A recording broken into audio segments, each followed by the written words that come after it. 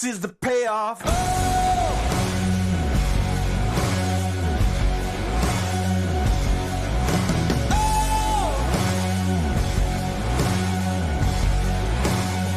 This is the payoff.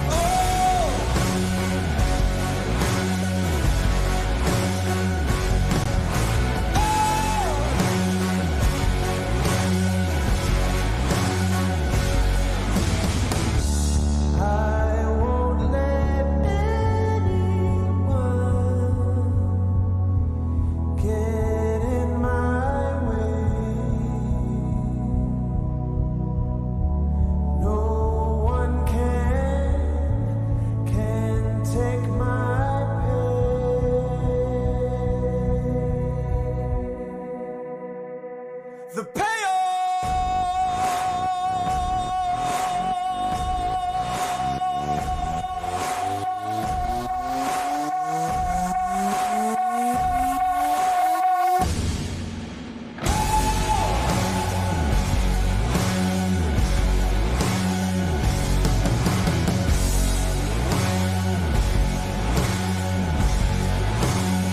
This is the payoff.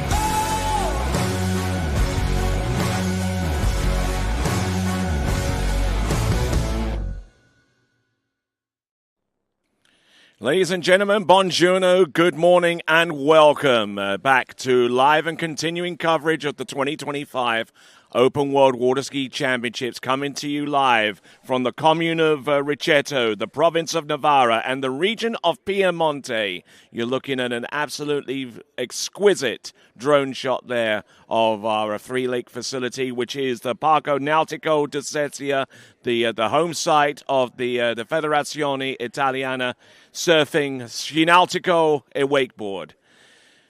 We've got about 35 skiers ahead of us with our first event of the day, which is we're going to start with Series 3 men's slalom, then we'll work on to Series 2, and then the grand finale in the men's slalom event, Series 1. And there is your schedule up on your screen.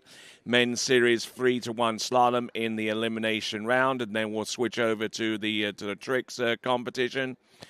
And then after taking two series of women's tricks, then we'll go into the final two series of men's jump in the preliminary round. And then after we get done with today, then we can start to look forward to the finals in each one of the three events in each of the two categories that we will have contested in these 2025 IWWF Open World Water Ski Championships. My name is Tony Lightfoot, and sitting next to me is Glenn Williams. So good morning to you, sir. Yeah, morning, Tony, and morning to all our fans here on site.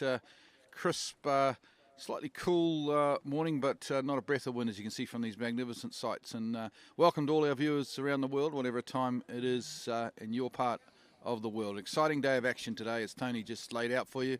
Men's slalom elimination round coming up. Top 3 seeds, top 35 men's slalomers in the world, looking for 12 final spots tomorrow. And then, of course, the ladies' tricks, the top 2 seeds are ladies' tricks, and then we'll finish out with the big stuff, the men's jump, top couple of seeds of men's jump. So plenty of excitement to come. It's the anticipation, you can cut the anticipation with a knife at the moment on site.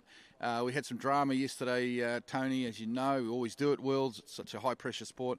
But I'm sure today we'll unravel and there'll be some stories, and hopefully not too much drama, but some stories today that will live on in memory, I'm sure, as we look at our chief judge there, Kerry Lee, and getting close to a start in this men's slalom elimination. Yes, in less than 15 minutes' time, but let's bring you up to speed a little bit so far as our leaderboard goes with the open men's slalom.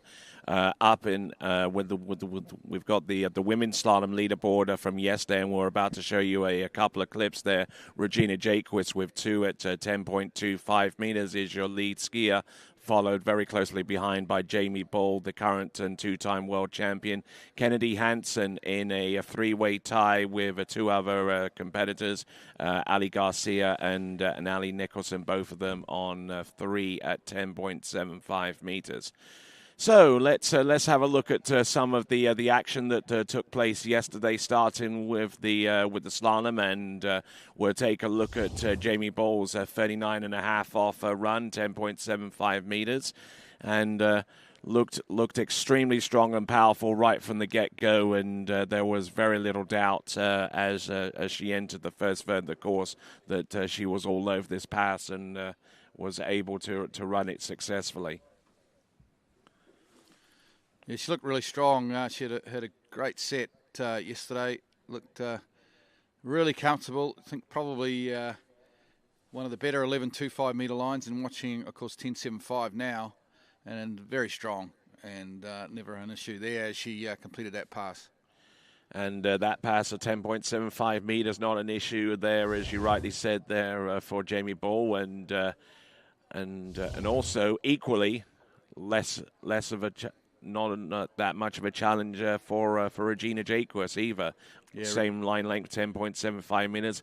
Little reared up on number one, but she's known for doing that and still able to make an impact on any particular pass that she invokes that technique on too. Yeah, Regina had a great day yesterday. A couple at 10.25 and also 54 odd meters and jumps. So she started her worlds very well as we watch her complete this 10.75 meter pass, and yeah, like a lot like Jamie, no issues whatsoever. All right, no issues at all, and she would go on to take the lead score of a 2 at 10.25 meters. As we continue to ready ourselves for the day's action, we'll have 35 skiers in the men's slalom event. But let's take our minds back to the men's tricking event, and here is your leaderboard.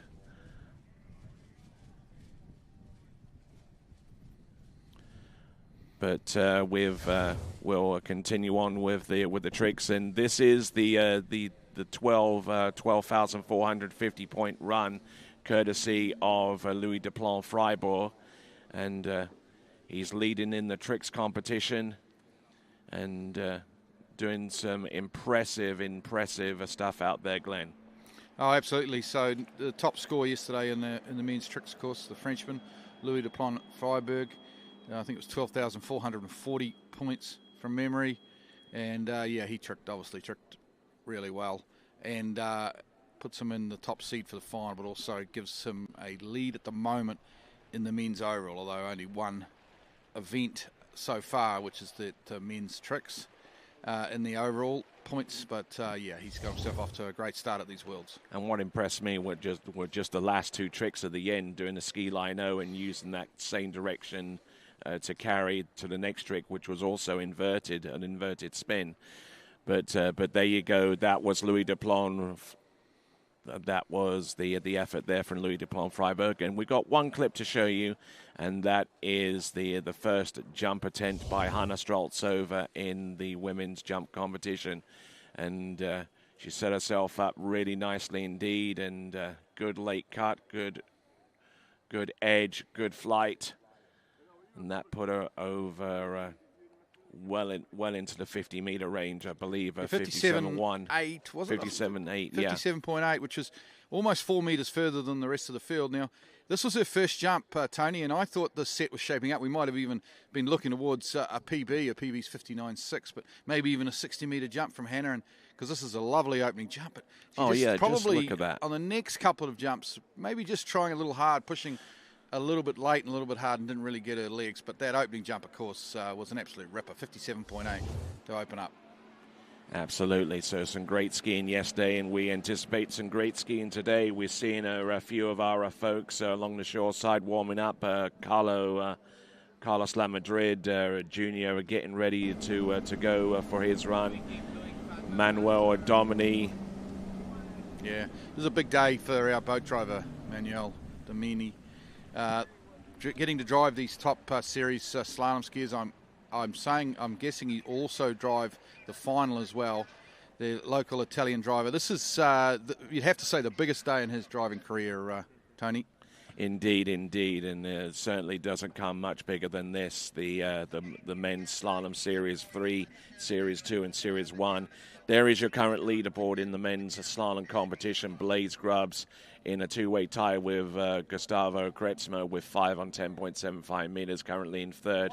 4 at 10.75 meters, and that score from Tim Vild actually keeps him in the frame for the overall competition. He's currently leading in the men's overall competition, to the best of my memory. Jakob Bonya in Series 10, scoring 3.5 at 10.75 meters, and Santiago Correa and Dominique Kuhn both in a two-way tie with 3 at 10.75 meters. So our boat is making its way up and down with simulation passes. And we're about to throw down, folks. So make sure you grab yourself your favorite drink, grab yourself your favorite chair, and let's get ready. We're about to throw down there, Zane. Oh, yeah, we sure are. I am super pumped. This is my favorite event of the week. We're getting down to the top of the slalom guys. I'm super excited about this, just being a slalom guy. I've enjoyed the women's jump yesterday was an awesome event, and I am looking forward to the men's jump. But this morning when my alarm went off, I was absolutely floored to get out here and watch some of these guys out here slaloming. I'm also super excited, Glenn, that the sun is out. Yesterday we were kind of sitting here going, it's a little chilly, but as that sun comes up, it is starting to warm up, and it looks like the wind's going to be nice, and conditions are going to be absolutely perfect today. All right then, folks, getting ready to get after it here at the World Championships 2025 here at the Parco Nautico de Sesia in the commune of Rocchetto, the province of Novara, the region of Piemonte, and we thank all of those governmental entities for helping us with this event. So we've got Florian Paffer on the dockside getting ready to go, and then we've got Austin Abel, followed by Carlos Lamadrid Jr.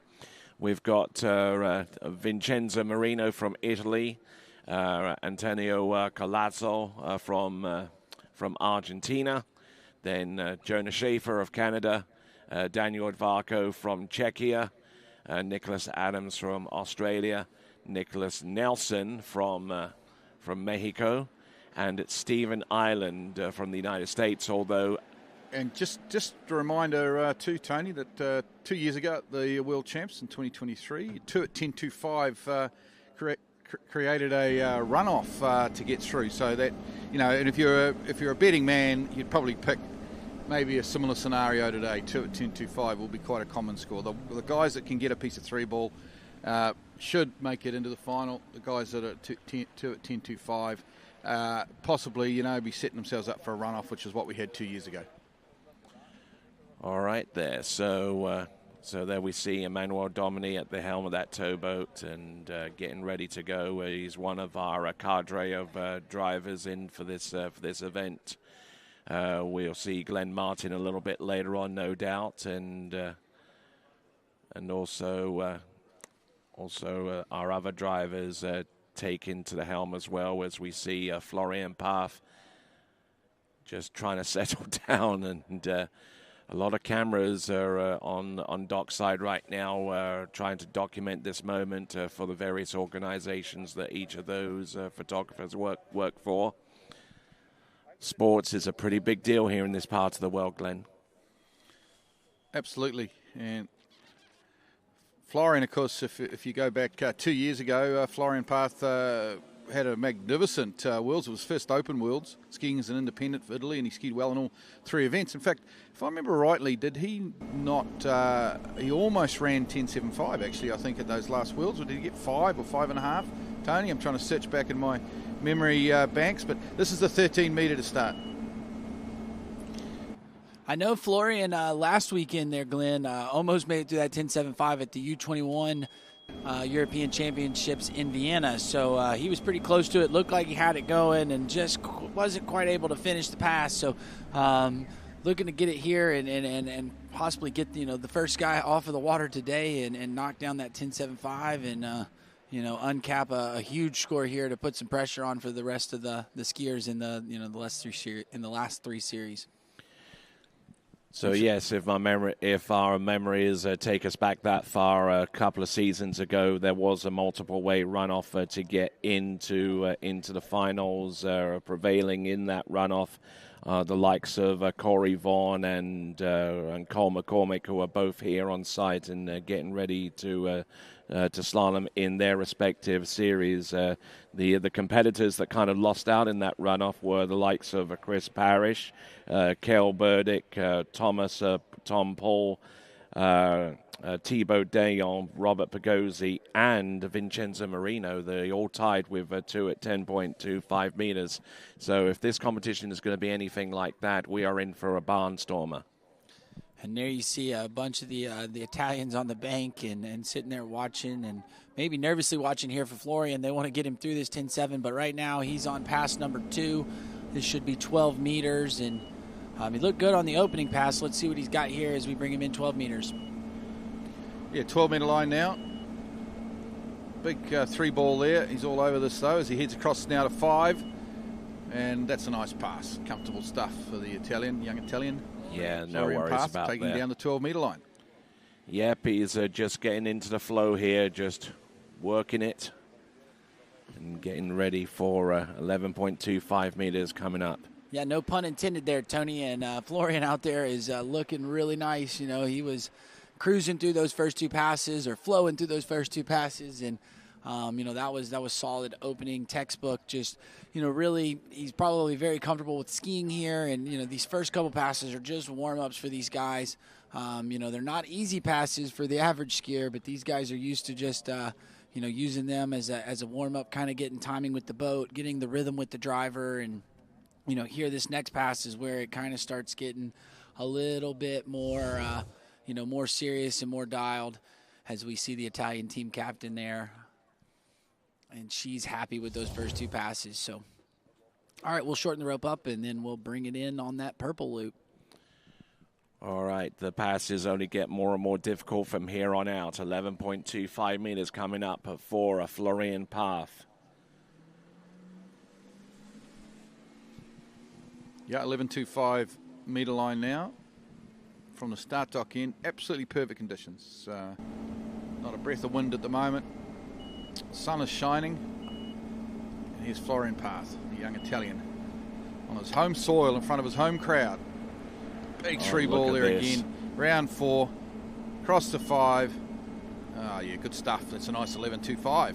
Yeah, he gets that one to go and totting up the points for Team Italia. That is Florian Path, who in the previous World Championships was placed in a tied of 31st place with himself and Edo Morenzi, both scoring 4 at 10.75 meters, but a lot of water has gone under the bridge since that time, and we look forward to seeing Florian Path come through with a score in excess of that total this time around there, Zane.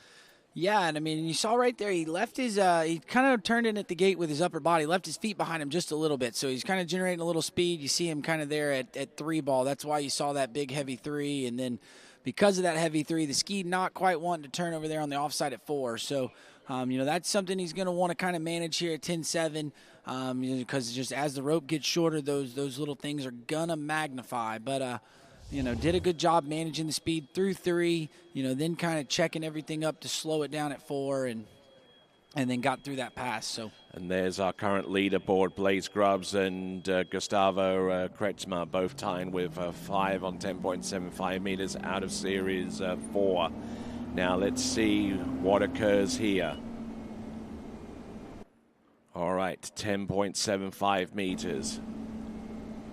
Does he become the first competitor in the men's slalom to run the 10.75? He's had a good start. Good start. Round 2. Oh, he's broken forward on 2. He's in trouble now. Round 3. He's back on this, though, is he? Over to 4. Still there. Oh, this is good stuff. Florian Path, 10.75 meter. How round 5. Huge how 5 ball. on And he's got earth? 6. How Oh, on sensational earth? stuff. Yeah, Wow. not Gone to for all be money on 2 denied. ball, but he came back. He's got that dog in him, boys. That was awesome. You know, you see him, he just didn't quite get as good of a 2. I thought he was done, and, you know, he just relaxed with it. That kind of shows a lot of these skiers, you can take it down course. It doesn't have to be perfect to run 10.7. You just got to work with the boat. So good job there for Florian, and just keeps moving. Now let's take a look here at the replay. You see, leaves his feet behind him a little bit here at the gate. So that's kind of what got him out there at 2 on that offside turn. 1 was awesome here. Now look here, you see, comes in, gets that shoulder dropped. That's Finn almost completely out the water. Yeah, and that was just all from the gate. And then right there, he gets the turn really that he needs there at 3 to put him back in it. I mean, he's kind of back, not early, but he's back on top of the pass at 4. And, now he's got everything, figured out there. He was a little bit narrow there at 5, but taking it down course, you kind of have to ski these rope links down course. And then right there, you can see it. He is fired up because, I think he probably thought the same thing after 2 ball, man. I might be done, but got through it. And I tell you what, the Italians along the shore side are feeling the flow right now. Right, 10.25. Piece of 3 ball should get him in the final, though you never know for sure. And he's a good starting, he's a good gate. Into 1 ball he goes. Round 1. Oh, not a great 1. He's going to have to work hard for 2. And I don't think he gets around 2 there, so I think the score will be 1. We'll check it out, but it's a solid score, but maybe not quite enough to get through to the final. Yeah, that's gonna be tough there, Glenn. I mean, that's a huge score. That's a good score to start, but just with the lineup that we've got coming down, he's late on the gate, so you see him. He rolls in. He's really hard, really heavy, so then he has to take everything down course and has a lot of speed. So that's why you see that ski not wanting to turn. And then when he makes that pull over 2, just didn't have enough room.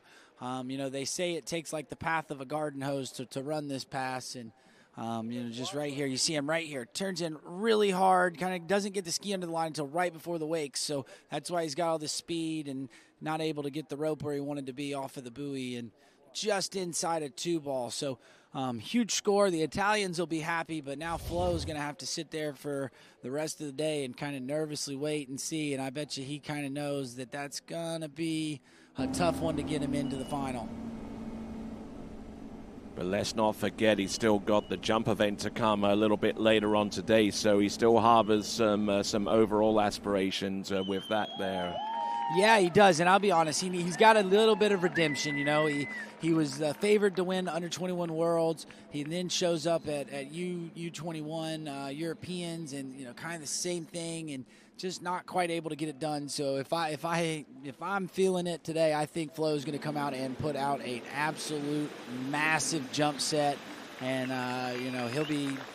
That's what I'm expecting later this afternoon. But, congrats to him. That's a huge score there for the Italian skier. First skier off the dock this morning, and to get things nice and rolling. All right there. So he's in the lead. He takes the lead away from the tie now for second place between Gustavo Gretzma and Blaze Grubbs. Both of them tying on 5. So now we're bringing on an independent skier from the United States. This is going to be Austin Abel from the Palmetto State of South Carolina.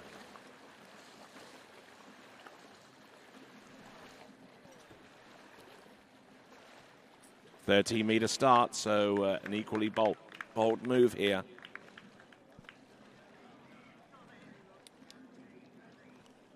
$13-meter start. All right, and Austin Abel skiing out of North Carolina, and I'll point out something else. He is the first skier that we have seen this weekend that's riding that Denali water ski. So if you're watching on the webcast, you'll see that ski looks a little bit more different than all the other ones, a little more flat in the front of it. So, they've put a lot of rocker towards the tail of the ski, and those guys at Denali, Adam Cord and Adam Caldwell have done a really good job with that ski, and we'll see as he rocks his way through that opening pass and looking nice and smooth there. All right there, so smooth as you like, getting through on pass number 1 on the 13-meter line.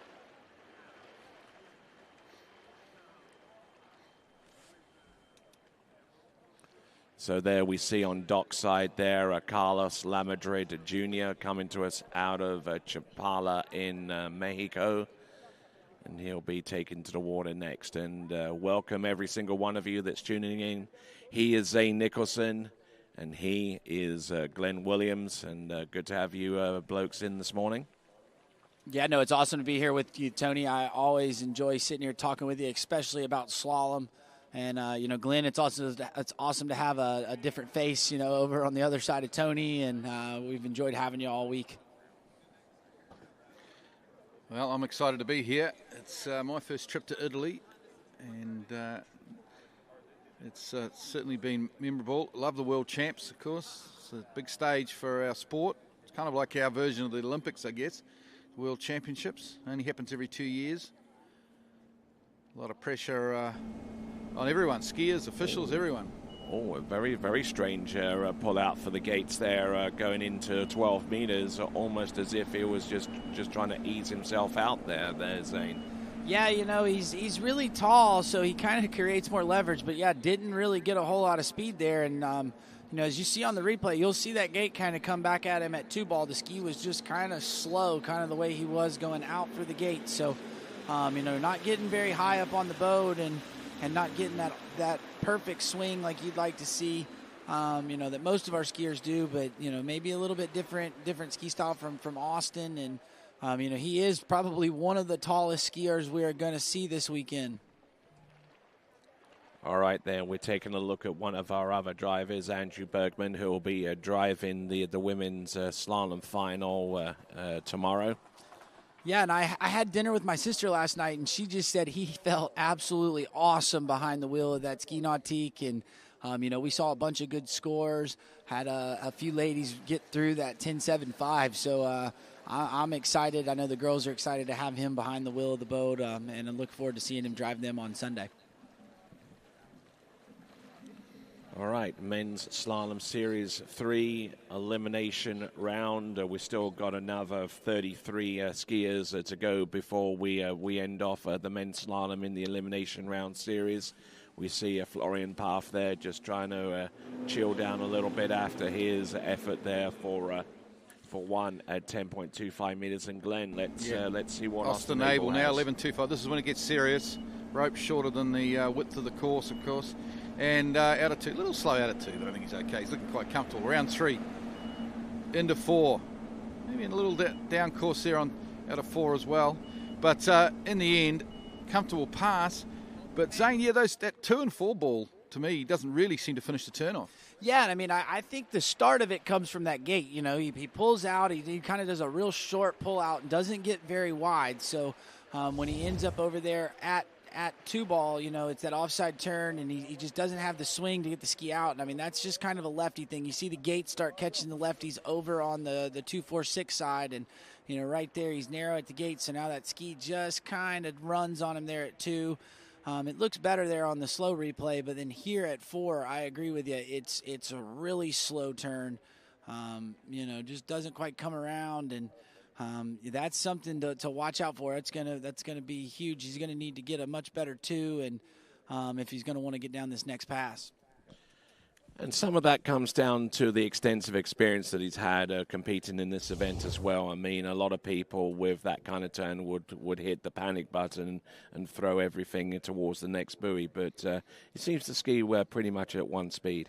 Yeah, I will say, Tony, I thought off a 4-ball he did start he started kicking on the gas a little bit, trying to generate some more speed. I think he knew he needed a little more, but off of 2 did a good job. The one thing is he's super tall, so he uses that height to his advantage behind the boat to generate speed, and it works for him. Yeah, here comes the crunch pass now. This is 10.75, 39 off. Austin Abel from South Carolina comes out of 2-ball. He's not in bad shape at the moment. Round 3, not a good 3-ball. It's all over. 3 at 10.75.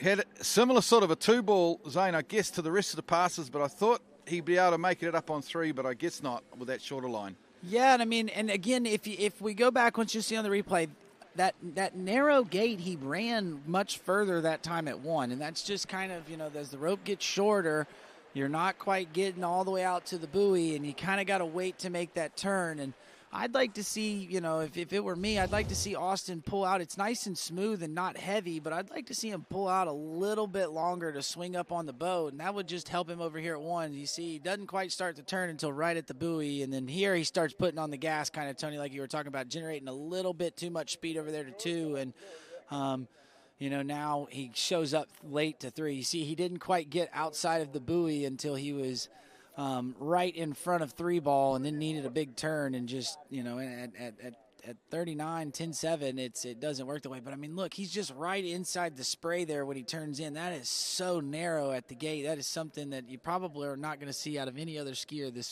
the rest of these series.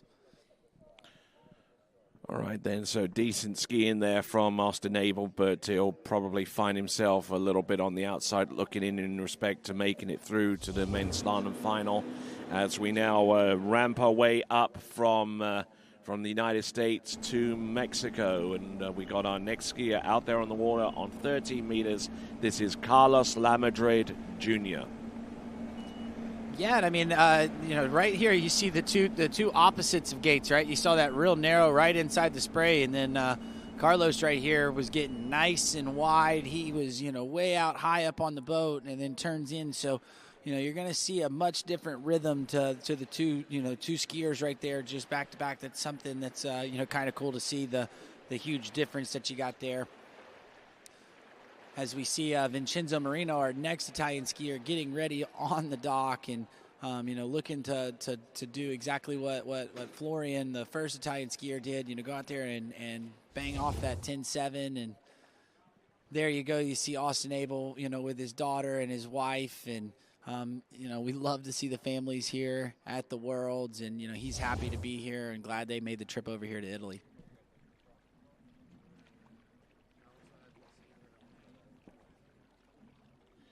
All right there, Glenn. Looking out towards the towboat and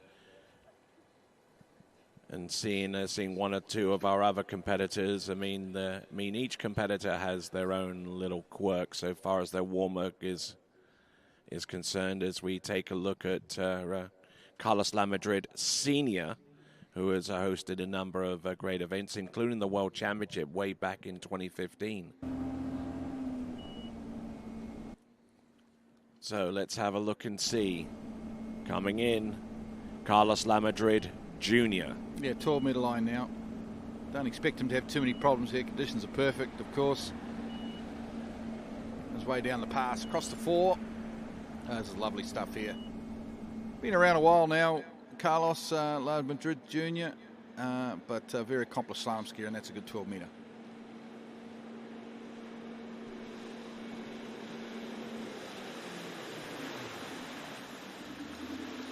No worries there with that particular effort. 13 and 12 are in back-to-back runs, and seems to exude quite a bit of positive confidence out there, Zane.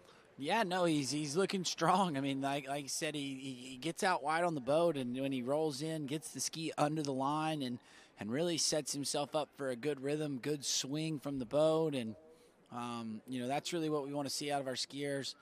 It's that gate it's not the whole pass, but it is, basically the mass majority of it. If you get a real good gate, it can make passes, nice and easy and keep everything controlled. If the gate is behind, that kind of sets up the tone of the pass. And, you really want to not spike the zero off on the pull out. And then when you turn in, that kind of tells the driver, hey, this is where we're going to start, loading the boat, and it just helps establish that rhythm that you're going to have to the pass. So Carlos looking really good through those first two, and I expect him to do the same here at the 11-meter pass.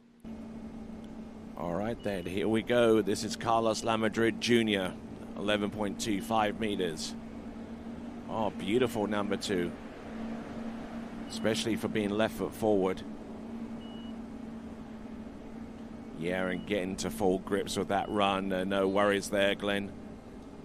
No, it's a good pass. It's all over it.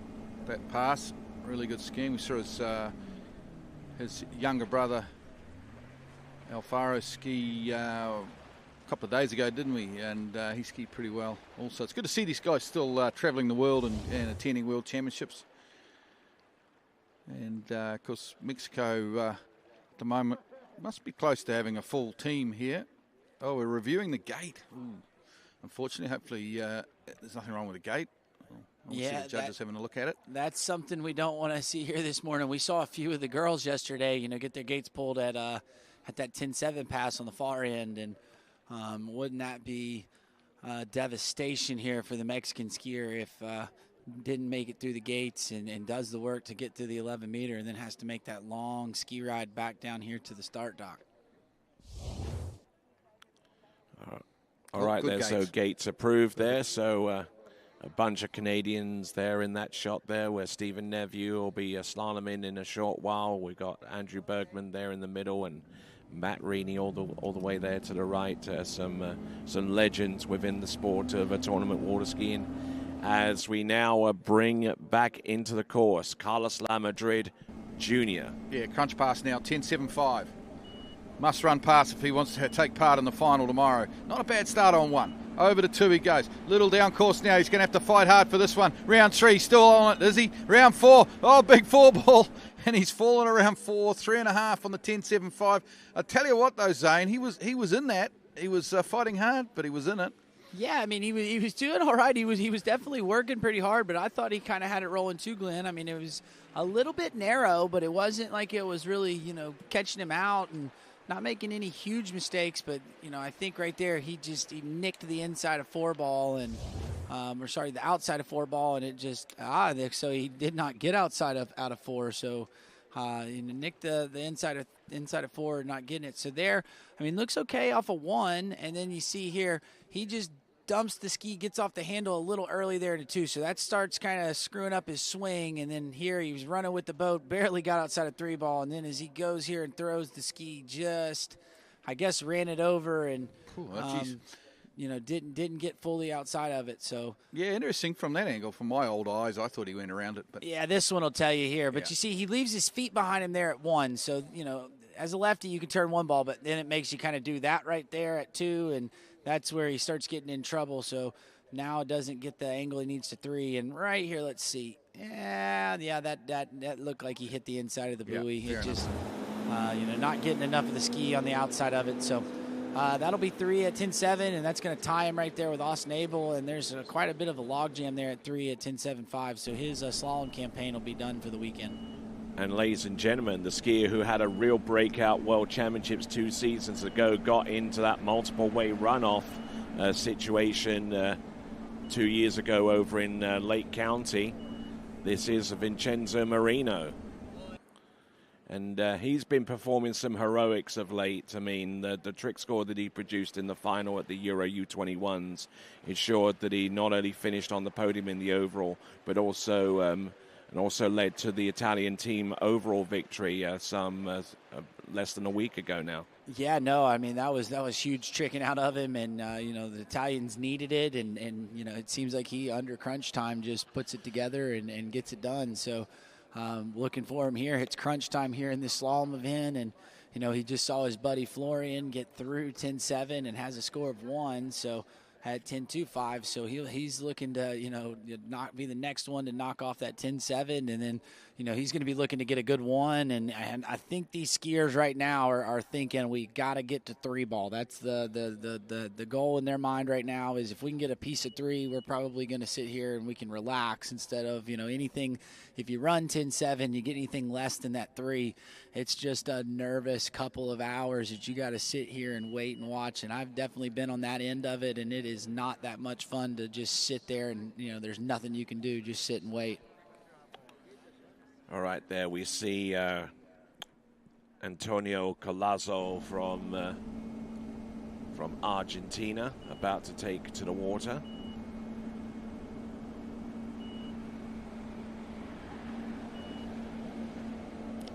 So we've got a 12-metre start here too from, is that correct? So that... Okay, sorry, it's a 13-metre start. The graphic up top was saying 12, but it's a 13-metre start, which is standard.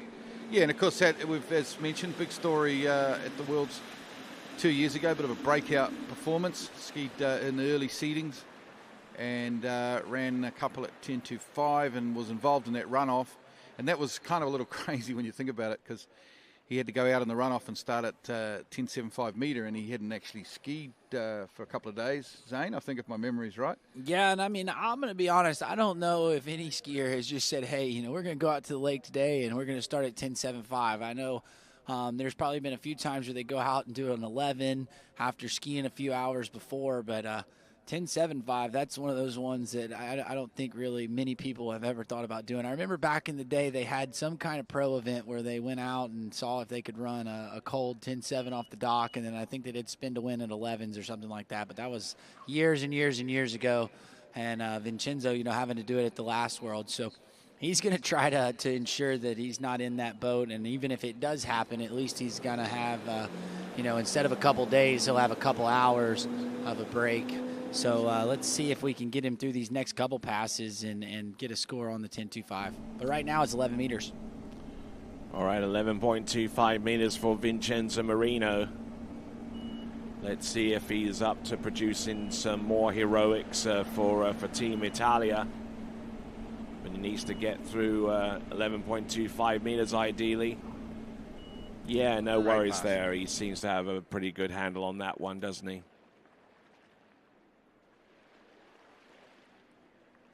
So here we are at the Parco Nautico di Sesia, the home of the Federazione Italiana Surfing Sci Nautico e Wakeboard, the Italian Surfing, Water Ski and Wakeboarding Federation.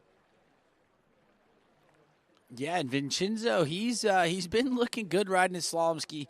Again, last weekend at the U21 Europeans, looked like he had a 10.75, under his belt, and just not quite able. He was kind of like Florian, just not quite able to get all the way through it. But, skiing on home turf, used to skiing here, and, he's got the Italian crowd behind him, and that, that always helps you as a skier, knowing that you got the support and skiing somewhere that you're super familiar with. And, Vincenzo right there on 11 meters is just looking right at home and looks like he's feeling super comfortable. So we'll see here if he can get through 10.7, and I'm hoping he doesn't make it as fun as we saw Florian's, but if he gets through it, the best part about slalom is they don't give style points; they just count 6 buoys. Okay, here we go. There's a big moment now, 10.75, the crunch pass, the one that has to be run if you're going to ski in tomorrow's men's slalom final at these World Championships. Vincenzo Marino from Italy, not a bad start on 1, gets off well. Comes out of 2, nice. He's looking the goods at the moment. Round 3, big 3, Bill. Oh my word! That's disappointing. It is really disappointing because he was on that, Zane. He really was. And then exits, ejected that ski coming out of 3 ball. Yeah, I mean he had a that was probably the best gate of the set there, Glenn. Really got the ski under him. He kept his speed. As you see him right here, he rolls in, gets everything under the line, controls his speed, and you see right here, gets a killer 1, backsides 1, gets real, good position there, gets over to 2, and gets the turn. Now let's see what happens to him here out of 3. I mean, I thought he was going to run this one, and then just kind of getting the handle to the inside. You see that? So, for people watching the replay, if you bring that handle to the inside hip, you've got to move it back across your body to get into that pulling position. You can't pull with it behind your body, and that's why you see that ski start to kind of get pulled up from the boat, and then when he tries to reset it, he just gets yanked, gets too much of the ski, and gets pulled out the front there. So see here off of 1 and 2, looked really good here, but right here off of 3, you see got there a little bit late, and then that hand comes to the inside hip, and as he's going to reset, the boat just yanked him up. That boat's nice and strong, and that's what the skiers want, but we get this awesome drone shot there, and you kind of see it, and man, I hope he's okay, and I think he was swimming around and doing fine. So that's going to be a bit of a bummer there for his overall campaign, but still that was a solid start at 10.75. Antonio Culazzo from Argentina out there on the water, just easing his way into 13 meters and getting it done. Yeah, and this is the young Argentinian skier, and it's good to see him here, and I think he came over with his whole family, which is really cool. And I was at the lake the first time he ran 10.75. That was an awesome, it was an awesome day there. He got one, and it looked really nice. And he was kind of like Brandon Shipper the other day. He was just fired up the whole day, and you could see he was on cloud 9. And so now he's been skiing much more consistent, getting through that 10.75 pretty regularly. I believe he's got a best of 2.5 at at 10.25. So fully capable of coming out here and knocking off the 10.75 and getting that score that could, punch his ticket into the final. There we see on dockside from Canada, Jonah Schaefer getting ready to make his appearance here at the World Water Ski Championships for 2025. And always nervous moments before someone takes to the water. So we've got Antonio Collazo from Argentina.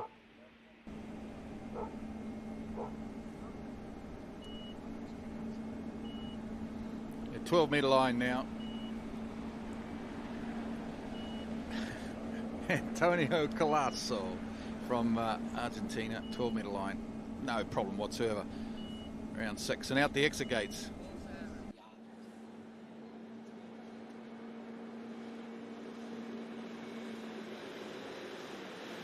Because Argentina will host the next IWWF World Championships, the Under-17 World Championships, towards the end of March next year. All right, then. So let's continue on Antonio Collazo as we see the Frecce Rossa make its path from Torino towards Milano. Have you been on that train yourself? I have not been on that train, Tony. But, it's fast. That's what I've seen it fly down past the lake and stuff, and it looks like it's hauling. And I know you being from Britain, there's a lot of people that are train guys. So maybe me and you sometime this weekend before we leave can go hop on that thing and take a ride.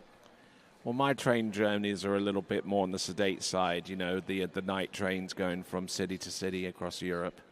Yeah, no, I've definitely done one of those at least since I've been over here for the past couple of years, and I enjoy the train. The public transportation over here in Europe is absolutely awesome compared to America. But right now we've got Antonio coming in. This is 11 meters, and he's been looking good on the first 2 passes. So let's see if he can put it together here for pass number 3. Ooh, a little bit slow out of 2 guys, so he's going to have to work. Oh, and he goes down on 11.25 minutes and just not getting the start that he really needed. Antonio out there from Argentina. Disappointing result. Yeah, that is, and you can see the frustration on him. He's been skiing real good as of late, and that's tough to get over here and get to the World Championships and just not be able to put it together. So we'll have to wait and see maybe from the replay. Maybe we can see what happened to him there, but just was slow off of 2 and, just couldn't get it together there at 3 and pop the handle. So let's see here. You see the replay. A little bit weird at the gate turn in, kind of an odd movement, and then gets off of 1 okay, but then when he comes over here for that offside turn, swings the feet a little too fast, so the ski didn't want to turn, and now he's just late to 3 ball, needs the turn, didn't get the full extension of the handle, and one thing too for skiers watching at home, if you want to kind of learn a little bit, if you don't get the hand all the way extended, that makes your upper body have to turn to make the ski turn. So we see here he had that weird turning at the gate, lefty right here though gets the turn off of 1. Now you see him, because of the gate, kind of gets off the handle early into 2 and runs. Now watch him here, doesn't get the full extension there, and that makes that shoulder drop on him, and then that's how you get that heavy load on the backside of it, and he just popped the handle. So you'd really like to see him get his arms level, his hands kind of level with his shoulders, so then that allows him to rotate the hips in instead of having to go with that upper body to make the ski turn, and unfortunate there for Antonio. All right, then, moving right along from Argentina, we now go north of the border to Canada, and our next competitor, and haven't seen him ski in a while, but I know he's certainly a very capable athlete. It's Jonah Schaefer. Yeah, he was a junior U.S. Master champion back in the day. I grew up skiing with him in the junior events. I know he's been skiing out in Sacramento, California at Belle Aqua Lake 1. So I know Glenn Curtis used to go out there and ski some. So shout out to the crew at Belle Aqua. I skied there for a summer. It's an awesome setup. And, I bet you he's got quite a few of them maybe at home kind of in the wee hours of the morning or late in the evening, checking him out, making sure they're watching him, rooting him on. So shout out to the Bell Aqua crew.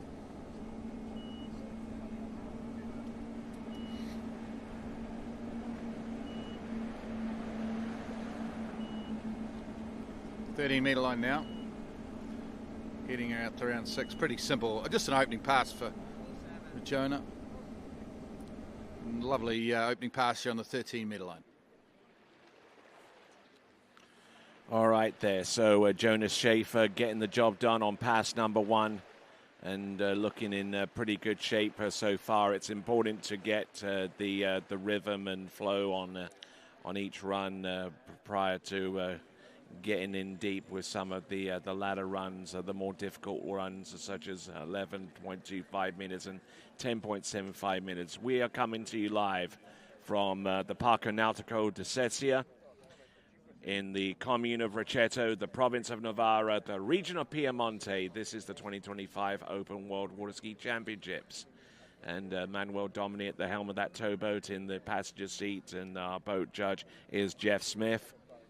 And officials doing a fine job being led by Kerry Lee, coming to us out of Zachary in Louisiana. And we see on dockside there Daniel Odvarko from Czechia, and getting ready and checking out his equipment to make sure that everything is tight and everything is set and ready to go. Let's have a look and see what Jonas Schaefer has in store for us there, Glenn. Yeah, this is 12-metre line now, pass number 2. Good start on 1. The goods at the moment, 12-metre line. Beautiful conditions here, absolutely perfect at the moment on a magnificent water ski site behind that sensational Nautique towboat.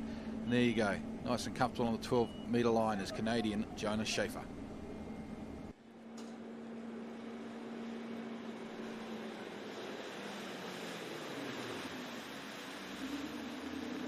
All right, they're not bad at all. And looking pretty good so far after the opening 2 passes of 13 and 12 there, Zane. Yeah, and Jonah just been skiing real well. He's been skiing super well since he was a junior skier, and now carried it on into this open event. And haven't seen him in a little while, but definitely you can tell he's been working on his slalom and looking strong as we see him through those first 2 passes. So, I'm excited to get him through these next few. And I think I heard rumblings that he might be around with us next weekend. So at least we're going to get him kind of on the Pro Tour. We'll have to wait and confirm that. Okay, we can confirm that. So I'm excited. We'll be going to Georgia next weekend, you and I, Tony, and he'll be there with us. So that'll be an extra person on the dock, and it's fun to have him there. That's the Poti Pro, which you can find out more details on by going to waterskiprotour.com. That's waterskiprotour.com, and find out more about our next event that we'll be broadcasting from, the Poti Pro in the Republic of Georgia. Okay, 11.25 metre line now. This is when we get super short. This is the crunch, one of the crunch passes. Oh, breaks forward on 2. Slightly in trouble here, although he hasn't got a bad 3. Round 4, he's getting it done. Jonas Schaefer from Canada. Round 5, oh no, he's overcooked 5 and he's lost the handle, and that's disappointment for the Canadian. I thought he'd done enough. He wasn't super early, but I thought he'd done enough to run the pass, saying maybe just tried to turn 5 a little hard. I'm not too sure. Yeah, and I'll tell you, Glenn, it all went downhill. It was going downhill after 2. And you see him, he got a pretty decent 1, but when he goes to 2, he swings his feet really fast. And so that's when he starts running with the boat, starts generating a little too much speed. We'll see here on the replay, rolls in here at the gate. And I thought he did a good job here. And that's, what you want to see to get a good pass. But watch the ski right there. You see it as it hits the wakes and it comes across, it doesn't roll. It hops to that inside edge. And, it wasn't super prevalent there off of 2, but it was catching him. He's now generating a lot of speed down course and, down course off of 4. And he really needed a big turn here off of 5 and just wasn't able to hang on to it. So that is heartbreak for Jonah. He's such a good skier, and that's, we hate to see that happen to him, but one more time we'll see the replay, and, you can kind of see this is the better angle of the feet swinging here. But you see how the ski rolls out really nice into 1, but watch right here, generates all the speed, and it just hops on him really quick.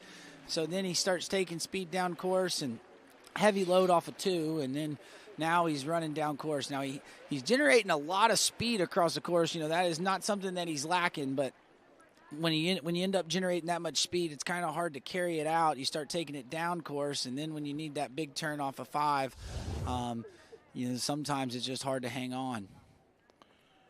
All right, there. So we're looking inside the judging tower there. We see Kerry Lee and alongside our other officials, and we're running at a pace that has been just absolutely lightning quick there. Yeah, and I'll say, Tony, just hats off to the officials this weekend because, we've had to been dealing with weather, and they have done their absolute best. They can't control the weather, but they're kind of moving things around. They're being very communicative. They're communicating very well with the skiers and the teams to make sure that they're all ready and basically giving the skiers the best conditions that they possibly can. And so hats off to the officials this weekend.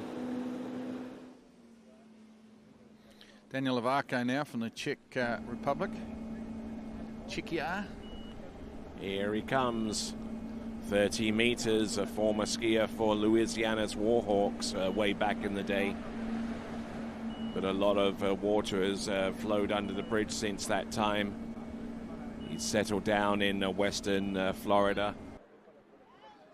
And little inside arm action there on 6-ball, Tony. Yep, absolutely. A little bit of showmanship there, but used to calm the nerves down a little bit, try and make it not so serious.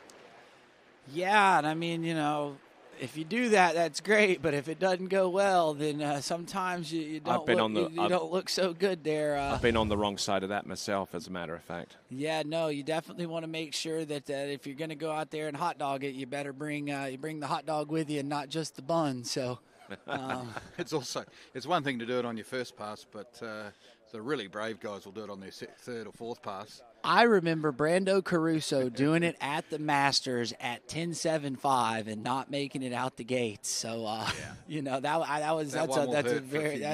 one definitely hurt. It was in a runoff, and I'm just not sure that I'd be doing it there. But Daniel Levarko, a little showmanship, having fun out there. That's the big thing that these skiers need to have fun. I mean, it is a big high pressure situation, but having fun as we see. One of our previous skiers, Antonio, out there with Tua Nielsen, who was out there in the trick event. So they're good buddies, and I know Tua rode out with me to the lake this morning to watch his buddy ski, and so they're just sitting there chatting and enjoying the lake after the ski set. All right, there, here we go, Daniel Levarko. This is 12 meters. Oh, a little bit bumpy there into number 2, but managing to hold that ski down and create some good space for himself to run 12 meters, and it's not a problem, really. Yeah, nice pass. So 11.25 meters coming up, and it's becoming increasingly critical now that the 6 buoy count has to be run on 11.25 meters to at least give you an outside shot of making it through to the next round. Yeah, I mean, you're definitely going to have to run that one, but we're calling it right now. I think you got to turn 2 and make a play on 3. If you really want to make sure that you're able to get that ticket in. I think if you get a play on 3, I think you can sit and feel a little bit more comfortable there. And another skier from Czechia, a former world champion himself, Adam Sadelmayer. And he's been known to throw down some good performances in the slalom event himself. Yeah, that's why he's been dubbed the sledgehammer there, Tony. He knows how to drop the hammer when he needs to. So I'm looking forward to get him out of the water. He's been on the Pro Tour, and something that to point out that we just said is he has been having so much fun riding his water ski, and that's kind of what you're seeing here from Daniel Levarko. Looks like he's having a really good time as well. Yeah, 11.25 now for Daniel. Now we've hit a bit of a flat spot here in this slalom elimination. The last couple of skiers have missed this pass, so he's hoping Daniel can get it together and get his way down this 11.25. Out of 2 ball he goes. Over to 3. He's on time and early at the moment, getting it done. Round 4, over to 5, and there you go. Daniel Levarko runs the 11.25 middle line. Nicely done. Yeah, and I mean, that was strong skiing, and we see Matteo Lazzari right there getting ready on the bank, and I had the privilege of going over and skiing at Jolly Ski School, his ski school, a couple days this week, and he does a great job out there, and he's been skiing real well as of late. So, looking forward to getting him out on the water as we see Daniel Edvarco's replay here at 11 meters, and Danny just looking super dialed. He's got that good water ski working for him. Big turn there off a 2-ball. That onside turn was just as good as the offside, and looking nice and smooth here. Now, Tony, I do have a little bit of sad news that has just come through that I've just realized. Unfortunately for the TWBC, Vincent Stadelbar has just been regulated to 13th place, and he is officially out of the slalom final. He is eliminated.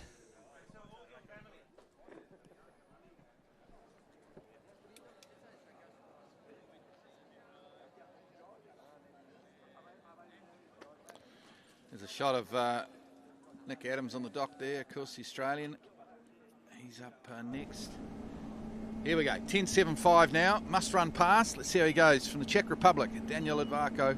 Oh, look at this, not bad. Go out of 2, he goes. Across to 3, over to 3. He's getting it done at the moment, on time and early. Waits for 4-ball. Round 4, he's getting it done. Over to 5. He should get 5. He will. He'll get 6. And there you go, full pass. Oh, big slack. Oh, that's going to be close. Though, but it's going to be close. We'll have to check the rubber on that one, but I think Daniel Edvarco's just run the 10.75. Now, I'm going to tell you guys, he needs to go down there and talk to some of these open men skiers that ski a lot of the pro events and learn how to flick that rope up in the air. Maybe take the John Travers style and give it the old whirl around. And so what's going to be the more forensic for you? This one is probably going to tell us a whole lot about that. But yeah, that was a good pass until he got a little slow off of 5, and then you see he had to work over to 6. But right here, I thought the start was awesome. Right here, 1 and 2 was great. See that awesome offside turn, and he gets here off of 4, gets a good job here. So let's see what happens to him to make him that slow turn out of 5. See, he kind of pulls a touch long, so he goes a little bit with the boat and didn't quite get the angle out of the backside of 5-ball. And then he gets here, and you see he just grabs the rope. He needs to be flicking it in the air to make that hit easier, but he does just squeak inside of 6-ball. That was close, and wouldn't that have been a bummer if we had seen him? We saw some ladies yesterday miss their gates at 10.7, but they were missing it at the start. It would suck to get all the way through that pass and then have to take just a 6 with no continuation. But good job there from Daniel Edvarco getting through 10.75. All right, he's through. Now it's time for 10.25 meters. If he can get round number 2 and make a play on 3, it's going to make things extremely interesting in the field of slalomers to come. There's number 1. He gets that. He's round number 2. He skis for the wakes. All right, now he's going to have to wait. Yep, and so now it's the waiting game. But I will point out, guys, he did a really good job there when he turned in at the gate. He got his feet up under him, so he didn't generate any extra speed into 1. So it allowed him to get a good turn there. And then he knows it's kind of a lefty thing here. You can get that turn as long as you can stay over the ski. You don't have too much speed. You can get over to 2. So he gets that 1 right here. That ties Florian right there. And then you see him. He goes, throws the ski outside of 2. Makes a good S-turn, and he is now your new leader, and he's going to kind of be right there, on the cusp of if he's going to be in and going to have a runoff, or, if he's might be one of the first people out of this final on Sunday. But right there, that gate was really nice, really controlled his speed, and was able to stay over his feet there, and then gets a good pull over here to 2, and that's really good as a lefty, just to really control your speed through the gate. Make sure you stay over the ski around 1, and he's happy about that. He knows that's pretty close, and now he's just got to see if it'll be enough to get him into the final. All right, moving on from Czechia to Australia. Our next competitor to take to the water will be none other than Nick Adams, as Daniel Edvarco receives the plaudits for his effort out there. The new leader with 2 at 10.25 meters, Daniel Edvarco. Here at the 2025 Open World Water Ski Championships, coming to you live from the commune of Rocchetto, the province of Navarra, and the region of Piemonte. This is the Parco Nautico di Sesia. the home of the FISSW.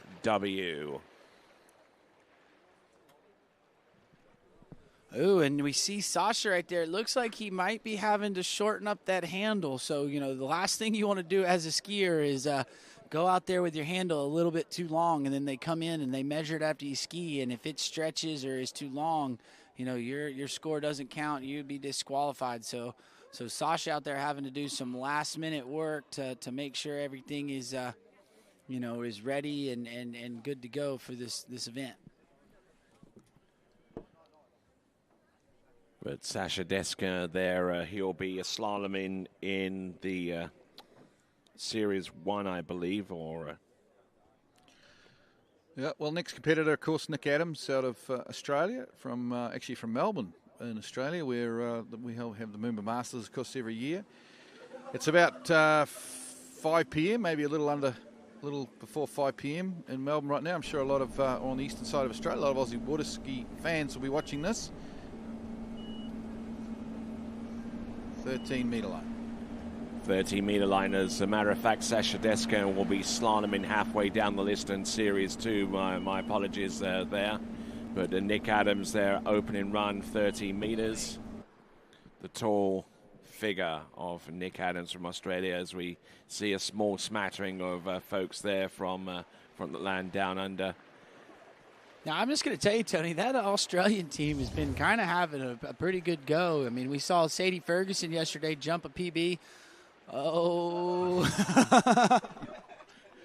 And Sasha giving that look there, you know. If looks could kill. Yeah, that's funny. He was probably stressing a little bit, but that was a good shot. Good job from the drone guy there to be able to catch that and you know, see the looks around the lake. And you know, Sasha, at least good thing on him for checking it before he skied to make sure, you know, he got everything dialed. But yeah, back to the Australian team. You know, we had Sadie Ferguson. She made it into the slalom final, which I know she missed out on. You know, the previous Worlds, she jumped a PB.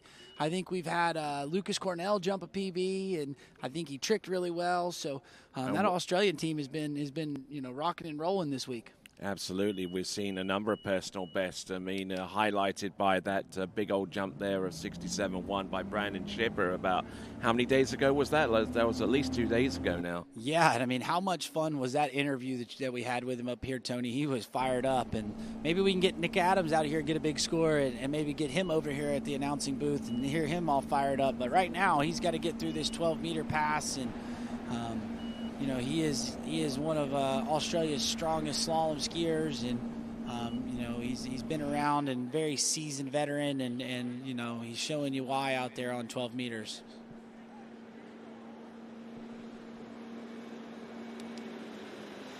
So pulling out, getting ready now for 11.25 meters. Now we're receiving information dockside that Stephen Ireland, who is scheduled to be our last competitor out in Series 3, is not on site at the moment. So some big news reverberating around the starting dock area, and apparently he was taken ill, and this was actually alluded to by his wife, Elizabeth Montavon.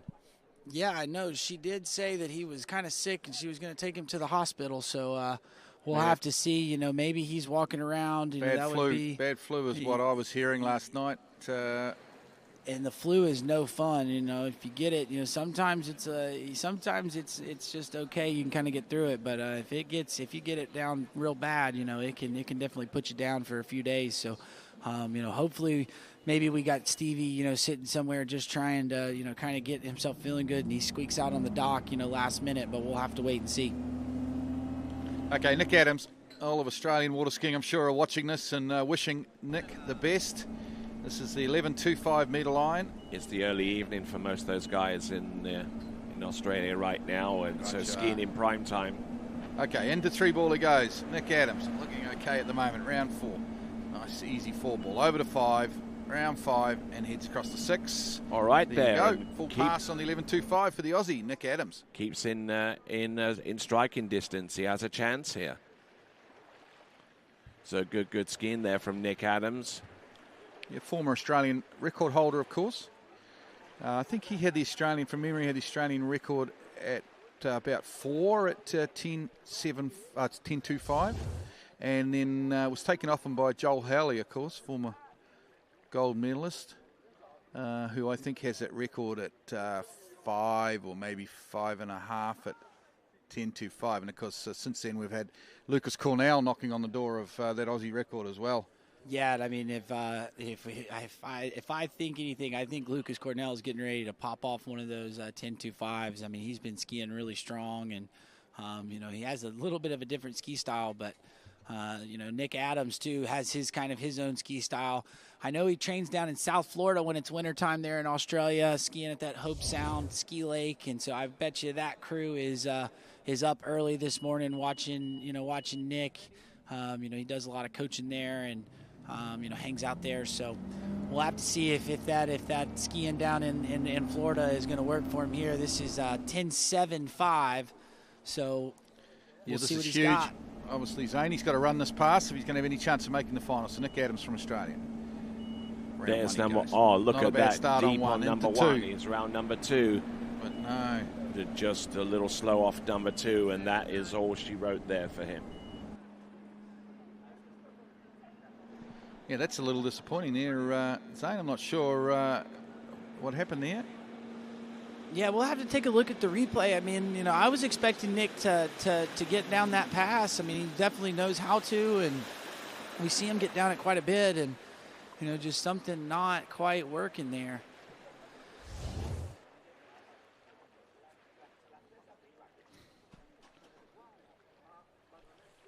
All right, so here we go. You see, he gets off a 1. I thought it was okay, but then when he comes over here to 2, he just swings out, and I don't know, just to me it didn't look that bad, but just didn't quite get the turn, get set where he wanted to off of 2, and you see him kind of squat off the backside of 2, and the ski, that's to kind of get the ski in front of him, but he was narrow there at the gate, guys. That's kind of what it was. So didn't quite get the swing that he wanted, and then you see that path he takes there, it just makes it harder to turn that ski, and you see, it didn't finish on him. He wasn't really going to get it outside of 3 there, and that's just kind of a product of the gate, and that's a bit of a disappointment there for Nick. All right, then, moving right along from Nick Adams to Nick Nelson from Mexico.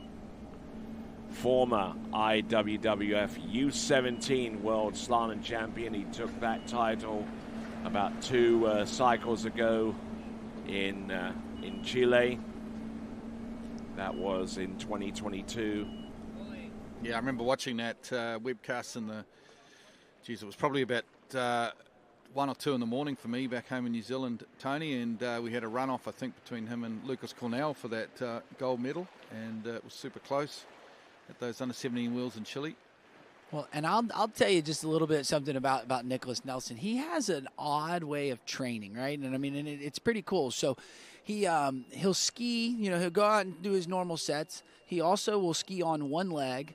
And then another thing that he does is he'll go out and he'll ski with his back foot in the front foot. And I mean, he can run, 11 meters with that reverse foot forward. And, he does that, at least once a week, does the one-legged skiing at least once a week. And, so he does a lot of just kind of riding his water ski, playing on the water ski. And, that's something that I think really kind of plays in. You see these young kids, they start, when they start skiing real well, they're just kind of out there on their ski all the time, riding it, and they're just, kind of in tune with the ski. And, Nicholas Nelson is doing that here and has carried that on. And, you see that with his skiing. He's so in tune with the water ski and out there on the water, just knows how to turn it. And, that's something I think is pretty cool just on a training thing that Nick does. It's probably different than everybody else. But right now, 12 meters, guys.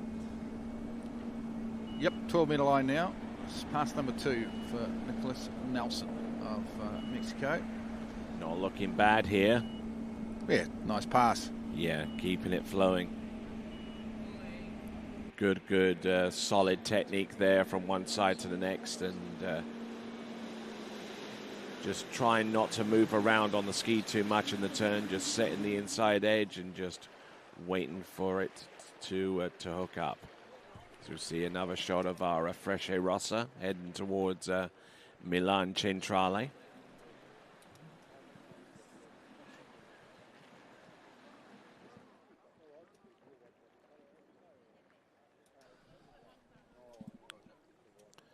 All right, there with Glenn Williams and Zane Nicholson. I'm Tony Lightfoot here with live and continuing coverage of the 2025 World Water Ski Championships, coming to you live from Parco Nautico di Sesia, the home of the Italian Surfing, Water Ski and Wakeboard Federation. And that organization, the FISSW, holds the distinction of being a participant in the Olympic Games through their surfing arm. Yeah, well, speaking of Olympics, I think we're getting closer to a possible inclusion. Big question mark on it, of course, but the Olympics in Brisbane in 2032. I know that the organising committee of those Olympics are interested in seeing water skiing part of it, or at least cable skiing. Here's Nick Nelson now. This is the 11.25 metre line. He's looking very comfortable at the moment. Round 5 he goes, over to 6, and that's a nice 11.25. So Open Pan Am champion on the water right now, and Nicholas Nelson. So he's been pretty successful in that vein. Let's see if he can segue that kind of success to maybe making it through to the finals out of this round here, Zane. Yeah, no, I mean, that would be awesome. You know, been having a good season this season, and then, you know, I know he's been over here in Italy training quite a bit. He comes over here in the summer and skis down the road, and, you know, a little bit slow there off of 4-ball, but doesn't really, you know, doesn't hit the panic button, and it really just kind of stays over his feet, and, again, uses that 0 off, and, you know, that's what you want to see out of these skiers. When you get late, you don't want to see them driving that ski into the wakes and generating more speed than they need, because then it's really hard to get that ski to shut down and get back to, you know, to where you want to be on speed wise. But Nicholas Nelson looking good through the first 3 passes. So now 10.75. Let's see if we can get him through it. I know he's been running this one quite a bit, so.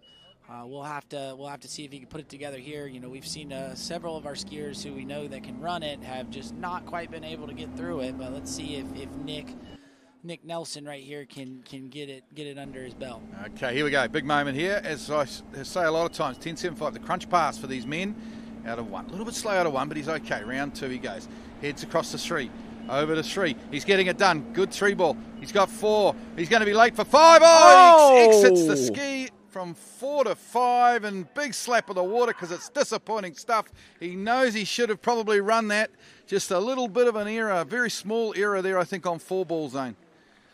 Yeah, and I mean, that all started at the gate. You kind of see him. He turned in kind of abrupt. He might have been a little bit late when he turned in, and it just started to catch him the further he went down the lake. And then off of 4, you see that back foot get yanked out of that toe kicker, and, you know, he is frustrated because he was managing it well, you know, but you see right here, he just really abruptly turns in right there. Kind of had lost his speed at the turn in, and, you know, as a lefty, you can turn that side, but then you get over here, and it's a little bit slow there. You see, that's from the gate, and so now he's kind of working, and, you know, gets around 3, down course, but was still okay, but then when he gets here to 4, you know, he just turns, and watch that foot gets yanked out there, and he kind of loses his balance. So that'll be 3.5 at 10.75. So he's out of that log jam at 3, but, you know, we're going to say that's not going to be enough to get him into the final. All right. Pretty intense skiing to start off with there from Nicholas Nelson, but as he got down course, the earlier mistakes really had a cascade effect going further and further down that path for Nick Nelson. So there we go. All right. So, okay. So with that, and just before we go into Series 2, let's introduce Wade into our announcing lineup. Hey, thanks, Tony. Wow, some excitement already this morning. Super cool. I'll walk through the gate, sit down next to the Rocket Man, Scott Ellis, right when Florian Parth, our first skier of the day, just crushes a 10.7. Well, maybe he didn't crush it, but it was certainly a super exciting pass. And then we just saw Daniel Edvarco going up the ante. And then here in Series 2, our first two skiers, Brian Detrick, Mateo Lazara. So, I mean, there is just a whole all-star cast of skiers coming in. We see our Nautique flag today just barely wavering. Absolutely perfect conditions. It's getting hot. It's going to be a good day. Back to you guys. All right, and thanks, Wade. It's great to have him here, and I mean we've seen a bunch of just star-studded legends that are here. You got Wade, you got Scott Ellis. I've seen Chris LaPointe walking around here, and many other big names. But it's awesome to see them show up, and even though they're not skiing, still show up at the Worlds and watch these new pros, and it's great to have them here and along the shore, just watching, just being legends of the sport. All right, then moving on from Series 3 to Series 2, and there is your running order for Series 2. We'll lead off with Brian Detrick, followed by Matteo Luzzeri, then Adam Saddlemeyer, Nick Parsons, Sasha Deska, Stephen Neveu, Aaron Davies, Lucas Cornell, Rob Hazelwood, and Tim Tornquist. Very strong lineup, isn't it, for a Series 2? And don't forget, there's 12, 13 skiers in Series 1 after this. 15. So 15. So it's still a lot of very good slalom skiers to come, but that is a very strong Series 2 field. Right, you are. So we see Sledge getting ready to go. Just trying to pace himself a little bit before he goes out onto the water. So you are watching the Open World Championships for 2025. I'm Tony Leifert along with Glenn Williams and Zane Nicholson, and out in the field there are Wade Cox. And Glenn, this is a much better day than yesterday. You said you were coming from wintertime and wanting to put your jacket back on. I think the sun's going to be out, and it's going to be a hot one today, and it's going to be you're going to get a little break from it was a little cold weather. Yeah, it is. Look, it's a blue sky day today. It was a little bit cooler this morning when we first got here, but it's warming up pretty fast. And actually, where I'm standing here in the commentary position, the sun is hitting me pretty hard. Of course, being a proud Kiwi, I'm wearing black today, but it's not the greatest colour to wear when you've got the sun beating down on you. So, yeah, it's going to be a nice warm day. Brian Detrick will be up first from Northern California. Yep. Not too far away from Balaka, actually. Short Line Lakes is where he grew up. Skiing, of course, the home of the California Pro-Am. And there, right there's a legend himself helping to get Vincent Stadelbar here around. Mr. Clint Stadelbar on the bank. Glad to have him and the whole Stadelbar family here and in support. And, now I'm looking forward to get Brian Detrick on the water. We haven't seen him ski much this season, but, he is a strong skier, real tall skier. And, I was talking to him a little earlier yesterday and today, and he seems like his head is in the right spot. He seems pretty dialed. So let's see if, he can get out here and be able to take the lead away from Daniel Edvarco. That lead is to 10.25 meters, and looking pretty good behind the boat, getting the angle that he needs, the pacing and the tempo all going in the right direction. And as he runs his opening pass, let's check in with Wade. Hey guys, I'm here with one of the drivers, Mr. Glenn Martin from Australia, and you've driven multiple Worlds. You actually drove this event at the 2023 Worlds. A lot of pressure for you drivers, right? Yeah, there's some pressure. We just need to do a good job for the skiers, but all of the drivers at the events at this level are very highly capable. So, yeah, it's a pleasure for us to be here and do our best for the skiers. Yeah, it's quite the honor as well, So, so you treat every skier the same, obviously. So, what are your sort of thoughts or your visuals when you approach the slalom course? Yeah, the same for every skier. We try and be as consistent as we can. I look a lot down course and just try and keep the boat as straight as possible. Being in sync with the ski is really important too. And yeah, we just keep it in tolerance as best we can, and away we go. Yeah.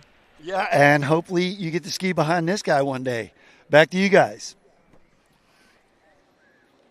All right there. Thanks, Wade. What a great driver. Of course, Glenn Martin out of, obviously, Australia. arguably the Oceania or Southern Hemisphere's number one boat driver, the chief boat driver at the Moomba Masters.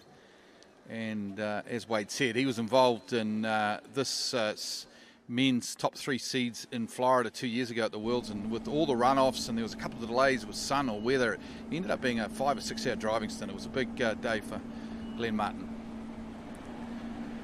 Here's the 12 metre line now for Brian Detrick out of Northern California, skiing as an independent for the United States, and that's pretty simple stuff there, 35 off, 12 metre for Brian. And not only has he competed with distinction for the United States, but he's also done a stint of coaching in another sport discipline, also for the United States. And with that in mind, let's send it over to Wade. Hey guys, here with former Masters champion, Mr. John Travers. And John, you've hosted this event at your lake the last 2 times it's gone down. Must be a relief just to be able to show up and be a skier, right? Yeah, it kind of feels weird a little bit. I'm just sitting around for the last 3 days just wondering what I can do to help. But they're doing a fantastic job. The weather hasn't been great, but they've worked through it. They've got 2 lakes going at once. And, yeah, I'm happy to be here. And it's like today, it's beautiful out here, Wade. No, this is when I skied for the first time in 1999. I was like, wow, this is the way water skiing is meant to be. Yeah, this is Florida and Europe right here. This is the best we can get, and I'm just happy to be part of it. Me too, man. I'm going to watch this guy rip really soon. Back to you guys.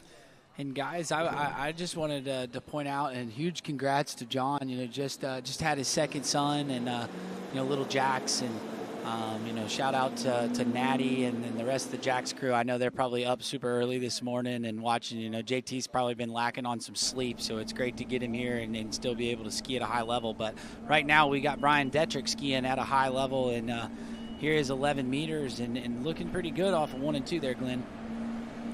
Yeah, 11.25 on time out of 4 ball, getting it done around 5, all the way to 6, and geez, he's looking in good form.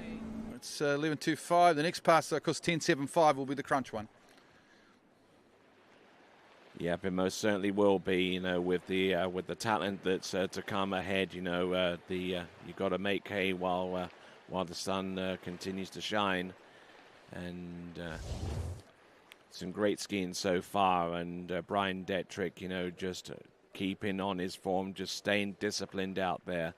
And as I briefly started to mention, he was also part of the United States team delegation in the World Adaptive Water Ski Championships, which took place several years ago over in Skarnes in Norway. And just ready and prepared to offer his expertise and assistance, not only within the sport of tournament water skiing, but also for our adaptive skiers as well. Yeah, and I mean that's awesome for Brian to, you know, be able to help out with that, and you know, and it's great to have him here and skiing here in Italy, and you know, looking really strong there as we see Will, you know, checking to make sure his handle is where it needs to be, and you know, these skiers don't want to.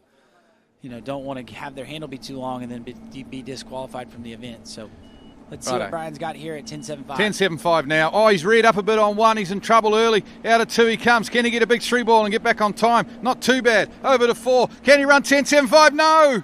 Oh, he's off on 4 ball. He's got 3.5. He slaps the water. That's disappointing. Didn't really get the start. He was fighting through that whole pass. And, yeah, it's 3.5 at 10.75. A little bit of a disappointing score there for Brian Detrick. Yeah, you know, I was expecting him to get through this one, and we kind of see leaves his feet behind him a little bit there is what it looked like there at the gate. So that's why you see that ski kind of not come around like he wanted, had too much speed, and then, you know, gets separated into 2 a little bit late over to 2, and, you know, now he's having to work. He's taking everything down course. See how down course he is off a 3 ball, and here he needs the big turn out of 4 and tries to get it, but just unable to keep the ski in the water, and that is going to be heartbreak there for Brian Detrick, not able to get through that 10.75. You see there, he turns in really hard, leaves the feet behind him, so he generates a little bit too much speed into 1. That's why you see that check there. Now he's down course out of 2, but watch how late he is out of 3 here, Tony. Just way down course. You got a good turn, but that causes him to show up there late into four ball. I mean, that's the onside turn, but it's that offside pull, and he just didn't quite get the angle and keep working off the wakes to generate space in front of the buoy that to help him make that turn, and just unable to keep the ski in the water. So that'll be 3.5 there. Had 10.75 for Brian, and his slalom campaign will be done for the weekend. And, here we go. We're rolling along with our next Italian skier, Matteo Lazzari. Here he comes, coming to us out of San Gervasio, Bresciano. And looking in good shape here. On the opening pass, 13 meters, should not have any problems running that one there, Zane. Yeah, no, I mean, Matteo, he's been skiing real well, and that 13-meter pass, and for these boys, this 13-meter pass is just a warm-up pass. It's a formality. They're trying to get those nerves dialed back and make sure that they're nice and warmed up. It's I always use the analogy when I'm coaching. You get people that want to start at lines and speeds that are a little bit too fast. They think they've outgrown a certain pass, but it's like, if you go to the gym, you're not going to go lift the heaviest amount of weight right when you walk in the gym. No, you're going to get in, you're going to warm up, you're going to kind of work your way up, and then, when you're ready to max out, you'll do that, 4 or 5 sets in, and that's kind of how slalom works as well. You want to take that 13-meter pass as just a nice warm-up, get the body dialed, get it warmed up, make sure it's moving right, and then, work your way, build into each pass as you move down the set, and that's what we're seeing, there from Matteo, and looking good there on that first one. All right, there, one of our views there of Adam Saddlemeyer just getting set. We see Nick Nelson arrive back at base station as Manuel Domini sets his boat path up. Our boat judge is Virginie Sorti. Matteo Lazzari on 12 meters.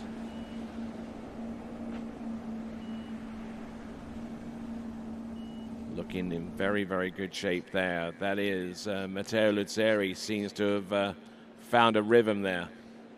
Yeah, I mean, he is definitely in rhythm here, and we'll send it over to Wade. Hey guys, here with our leader, Mr. Daniel Edvarco. And Daniel, I had you earmarked out of that Series 3. I'm like, man, you're a veteran. You've sort of been there. And, man, what a start at that 10.7 pass. Awesome skiing. Yeah, man, I committed to my gate and decided that I got to go because my previous passes, I was a little slow and narrow. And I was like, I didn't come here to wimp out on a slow gate, right? So I was like, I'm going to take a risk and give it all I got. And luckily it came down to it. I barely hang on to that slack after 6, but 6 is 6. Yeah, it was, and then you had actually a good start. Even Zane Nicholson, after he watched the replay, said, "Man, not bad." Gate and one at 10.2. What happened, sort of there, 1-2? Oh, my plan was always to do 2 because I've been struggling a little bit in practice the last few months, and I just didn't have the confidence to commit to that 2 ball as a lefty. Like I was like, either I take a 2 or I'm out of it based on how everyone's gonna ski. So that was completely pre-planned. Well, now he's got to do the sit and wait. We'll sit here with him. Back to you guys.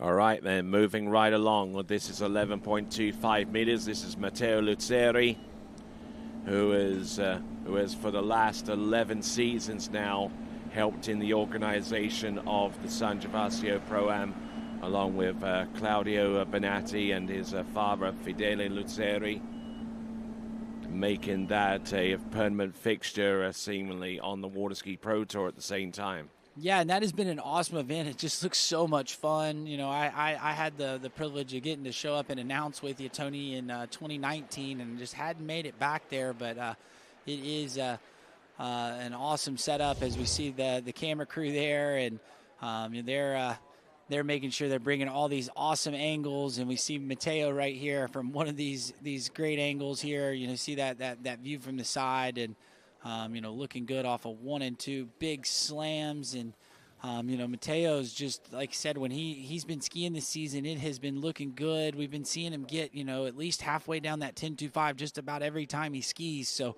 I'm expecting him to make light work of this next pass. You see a little bit slow there off of 5 ball, but you know, at that point in time, I think he knew he had the pass in the bag and was just kind of checking his speed to make sure, you know, didn't have any kind of, you know, anything out of the ordinary happy to him at 5 ball and get through that 11-meter pass.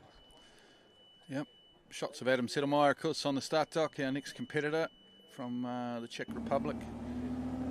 But here's the 10.75 coming up now for Matteo. This is obviously, he's going to need to run this if he wants to make the final. Conditions absolutely perfect here in Riccido. What a magnificent blue sky sunny day as he comes around 2 ball. Looking pretty good at the moment, over to 3. Getting it done. Over to 4 he goes on the 10.75. He's around 4. He's a little bit late, but he can get to 5. He'll get to 5, and can he get to 6? He's going to be super late for 6, and he can't do it. Oh, my word. He gets stuck on the back of the ski, and he's going to finish up with 5 on the 10.75 meter line. Yeah, and that you know, he get in that squatted position and loaded up, and you just kind of get stuck there, and that's what you saw. You know, he was all on the tail of the ski. I don't even know how he kept it in the water with all his weight back there, but you see there at the gate, I thought he did a good job here. He swung his feet a little bit fast there into 1, and then you see him into 2. Does a good job rolling the ski out there at 2. Gets good off of 2. Now let's see where it kind of goes down course. There he swings his feet a little bit fast into 3, so that's why he runs, and you see that ski start bouncing on him at 3. So now he's taking his speed down course, and then here off of 5, you know, it's that offside turn, and it's just kind of hard when you have all that speed, and then boom, he's just squatting to get out there, and you know, might have gained 10 pounds down the wrong hole there, but but yeah, you know, getting 5 at 10.75. So, you know, he's frustrated, and he knows that he's out of the final there. I mean, yeah, disappointing stuff. I thought he'd done enough to run that pass when he came out of 4 ball, but you heard the crowd sigh as they knew he couldn't stand up and get around 6. Here he is, former world overall champion, of course, and world record holder, Adam Settlemyre, the Czech Republic. 13-meter line to start. Yes, and back in 2011 won the European Men's Slalom Championship as well. Over there in Skarnes in Norway. So, that is Adam Settlemyre, and let's send it over to Wade. Hey guys, here with Brian Detrick from the U.S.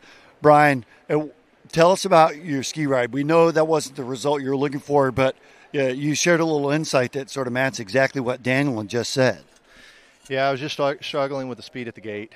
I tried adjusting each pass, go later, and I just couldn't keep the speed, and, you know, no speed. I can't stay over my feet at 0 to turn in, and you get away with it at the longer line lengths, and as the line gets shorter, it makes it that much harder. So didn't come out of 1 good at all, 39, and then it was just kind of game on from there and trying to attack, and just got a little too much there at 4. Probably should have been a little more patient, but when you're down course like that, that mind can overwhelm you and want you to go. No, I understand, man. We've seen you on some podiums worldwide before, and will you be back there again, man? We'll see you soon. Back to you guys.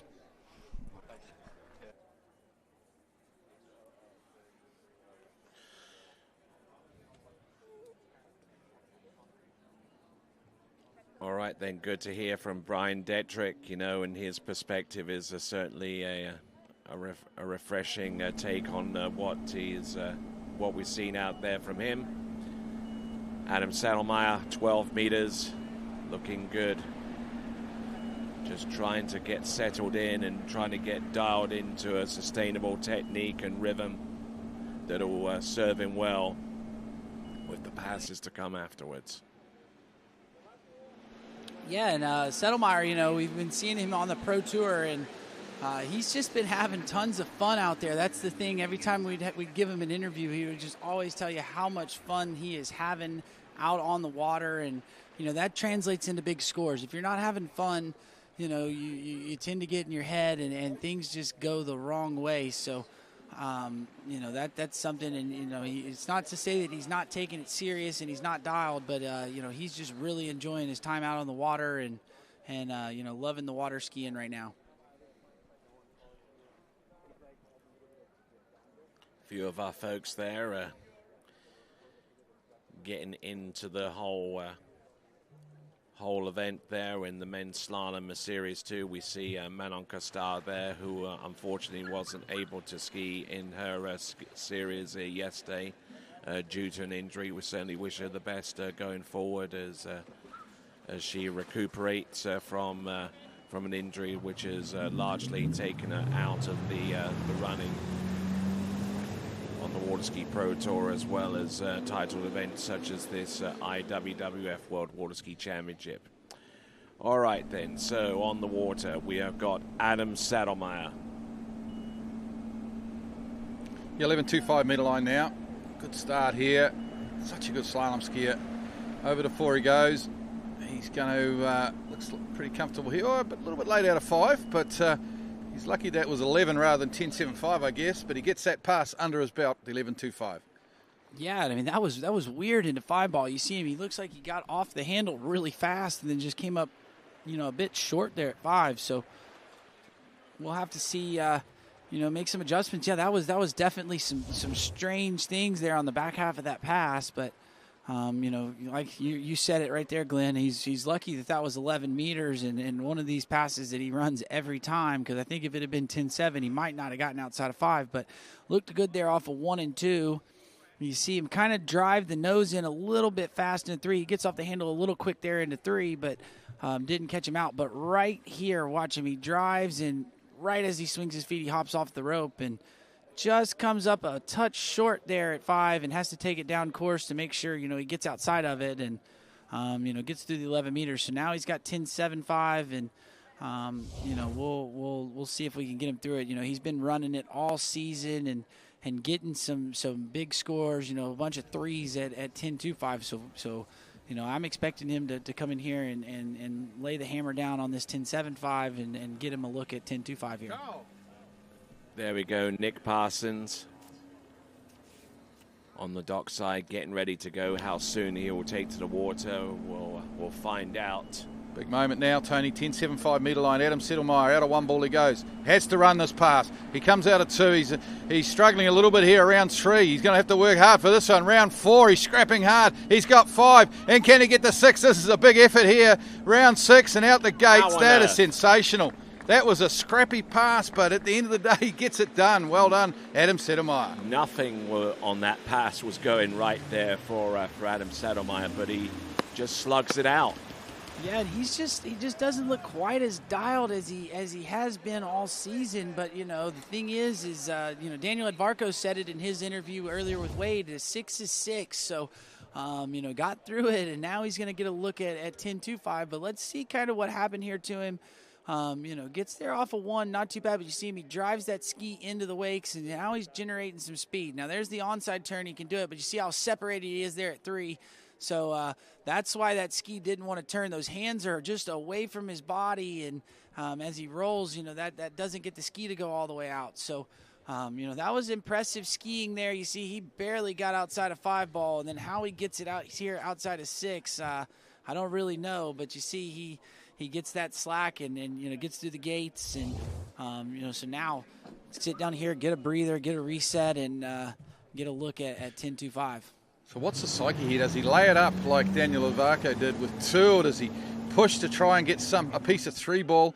10.25 now. It's we know that a piece of 3-ball will probably get you in, but 2 may not be enough. Here we go. He needs a good start. He's on 1. 10.25, no. He skips out on 1, and he's going to get, half, I think, on the 10.25, Zane, and obviously just didn't go his way. No, I mean, that whole set just didn't quite look as dialed as we've been seeing out of Adam Settlemeyer all season. And, we'll have to look at the replay and see what he's got, what happened to him here, but just wasn't quite able to get the ski to stay in the water. There, I thought he rolled in here pretty good at the gate, but you see he swings his feet a little bit fast there, and then as he tries to make that turn and pushes the tail in, he just blows the tail out of the water. And you can see the frustration, because I think these skiers know. I mean, Daniel said it in his interview that his plan was to get 2, because that's kind of where they think the cut line is. So you see right there blowing the tail, and just – man, I think, he's going to have to sit and wait and see if that's going to be enough, but I don't think it will be. But right now, we're going to go check in with our next skier with Wade. Hey guys, here with an English gentleman, Mr. Aaron Davies, and this is your third World Champs. What's the plan for today? We're gonna turn some boys. Gonna go out there, feel it out on the first few passes. The road here has been a little up and down. But yeah, no, we're gonna go out there. It looks like it's skiing great. We've got Manuel's in the boat, so you can't get much better. I've skied many times behind him, and the conditions out there look great. Some people are putting some big scores out there, so feel it out the first couple of passes, and then it's game time. And doesn't that give you like a good confidence when you've already got a rapport with the driver? Oh yeah, for sure. Just having that friendly face in the boat who you know and you get on with, it calms you down. And each driver knows you. Each driver knows each skier, and they know, okay, do you want to have a conversation at the end? Do you not want to? And some people are very calm, and I'm more of a, hey, let's chat. I just want to relax out that way. So and they all know that. So, but it's great to have someone in the boat who you know and you get on with. No, good stuff. Speaking of getting on, we'll get away from him, let him get on with business. Back to you guys. And yeah, guys, that is something. You got some skiers who are super serious, and then you got the other skiers that just want to, they want to talk about anything but skiing at the ends. And I know Aaron. He's definitely out there just trying to calm himself down, and that's nice when you got a driver that'll talk back with you. And Aaron's been skiing real well this season, so hopefully we can get him out here soon. But I've been looking forward to getting the Yeti out here, Mr. Nick Parsons. He's riding that pineapple ski that he's been having a big hand in designing, and not a lot of skiers on it, but Nick doing a good job with the design of that ski. And let's see if he can if he's got it dialed and can put it all together here for his round in this slalom event.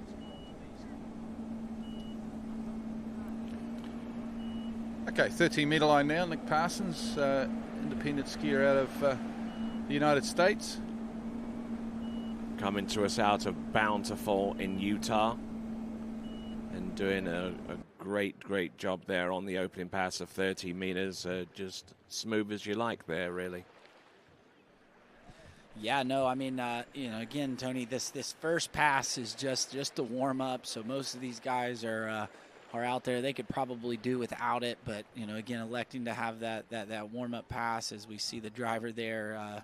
We're circling the boat at the end and shortening up the rope. And Nick Parsons is one of these veteran seasoned skiers, and then also has, like I said, has his hand in the ski design, and so he knows a lot about, not just skiing, but the stick that's under him. And, he's been doing a good job, and we've seen him for years. And, I was really excited to see him sign up and get it going. So, good opening pass there for Nick Parsons. Yeah, so Nick will be back in now on the 12-meter line out of Utah and that sort of central mountain region of the United States.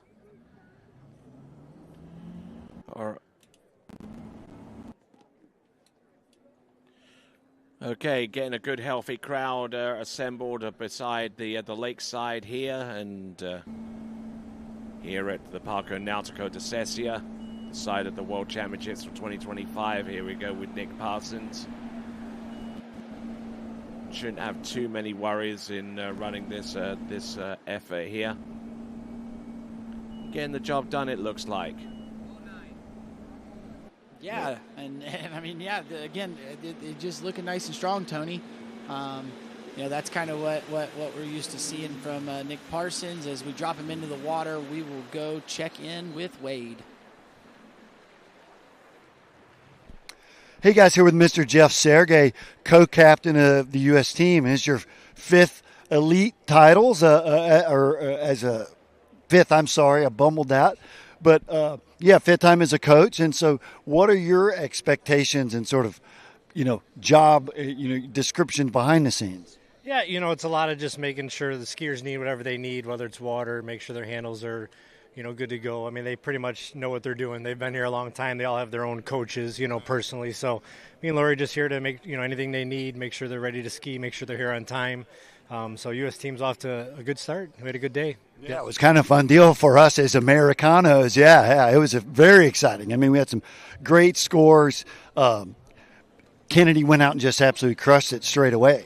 Yeah, it's interesting because these skiers there's a lot of different things going on. Obviously, they want to make the finals. Some of them are overall skiers, so they kind of got overall in their head, individual in their head, and then if they're on the team, you kind of got that in the back of the mind. So the best thing you could do is go out in the prelims and obviously make the finals. But if you get that high team score, then in the finals, you know the pressure's off. Go get the gold. And yesterday, all 6 of our team scores were PBs almost. So we're good start. Awesome, good stuff. Hey, back to you guys. All right, on the water here is Nick Parsons, 3 passes deep and 3 successful runs there, back-to-back 13, 12, and now 11.25 meters as he launches his assault upon the leaderboard at these World Championships in 2025. And a lot to like here, Zane. Yeah, no, I mean, he's Nick Parsons, really tall skier, and you see he stays tall on that ski. Doesn't really bend those legs, and he really, straightens them out behind the boat. And that's he's using his height to his advantage, getting that leverage behind the boat, and then, doesn't have to do a whole lot to get the ski to turn if you can get it to carry out like he does. And, Nick does a really good job, and that's something, for skiers at home that are watching, that's kind of what you want to do. You don't want to be squatty. You want to have those legs straight behind the boat. Feet in front of you, so you have a good platform to push on. If you leave your feet behind you, you kind of got to squat to get them to catch up with you. So, that's just something that Parsons does really well, and that's why that 11 meters just looks so easy. Yep, we're going now, of course, to the 10.75 metre line pass. The pass that the zone still only been run by 3 skiers so far, I believe. So it's an absolute must-run pass if you want to make it into the final. We've still got more than 20 skiers, I think, or around 20 skiers left to go. So here we go. Nick Parsons, 10.75 metre line. Starts well, looks comfortable. Great 2-ball. He's on time and early for 3. Heads over to 4. This is looking the goods. Makes his way to 5. Round 5, and he'll get to 6. And I've got to say, that's probably the best 10.75 metre pass we've seen. Absolutely. Well done, Nick Parsons. Easily the best pass, complete pass at 10.75 meters. And Zane, fantastic skiing so far, and things are looking up here for Nick Parsons. Yeah, no, I mean, I agree with you, Glenn. That was by far the best 10.7 that we've seen all week so far. And, you see, stays tall there, gets the good swing, gets the ski under the rope out of the gate. So that gets a good start at 1 and establishes a good rhythm here. And, there he's kind of turning. He's waiting on that boat, that 0 off, and, not hitting it too early so the boat's not spiking. And, doing a good job here out of 4. And now you see him here over to 5, and he's on top of this pass. You see him check up his speed just a little bit there, just making sure he stays over the ski, doesn't do anything crazy off a 5-ball, and gets through it. So now if he can get that same gate here and get a good 1, I think he's going to get more than just 1 and 2. I think he'll be able to make a play on 2 and try to get that ski over to 3. And we've kind of been calling it. If he can get more than 2, I think he's going to kind of put himself in a good spot. Yeah, well, we wish him the best. Here we go, 10.25. We all know the story, don't we? 2 or more is the aim here. More would be better than 2. Let's see if he can't get a good start, as Zane said. Into 1 he goes. Round 1. Not too bad out of 1. He's going to get to 2. He's around 2. I don't think he can get to 3. Oh! Ooh. Big judge's call coming here now because he ejects himself. It's a big fall, but the difference here between 1.5 and 2 is going to be huge. Did he, Zane? And I don't know. This is tight. This is really tight. The question is, did he establish enough of a skiing position for a long time before he fell? Yeah, we'll have to see the replay. I mean, yeah, that was really close there, guys, and. I thought the gate wasn't too bad, but then just didn't quite get as good of a 1 as I thought he could. And, then has to pull a touch long there into 2, gets the ski outside of 2 and gets back around the wakes. But we'll have to wait and see what the judges call on that skier position. Because, yeah, you're right, Glenn. That could be huge. 1.5 is that's going to be a score that might be a touch too low. If it's 1.5, he's now really got to go sit nervously on the bank, and 2, he'd feel a little bit more comfortable. Still kind of at that spot where you're needing some things to happen. Okay, so he's been scored 2. This is huge. This is huge, and big call from the judges here. And have a look. Now, he has to be in a skiing position still when he's in this. Back to the wake, through the wake. Oh, wow. Oh. I don't know. It's a tough one. That angle's not the best angle to tell. We need to get the boat angle, but Yeah, and you see here off of 1, I thought he gets an okay 1, didn't get as much angle out of it, but you see how he pulls really long into 2, so he comes up narrow, and he gets back there, and there you go. He's got that skier position on the wake, so that showed it. So that's 2 buoys, and we'll go check in with Wade. Hey guys, I'm here with Italian Matteo Luzzeri, and I know that wasn't the score you were looking for, but for many of you at home don't know, this is a comeback year for you. Yeah. It's basically, yes, last year was a comeback, but it took a long time to get used to my new Achilles and my new equipment. This year was really the comeback season. I trained hard, Wade. I really did. I think I prepared the best I could. Today wasn't the slalom round to show it. Yeah, no, it's unfortunate, but talk about that, sort of getting your base miles back or getting just your base fitness takes a long time, doesn't it? It does, and for the first time this year, this winter, I never stopped skiing. So I started skiing in May of last year, and I never stopped during the winter. I skied throughout the winter. I felt it was needed. I needed the reps to get back. I felt ready. I was ready for this event. As I said, today the round didn't show it. No, that's too bad. But, man, we love what you do for skiing, and I'll be at actually his place Monday, Tuesday. So, yeah, come look us up. Thanks, Matteo. Back to you guys. Yeah, and, you could just hear the disappointment in Matteo. I know he's been skiing real well, and I thought he's been looking really dialed. And, that is a bit of a bummer when you work so hard and spend all that time, and then it just doesn't come together on that day. So, bummer for Matteo, but now we're moving along to our French skier. This is Sasha Descoons. We saw him a little earlier, having to do a little bit of doctoring on that handle to make sure it was the right length, and hopefully he's got it, where it needs to be. He's a professional, so I believe he's got it where it needs to be, and looking really good there on that opening pass at 13 meters. And doctoring's the word as well, because he sustained a pretty brutal ankle injury at the beginning of the season over in Morocco, right? Yeah, no, in Morocco you saw him. He took a bit of a crash. His binding broke, and it really kind of hurt his ankle. So it was really good to see him. He had to take a few weeks off, and we saw him back at the Open Europeans, and he looked nice and healthy there. So I believe, just as time has gone on, he's gotten more healthy, and looks like he's 100% now and feeling really strong. All right, skiing halfway down the list in Series 2. This is Sasha Descoings.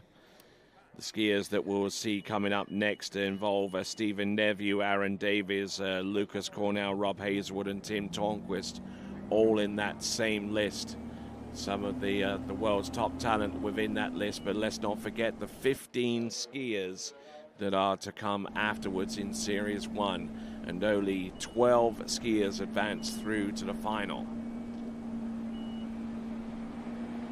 Yep, 12-metre line now for Sasha.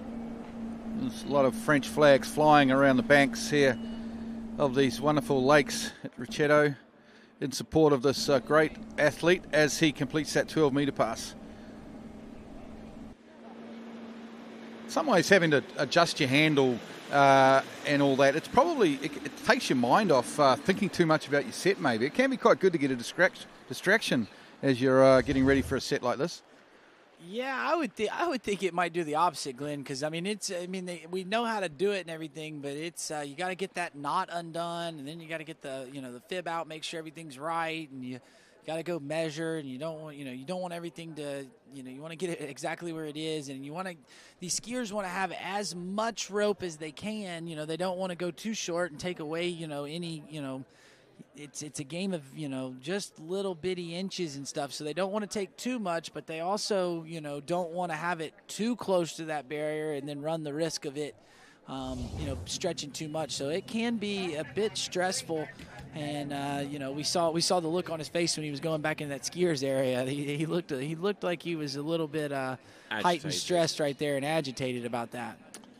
All right, then. So let's bring on syndicate team member. This is Sacha Desquin from France, who's had more than a few excursions into 10.25 meters.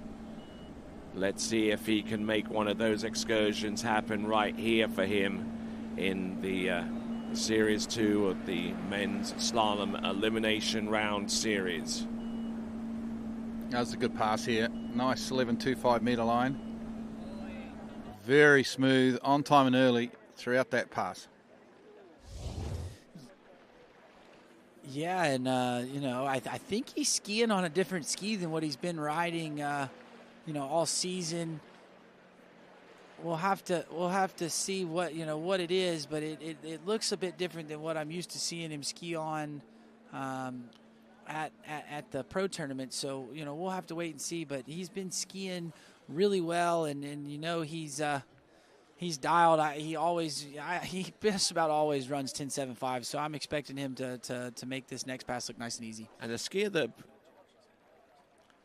And that's an athlete there who seems to be very, very comfortable being able to change from one ski to another if things suddenly start going sideways on a particular ski. He'll jump on another one to see if that's all him or something to do with the ski that he had been riding on previously at the time. As we see Stephen Neville. Yep, deep breaths, just focusing. Was involved in that runoff with Freddie Winter some years ago in 2013 for the World Slalom title, for the bronze medal of that World Slalom title. Yep, that's a while ago, 12 years ago now. What a beautiful day it is. Here we go, 10.75. Sacha Deschamps. Must run pass. He's on it at the moment. Round 4 looks the goods. Great 4 ball. Round 5 he goes. He's a bit of slack as he hits the 6, but he's okay. Bit of a delay there. And runs that 10.75 meter pass. But that's where experience comes into play, doesn't it, Zane?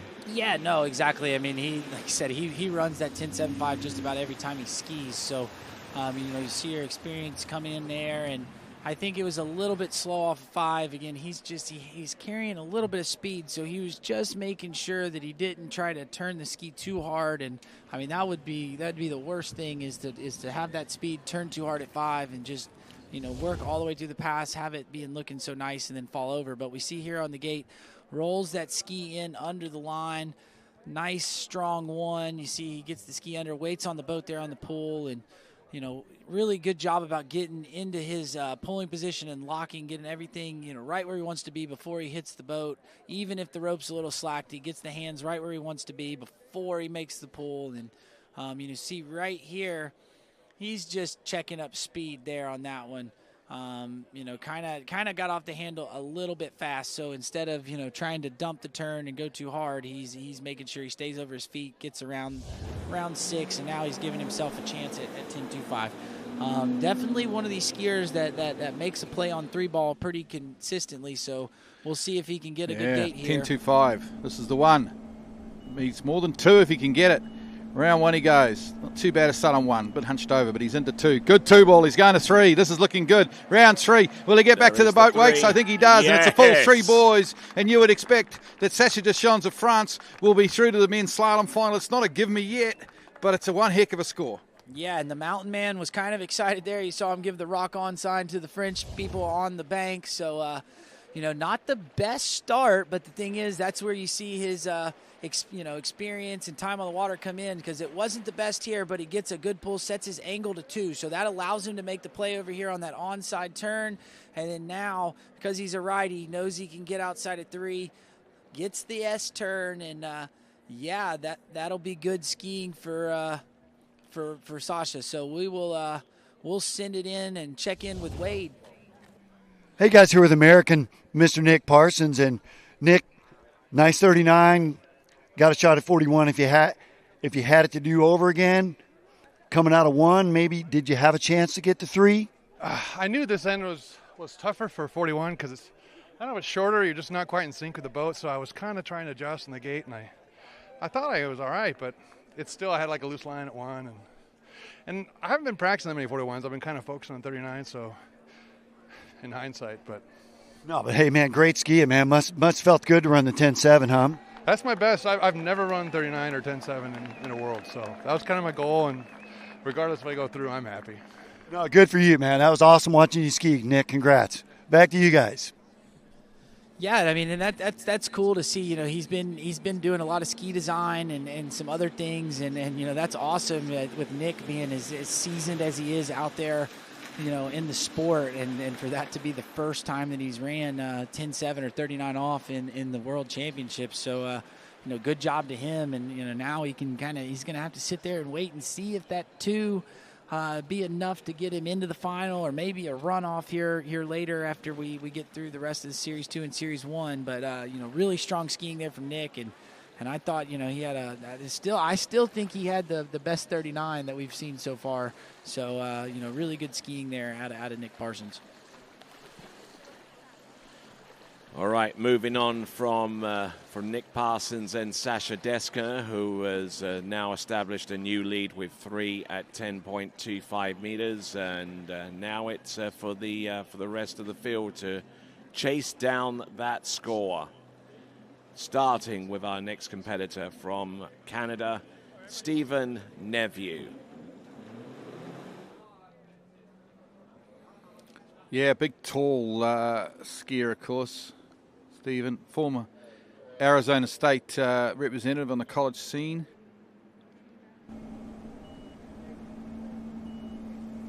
Really tall skiers often make the slalom course look narrow almost when they ski. It's the 13-meter line. And yeah, no problems whatsoever. Just a bit of a warm-up pass for this Canadian athlete, Stephen Neveu. Yeah, and something to look, you know, with the tall skiers, they don't have to do so much at the turn, right? They have the leverage, so as soon as they kind of load up and start to pull, that ski starts to move a little bit better for them than you know, let's say a shorter skier. So, you know, Steven just stays nice and still, doesn't move the upper body, and uses his height, you know, to his advantage, and you know, that's what you're saying. It makes that slalom course, you know, look kind of narrow there, Glenn, just because he's got so much. You know, so much extra with his body, and he creates so much space that these, you know, shorter skiers that don't have that height, you know, they just don't have that, just, you know, from genetics. So that's something that you'll see from Steven, and he, you know, like I said, doesn't do a whole lot at the turns, but uses that height to really work behind the boat. Shots there of Great Britain's skier Aaron Davies on the dock. He's the next off, giving us a bit of a wave. And we go Aussies, Lucas Cornell in deep discussion there. Always pretty relaxed, Lucas, you'd have to say. Dad Pete there on his left, and on his right, on his left is Patrick Chris, the Australian team captain. All right, here we go, folks. This is Stephen Neveu, 12 meters, rolls in nice and smooth, and seems to use his height to great effect here from one side of the course to the next. Not moving around too much in the turn, and as you explained there just a little bit ago, being a tall skier affords you that luxury of having that kind of body leverage that you can rely upon at the end of the turn, but things need to stay calm. Yeah, and I mean, and like the big thing that I love about, you know, watching Steven ski is just if you see from his waist up that he doesn't really move that upper body. You don't ever see it move forward. It doesn't move back. It doesn't twist. He just uses his lower body, you know, as he leverages the ski, gets it to shoot out, and you know, that's why he's able to make these passes just look so easy and smooth, and you know, it's just really strong skiing there from the Canadian skier, and you know, that's something that he's been, you know, really good about, you know, over the years. And man, that crowd is building up there on the bank there, Tony. You know, everybody coming out early this morning and showing up to watch the skiing. We've had some great skiing so far, and we're going to get even more as we move along these the rest of the Series 2 and into Series 1.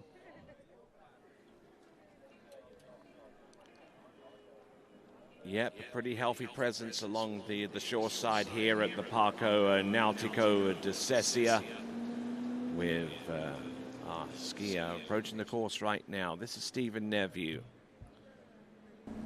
coming to us out of Alberta in Canada. originally, but now lives in Houston, Texas.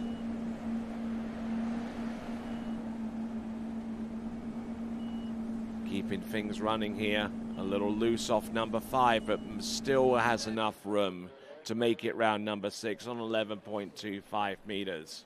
But yeah, you see he's slow off a 5 ball, but he doesn't move the upper body, and then as soon as he pulls, that ski just takes off on him and gets him across course, gets him, outside the buoy, and really good skiing. Like I said, look at the upper body. He doesn't really move at all. He uses that lower body to swing the feet, and then he just uses his arms as an extension of the rope. And great skiing here from Steven. You see, watch this little bit of slow turn here, but then boom, as soon as he starts to pull, that ski starts moving, and right there you'd see a shorter skier really have to drive the nose into the ski. But Steven, again, using his height to his advantage. Good to see Joel Poland, and as he shaved his head, possibly, it's a bit hard to tell with a cap on, but good to see him down there about to slalom. Looking forward to watching that. That's right.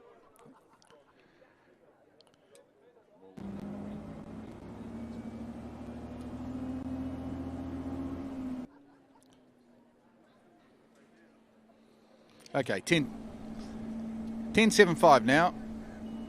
Stephen Neville must run past. I'm not expecting him to have too many problems, though. He's looking so good out there. Across to 3 he goes. Round 3. Over to 4. Big, tall Canadian. Round 5. A little slow out of 5. It's not going to matter as he sticks a ski out around 6 and runs a 10.75 metre line. And that was just like that. And that was almost just a mirror image of the 11-meter pass that he ran before. I mean, that's what's awesome about these tall skiers is as the passes get shorter, they just keep looking the same and the same and the same. So, Stephen Neville right there, a little slow off a 5 ball, but again, as he started to load up, that ski just takes off on him, and that height is a big advantage for him. And good job getting through this pass, and there you go. So looks good here off of 1 and 2, and then works his way around to 3 now. You see there, the hands come to the inside there, so you get a little bit of a check up there on the ski.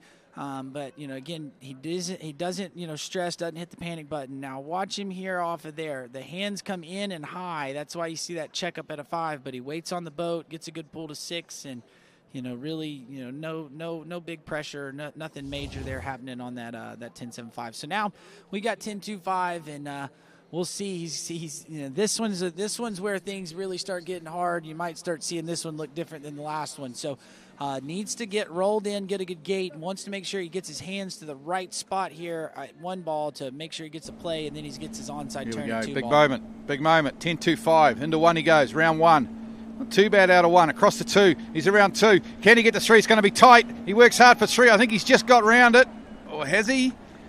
We'll have to wait and see. Yeah. I don't know if he got outside. He's With slapping that, the water, slapping the handle like he hasn't. With that reaction right there, Glenn, I don't think he got outside of 3. So that's the frustration, knowing that we think that 3 buoys is kind of going to be a safe play, and 2, might put you in a runoff or might not be enough. And we'll see here. He comes in. I thought he got a pretty good 1, but then off of 2 on the onside, just didn't get the ski to turn like he wanted to. You see there, he brings the handle that inside hip, and that ski checks up as he's got to move the hands. And we'll wait and see what the judges give him there, but I do not think he got outside of 3. So that will be 2 at 10.25 officially for Stephen Neville. As we see the replay one more time, here comes in, gets a pretty good 1. You see the hands go where they want, and he's driving the ski. It takes off as he starts to pull, but watch his hands here. He comes to the inside, and that ski checks up, looks at the boat, and that's why he wasn't able to get outside of 3. So that's going to be 2 for Stephen Neville, and we are going to go check in with Wade. Thanks, Ain. I'm here with our new leader at the dock, Mr. Sasha Descons, our French champion. Sasha, must have been a big relief to get to 3, huh? Man, it was so stressful this set. Yeah, you don't want to fall. You want to go through your gate and run 10.7, do 3, don't fall at one. That was the plan. Not easy. Well, Neely Ross owned it yesterday after a slalom. She goes, I don't know if I've ever been so nervous before a ski ride. Did you have similar feelings? It probably happened before, but this one is the prelims or world is so hard. And for your head, it's I'm happy. I'm strong physically because I only rely on my power today. Well, he's going to sit and wait because that's the leader now, and we got to wait and see if it's going to be a runoff or not. Back to you guys. Great. All right, good to hear that perspective upon his own performance there with 3 at 10.25 meters. That is Sasha Deska.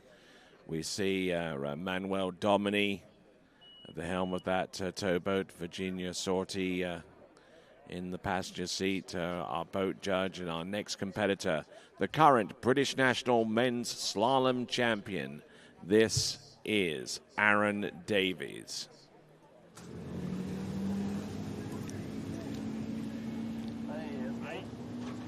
Yeah, Aaron Davies. Did you see Lucas Cornell walking down to the dock, number 23, the famous Berber course, Michael Jordan Bib. But here's Aaron Davies now, 13-metre line. British national champion from, it was really only a week ago, 10 days ago, I think, those British nationals. Yeah, that's right, at Gosfield Lake. And a big shout out to the Turp family and everyone that was a part of those British national championships. I rocked up there at the start of the nationals there, rather unexpectedly, and it's good to see an enthusiastic cadre of skiers still continue to pursue their hopes and dreams at the British national championships over at Gosfield. You weren't tempted to put the ski on yourself, Tony, for old time's sake? I'd need to lose about 50 pounds first. Yeah. Hey, you know what would help, Tony? Throw that ski on and get out there and do some water skiing. That's the quickest way to burn calories. I do on occasion go out there on the hovercraft. Yeah, well, hey, I'm going to come down there with you and do some skiing, and maybe we get out there and rock it on the hovercraft. That would be pretty fun.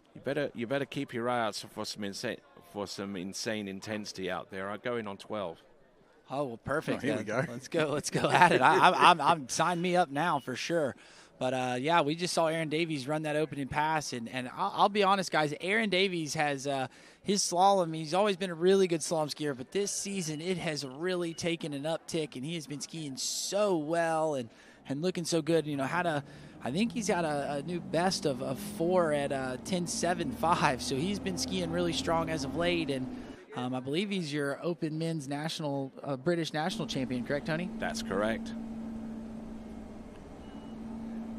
Getting halfway down 41 off in his win there at Gosfield Lake just a few days ago.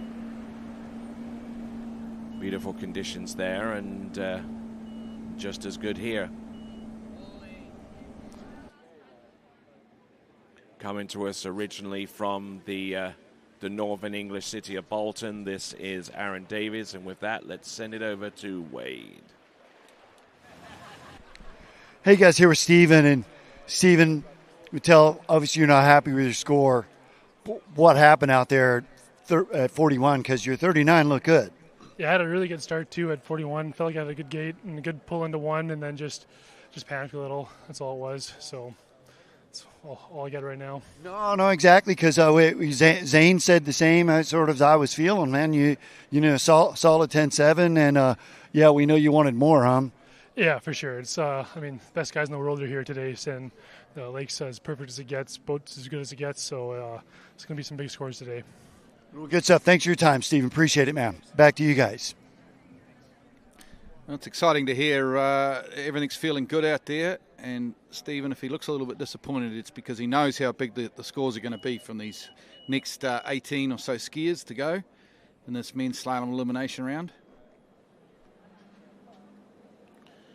All right, here we go. This is Aaron Davies, who's had some challenging times in recent years. Even in recent days, he hurt his arm again, the same arm in which he broke whilst putting his hand through the handle some years ago, and complaining of a little bit of pain there a few days ago, but a lot of that should have subsided by now there, Zane. Yeah, I mean, and that was a horrific injury, and you know, that some people even thought he might not make it back on the water ski after it, and you know, huge job for Aaron to rehab it and get things, you know, get back on the water, but not just get back on the water. He's gotten back on the water at a super high level, and you know, you're just seeing here on this 11 meters, he's been skiing so good this season, and you know, he's showing you why out here, and you know, looks good here off of 3. You see he gets the ski turned really nice on that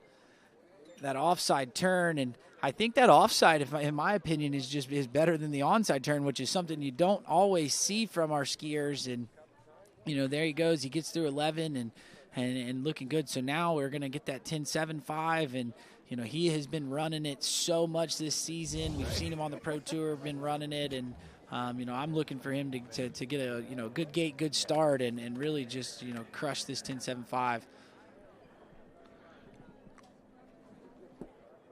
Yep, big moment coming up now, of course, for Aaron. As you said, he's been running 10.75 on regular occasion at tournaments this year, but this is the one probably that matters more than any, as he pulls out wide for the gates now. 10.75 metre line, World Championships elimination round of slalom, getting towards the end of, not a good one. He stumbles a bit on 1, but he's out of 2 okay. Round 3, pushing hard. Cross to 4, can he do it? He's around 4, big stretch out for 5. He's around 5, no! He's falling around 5, and it's going to be 4.5 on the 10.75, and he's disappointed, and you don't blame him. There, he desperately wanted to run that pass, but unfortunately he didn't quite get there.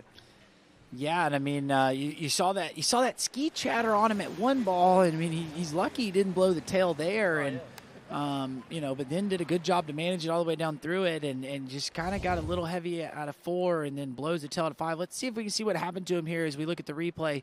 Comes in, you know, you see that ski just pushes on it, and it starts to break on him, but he kind of rocks the back, gets it back in the water, and now he's kind of a little down course just because of 1, but he seemed to be all right here at a 3, and you see just, you know, I think panic mode kind of went after the 1 ball. You know, he's kind of sweating it, wanting to make sure he keeps the ski in the water. You see him squat off a 4 ball, so that's why, you know, he didn't get the path and you know, needed a big turn there off of 5. It was that squat off of 4 that really made him feel like he had to get this big turn out of 5 and blew the tail. But, you know, kind of, you almost saw it here, almost gets it out of the water there, and then kind of hops the ski a little weird into 2, but was okay.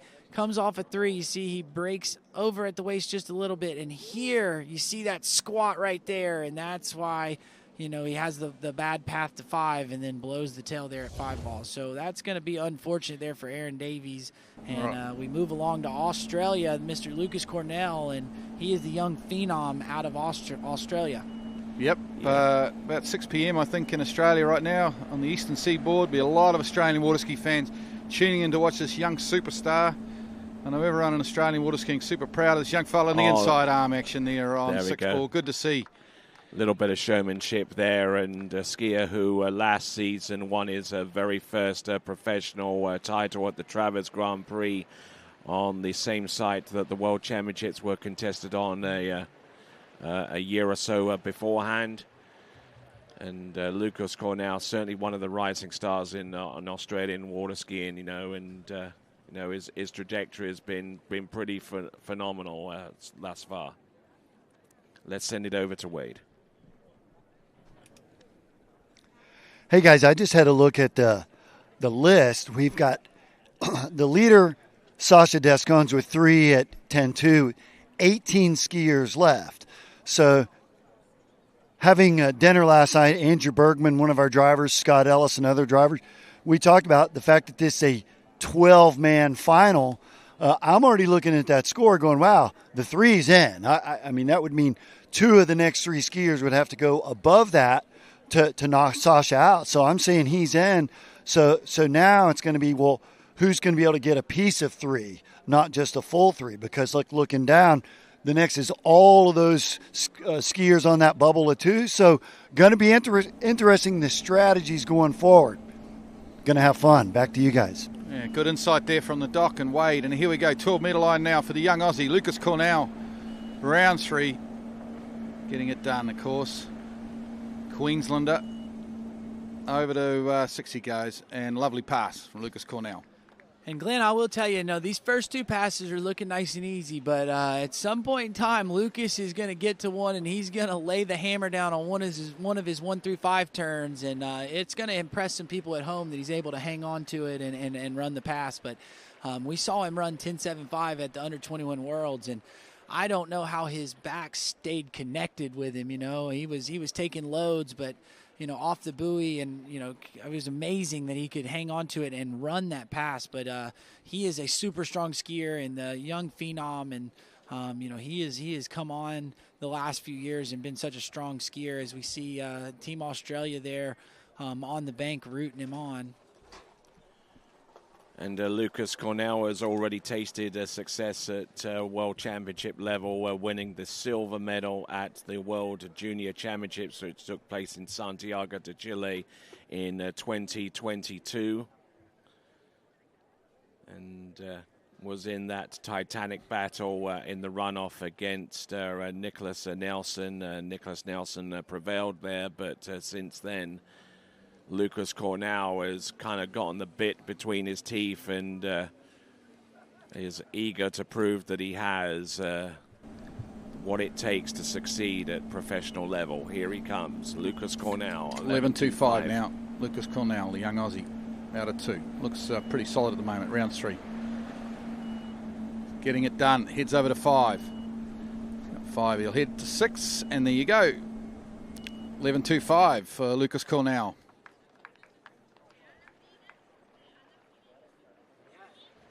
Yeah, and these are, these passes are looking nice and smooth. Not seeing anything, too to scream about right now. But we're gonna hit this 10.75 if he gets into a position, where he's kind of late. He is able to just absolutely slam the turn, rock back, and hangs on to some really strong pulls that we might see some of these other guys pop the handle or get pulled up behind the boat. He's able to keep his direction behind the boat, and he really gets that ski turn. You see he has a lot of angle behind the boat, so he has something to push against the boat and create that leverage, and that's why he's able to do it. But off the backside of the buoy, you see he gets his hands where he wants to be, and then he just locks everything out, and that's something that he's really, really good at, and it works for him, and he's able to get huge scores quite a bit, and he's been getting down that 10.25 pretty far down it. So we're down towards the end of this series 2, but he might even be able to go crack off a 10.25 and really push the score out for the the end of the series 2 and the whole series 1, boys. Absolutely. Okay, here we go. Lucas Cornell, 10.75 meter line. Into 1 buoy he goes. Strong start into number 1. Round 2, heading for 3. Got 3. He's getting it done at the moment. Slack rope on 3. He's going to need a good 4. Big 4. Over to 5 he goes. Round 5. He'll get the 6, folks. And Lucas Cornell runs a 10.75. But what I love there, guys, was he had slack line off a 3, but before the rope got tight, he got everything into a pull position, got locked out, and as soon as that slack hit him, you had no idea there was slack there. And so then that's why you see 4 ball. It's the same, like he had tight rope off of the backside of 3, and then he gets the turn out of 4, and that's so impressive. That's just something you don't always see out of our other athletes, and Lucas is just doing a really, really good job at that. And we see here on the replay, he rolls that ski in, he gets in. I thought 1 and 2 are really good, but watch him. He turns here, boom, into that position before the boat hits him, and gets a good exit out of the buoy. Then here, now watch 3. This is what we were talking about. He turns, he has slack rope, but right there, he locks those arms out right as the rope hits, and gets the good turn here. Now at 5, he was slow, but you see, he just kind of gets off the handle a bit early, has to stretch a little bit at 5, but there, same thing. He just locks everything out, and even if there's a slack hit off the backside of the buoy, you have no clue with this ski. 100% pure offensive skiing there from Lucas Cornell on 10.75 minutes. Now, let's see if he can conjure up some magic here. 10.25 minutes. Yeah, There's round 1. Good one. He's Cross there. to 2. He's got 2. Oh, no. Oh, Lucas he Cornell, what's collapsed happened here? Oh, it's devastation on the water. Lucas. And we'll have to see if he got outside of 2. I mean, if he did, that's going to be 1.5. But we've got a score and review. We're going to wait to see what the judges get. And, you know, that even if it's 1.5, it's going to be tight on making the finals. You know, I mean, he's been skiing real well, but just didn't quite get the one ball that he needed there to get over to 2, and was really tight there at 2. Devastation for Lucas. He's going to have a long wait, but as you say, I don't think that's going to be enough, and Australian water ski fans will be disappointed. And the score's actually going to be 1 here, actually. Zane didn't get around 2 ball. We'll watch the replay here. Yeah.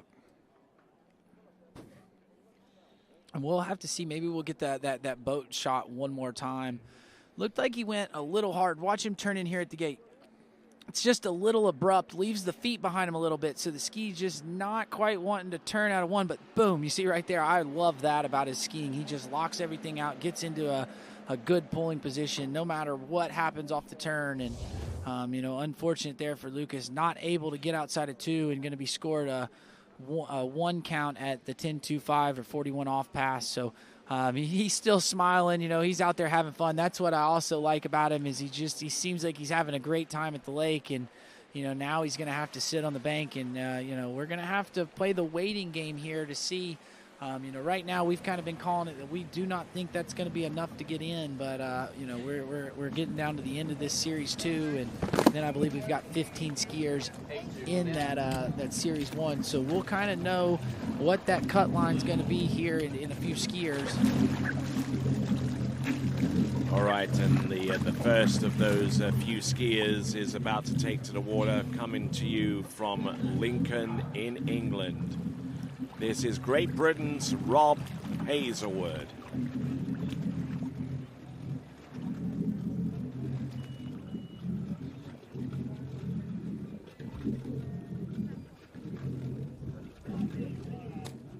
So just waiting for the line to tighten, just waiting for the beeps to sound. And on top of the water, and involved in that Titanic battle a few days ago for supremacy in the British National Championships in the men's slalom competition. Coming up short on that occasion, but let's see if he can redeem himself a little bit right here at the biggest stage of them all, the World Championships here in 2025 at the Parco Nautico de Sesia. This is Rob Hazelwood. Looking good on pass number 1, gentlemen, and we'll see if he can extend his run into the 12-meter line and beyond.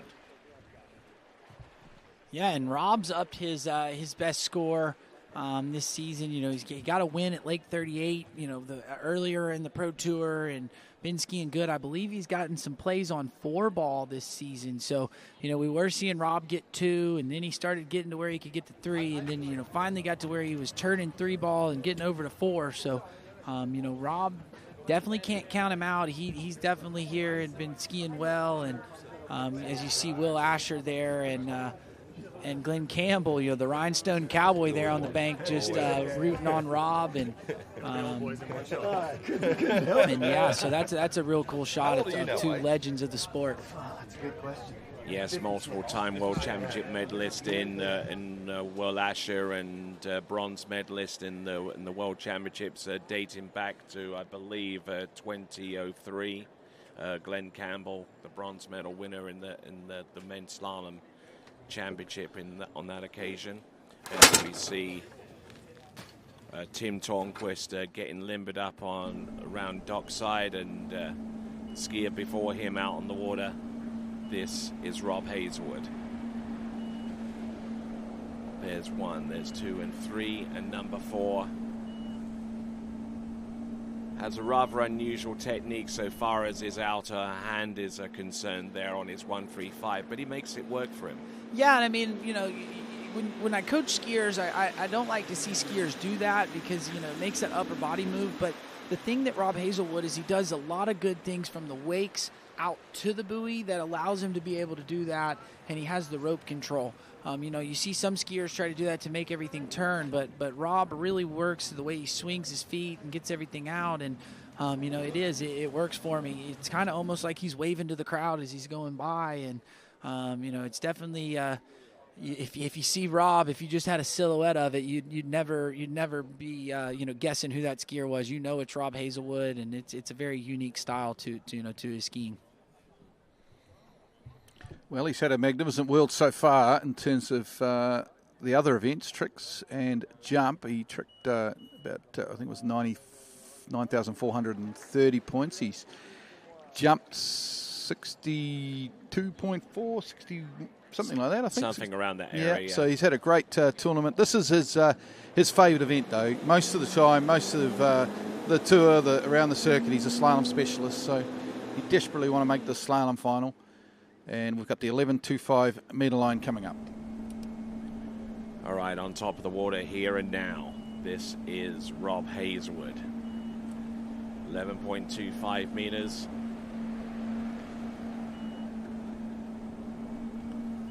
Fantastic skiing so far. That's 5 and number 6, and handled that pass extremely well from start to finish there, Glenn.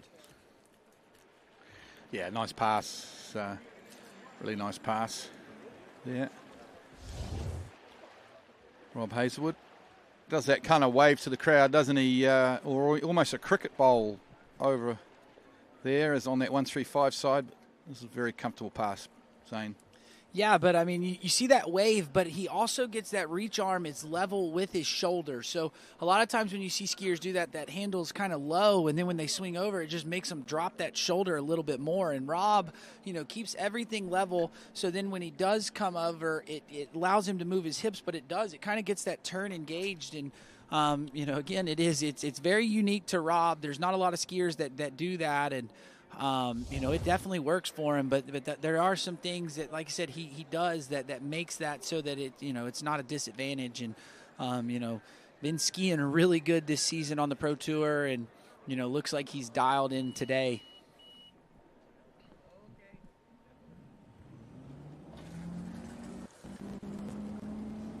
So here we go as that Nautique towboat from Correct Craft making its way into the course.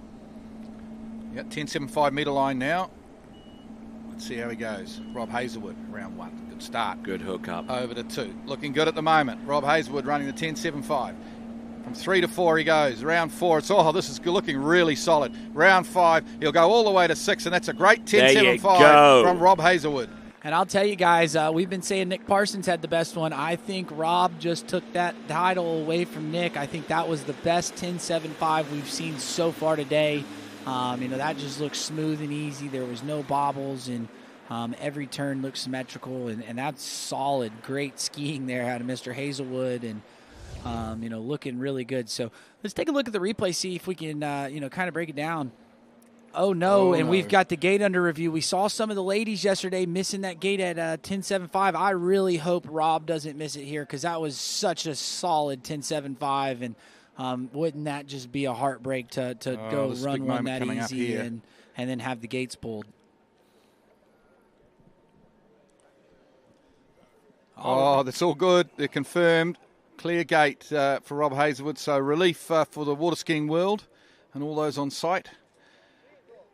Yeah, we'll be back in on the 10.25 very shortly. That would have been horrible, Glenn. I mean, like I said, that was just a textbook 10.75, super easy, and I'm glad he got through them, and I really wanted to see him, here at the 10.25 after running that 39 or 10.75 as easy as he did.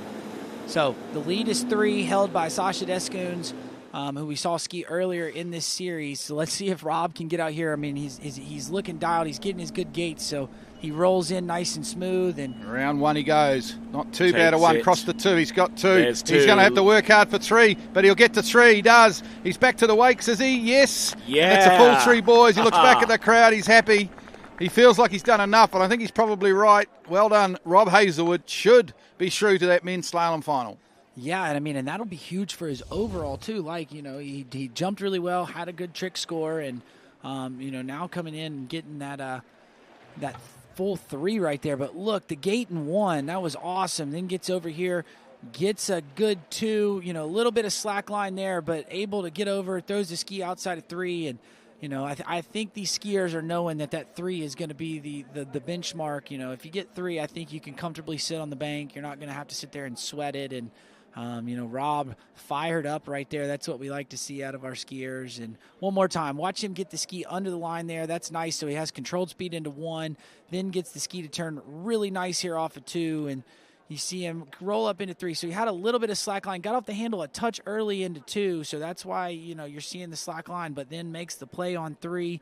And, you know, great skiing, 3 at 10.25 or 3 at 41 off for Rob Hazelwood. And we will go check in with Wade. Hey guys, here with Mr. Glenn Campbell, captain of the English squad, and you used to be a member of the English squad, silver medalist, 2005 world champ. So a little different as a captain though, huh? It is. It's a real honor to lead these athletes that I've got with me, and I mean, what an amazing group of talent. And yeah, I'm jealous though, because I've spent so much time on that dock doing the skiing that all I want to do today is get out there and ride. Yeah, kind of like gives me like the double-edged sword though. Like I want to, but I don't know if I want to experience the nerves beforehand. Yeah, you can certainly see it around by the dock right now, and it's a tough group. You know, the field went back in our day was not quite so deep, and this field is like a real deep quality field. So piece of 3, I think, is looking like a place to be. I was already thinking the same, Glenn. When I saw Rob Hazelwood in Series 2, you know, there's some serious talent in the slalom field. Yeah, absolutely. I mean, it's. In 2005, I took 3 in the first round, 3 in the final, slipped into second. So it's going to be the score, I think, today. Well, we'll let you get off and do your team captain duties. Thanks for your time, Glenn. Appreciate it. Back to you guys. Yes, indeed. Good to hear from Glenn Campbell, and hinted at his success at World Championship level way back in the early noughties.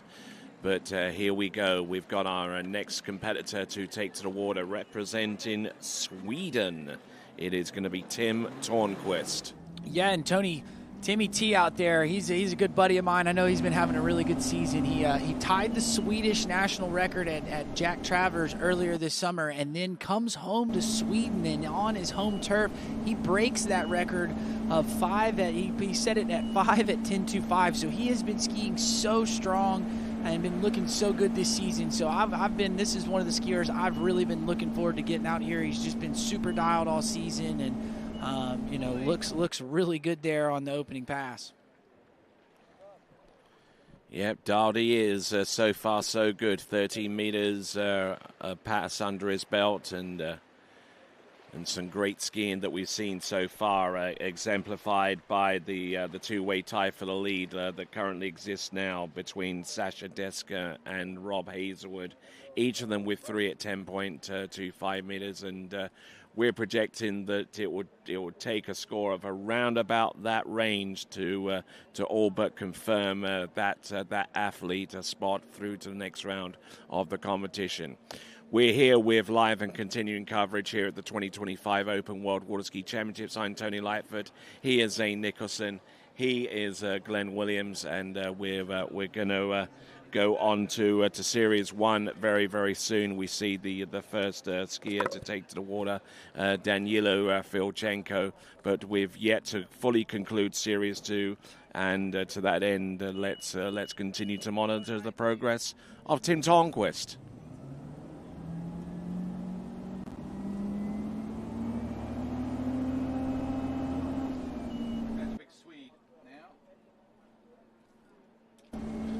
Big Swede now, Tim Tornquist, 12-metre line. Had such a good season, hasn't he? Deep down that 10.25 this season. And tight and early out of 3 ball. Looks the goods at the moment. Absolutely perfect conditions. Glass calm all morning. And that's a good pass. And we're going to head down to the dock now and hear from Wade.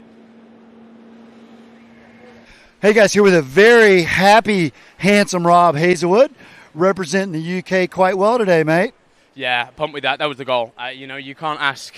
I came into this overalling and that all went well, and then I'm kind of like, oh, well, now I've got the actual kind of the real event for me, you know. don't screw it up. And that got me nervous, that goat review on 39. I was squeaking down that far end, but I'm just so relieved. I don't know if it'll be in You know, we'll find out pretty soon. I'm right on that bubble. A worst case, I'm pretty sure it'll be a runoff. So, ready to go. I got to go pee in a cup. She's going to be so much fun. But lucky for me, I can pee on command. So. We're not going to expose anyone out in the public yet, right? No. We're going to be good. We'll let you have your piece. Back to you guys. So just so for everybody at home that's kind of wondering what he's talking about, you know, we have anti-doping here, and so Rob has been selected as one of the skiers to make sure that we're not taking any performance-enhancing drugs to help our skiing, and so you know, Rob got selected. So did they test for cappuccino? I don't think so, Tony. I think they're only looking for drugs, and as far as I know, cappuccinos are not on the drug list. So here we go. We got Tim Tornquist coming in. This is 11.25 meters, and you know, he's been, like I said, we've been saying he's looking dialed all season, and he is looking really good here on this 11.25. A little slow out of 4-ball, but ooh, big 5-ball. And there you go. He gets all the way through it. So the back half of that pass was a little bit shaky there, Glenn, but you know, still got through it. He almost lost it on 5-ball, didn't he? But no problems at all. Runs a good 11.25.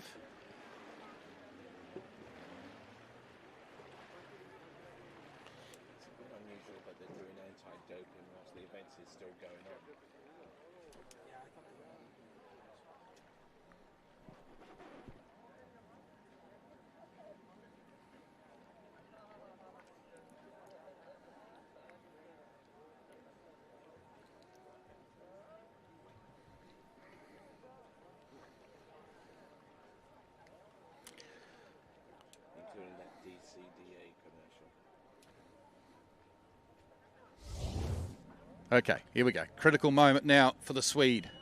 Will we see a Swedish athlete in the men's slalom final tomorrow? Will it be, of course, Tim Tornquist? He's got 10.75 metre coming up. Has to run that pass, come back, and more than likely get at least 3 boys on the 10.25 to get into that slalom final. You see the Swedish flag down, the Swedish supporters. Great to see. Good to see give us a bit of a wave, folks. And here we go. Big moment now. Tim Tornquist, 10.75 metre line, heads into round one. Not too bad a start. Getting underway here. 2 looks okay. Round 3, he's getting it done. Rears up a little bit out of 3, needs a decent 4. Breaks foot on 4, but he's okay. Round 5, I think he's going to do it. Over to 6 he goes. There you go. The big Swede runs the 10.75 metre line. Sensational. Good skiing there, and the very, very palpable expression there towards the end of that pass. That is a Tim Tornquist, fantastic skiing, and now the task isn't all the way complete yet. He still has to get a good dose of the way down 10.25 meters to probably secure his spot through to the men's slalom final. Yeah, and I mean, I'm super pumped for Timmy T out there, dude. He is crushing it.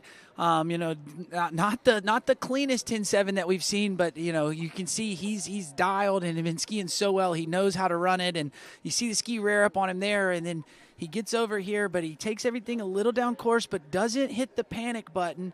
Knows that he can run it down course there. Just needs to get outside of 6 here, and he does. And you know, that's great skiing there from Tim. And then you see him do a little shimmy going down the lake. You know, he's happy, kind of throws the fist, and you know, the Swedes are all behind him. You know, I'm a part of one of them Scandinavian teams, and we're all like a big family. So I know the Scandinavians are all happy to see Tim out there skiing so well. So now he's been getting down this pass pretty good. So let's see if he can get a good start and do the same here today. Come on, Timmy. Here we go. Here he comes. Last skier in Series 2. Around 1 he goes. Breaks foot a little on 1. He's in trouble here on 2. Oh, and he drops the handle, and it looks like it's either going to be 1 or 1.5. Margin for error is so slim, unfortunately, on the 10.25. And disappointing stuff for the big Swede.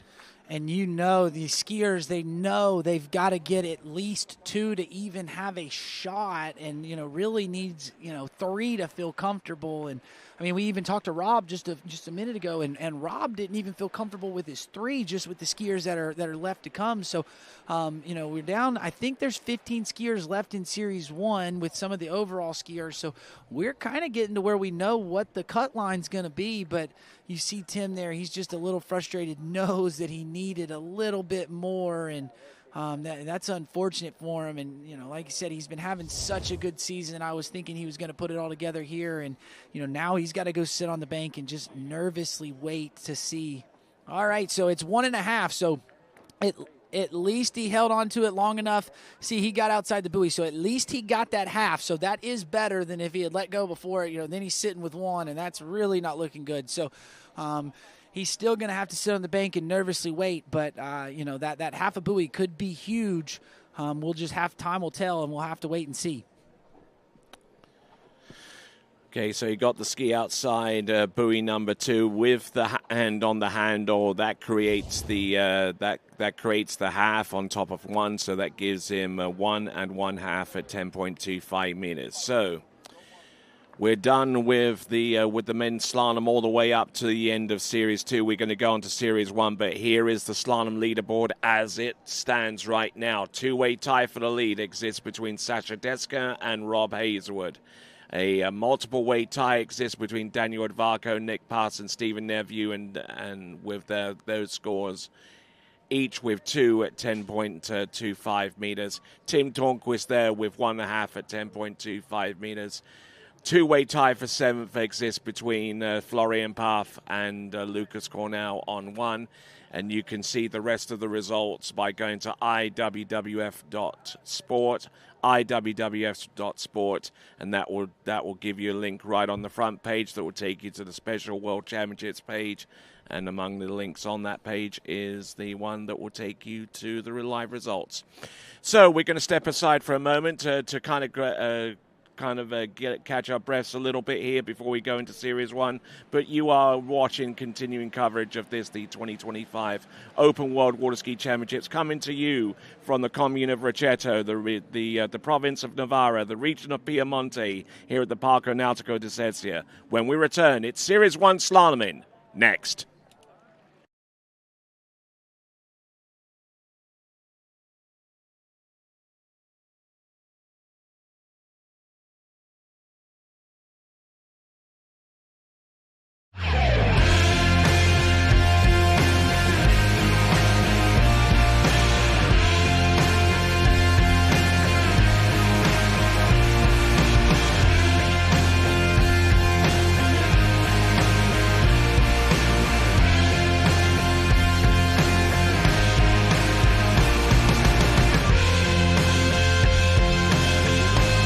Eagle, made in the USA.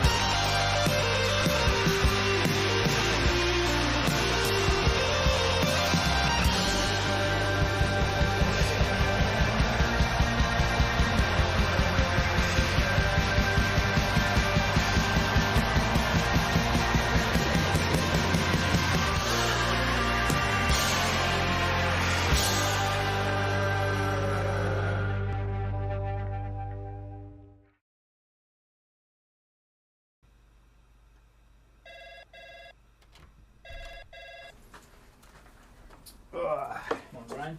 Hey, morning. You have a good weekend? Yeah, got out on the water a couple times. How about you? Yeah, I got to set in. Just gonna make a quick phone call here. Oh, of course. Can you get that, Will? Yeah, man, I got it. Thanks for calling Wake House. This is Will. Yeah, looks like we've got those in stock. Get ready, set, go. It's that time. Everybody kick it and overdrive. Go on your mark. Get ready, set,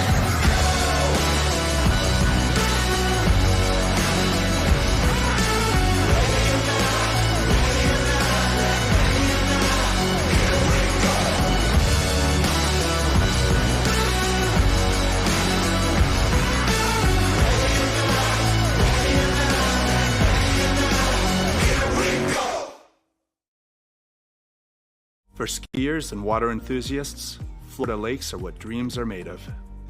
Combined with world-class golf, remarkable weather, natural beauty, theme parks, and so much more, it's easy to see that Florida is paradise. For more than 30 years, I've enjoyed Florida's lakes and many offerings. If you are interested in Florida real estate, let me be your guide and trusted advisor as you search for your paradise. Together, we can make your dreams a reality. take a look at you and start to lose my balance. What am I falling into? This feels like something new. I've seen a lot of views, but they were nothing like this. The way you do what you do, I think you're something brand new.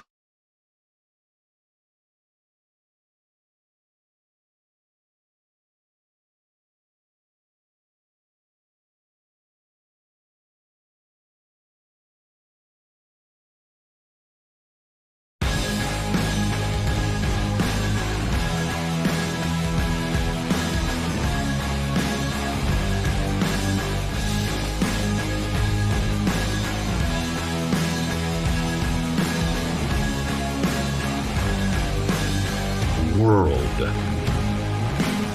record ropes masterline.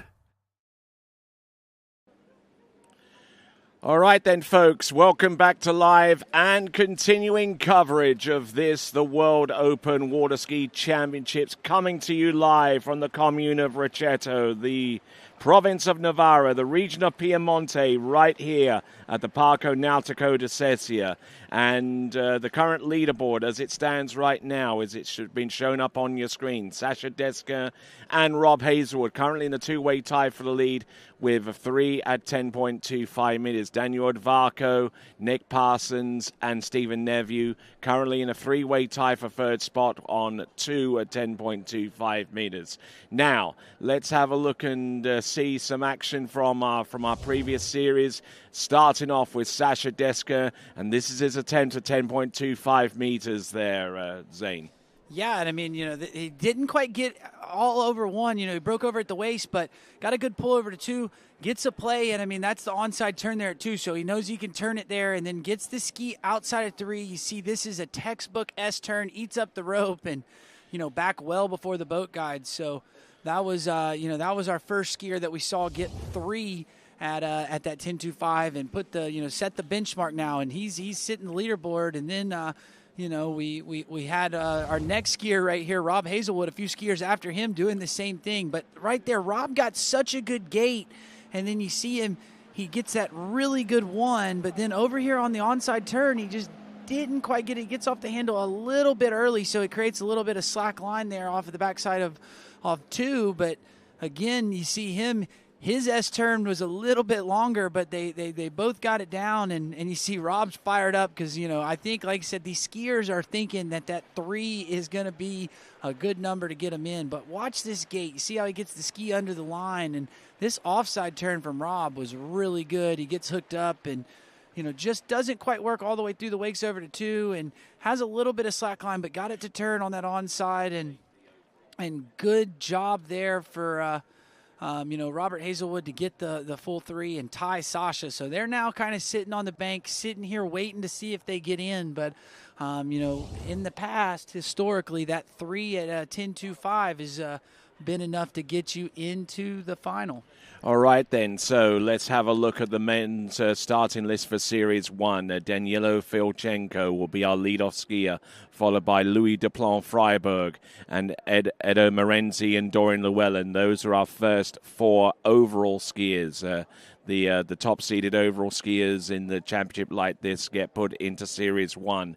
Then we go back into our slalom specialists with Brandon Caruso, then Cole McCormick, Jonathan Travers, Thomas de Gasperi, two-time world champion there, Thomas de Gasperi, Dane Meckler, 9th off the dock, Joel Poland, our last of our men's overall contenders in this men's slalom event, but he's no slouch on the slalom course either.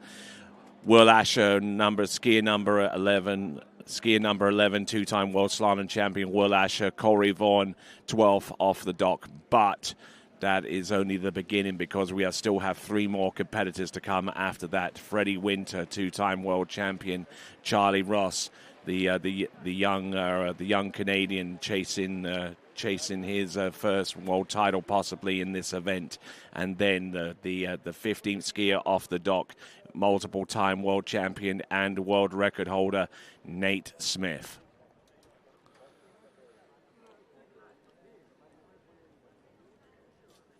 So let's get ready for the big show. Men's Slalom Series 1. Yeah, Tony, and the bank is filling up with a bunch of spectators here. I mean, this is what everybody came out to watch, and this Series 1 men's slalom is just absolutely stacked. I mean, we've got guys that can run the 10.25. There's several of them, I've been waiting for this all week long. This men's slalom, it's gonna be a good one. So everybody, grab a seat and get a good drink and get ready because it's gonna be fireworks. A couple of things at play here too, because not only is it these guys all trying to get into the men's slalom final, but we've got the men's overall going on as well. And this young guy here from Ukraine, Danilo Filchenko, he's in the running for that overall title, so he's going to be looking to get as many, obviously he wants to try and make a slalom final, but also get as many points as he can for his overall.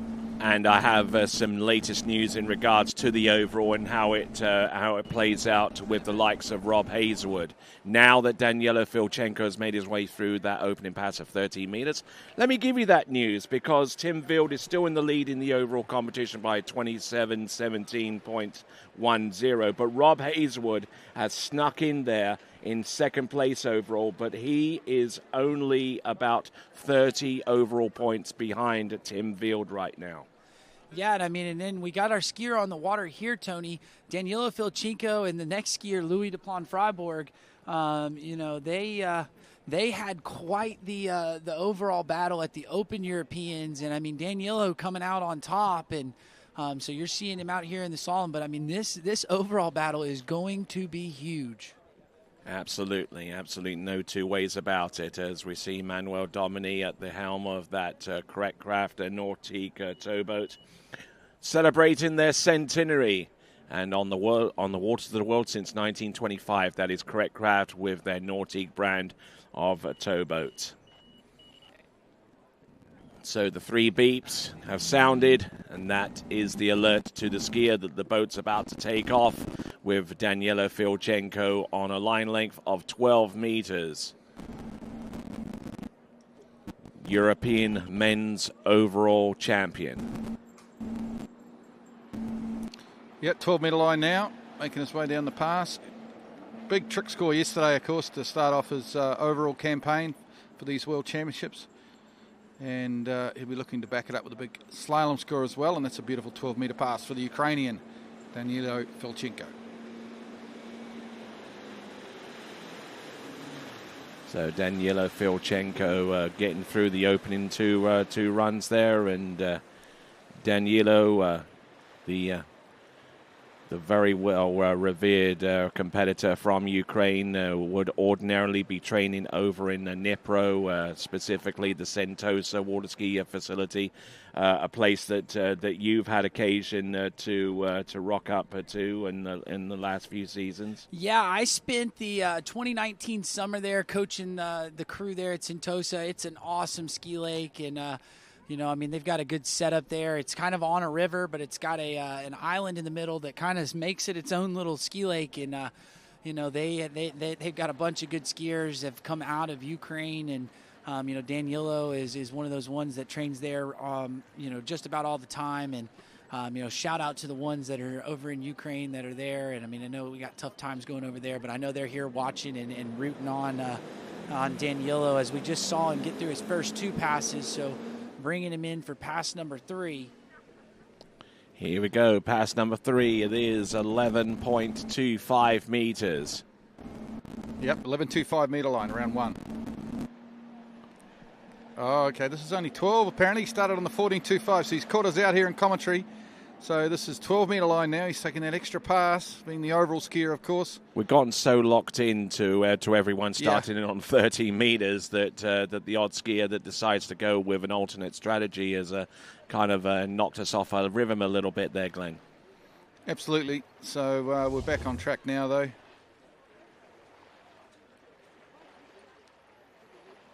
Yeah, but Danilo looking strong. I loved skiing with him when I was there. He was he was getting so good, and his slalom has just gone up over the years. I think his best right now is a score of like 4 or 5 at 10.75. So he's really good in the slalom or in the trick and jump event, but don't count him out here in the slalom event. He's a respectable slalom skier, and you never know, he might be able to put it together today and get all the way through it. This lake is skiing really nice, and conditions are just pristine. There's no wind, the sun is out, and it's a much better day compared to kind of what we were dealing with a couple days ago when we were tricking in the rain. But Danilo looking good for the first 3 passes, got through 12 meters. So now he's got his, have his hands full a little bit here at 11 meters. But, like I said, he can run this pass and, can get a big score, 10.7. So we'll have to see if he can put it together here from the far end of the lake as the boat is up to speed and we're bringing him in for 11 meters. Yeah, 11.25. Danilo Filchenko out of the Ukraine. Oh, no, he's butchered one ball. Oh, my word. Oh, that's devastation for him in his overall battle. And you see the heads in the hands there. And that's really going to hurt his overall score now. Or at the very least, put some unmanageable pressure upon the jump event score that he'll produce later on in this competition. Yeah, that's going to be huge for the overall. That really hurts right there. And just, he's knowing that he needs a big score. He's got Louis on the dock after him, and Louis been running 11 meters pretty consistently this season. And, he was turning one ball there, not to get down, deep down the pass. He's turning one ball there to run it, and just, you see him, he leads with the upper body there, and the ski just doesn't quite bite like he wants it to. And then when that boat loads up and your feet are behind you, it's really hard to hang on to it. And so that is a heartbreak there for Danilo Filchenko. But if I know Danilo, he is going to come out and put out a huge one there in the jump event later today.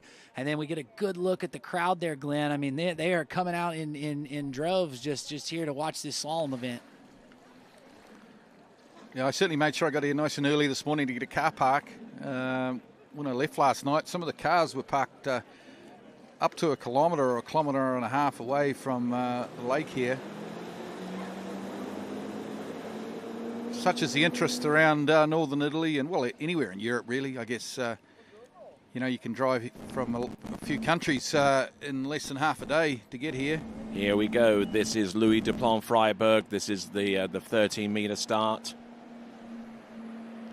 A skier that tricked over 12,000 points yesterday and leads all the trickers going into the men's tricking final, which will take place as our second event tomorrow.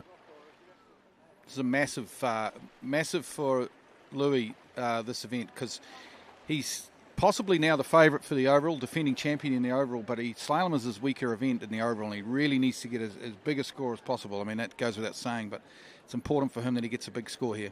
Yeah, and I mean, don't count him out here in the slalom event. He has been slaloming really good. Has a bunch of scores into 10.75 and excuse me, guys. Been slaloming, into 10.75, and then yesterday we saw him in the trick event, and he, he's your top seed going into the finals tomorrow in tricks. So if he can put it together, get through that 11-meter pass, and get a good start, I mean, he's got scores deep down 10.75, and like I said, you never know the way that this place has been skiing. He could be, get through that 10.75 and maybe get his first score at 10.25. Manuel Domini at the helm of that towboat, one of our cadre of drivers, along with Andrew Bergman, Glenn Martin, and Scott Ellis. And speaking about Scott Ellis, a new episode of the TWBC podcast has been released, where we take a deep dive into the career and the current role that Scott Ellis is now performing in tournament water skiing. Yep, and here's Louis now on the 12-metre line. Defending champion and overall for these Worlds, and runs that 12-metre pass. Immaculately. Yeah, and when I interviewed Louis yesterday after his trick event, I kind of asked him about the overall, and he said he's not, I don't know if he was just, telling me what, trying to stay calm, but he said he wasn't even thinking about overall. He's just out there doing what he knows how to do, and I know him and Brooke have been skiing quite a bit together. Brooke, strong skier herself, and he's got his coach Roman Cambrai, and you just see him. He's having a lot of fun when he goes out there. He's always smiling. He's one of the nicest guys that you'll meet at the lake, and he's out here having a good time. And to me, I think that's when you see skiers ski their best, when they're out here having fun, enjoying the moment, taking it all in. That's when you see them ski, huge scores, and they're, the pressure's kind of off just because it's so much fun, and, just treat it like it's another ski ride back at home. And, an example of the fun that he has, especially in tricking, that he has, and can be wound down to like two tricks at the very end of his pass: an inverted ski lino, inverted Waco, right at the very end, in traveling in the same direction, only one motion. And that's my favorite trick, Tony, is that inverted ski lino. I think it looks so cool. It's just super steezy. But here we go. We've got him 11 meters. Let's see if we can get him through it. This would be huge for his overall. That's a good one ball. Fantastic. Out of two. Big crank on two, but he's round three there. now. Working hard on the 11.25 metre line. Slow out of four. He's in a bit of trouble here. Round five. Can he get to six? I think he will. And he runs the pass, Zane. And he's pumped running that 11. But, geez, there was some sketchy moments there through that pass. Yeah, but I'll tell you, like I said, guys, don't count him out in this slalom event. He's been slaloming really good as of late, and he showed it there. Kind of had that deep two ball, and where you'd see most of these skiers that are struggling in slalom, they'd start hitting the panic button, and Louis did not hit the panic button. So you see there, he gets his feet under the line really good at the gate, but then he comes in here at a two, and you see rolls in, just tries to bite off a little much, goes with the upper body, so you see him have that crush. He squats on the ski, gets his feet back in front of him. So that was the big thing. If he had left his feet behind him, he would have been in big trouble. But he gets his feet back in front of him. Now he knows he has to take it down course. You see him separate a little bit going to four. That's why the ski was slow there on that offside turn, but then gets a big left foot forward onside turn there at five and hangs on to get out the gates, and that's going to be huge. That's why you see that fist bump there. He knows that's huge for his overall score. And, now he's got 10.75. The big thing here is he's want to get that ski under the line at the gate, get his feet in front of him. The big thing, you leave your feet behind you, especially at this pass, you start generating way too much speed, and then, the ski doesn't want to turn, or it turns too hard and you blow the tail. So that's something to look out for here, Glenn. Yeah, here we go. I think it's PB somewhere around that 4 on this pass, if I had to guess. So let's see how he goes. 10.75 metre line. Round one he goes. Oh, good start on one. He started really well here. Bit narrow for 2, but he's working hard. He's on 3. Look at him go. Louis de Prom-Freiberg from France. He's going to get 4, is he? On the 10.75 metre line. That's an absolute ripper of a score. And that keeps him on level terms with Tim Wild, who's currently the leader in the overall competition right now. Yeah, but he's got him. He got him quite a bit in tricks there, Tony. Yeah, indeed. So, and I mean, and the other thing too, he, if you watch him, he got a really good start at the gate. That's what I love to see. He rolls the feet in, he generates, he doesn't have too much speed going into one, so that's why you see this really good one ball. And you look here, he comes in. Now, this is awesome from the gate there. Now he comes into 2, gets separated right there, so that's why you see him kind of run. The ski starts to bounce just a little bit. He gets a pull to 3. He's a little bit late. Didn't work all the way through the wakes to 3, so that's why you see him run there. And now he knows he's down course, makes the S turn, and that'll be a huge score to help him, come back. He's trying to defend his overall title that he won 2 years ago at Sunset Lakes, and that's big there for Louis, and he knows that now all he's got to do is put it together in the jump event, and things are shaping up for him really nice here. So great skiing there out of Louis. That is absolutely massive for the overall challenge. Fantastic skiing there from Louis Duplan Freiberg as he attempts to replicate his overall world championship from 2 seasons ago, and he's certainly going about it in great style. They're tricking over 12,000 points and slaloming deep into 10.75 meters. But his best event is yet to come, the jump event. Yeah, I know, like you said, he's super strong in that trick event. He is your top seed going into Sunday. And then, yes, his best event, his strongest event is the jump event. And I'm so stoked to get him out on the water later today. It's going to be, that jump event's going to be big. We already saw a huge jump out of Brandon Shipper, 220 feet. He was super floored with that. We had the interview a couple days ago. That was so much fun. And now we're moving along to our next overall skier, which is the Italian Eduardo Marenzi, yeah. So, and he's coming back from a bit of an injury. He partially tore his Achilles earlier this season, about a couple months ago. So it's great to have him here and skiing at a high level. Looking pretty smooth out there, Glenn, with his opening pass of 13 meters, and we're not seeing too much movement in the turn there. No, it was a good pass from Eduardo. Unfortunately, he was a little bit disappointed with his tricks yesterday. Didn't quite get it all together. Missed the trick final. Obviously, he's in this top seeding.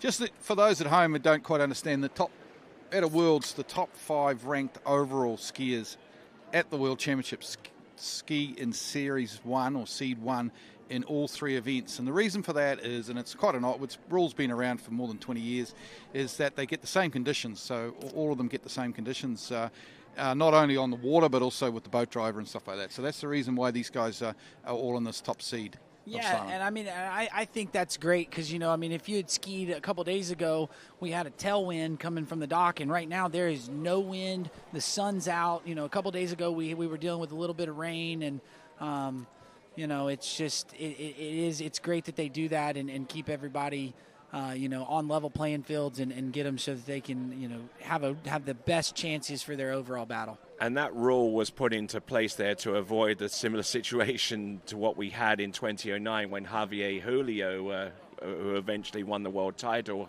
didn't know for several days whether it'd be involved in the slalom final, where having been seeded very, very low in the men's slalom competition. So here's the 12-meter line now for Eduardo Marenzi.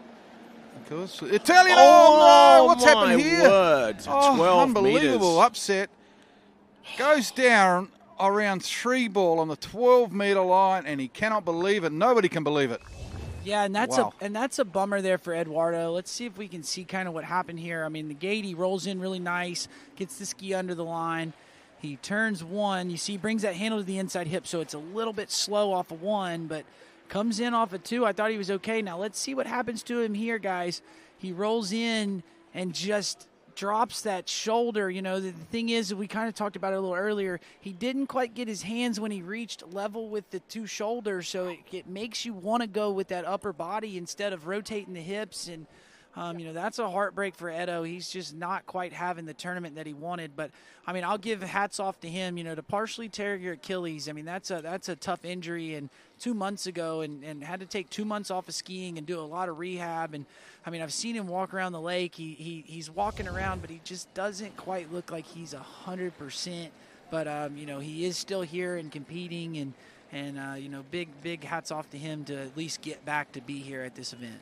All right, there. We're 12 skiers from the end of this men's slalom Series 1, which means that in order to make it through to the slalom final, this skier, at the very least, has to take the lead of more than 3 at 10.25 meters to be immediately be booked through to the men's slalom final. He is one of our overall skiers, and this is former world men's trick champion Dorian Llewellyn. And I will tell you guys, this is something he has a score in. He's got several scores into 10.25, so don't count him out yet. Didn't quite have as good of a trick set as Louis, but he could definitely make it up here if he could get through that 10.75 and get a score on the 41 off or 10.25. So, he's a strong overall skier, and slalom, he's not too shabby on the slalom ski. No, he's very well rounded across all 3 events. You're right, and he's not with his personal best and ranking score in slalom. He's not too far off being in this top seed of slalom outright as a slalomer. So the overall battle is still very close or very heated. We know that Louis de Plom-Freiberg has done very well in the first 2 events. But don't forget, there's we've still got the jump to come, and then the guys that make the final will have a second shot at whatever events they make the final in. So long way to go yet in the overall.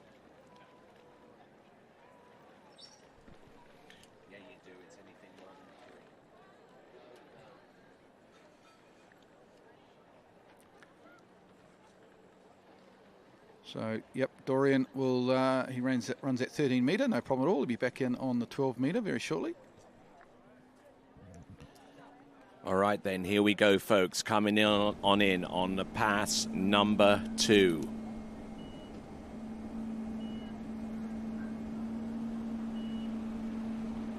Here we go, 12 metre meters. line now. Dorian Llewellyn. Looking the goods out there at the moment.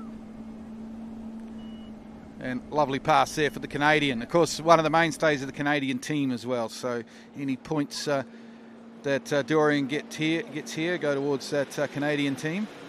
Yes, indeed, and a stalwart on the Canadian team. I mean, he's been involved with the Canadian team program for so many years at junior U21 level, open level, and he is certainly one of the exceptional overall talents in all of the world. He competes on the World Overall Tour during the course of the season as well, and does pretty well with that.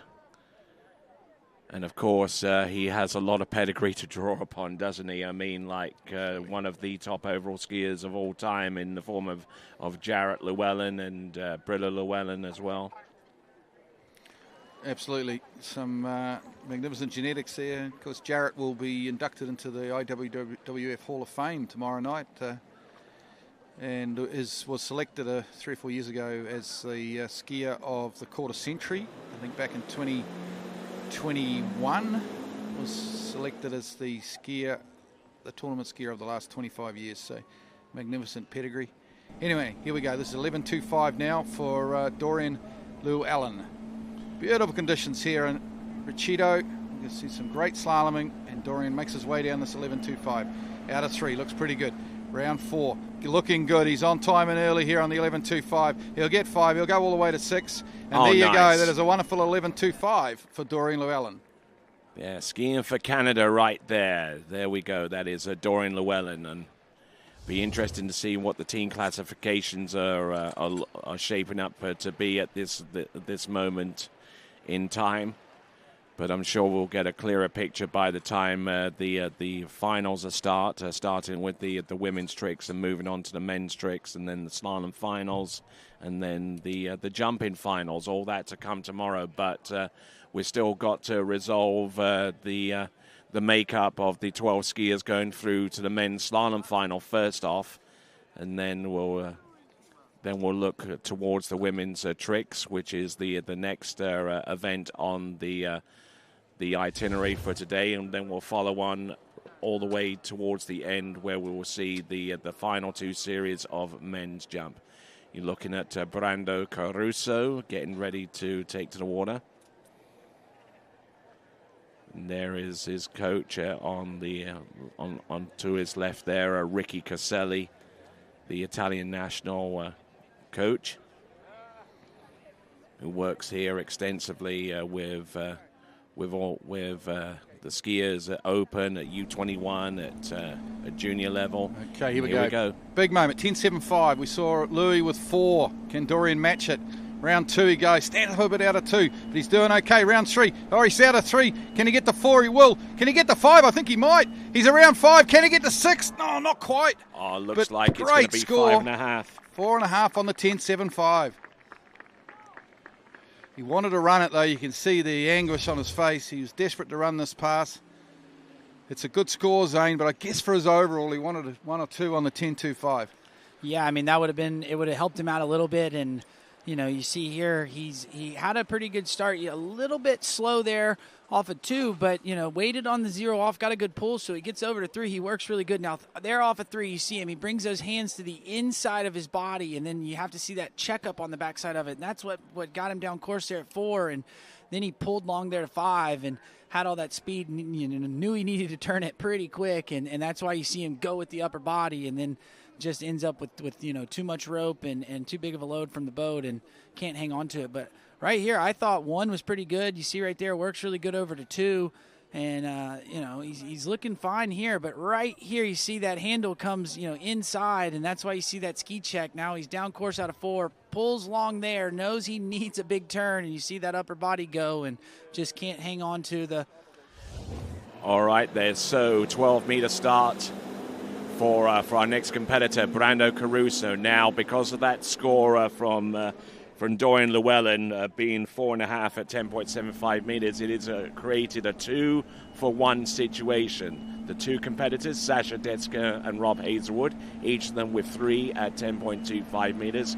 And between those 2, they are contesting for the first available spot through to the next round of the competition, as we see Brando Caruso ease his way through 12 meters, which isn't exactly the easiest thing to do out there.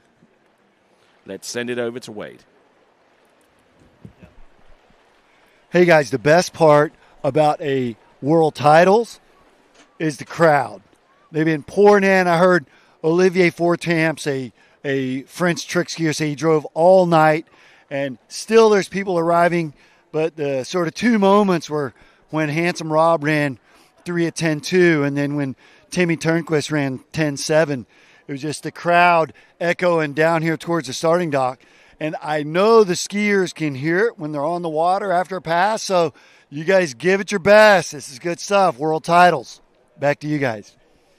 Yeah, and I mean, it's awesome when you get a crowd here on the bank, and you know, if you're on the bank and watching, you know, and the skiers do well, give them a big cheer. You know, that just pushes them on to drive harder and ski better. I know, like, although you hear people talk about Moomba all the time, there's so many people on the bank, and when you get that crowd behind you, that just really pushes you as a skier just to put more out there. And so it's really cool to have the crowd here. And here we go. So we're down in the nitty-gritty really quick, starting at 12. So this is 11 meters, Glenn.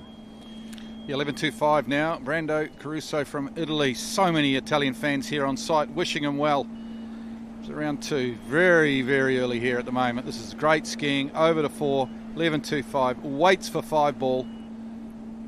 And skis over to 6. Beautiful pass there on the 11.25 for the Italian. Oh, great skiing there for Brando Caruso, who won his first Water Ski Pro Tour event title last season at the Miami Pro event. And, yep, he was certainly a great performer there last season at a place and a location that he makes frequent visits to in Miami, in the lower part of Florida in the United States. So this is 11.25 meters. He started in on 12 meters, and just to clarify that we are on the 11th skier to go before we end off this series. We take 12 skiers through to the final. Whoever is in the lead at this point has a place through to the next round of the competition, but that lead is currently shared 2 ways between Rob Hazelwood and Sasha Deska. And you know what that means, Tony? It looks like Run it's off. shaping up to some free water skiing, which is what we want to see here.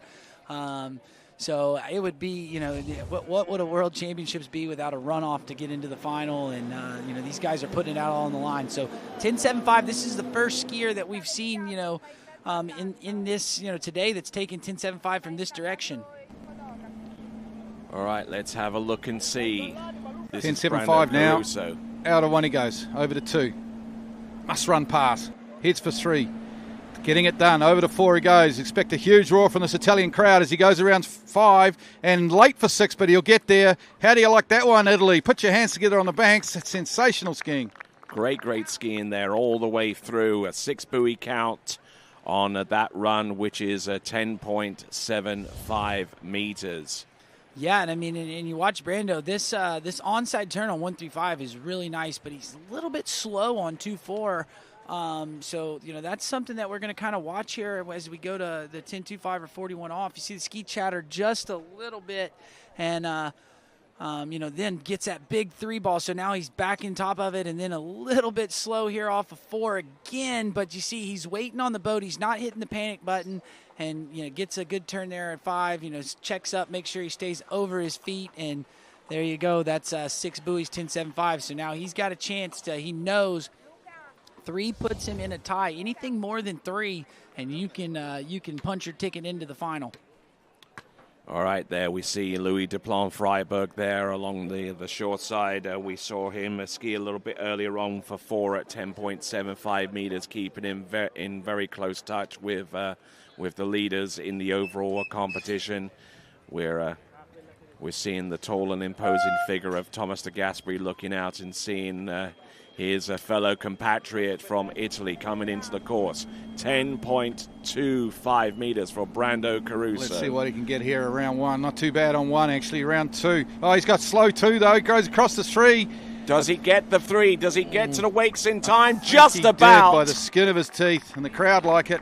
Yeah, and it definitely looked like he got outside of 3 ball there, guys. I thought I saw the buoy all the way through. We'll have to wait and see if the judges agree with us. But, you know, he's acting like he got 3, so he's happy with that. And, you know, he's pumped with his skiing. And, again, had an awesome 1 ball, but then just slow out of 2.4. You know, that's you're seeing that. Let's see here at the gate. You see, keeps those hands in, really rolls that ski in. And, you know, right here, look at this turn.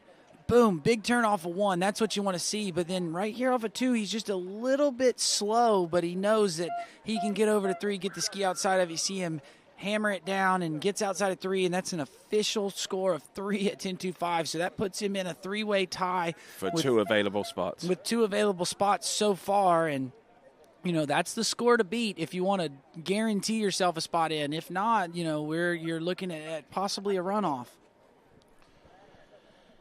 So here we go, Brando Caruso, 3 buoys, 10.25 meters, stacking up a little bit on number 2, and I don't know if that was deliberate or not there, Glenn.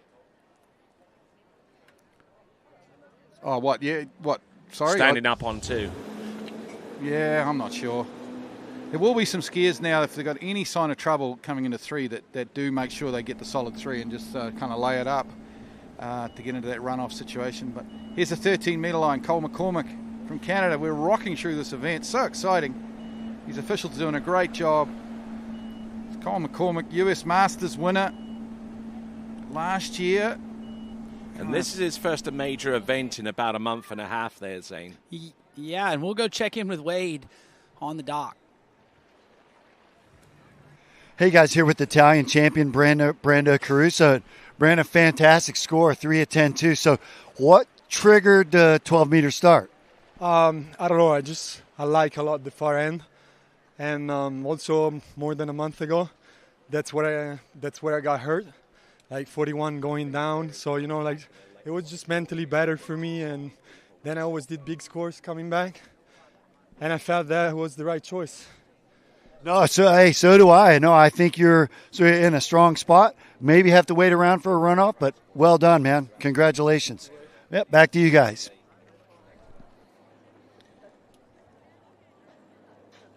All right, and yeah, we saw Brando. He was super happy and good skiing out of him. I mean, that's good, and at least putting himself in a good spot to make the final. We'll have to see what these last couple guys do, but he was fired up after his ski set, and for good reason. I mean, that was good skiing out of the home country boy, and Brando Caruso has been skiing really, really good this season, and he showed you there. But Cole McCormick, he's been off, Tony. He just had a baby. So, congratulations to him. He is a new dad. Yes, indeed, and I'm sure that Jessie wouldn't mind a shout-out, and if she was here on site, she'll be hooping and hollering all the way down the pass. Yeah, we would hear her even with our headphones on. She's always the loudest cheerleader for Cole when he skis. It's always super fun to just hear her, enjoying Cole out on the water, and Cole right there just looking super strong. And I mean, hadn't skied a big event in a little while, but he looks dialed, and he won the U.S. Masters last year, and he's just been skiing really good and knocking on the door of almost running that 10.25. And we're gonna see if maybe he could do it here today. Fantastic skiing, and he just has that just nice free-flowing style, doesn't he? I mean, on both sides of the course, and rocking that La Pointe slalom ski. And I'm sure that Chris is along the shore side, along with Jennifer, monitoring the situation right now and feeling justifiably proud of their skier out there on the water riding that LP1. Yeah, KLP's been walking around. We saw him this morning, and he's on the bank and enjoying to see see Cole out there rocking that ski. All right, there, and we're in bib number 1. Our next competitor getting set to take to the water within about the next few skiers, Thomas de Gasperi. And here we go. We've got Cole McCormick from Canada. The 11.25 metre line now, pass number 3 for Cole McCormick out of, as Tony just said, Canada. Making sure of it. Conditions absolutely perfect out there. Beautiful, hot, warm, sunny day here in Italy for these World Slalom titles. And, of course, that is a great 11.25 metre line there for Cole McCormick. Yep, no worries there at all. Being able to get round all 6 buoys on that particular run as JT awaits his opportunity to take to the course. And good start there. He's definitely displays all the attributes of a left foot forward skier right off number 1, doesn't he? Yeah, no, for sure. And I mean, Cole's one of my favorite skiers to watch just as a left foot forward skier. He's got everything right. And I think, the lefties at home, this is the guy to get your notebook out and take notes on, because he's doing everything right. He's skiing so strong, and Cole just tearing it up out there. That 11 meters just looked just like his 13-meter pass going from the dock. So, good skiing out of Cole, and now we're going to shorten the rope up to 10.75. Big moment coming up here, Cole McCormick, as we see JT on the dock. A moment of reflection before his slalom ski goes on, but we'll be going back to the boat camera shortly. We'll have Cole McCormick here on his 10.75 metre line. Here he comes. This is huge now. Must run pass. He looks to be in good form out there. New dad, of course. Give him a little bit of extra oomph out there, I'm sure, on the slalom ski, knowing that he's got new baby. And here we go. 3-ball, looking the goods at the moment. Big 3-ball. He's all over this. Round 4. Breaks forward a little on 4, but he's fine, I think. Round 5. Oh, not a great 5. He's going to be late for 6. He gets 6, though. Does he get out the gates? He there does. You go. Put your hands together. Cole McCormick runs the 10.75 metre line. Fantastic effort there from Cole McCormick. He was under duress. He knew that he had to run it to at least put himself in a good position to attack 10.25 meters, which is going to be the next pass. And he's just now settling in, just taking a little bit of a breath here before he goes in on pass number 4. Yeah, Tony, and I mean, looking good here on the start. You see him, he rolls that ski in. Lefties really need to keep their speed up at the gate and get the ski under the line, and Cole did a good job there. And right here you see him, he gets the hands a little bit on the inside, so a little bit slow, a little deep out of 3, but still looking good here.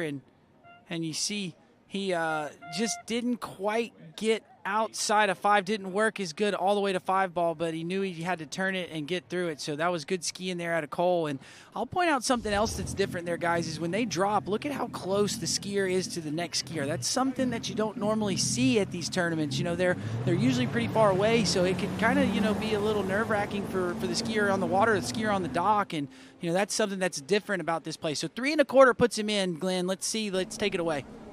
Yeah, big moment here. Let's see if he can't get a piece of 4 ball. That'll guarantee him in. Round 1 he goes. There's not a one. bad start. Can he get a good 2? Oh, breaks foot on 2, but he's pretty good for 3. He's got 3. He's going to get the 4. This is sensational. He is in. Cole McCormick runs 4 on the 10.25 metre line. Oh, put your hands together. Sensational slalom pass. Yeah, and the new dad is fired up there, man. I thought he got a pretty good 1, and then his path to 2 just didn't look like it was super great, but he got the turn that he needed, then gets over to that onside, and, you know, he wasn't standing up. His plan was to go for 4 and guarantee him a spot on Sunday, and he did just that. You see that 1 ball, that was really nice. Now here, he gets off the handle a little bit early into 2, so doesn't quite get his space, so has to take it down course, but doesn't stress, gets through it. There's the onside turn out of 3. Now he knows that he's going to get outside of 4, gets that onside pull over there, gets the ski outside. You see this S turn here, and he gets back before the boat guides, and there you go. There's the fist pump, and he is your first guy to secure his spot into the final on Sunday. All right, getting ready with this great approach into buoy number 1 there. Always a good, solid turn on number 1 from Cole McCormick. You can almost mortgage your house. Yeah, and I mean, on his ability to do that. And Tony, that comes from just the way that he does the gate. You know, I mean, he's really good about rolling his feet under him, so he has a good platform to push, and he never generates too much speed into 1, and that allows him to get that good turn off of 1. You know, so that's big. That's the big thing. You see some skiers, they turn in, they might turn in a little late, or they turn in with the upper body and the feet stays behind them, and then they generate more speed as the ski tries to catch up with their upper body, and then it either bites really too hard at 1 or it doesn't really turn, and Cole just has his gates dialed, and man, look at that crowd. It keeps growing. We keep seeing people roll in, and we're actually running out of room on this side, and there are actually some people that are spilling over towards the other side as well now. Not to mention the fact that I can't see an available car parking space for a good few hundred meters. Yeah, I think there's a farmer about 2 kilometres down the road renting out parking spots in his field. I think they're making a little bit of extra money because there's not a lot of spare parking around site here. All right, JT now, Jonathan Travis. He's been in this situation so many times, you'd have to say. Quite a long career right through the juniors, because junior worlds, under 21 worlds, plenty of open worlds, plenty of pro tournaments. And check out that skis. So many times he's had to get 3 at 10.25 to make it into a final, make it into the next round, and he knows exactly what's required of him here. Yeah, and check out that skis ride, and that's new. We saw him riding a different ski on the Pro Tour. Now he's riding this red HO ski. Not sure what it is. It might be a new model, but it's definitely different than what we've seen him on, and he's looking pretty dialed here. You know, he definitely has less pressure than normal. He's been putting on this Worlds event the last 2, so he's been kind of, having to do the TC and stuff and just running around. But since we watched him running that 13-meter pass, we will send it over to Wade. Welcome back, Cole McCormick. Wow, that was a good round, man. I mean, I've been skiing well all week, so it feels good to put together in a tournament. That's the first 4 of the year, so it feels good. So this is our Canadian friend, Mr. Cole McCormick, and first event in 3 months, right? About that, yeah. I took a break, had my first kid this summer, so had to take some time off, but, we're back better than ever. Ready to go tomorrow, hopefully. And big 2-ball at 41. Yeah. Yeah, I mean, it was a really good start. I was a little heavy out of 2 and didn't really super commit out of 3 because I didn't want to fall, but wanted to give 4-ball at least a good go and got over there, so happy with that. Yeah, it was fun watching, man. Yeah, we're going to have fun with him hanging here with watching the rest of the fellas. Back to you guys. And just as that interview was taking place, Jess just fired off a message on the live chat. Yeah. Oh yeah, she was probably yelling from the couch. We could hear her all the way from the U.S. here in Italy. You know, she was hooting and hollering, and Cole punching his ticket into the finals on Sunday. But now we've got JT in the water on 12 meters, looking to punch his ticket here. Got to run a couple passes more before he gets there, but he looked good on the opening one, and here he goes for pass number 2. Yeah, getting it done here on the 12-metre line. Of course, the last 2 World Championships at his home site, he was the tournament director, the homologator for those World Championships, running around changing buoys, putting the ramp up and down, plenty busy. He said earlier on in an interview with Wade that he was feeling a little bit like, what can he do? Maybe got a bit of spare time on his hands here for these Worlds, but I'm sure he's enjoying his time here in Italy. Yeah, and I mean, if you know JT, he's such a hard worker. I mean, he's just constantly putting it in. He's super big for the sport, and it's hats off to him. Like he's always around, even if he's not TCing and something goes wrong. JT's the guy to be there to help. I mean, I know I remember at an event earlier this year, Dane Meckler, broke his binding, and JT ripped the shoelace out of his shoe just so they could get him laced up to be able to ski. So he's a good guy to know, a good guy to be at the lake. He does a lot for the sport, and I'm really hoping that he can get on. Another thing, too, congratulations to him. He is the second skier in a row, but he is a new dad. I know Natty just had her second son, baby Jax, and he is just spitting image of JT. So, congratulations to him and him and Natty. And, I know Natty and Leilani and Jack are probably at home sitting at ski school watching this. So shout outs to the Jax crew. They do a lot for the sport as well. But JT, and this is 11 meters, Tony. All right, then here we go. They're probably watching in the early hours of Saturday morning, checking in and seeing what JT has in store for us. As you rightly say, Zane, he does an incredible amount of stuff for the sport, coaching and homologating and driving and a whole bunch of other stuff. And on top of all of that, he's still able to maintain his status as one of the elite slalomers in all the world, and also a regular participant on the Water Ski Pro Tour. We see on dockside there, we see Elisabetta Galli on the dockside alongside the number 1 bib wearer. That is Thomas de Gasperi, 12-time European slalom champion, 6 of those titles consecutively. Yeah, he'll certainly be a crowd favourite here, I'm sure. T-Gas. So we await JT coming in on the 10.75 metre line. I'm sure plenty of fans up early around the United States to watch this slalom elimination round.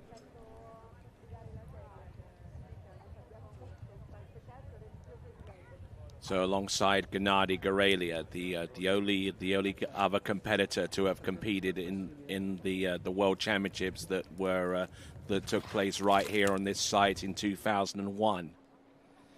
Yeah, no, I mean, I know the Italian fans have showed up to watch him ski, but right now they're getting their money's worth watching JT, and this is 10.75, and man, he's looking really good. That ski he's on just looks dialed, and JT crushing this 10.75.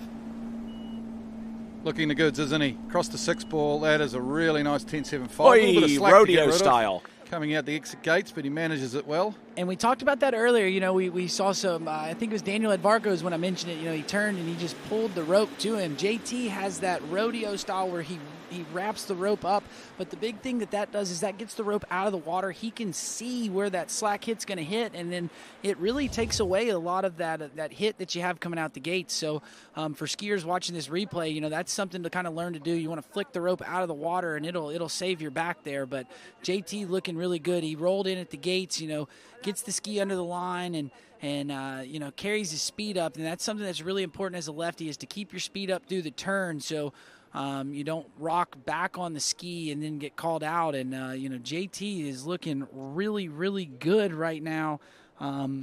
and I'm looking forward to seeing him get here at 10.25. If he can get the same gait and get that start, he's going to get a play to go far down this pass. JT has run 10.25 before, so he could be the first guy to get all the way through this next pass, and wouldn't that be something? I'm looking forward to that ski making an appearance in the pro shops. Yeah, I agree. I think that red is super rad, So, all right, he needs a piece of 4 to punch his ticket in. JT, let's see what he can do here. Okay, here we go. 10.25. JT, into 1 ball he goes. Oh, not too bad on 1. Across the 2. Good 2. He's all over this at the moment. Round 3. Ooh, he gets the 3, and now it is 4 for 3. Yeah, and he's happy with that. Let's go. I think he's really happy because that was deep off of 1 ball. A lot of times you'd see a skier turn like that, and when that boat loaded up, it would take the handle away from him. But JT, does a good job. Something I like about JT is he keeps his hands low when he stands up at the gate, so that helps him keep his speed and keep the ski working out. And then that's why he's able to hang on to that at 1. And then you see him here. He gets over to 2, gets a pretty good turn, and then he knows that he needs at least 3. So he stands up here and. JT will be happy with that. I know we're still waiting to see if there's going to be a runoff, but strong skiing out of JT. JT's one of my good buddies, so that makes me happy to see him get out there and get a big score, and I know he'll be happy with that. And time will tell if he makes it into the finals. But again, historically, that 3 at 10.25 gets you into the finals. We'll just have to see. I mean, we have a stacked Series 1 here with these men skiers. And just in case you're a little bit curious in regards to a runoff situation, how that played out last time, the last runoff situation that we had in the men's slalom competition in this section of the competition resulted in a 7 skier runoff for 2 available spots the last time round. So we could end up in a rather similar situation. If this plays out the way that it is right now. And I don't know what he's wearing there on his left arm, some kind of like arm sleeve or what have you. No, so JT uses the clinchers. He's had some hand problems from back in the day, so he has to use those clinchers, and he wears those sleeves on his arm because that clincher kind of connects to his wrist. It's just protection padding from those clinchers, and so he's worn those for years, and that's kind of like I said, JT's just had that injury to the hands way back in the day, and he has to use those gloves. But great skiing. I mean, that probably helped him out there at 1. Those gloves did, because they have that strap that helps close your hand, and able to hang on to that load out of 1 ball at 10.25, and then it gets all the way down to 3. So that's a big score there for JT. All right then, folks, ladies and gentlemen, coming to you from Italia, from Trento, and approaching the course in on 30 meters. The skier that all the Italians have been waiting forward to see. This is Thomas De Gasperi. Yep. Former Dancing with the Stars competitor here in Italy, of course. Bit of a household name around that time, I'm sure. Thomas De Gasperi, fan favourite here in Italy. 2-time world champion. So 2 world titles already. And this is a nice opening 13-metre pass for Thomas De Gasperi. All right, then. So let's assess the current situation in regards to the runoff. If one competitor between now and the end scores less than 3, then it puts everyone that's tied on 3 through to the next round. And with that, let's check in with Wade. Guys, here with American John Travers, a very happy American John Travers. Yeah, man, it's just good to put a score up. I'm happy. So I was sitting there with your team co-captain Jeff Sergey, and we're feeling the emotion. We're like, man, I hope he doesn't get real heavy out of 1 at 10.2, and you did, but yeah, you managed it. Yeah, the gates in 32, 35 felt great. Even 38 was good, and then 39 I was super slow, dropped the shoulder, and I was like, dude, if you do that at 41, you're done. And then I saw the wind. It's a little bit of a tailwind, so I was like, okay, pull out early, but I shouldn't have, and I got really slow, and then I just took it really patient to 1, and I took a pretty big hit out of 1, and I was really grateful how I got out of 2 to get over to 3. No, that was nice work, man. So let you change, sit back and relax, and I think that's going to be enough. Back to you guys. All right, guys, and yeah, JT's, he had that big one, and, he was happy to get over to 3-ball, but did a good job. And so it looks like he's riding that red Works 1. So I don't know if HO is going to change the color scheme, but right now we've got the Italian skier on the water, hometown favorite, and, we know 3's not quite enough here. So if any of these skiers gets less than 3, we're going to give all of our tie at 3 are all in. So, let's see what Thomas has got. We just saw him work his way through 12 meters and was looking nice and smooth there, Glenn. And we've got a great crowd of people along the shore side, and Glenn. I mean, they're going to be treated to some great entertainment coming right up, aren't they? In the form of Thomas de Gasperi. Oh, well, the rest of this field, yeah, it's sensational. But Thomas de Gasperi. So yeah, we've got a log jam at 3. 3 is not actually enough yet. Like at this stage, we're still looking like a runoff for 3. So really, the only skier at the moment that's guaranteed of being in the final is Cole McCormick with his 4 at 10.25. That's correct. That's correct. That is correct. So I mean, yeah, sure. 3's a great score. It's amazing, but it does still give you the potential to be in a runoff. If you want to be clear in the final, then you need a piece of 4-ball at the moment. So she's a fairly high cut. Okay, so we're seeing a whole bunch of messages coming through on the live chat. Where Zach Warden there celebrating alongside JT with his performance. Obviously, Jess celebrating the performance of Cole McCormick, and even my good friend from Colorado, nurse resident there, just keeping herself entertained with the coverage during the night shift there right now. Yeah, and congratulations to Zach Warden real quick. I know he is expecting a baby soon or just had one, so congratulations to him. We're glad you're watching back home in Florida, but right now you're watching Thomas de Gasperi, 11 meters here. Yeah, 11.25 for the Italian legend himself. Good tight turn off 4-ball, round 5, and 6 and out the gates, and a nice pass as the Italian Thomas de Gasperi runs the 11.25 meter line. Yes, and the Vuvuzelas are definitely in play here as we get ready to have a look at the instant replay for Thomas de Gasperi on pass number 3. And Thomas has been skiing so good this season. I know he's been doing a little bit of extra off-water training. He's gotten into boxing, found a new hobby, and he's kind of slimmed down a little bit. Not that he was husky at all, but he's just kind of gotten, his body physique is a little different this season, and it is paying off. I mean, he's been on a tear. He's been on the podium at just about all of the pro events this season over here in Europe, and looked good there through that 11-meter pass, and that's what the hometown crowd wants to see is they want to see Thomas through this next pass and then punch his ticket into the final on Sunday.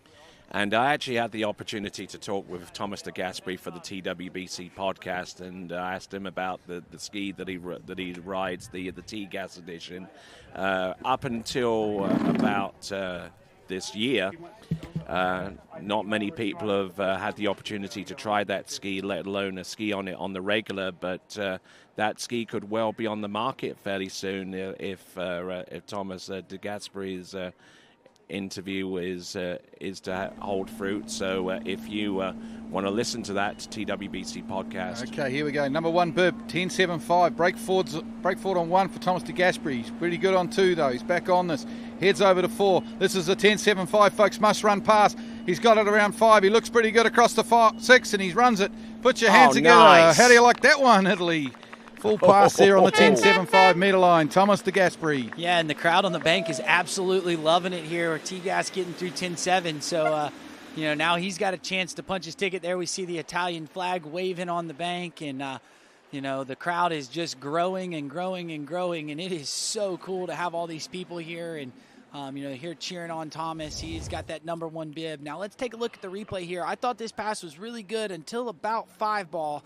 And it's not that it was bad. It just, we had a bobble there at 5. 1 was really good here. You see him come into 2, nice and connected, swings the feet, looks good off a 2-ball, over to 3.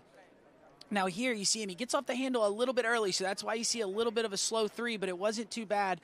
But now off of 4 going to 5, watch his feet. He swings them really fast, kind of gets a squat, and that's why 5-ball was a little slow, but, he's kind of doing that to make sure he stays over the ski, doesn't want to fall over there, and there you go. So that's a full pass at 10.75. Now we're going to shorten the rope up, 41 off, 10.25. And we know that anything more than 3 punches your ticket in. If you get less than 3, all the other 3s are in, and you're sitting on the bubble. So let's see what we've got here from Thomas. Going to need to get a good start here if he wants to get past 3 ball. Here he comes, Thomas de Gasperi, approaching the course right now. Take it away, Glenn. Yeah, 10.25. Obviously needs to get to 3. Oh, not a great 1 ball. Cross the 2. He's got 2. Decent 2, though. He's going to get to 3. He's got 3, and he lays it up. And gets himself at the very worst into the runoff, so he's hanging in there. And 3 boys on the 10.25. 5 for 4. Yeah, guys, and I mean, again, the same thing we saw at 5 ball there, where he kind of swung his feet real fast. He did that going through the gates, and just didn't get the turn that he needed off of 1. So then he made the safe play, got a turn out of 2, got his onside turn out of 2, and then works to get the full 3 and makes the S turn. Yep. Wow. Good shots there of Joel Poland with the new haircut. We all know what happened 2 years ago when he shaved his hair off. The last time he did it, the rest of the field should be worried. The last time we did it, we saw that 10.25 go down for the first time for Joel, and he didn't have the trick event that he wanted yesterday. But you see the feet right there on Thomas. It just swings a little fast, so a little loose line off of 1. Now he gets over here. He knows he can make the turn on the onside, and now it's just like, okay, hey, he could try to turn it here, but he didn't want to risk it and then fall over. So S turns here and make sure he's in to at least guarantees himself a runoff for the final, but we'll have to see what the next few skiers have as he gives a little wave to the Italian crowd on the bank, and they are all happy for Thomas. I mean, that's big skiing, and he is a seasoned veteran and just skiing real well. And again, you see those feet right there off of 1, just a little quick, but off of 2, you see how he rolls the ski much better. That way he could stay over his feet, gets a little bit better turn to get over to 3. If he had done the same thing at 2, he might not have been able to make a play on 3 ball, but good skiing out of Thomas de Gasperi.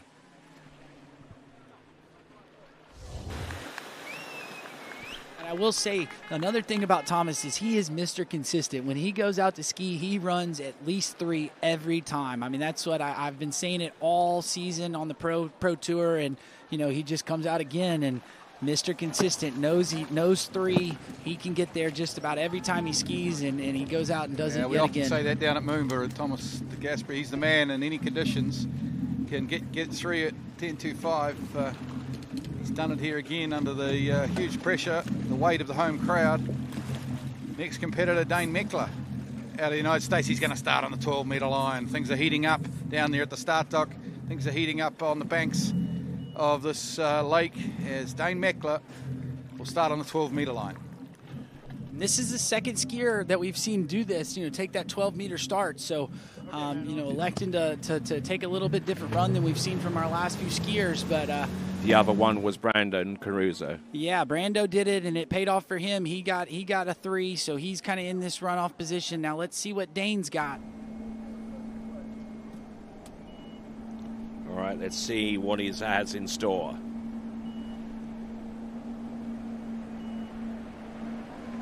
And I'll we've been pointing out the new dads. Dane also, he's one of these new dads on the tour. He's got baby Luca, and we saw Janina in the jump event, and we're going to see her a little later in the trick event. But they've had their baby on site, and it's cool to have the whole family here. But after we just saw that 12-meter pass, we'll go check in with Wade.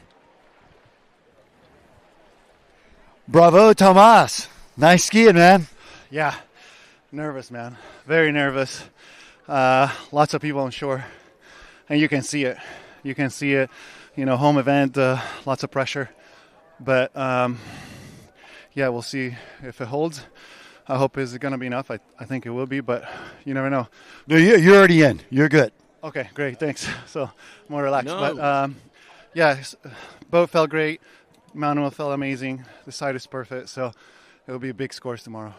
So, guys, maybe not a more meaningful finalist yet than you. I mean, ski the 01 Worlds here. Yeah, you've had an unbelievable career. And, to be able to come back, your home site, make another Worlds final, wow, bravo. Yeah, I'm happy. And, thanks to the Italian Water Ski Federation and all the sponsors, Nautiques, and everybody to, get this event ready. And tomorrow's a big day, so let's attack. We're going to be here watching him too, man. Can't wait. Back to you guys. Okay, and just to clarify, there is a current potential runoff situation, but we've got Thomas is not guaranteed a spot through to the final, and neither is Jonathan Travers, Brandon Caruso, Rob Hazelwood, or Sasha Deskin. Despite all of them tying on 3 right now, it is currently a 5-for-4 situation. 5 competitors competing for 4 available spots.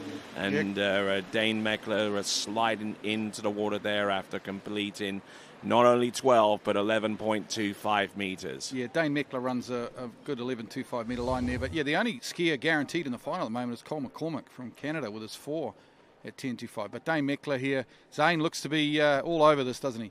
Yeah, no, Dane, and again, Dane's not the tallest skier here, not to rag on him. He just doesn't have the height, but what he does really well is he stays connected and swings the ski out and creates space.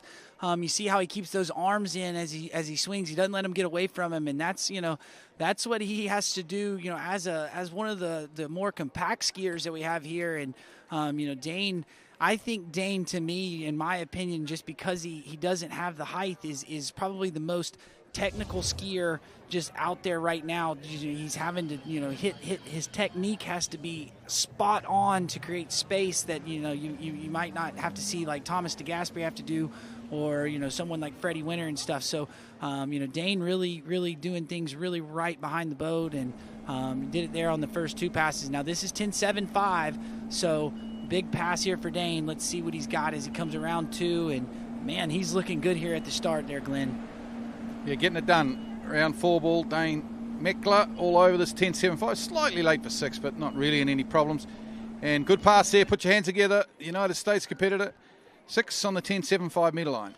Fantastic skiing there, and I like the way he manages the line tension going into the turn. He has a really noticeable and specific kind of reach going into each one of his turns. Well, and that's what, kind of what I was talking about. When he goes to make the edge change, he keeps the line really in close to the hips. The arms stay connected, so that pulls that hip that's going to be turning up over the front foot, and then that's why you see that counter rotation that he's got. He's not just pushing the handle in front of it. It's what he's doing when he swings the feet that get him into that position, and then that makes him so he can get the nose of the ski to engage. And again, that's just kind of something you got to see on these smaller frame skiers. They've got to do that, and Dane is probably the best at it right now, and looks really good here.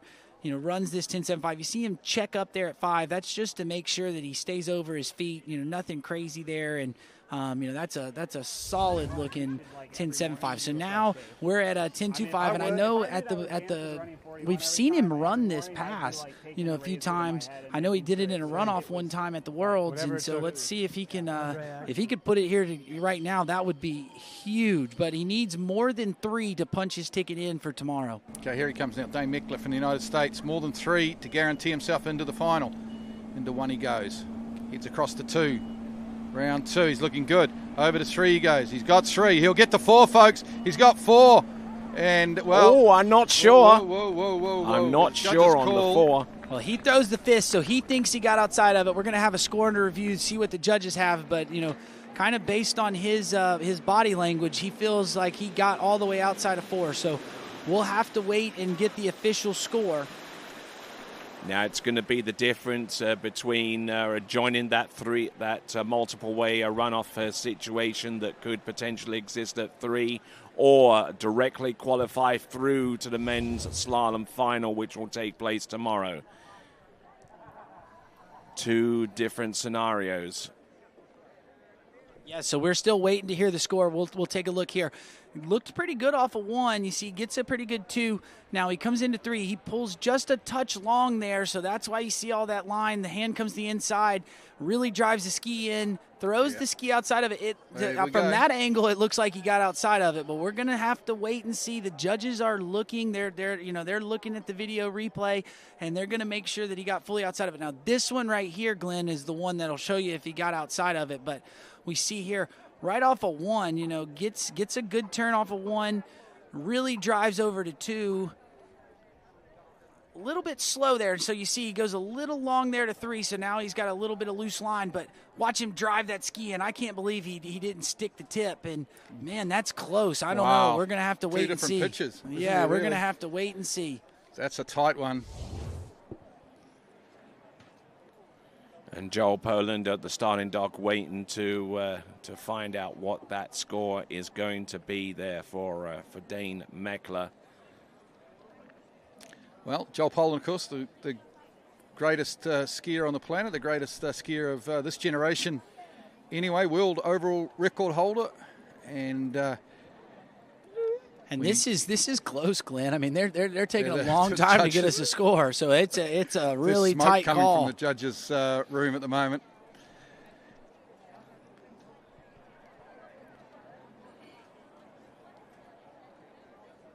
This must be super close. I mean, it was hard to see there, but one camera angle looks like he got outside it, but the one from the boat, man, it is mad close. So we'll have to see. It looks like they. It's 4. 4 boys. So the body language kind of told it all. He knew he got outside a 4 ball, and the judges just had to make sure they were right on it. So now we're rolling along with our next skier, Joe Poland. So the only 2 people that have guaranteed spots through to the final are Cole McCormick and Dane Meckler, with a number of people waiting with their tied score on 3. In the meantime, on 13 meters, this is Joel Poland. Yeah, Joel Poland, 13-meter line. Obviously disappointing yesterday in the trick event. More than likely. So we're going to go down to Wade on the start dock. Hey, guys, here with Dane Meckler, and got to confirm 4:41 on the board. So, yeah, congrats. Thanks so much, Wade. No, so happy to get the 4. I had such a great start. I kind of tripped into 4 and oh no, don't screw this up. And yeah, really happy with 4. I think this is my 5th Worlds, and one thing that does not go away is prelim nerves. Man, it is. This is a tough first round here with all these guys. So. Well, and I sort of had you earmarked for a 12-meter start, and then I had the conversation back a few years ago. Someone said, what's the biggest difference in slalom? And I said, I think the greatest leap is between ball 3 and ball 4 at 10.2. No, for sure. The pressure there is just so much, and unfortunately I tripped a bit. But, yeah, the 12 start, there's something about it for me, the rhythm of it. I just love 41 coming back. There's something about your 4th pass for me that's just – I run that every day in practice. And there's a mental trick there, I think, for me that it was not easy to go 12, not going to lie, but I'm really glad I did. No, good stuff, man. I know your parents are happy watching at home, and, yeah, we're happy for them. Back to you guys. No. All right, guys, and that was a huge judging call there to get that 4. I mean, it was tight, just by millimeters did he get outside of that buoy, and he's happy. And I mean, that's another thing to point out. These skiers get nervous on the dock. You think of them as pros, but still the nerves still there. And we see Joe Poland here at 12 meters. Yep, 12-meter line for Joel. Like I said, disappointing day yesterday in the trick event. He's gone home, and like last year, a little bit of inside arm action here. Like last year, he shaved his hair off 2 years ago at that Worlds, and we all know how well that worked out for him in Florida. So let's see how this set goes for this absolute phenom, Joel Poland. Yeah, maybe it makes him a little more aerodynamic out there, and not as much drag, and that's what it takes to run that 10.25. But Joel right there, he's looking strong, and a little bit of showmanship. That's what we love to see about Joel. He's always out there having fun. Like, that's the big thing. I think the skiers that are having tons of fun are the ones that are always out there putting out a big score, and Joel's just kind of showing you that he's out there enjoying his ski ride here, and again, a little bit disappointing in the trick event, but he can redeem himself here in the slalom, and then he's got his jump event coming up, which I think is his best event. Absolutely, and look forward to that this afternoon, don't we? The jump event coming up. Yeah, some women's tricks before that, so it's a really exciting day here. All right, Joel Poland rocking that brand new radar slalom ski that has just hit the market, with the creative minds of both Trent Finlayson and Matt Reaney behind that new ski. Let's see how Joel Poland fares on it. 11.25 meters.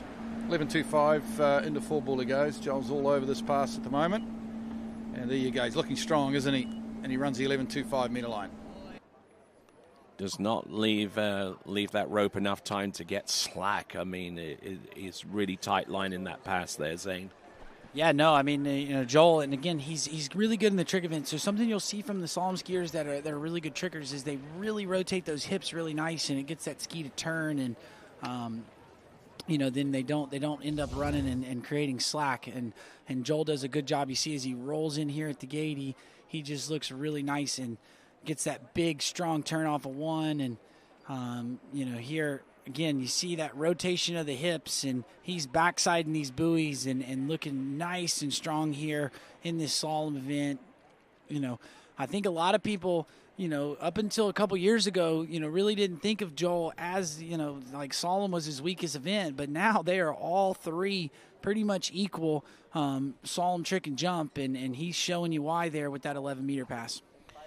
And he's been known to train in some real adverse conditions. I mean, the site that he normally trains at, which is Matt Reaney's ski school, has courses located on opposite sides of the lake. But he does make a point in training in some of the rougher stuff that facility can throw in your general direction depending upon the wind. 10.75 metre line. Good start on one. Joel Poland. Round two, he's across the 3. Big 3-ball, he's all over this. He means business. Across the 5 he goes, he's got 5, he'll get to 6. Oh, sensational stuff. Joel Poland runs the 10.75 metre line. Oh, look at just like that too. I mean, he made that pass look like 14.25 meters.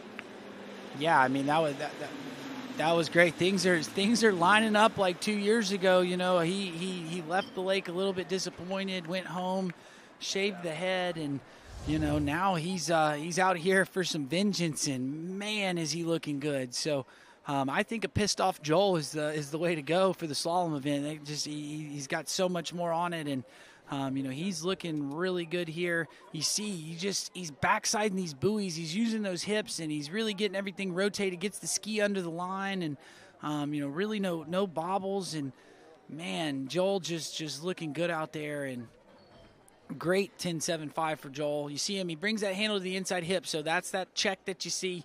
I just like to point it out to people. They kind of learn something if you're watching the webcast, and you really want to make sure that handle comes across your body. But Joel's doing that right there just to make sure he stays over his feet, kind of slows the ski down, going to 6-ball. And all right, now here we go, 10.25. If he gets 3, he's in a runoff. If he gets more than 3, he's punching his ticket in. But if it's anything like 2 years ago, he's going to go out and smoke this one. He looks super focused, doesn't he? Here we go, 10.25. Through the gates he goes. Joel Poland from Britain, round 1. Across to 2. He's got 2. Breaks forward on 2. He's in trouble here. Oh, no, Joel Poland. And that puts the 3s in. Oh, disappointing stuff.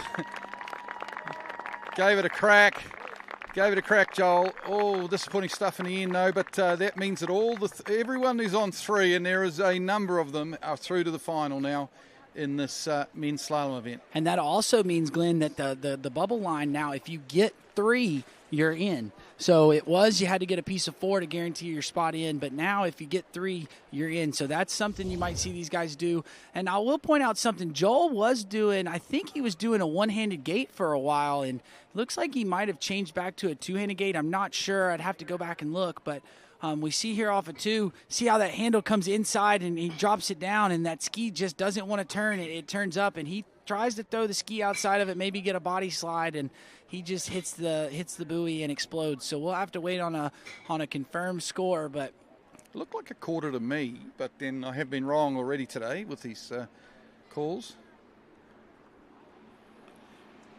Just waiting on that call there for Joel Poland, just a slide down course, and it doesn't take much. Yeah, and you can see there, Tony, when he comes into 2-ball, I've been pointing out too how they swing their feet. That edge change was super abrupt, and that's why 2-ball just didn't come around for him like he wanted to, and that's what put him in that position to have to throw the ski at 3. And we'll wait on a confirmed score. But congratulations to all the guys that got a full 3, that's going to be huge. You know, they're all in, and now, you know, the skiers on the dock know that they've got to get 3 buoys, and they're into the final.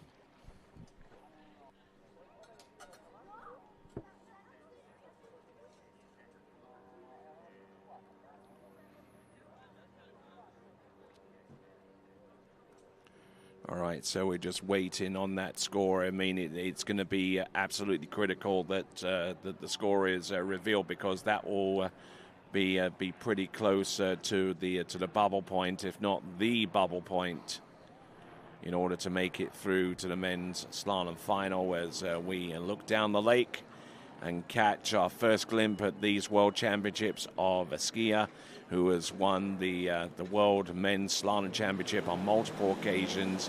He is also, as of 2024, your defending Water Ski Pro Tour season-long champion. This is Will Asher. Yep, and we can confirm that Joel Poland's got 2 1/4, so 2 1/4 for Joel. So he'll be next in if we have a bit of a hiccup. It's unlikely that we will get a hiccup with the colour of skiers we've got left, but you never quite know in water skiing. Of course, anything can happen. And there's a good 13-metre pass from Will Asher. Yeah, and something to point out there, guys, that 1/4 of a buoy could be huge. So if somebody gets, you know, less than 3 and they don't get that 1/4, you know, Joel throwing that ski could come out to help him out. So, you know, he's not counted out yet, but he is on the outside looking in right now. Let's send it over to Wade. Hey, guys, official word now. All the 3s are in, which makes Joel Poland's 1/4 a huge score with 5 left. Still, the door sort of open, you know, we're going to see. But, yeah, that's a huge score as far as getting that 1/4 and determining what the final cut line is going to be. So, as I said, 5 skiers left. Interesting stuff, guys. Back to you. All right, then. And, I mean, in the years that both of you have been involved in the tournament water skiing, how many situations have you had to where there's a multiple weight tie for a 1/4 of a buoy? That's very, very rare, Tony. Yeah. I'd have to go way back in the scorebooks to see if we'd see that. But that like I said, that 1/4 of a buoy could be huge. So if we get anybody that gets, you know, less than 3 and doesn't get a half at 41, you know, then Joel's going to get in. So we'll see here as we got Will Asher coming in. This is 12 meters. Now, didn't have the best start to the season, but finally got everything dialed towards the back half of the Pro Tour, and you know, was looking good. I know last time he was at Worlds didn't have the best Worlds either, so he's here for a little bit of redemption.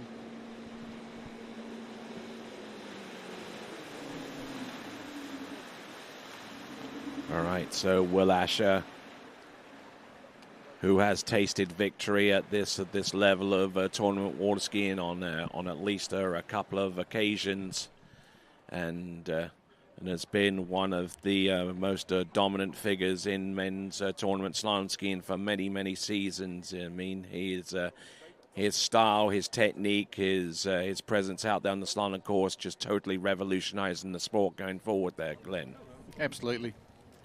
And a little bit like our dockside roving reporter, Wade Cox, a magnificent 2-ball turn.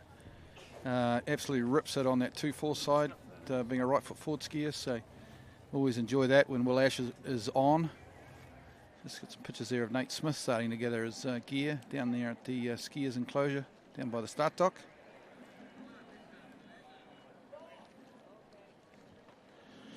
So just to clarify, all the 3s are through. Sasha Deska, Rob Hazelwood, Brando Caruso, Jonathan Travers, Thomas de Gasperi, they're through, alongside Dane Meckler and Cole McCormick, who are already through because their scores have been in excess of 3.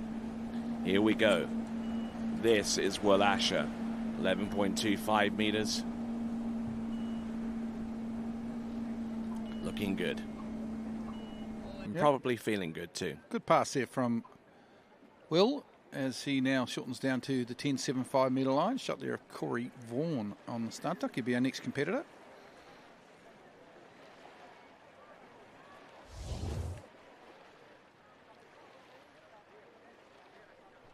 So look at the knee and the ankle bend that he is able to achieve through the entrance gates into buoy number 1. If there's one competitor who certainly knows how to feel for the right kind of turn, the right kind of timing, and then able to compress all the way through from one side to the next and get into good shape, it's Will Asher. He's been one of the best at it for so long. Yeah, but I mean, he's got that ankle flexion, but he's not really, bending the knees. If you bend them too much, you end up in a squatting position, and that's really not what you want to see as a good slalom skier. So Will's really kind of trying to get his feet in front of him, have him a good platform to kind of push on. He's not extending the legs super straight, but he's keeping a little flex, but he is pushing on the ski behind the boat.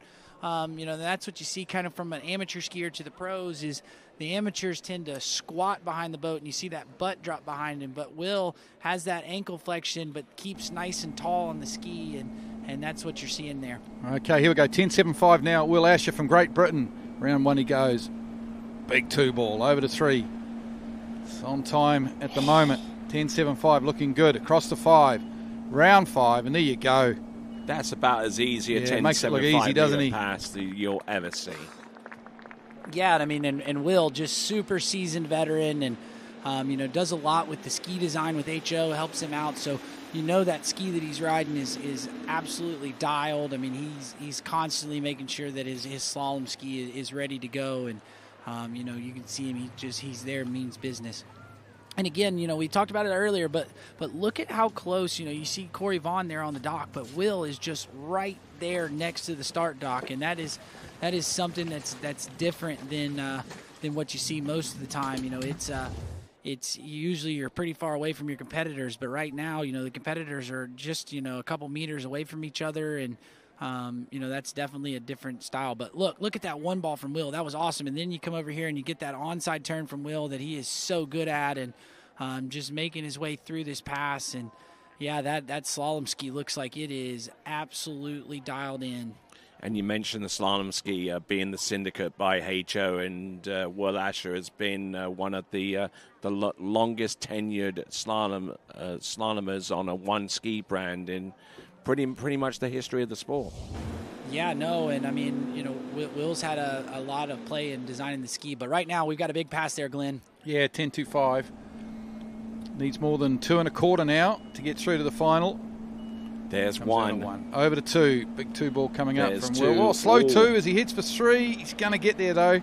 He's going to get the 3. Well, we'll wait for the judge's call. I shouldn't be too premature in what I call. I thought he went around 3, though, personally. Yeah, I mean, it looked like there to me, so we got a score under review, but, he throws the fist, which, a lot of the times those skiers will let you know if they didn't get outside of it, their body language will do it. But, Will not getting the 2 ball that we normally see out of him, but the thing is he's got that onside pull going that way, so he knows he can get, the speed over there. And you see he gets a good 1 here, a little bit of loose line, but he's fine. Let's see what happens to him at 2. Gets a little bit separated at 2, so that's why he doesn't get the normal turn that you see out of Will, and then he gets that onside pull, and official 3 there, so punches his ticket in. We'll see him skiing tomorrow, and he'll join a couple of the other HO guys on that running order for the finals tomorrow. So fantastic skiing here from Will Asher, and how are you going to separate these 3s? Is it going to be a coin toss, or is it going to be their ranking? I believe, Tony, they'll go off of the seeding. So based on where they are on the world rankings list is how they'll kind of stack up. So Will right now will be the top 3 that we've got. And then if any of these other guys get 3, they'll stack in top of him. So you see him, he's happy, he's thanking the crowd, and the crowd's loving having Will here. He's just a seasoned veteran, and that's what we're really glad to get Will, and get some redemption from the last Worlds where he didn't have the best go, and makes the final. So as we see Will get in the water, we will send it down to the dockside with Wade. Hey, guys, here with Mr. Joel Poland. And Joel, 39 looked insane. Tell us about the 41, especially once you got to 2. What were your thoughts, and did you, know you were in that much trouble already?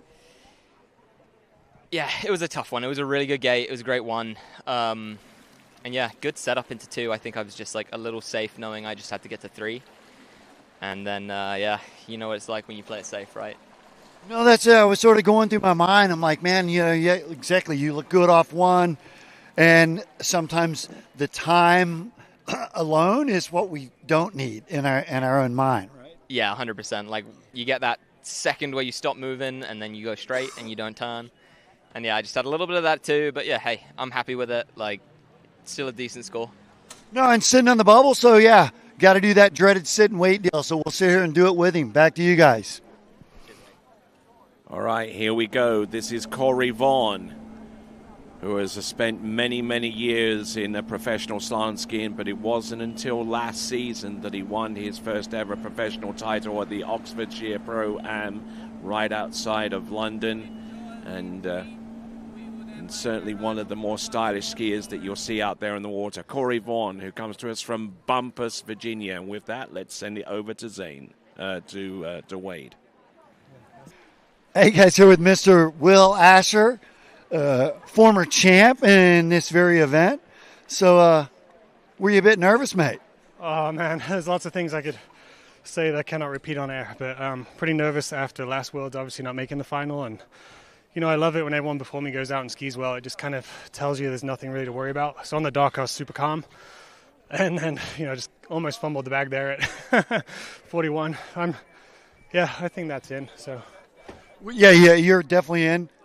Yeah, double check me, Tony, but yeah, definitely in. So you said as you're walking up, you did everything that you didn't want to do wrong, you know. So yeah, I mean, I started to roll into the gate super early at 41. I'm like, well, I didn't want to miss them, so I kind of had to back off. And one of my keys to be aggressive on the gates at 41 is you kind of shoot yourself in the foot when you've got to try and make the gates. So, you know, just super happy. You know, so great to come back to this historical site and be here in Italy. And yeah, I'm going to be happy right now. So I know you're feeling the pressure, man, but no, good job. Well done. Back to you guys. All right, and congrats to Will Asher, you know, getting himself into the final. And, you know, now we're rolling along to our next skier, Corey Vaughn, and, you know, working through this 12-meter pass. And, you know, he's riding that Katie ski that he's had a lot of play in the design, and you know, it looks right. He's been skiing real well. And Tony, you touched on, he got his first pro win last year, and you know, you see him all the time. He posted online. He's been running 10.25 out in at his training facility there in Bumpass, Virginia, the Peace, Love, and Water Ski Training Facility. And I know that you know, I think Chris Parrish is there taking care of the site while he's over here training. And you know, I've seen on the live chat just the crew there. I know last year when he came over to Europe, I kind of helped run that lake for him. And you know, so shout out to everybody over in Virginia and around that surrounding area that's rooting on Corey. And you know, so they're here pulling for him. And you know, Corey's he's been strong. He's been running, you know, 10.25. So wouldn't it be cool for him to get it down here in this Open World Championships, Glenn? Absolutely. Super nice guy, and he's been in, as you say, heck of form last couple of years. Just a shot there of Freddie Winter getting some water on board, hydrating.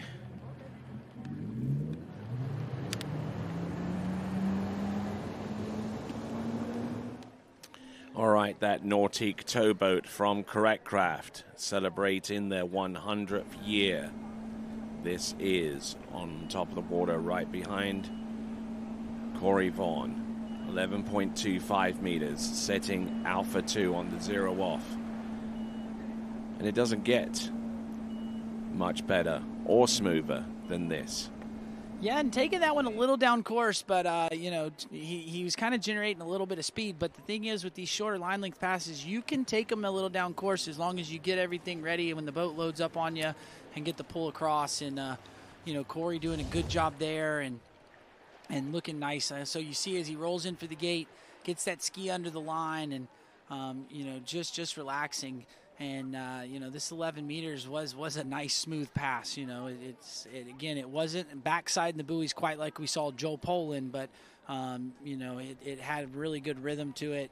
And I mean, another thing to point out for Corey, Tony, is, you know, he was what we would kind of call like a river rat. He would just go out and kind of enjoyed, you know, recreationally started skiing, and then didn't quite get into tournament skiing until a little bit later than most people, and you know, didn't have the nice private ski lake that he grew up skiing on, and you know, now he's finally found him a home there in Bum Pass, and you know, it's just great to see him, you know, kicking it up. And I know his you know, son Seth and Amelia are probably at home early in the morning watching Dad ski, and you know, so it's there's a good crew out there, and it's great to see Corey, you know, just skiing at such a high level. And he has a whole legion of fans that are watching him right now and are commenting on the live chat. This now is Corey Vaughn, 10.75 meters. Yeah, round 2 he goes. Oh, Looks a little good. bit stretched back there on Into number 3. 2, but he's good to go for number 3. Oh, getting broken over off number 4. He's good to go for number 5. Can he make it round number 6? Oh, my word. Oh, that is insane. Yeah, and I mean, you never count Corey out. Like that's what you know, we've seen him. I think the first time I ever saw him run a 10.75 like that was at the 2019 San Gervasio Pro-Am. He was late, and had maybe the biggest slack hit I've ever seen coming out the gates. But Corey right there eating up the rope and getting through that pass, so good job for him. You know, when he pulled out into the drop zone, he was looking away as if he was embarrassed with what he just did there.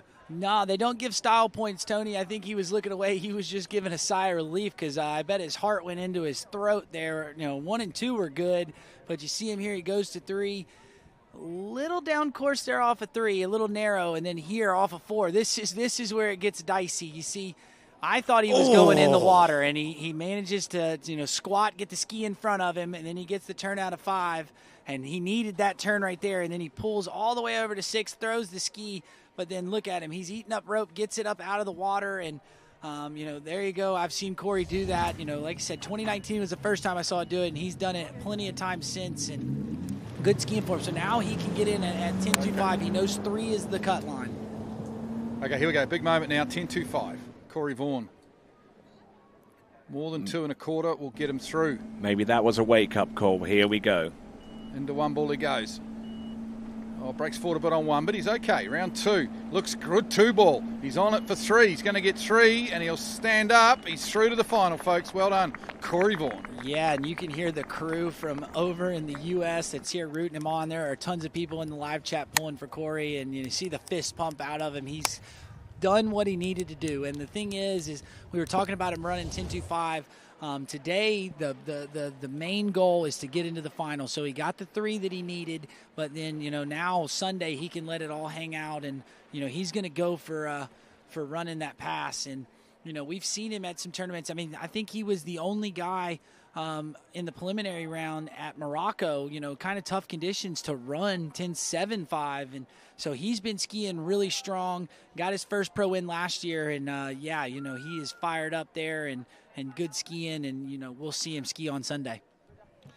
So some great athleticism there. There is now a 3-way tie for the lead. If we can take a look at that leaderboard in just a moment. But Corey Vaughn,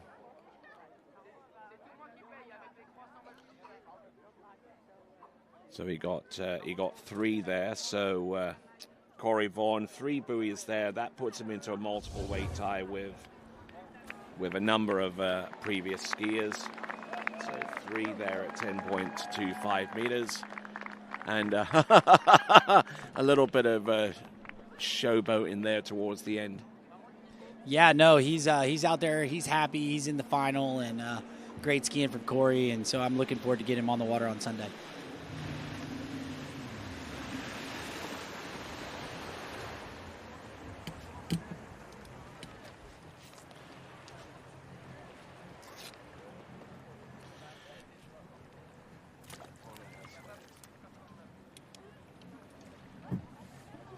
A2, please.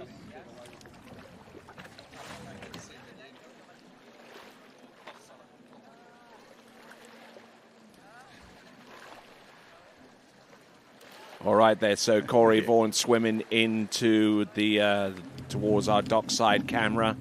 And now we're introducing to you a skier who comes to us from Great Britain. Yep, defending champion, of course, Freddie Winter.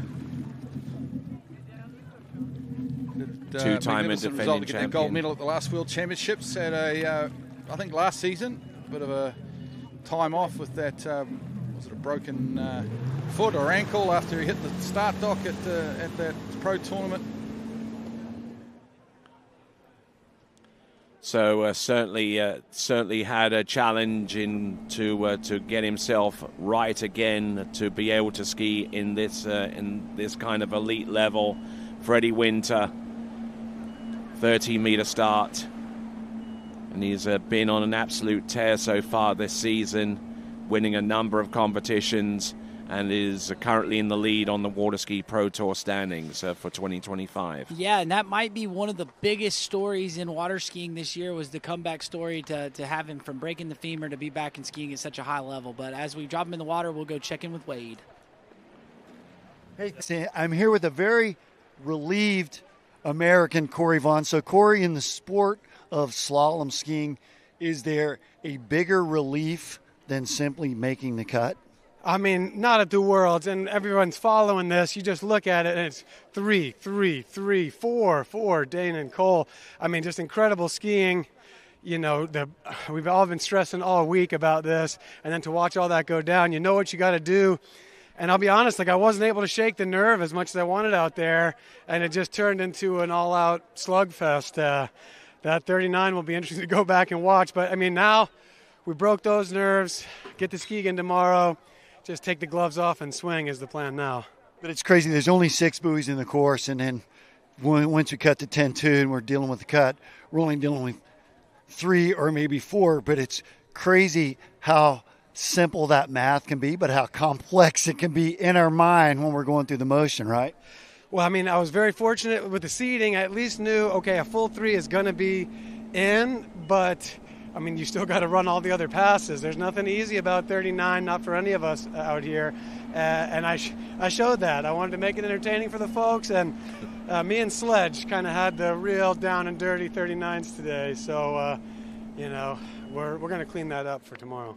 Well done. Get yourself changed and enjoy the rest of the day. Back to you guys. Hey, and Tony, and that was something that he pointed out there, you know.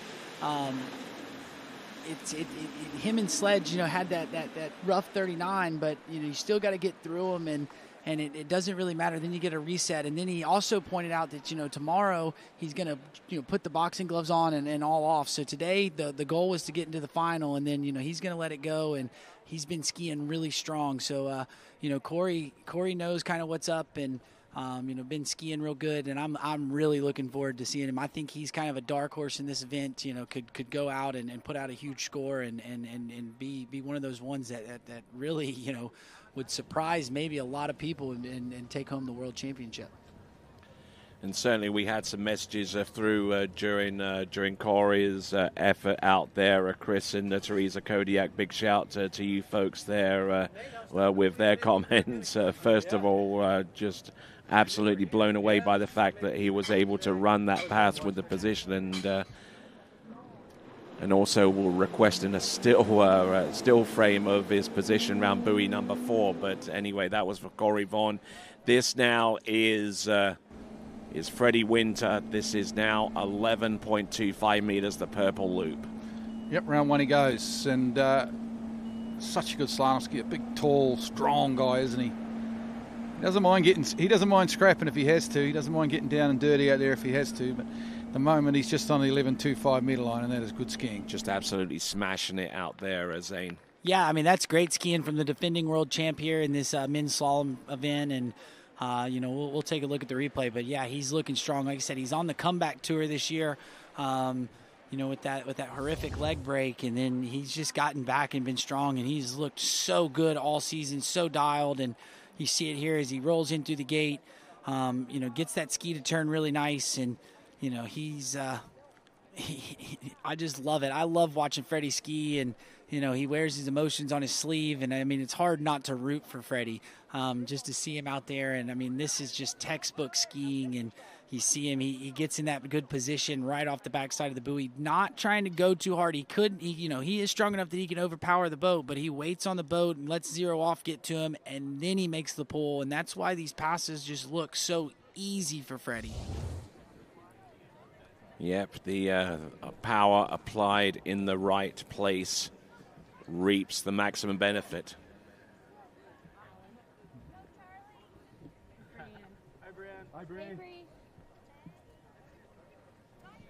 Yeah, and so another thing to point out there, Tony, is that we say that three's in, but if you get more than 2 1/4, you're into the final. So these skiers can actually try to make a play on 3 and go to 4 for better seating, and if they blow the tail, they still are in. So Freddie got that in the back of his mind, and right now he's going through 10.75, and it's looking so good.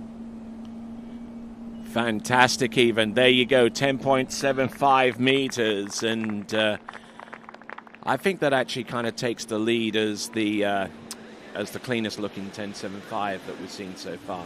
Yeah, I mean, that was up there with Cole McCormick's 10.75, just definitely looking really good, and I kind of agree with you there, Tony. I think that one was one of the best ones we've seen today, maybe the best one, and Freddie he's, again, been dialed all season and looks like he's dialed.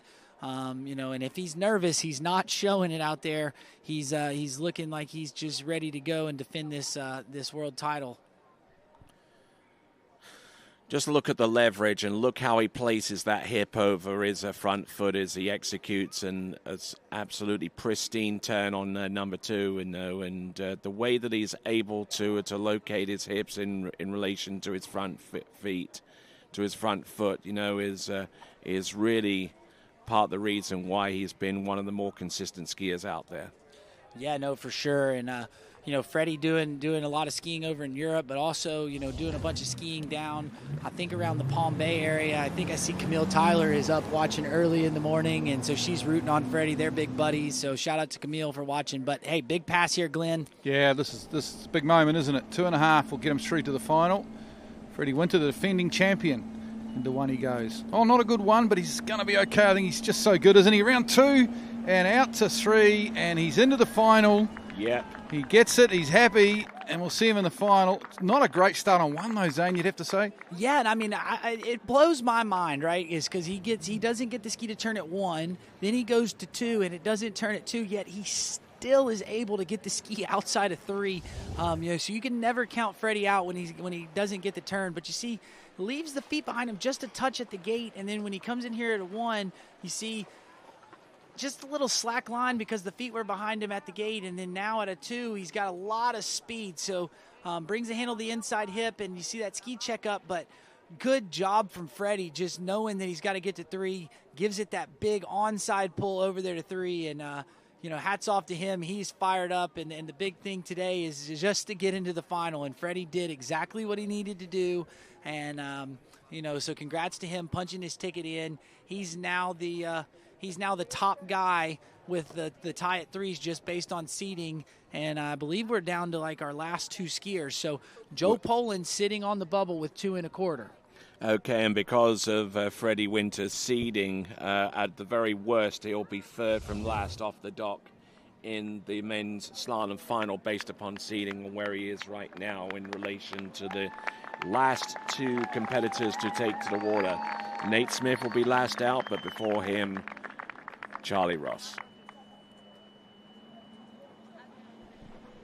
And Charlie Ross has been skiing really well. He ran 41 for the first time in the spring, but then he shows up to the Monaco Pro event, and in the finals he goes and just stomps one, and that was that was huge for him. So not only doing it at a record tournament where there's not a lot of pressure, but he did it at the pro event, and you see Drew Ross there giving him a little bit of luck, and then his sister Neely Ross on the dock. It's just great to have the whole family out there, and so I'm ready to get him on the water, the young phenom, as we see Freddie swim his way into the bank, and he's excited. He's in the final, and I know his mom and dad are probably watching back home in Great Britain, and they are they're actually here. Oh, they are. Well, shout out to them. I'm glad they made the trip to come watch Freddie ski.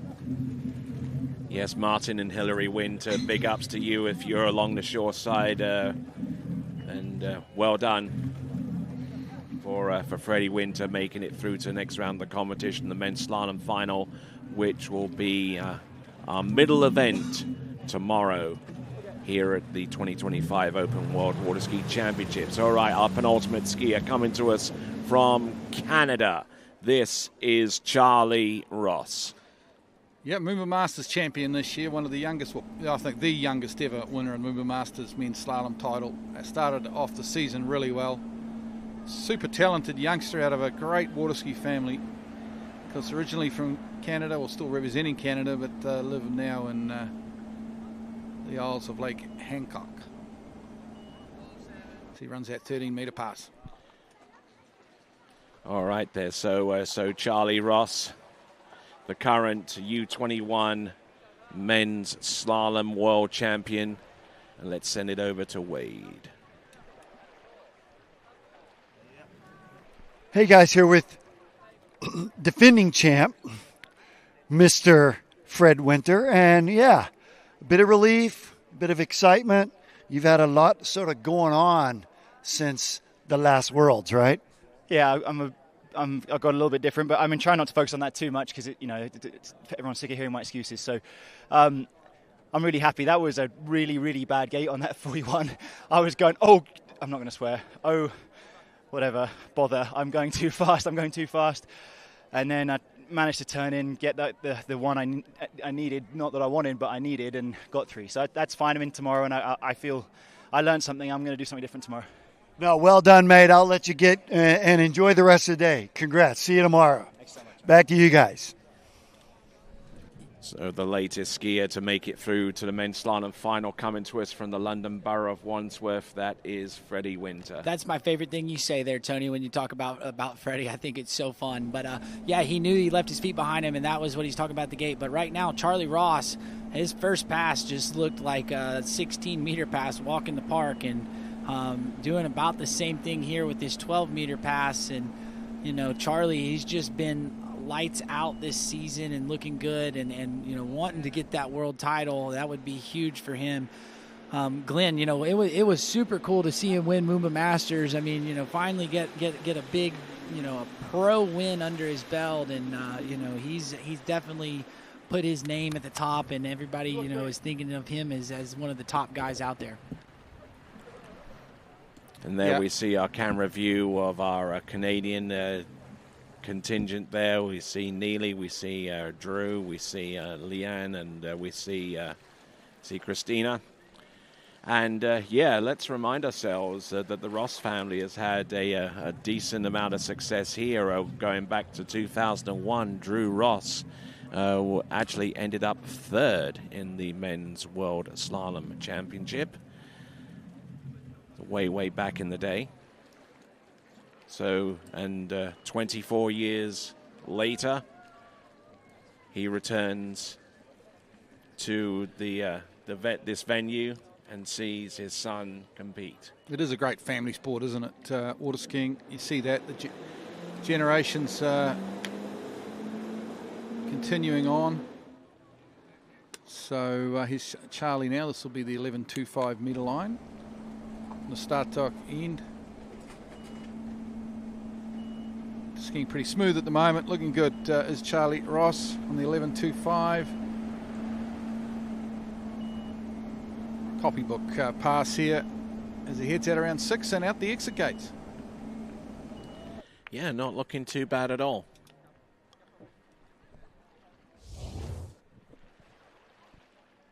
Yeah, no, I mean, we see here on the replay, you know, Charlie, he's just, I mean, it's a different style than all these other guys. You know, he turns and he really gets the ski to keep moving, but he never starts his pull until right when he hits the whitewash. And, you know, he's got that 0 off just really working for him. And, you know, that's really what we like. And, I mean, that's the thing. The boats have that speed control in them, and he uses it, uses it to his advantage. And, you know, it's just super strong skiing. I mean, I love watching Charlie ski. It's been really fun to see him as he's gotten, you know, much better over the couple years. And you know, he's a strong skier here. And it's probably fair to say that he's probably the lightest skier out of our entire list of skiers. So how does that kind of manifest itself? Well, that's the thing, is that zero off, as you pull on it, the boat pulls back. And the harder you pull on it, the harder the boat's going to pull, and that's going to generate more speed. And so that's where Charlie goes. You know, he really rotates and waits on the boat, and then he hits it right when it's behind it. So he doesn't really ever make a pull on the boat, and the boat never really yanks back. So the speed stays more constant, and he can kind of control his speed better with better rope control. Okay, here he comes now, 10.75 metre line. The young Canadian, Charlie Ross, looking the goods at the moment. And when he's not coming 3, over to 4, on time and early. Rears up a little bit out of 4, but he's okay. Round 5. 10.75. And he'll get to 6. So 6 boys on the 10.75. But guys, Charlie Ross. Right there off of 4, right? He gets the tip to rise, but like most skiers go and stuff the ski back in the water and really pull hard on the boat. He just waits, kind of moves the ski, stays patient, and then once he gets to that spot where he's behind the boat, he gives it a pull. And he had a slow turn out of 4, and if you look at it at 5, he's still early at 5 ball. It's insane. It's just totally different than kind of what we're seeing from other skiers. And I mean, we'll see it on the replay. I'll kind of show you, but right there you see he's waiting on the boat. He gets right behind it, then he starts to pull. Here off of 2, he's good, does the same thing, and so now over to 3. A little broken over off of 3, but nothing major. And then there into 4, you see this tip rear up, but he pulls right there. Right when he hits the whitewash, he hits the pull, and you know, he's early at 5. I mean, it's insane, and it's awesome to watch. And a skier who not only represents Canada, but he also represents Rollins College as well, the Tars in Central Florida. And a big shout out to those members of that team, as I'm sure that they're watching at this early hour on a Saturday morning. The Charlie Ross, one of the top talents in the collegiate water skiing in men's slalom. A little bit of a headwind now for this 10.25. It's going to just make things a little easier for him, hopefully. Round 1, good start. Over to 2. Oh, he's looking good. Across the 3. He's got 3. Can he get to 4? Yes, he does. This is good skiing. What a talent he is. Sensational stuff from Charlie Ross. Okay, so how many is that again? 4, I believe. 4 indeed. Am I wrong? I think it was 4. I'm pretty sure 4.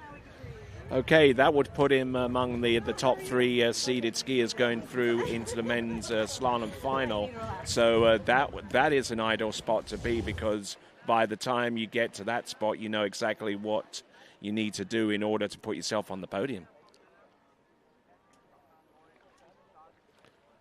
Yeah, no, exactly. And I mean, we see right here, looking good here out of 2 ball, gets over there, turns the buoy at 3. Oh, yeah. And you see that, gets a good pull, throws it out at 4. So, now he's got a tie with 4 with some people. And I want to clarify something, Tony. I had one of my friends that's judges just shoot me a text that if they have a tie, it's a little different than the pro rules. So the rules states that they will randomize the seeding based on the tie. Here we're not sure where everybody's going to ski. I know the Pro Tour rules have it that it's off of seeding, but based on the rule book here, all these guys that are tied, it'll be randomized on where they're going to ski. But I'm sure that was also a factor in terms of Charlie Ross wanting to ski more than just 3 to make it through to the final, because in that regard, he would control a little bit more of his own destiny in that fashion, in terms of knowing what score he needs to put himself on the top 3 steps of the rostrum. Well, at the moment, there's only Nate Smith that stands between him and being the last seed, the last guy off the dock in the final. Mm-hmm. Yes, indeed. Yeah, so, and speaking about Nate Smith, here he is on the dock. Uh-oh, the vuvuzelas are out. Well, the Italian crowd love their sports, and they love a world record holder, I'm sure. They'll enjoy watching Nate Smith. We're starting on the 12-metre line. Nate Smith's not mucking around here. He's straight in here on the 12-metre line. Yeah, and he's good buddies with Dane. I kind of figured when Dane went off at 12 that him and Nate had been talking on the bank, and they were probably both going to do the same thing. So definitely not a surprise to me. And, he does this quite regularly. He does the 12-metre start. So, getting down and dirty pretty early. So, we'll see how it works out for him. But Nate Smith, he is the current world record holder, and he's the top seed here, and he knows exactly what he's got to do to be the top seed into the final on Sunday.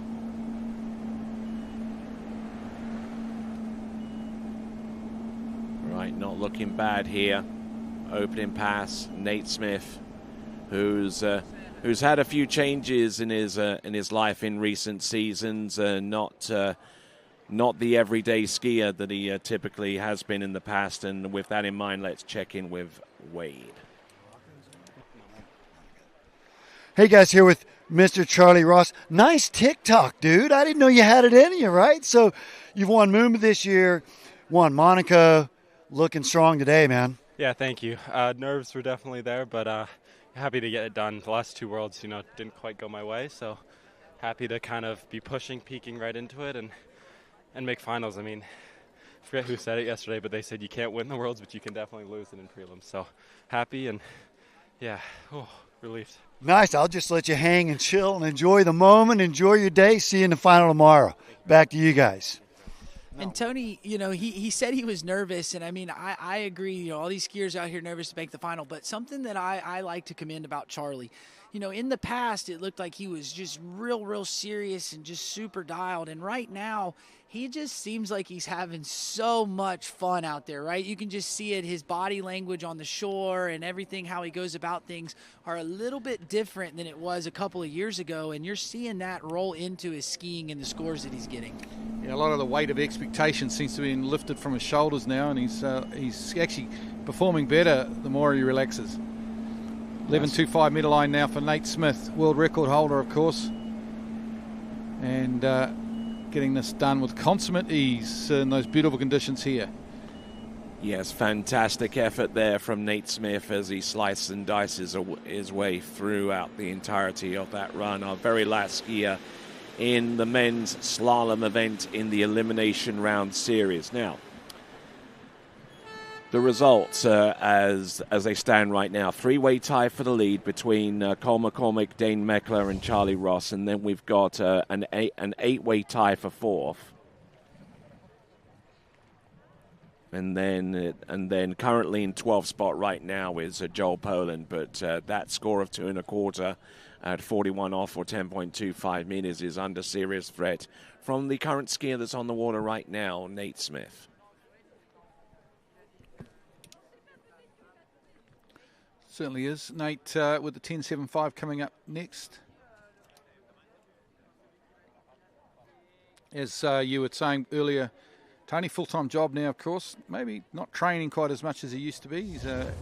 He's a pilot, isn't he? He's a first airline officer. Pilot.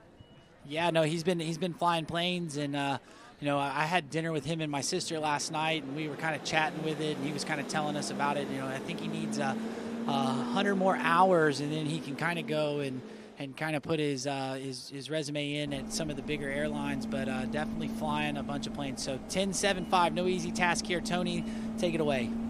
Look at him go there from one side to the next, and he has such great technique, for such consistency there. It all looks so smooth, but I can guarantee there's a heck of a lot going on underneath the hood than what you typically see out there, Zane. Yeah, but I mean, him and Charlie are like the only two that you really see that keep the ski moving, but they don't ever pull on the boat until right at the whitewash, so they're right behind the boat, and they don't ever really spike that zero off. They kind of keep the ski more, or the speed of the boat more constant, and so that's why you see these guys be able to just ski as well as they do so consistently. If you start yanking right off the buoy, that boat starts pulling back, and then then you start losing stuff when you go to edge change. But Nate waits on the boat, gets like right there. You see, he starts pulling right as he hits the spray coming off the boat, and that's just, he's using the zero off to his advantage, and that's the thing. You can either be behind zero off and it can kill you, or you can work with it, and it's just it's a super great tool for the skiers, and Nate and Charlie, I think, are the two best right now on working with that zero off control. All right, there is your current leaderboard, all the way from from first place all the way down to the 8-way tie for fourth place right now. That's That's a fairly compact little leaderboard there. Yeah, it's all 3s and 4s at the moment. Okay, here we go. 2.5 will get him through. Let's see how he goes. A little slack line on 1, but he's okay. Out of 2, looking good. Across the 3 he goes. Oh, geez, breaks forward. Oh, my word. He goes close, into a 9-way tie for 4th. Well, it looked like he might have clipped the outside of that buoy there, just made that ski hop on him a little bit, and that's why he broke over. But, he's now in that tie with 3, and, we'll have to wait to see how that randomized order is on where he'll ski in the finals tomorrow. Well, he's through, but, geez, congratulations. Charlie Ross is going to be our top seed into the men's slalom final tomorrow. Well, no, we can't say that, Glenn. Like I said, I had one of my senior-rated judges shoot me a text, and he sent me the rule and everything that they will randomize it here at the World Championships. Oh, okay. So we have a multiple-way tie for 1st, and then a 9-way tie for 4th, and unfortunately for Joel Poland, he will be on the outside looking in with his score of 2.25 at 10.25 meters. Yeah, no, that's a bit of a bummer there for Joel. He was working really hard throwing that ski out. We see this replay here for Nate. I mean, again, weights on the boat there off of 1, had a little slack line, but didn't pull too early. And then here, let's see what happened to him at 3. He swung his feet a little bit fast, so you see him, he gets off the handle a little early there in the 3, and that's why you see him break over at the waist off a 3 ball. And, he was going to run that full pass and didn't quite get it, but, does what he needs and gets into the final, and we will send it to Wade with Nate on the dock. Hey guys, here with American Nate Smith, and Nate, must be a good feeling to be back in the final again, right? Yeah, I mean, that's the goal, right? You want to be able to ski in the finals. Really, I'm not sure what happened there, to be honest. I think it's in your head a little bit. You got to make sure you get 3.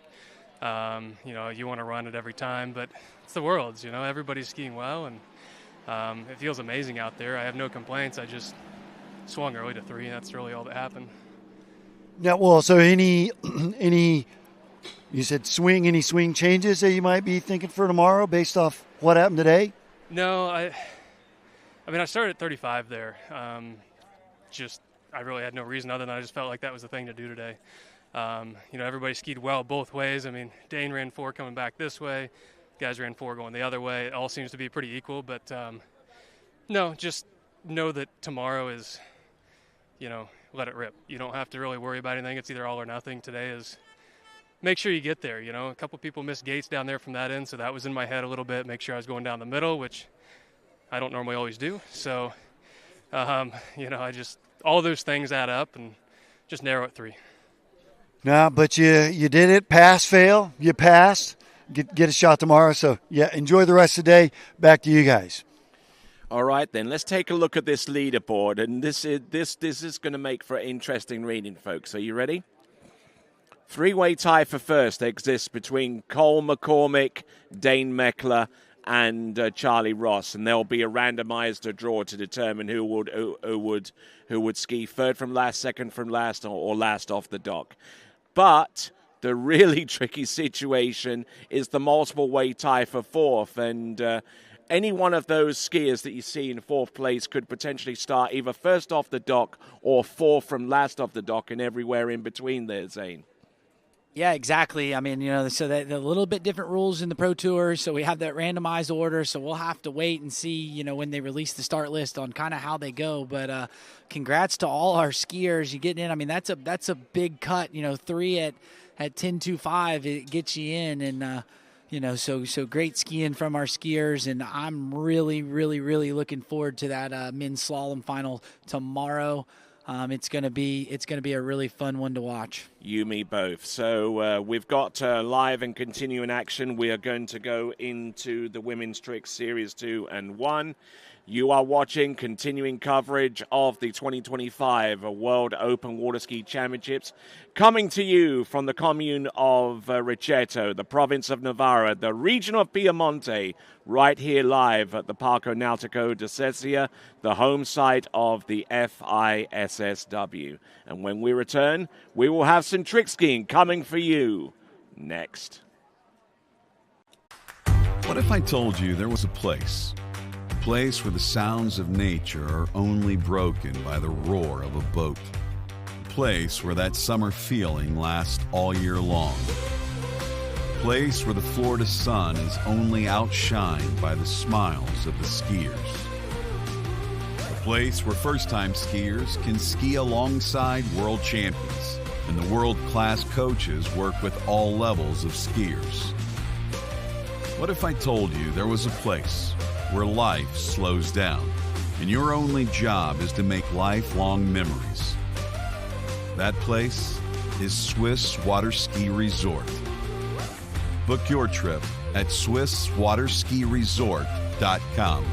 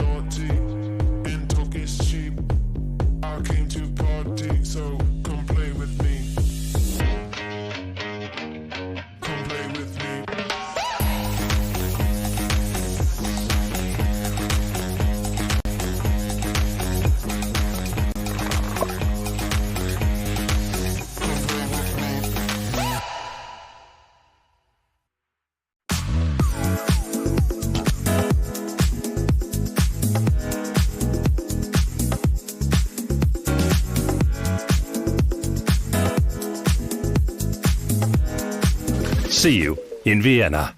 At Houston Cadillac, at the moment you arrive, you will notice dedication to excellence. We deliver an unparalleled customer experience, and we're elevating our commitment with a new state-of-the-art facility. Explore our selection of new Cadillac cars, crossovers, and SUVs designed to meet your needs. We are redefining the luxury experience and investing in the future. Visit Houston Cadillac and begin your journey towards luxury. At Dillinger Insurance, we have over 50 different carriers to shop your home, auto, and recreational vehicle insurance needs. We would love the opportunity to save you money. We insure $1 million mansions, condos, mobile homes, rental homes, and everything in between. We know all about wind inspections, 4-point inspections, and how to get you the right coverage for your particular home. You've got questions, we've got answers. Can you remember the last time you had a rate decrease with your auto insurance? Let's take a look and see what we can do. We know all the ins and outs of getting our customers the best rates, coverages, and discounts, so put us to the test. Don't monkey around with your insurance. Call Dillinger Insurance today. We've got tons of companies to help find you the best prices and the best coverage for your particular needs on home and auto insurance. Go Knights!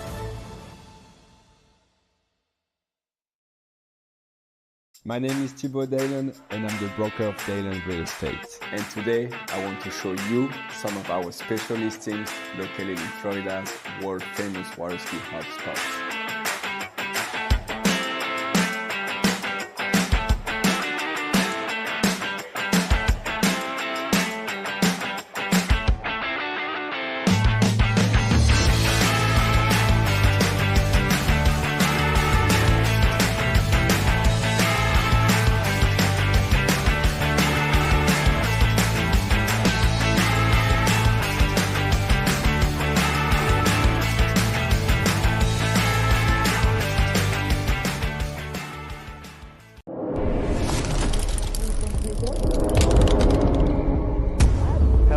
everybody. I'm Martin Coleman. I would like to invite you to the 2026 World Junior Championships here at Ahumada Ski School in Villa Dolores, Argentina.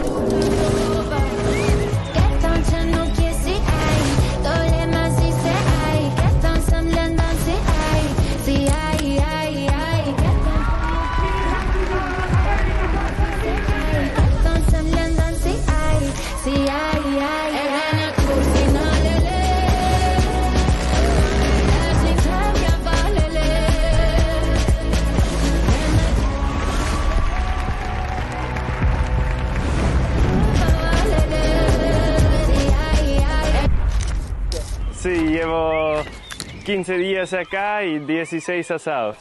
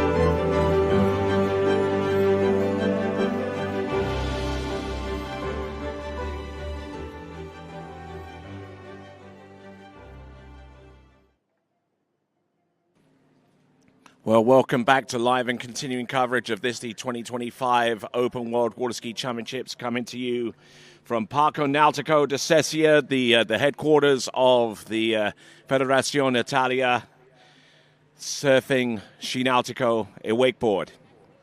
Men's slalom leaderboard, pretty simple really.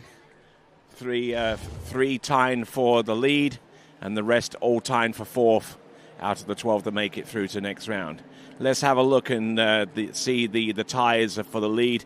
First of all, the first one to absolutely guarantee his spot was Cole McCormick there, Glenn.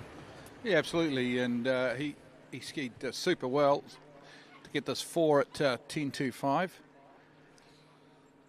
And solid effort. The first of our skiers to get the full 4 on the 10.25. You see him obviously very happy there. All right, then. So that was Cole McCormick. He scored 4. And who else scored 4? Dane Meckler also scored 4. He was in Series 1. Yeah, started on the 12-metre line, which meant that he had his 10.25 from the far end of the lake. Great start here on 1, Dane Meckler. Solid out of 2. Went over to 3. And then worked all the way to 4 ball here, and that was a good solid score for it. Do an S-turn, of course, control the handle, the line, and gets back for the full 4 boys. And we had to wait a little while to see the very last 4 buoy count, and that was from Canada's Charlie Ross.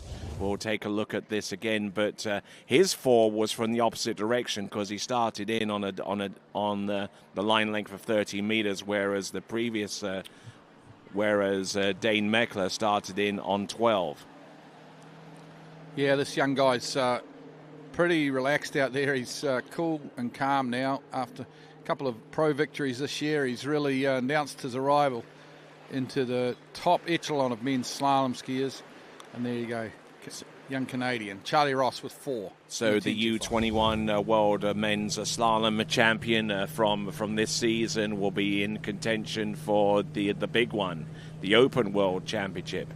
Ines Anguino will be our lead-off skier in the women's trick event in Series 2. Then Petra Kusarova, Maria Popova, Dominga Gonzalez, Nikki Kuhn, Martina Garenseri, Chantel Singer, Brooke Baldwin, Alaya Young-Hanifer, and Hannah Stopnicki. 10 skiers to go in Women's Series 2. Then we'll go into Women's Series 1 upon the conclusion of that event. So, we just had to take a breath there a little bit there after seeing all of that high-level slalom. And we will see what tricks it yields. We have 12 skiers, incidentally, in Series 1. So whomever takes the lead beyond the end of Series 2 will have a guaranteed spot through to the next round of the competition there, Glenn. Absolutely. And looking forward to this. It's one of my more favourite events, the ladies' tricks. And tricking... we've been going well, actually, at these Worlds. We're using the iTricker course, and the trick judges have been keeping things flowing nicely. So we've been getting the scores through very quickly, which has helped out the event course, makes it much better for the viewers back home. And as commentators, Tony, I know it's much easier for us when we can get scores. We can watch the scores coming in trick by trick on the iTrick. So certainly makes the event a lot more exciting. All right, here we go. Our first skier out in Women's Series 2, it is Ines Anguino.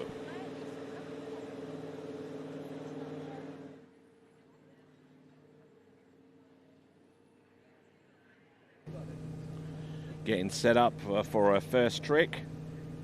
Currently the leader tricker out of the previous series is Sadie Ferguson on 57.90. So Ines here, starting up out of France, of course. Magnificent program they have there in France. Always produce excellent trick skiers. And going down and super hard. Quick there. The Toho spin in, I think it was, or maybe toe front. I think it might have been the Toho, though. Catches a leading edge. And wow, that trick release person was right on there. Yeah, absolutely. Had to be on his P's and Q's with that one. Toe wake back and toe wake front. Now winding it on there with the reverse toe back, surface toe back to backs, and this leads in to the toe 5 front, which she was able to get, and then the toe O out, and then the reverser spin, boom, and that was on an inside right edge, and I think a lot of the reason why she fell was because she was already starting to reach for the rope before the actual ski completed its rotation. Look at that, we've got a score already from the judges. How good. Yep, so a fall on the reverse toe O. Everything else had been cleared so far as the review is concerned. Timing, not going to be an issue because she fell way before the end of the time's expiration. So 1880, 1,880. So that's going to make life a little bit tougher for Ines Anguino if she's to aspire to be in the ladies' tricking final with half of her first pass completely gone to the ether. Yeah, that's makes it tough now. For her, she's just going to ski for a bit of pride, I guess, now on this hand pass because it's pretty tough now. She's looking to try and make a final.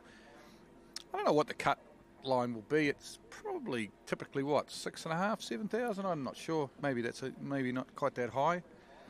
We'll wait. We'll know because the level of women's tricks has lifted significantly in the last 3 or 4 years. So we'll have to try and figure that out. Maybe Tony will let us know what the cut was at the last World Championships, give us a bit of a feel for it. Daniela Verschweivel was 75.60. Okay.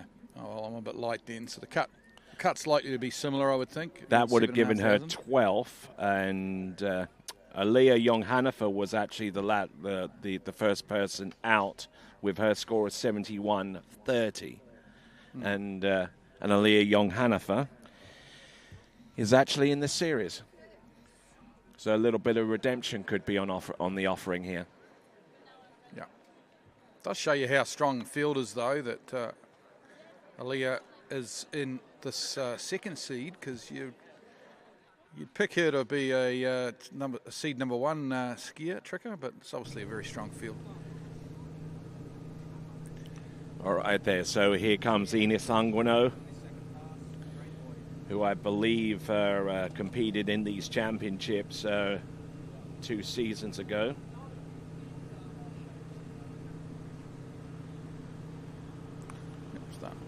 Beautiful wake 5 front there going out. And coming in, she's a in trouble, positional and wake 5 front, and wake.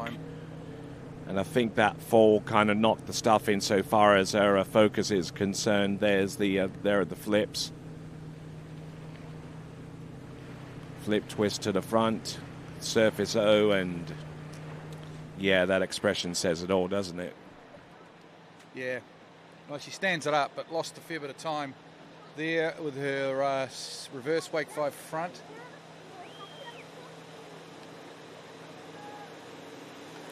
All right there, so skier number 1 off the dock in the Women's Series 2 tricks, Ines Anguino. And now we'll go on to our next competitor representing Czechia. It will be Petra Kusarova. But looking at these tricks once again, she tried to put in out in the back of their mind the fact that she fell halfway through the first pass. But as she progressed down the line with these tricks, I think there was a slow but very palpable sense of resignation going on as she made her way down this pass there, Glenn. Yeah, she was still a little disappointed after her toes. A couple of good flips in here, though.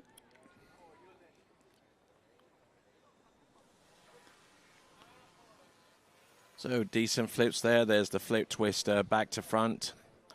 Surface O. Surface side slides. So we'll get the score through.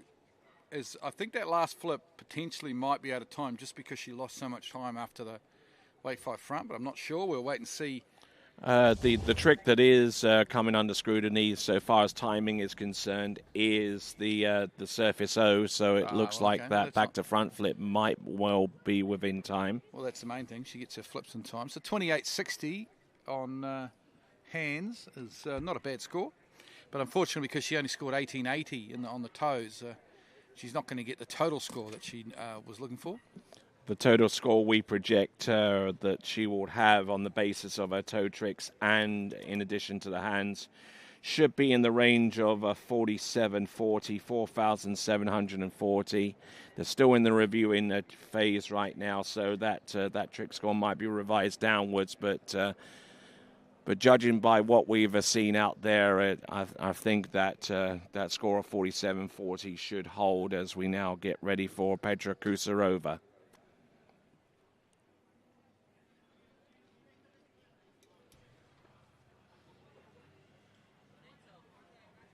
Taking a bit of while on the review stage for some strange reason, but hopefully it's not a reason that cascades itself onto the remaining trickers on this list, of which there are 9 in Series 2 and 12 in Series 1. So 17 skiers all said and told. Yeah, I'm confused because the only tricks to review are after the time anyway. Yeah. So it's not like there's anything to review. It's something just needs rebooting or something in the judges' tower, who knows? Yeah, that's generally what it is 9 times out of 10 as we continue on with this event, the Elite World Championships, the Elite Open World Championships. We are here at the Parco Nautico de Sesia, and the Sesia River flows to the west of us. And and flows out towards Vermicelli, and provides much needed water and hydration for the agricultural sector of this part of the world, and it is a thriving part of Italy, and agriculture very much part of the equation here in terms of bioeconomics, and so far as agriculture is concerned, you're very much part of that. I must say I'm involved with agriculture back home in New Zealand, and there's some beautiful kind of plains here come down off the Alps down here. It's just a flat land, very fertile soil. I can see a lot of crops being grown, a lot of food produced in this area. Especially the basics, that Italians take for granted, such as the grain used for making pasta and what have you. Absolutely. Okay, right. We're just doing a simulation pass now, just so we get the same conditions for all our skiers. All right, there. So we just saw the Nautique there, and you can discover the 2026 Nautique lineup via the all-new immersive website experience on Nautique.com, which delivers bold innovation, refined luxury, and an elevated user experience both on the water and online. Featuring Nautique's industry-leading enhancements for 26 with bold visuals, dynamic storytelling, and streamlined navigation, this intuitive digital experience brings the 2026 Nautique lineup to life like never before.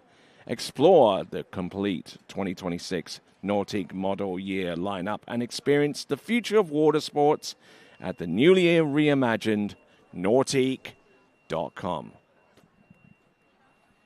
And there you see the foothills into the Alps. So you go a little further beyond that, you're into Switzerland, where Vinny's from.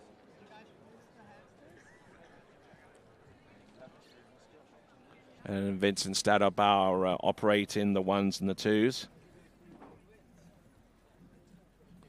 And he also competed in the slalom event in the men's competition.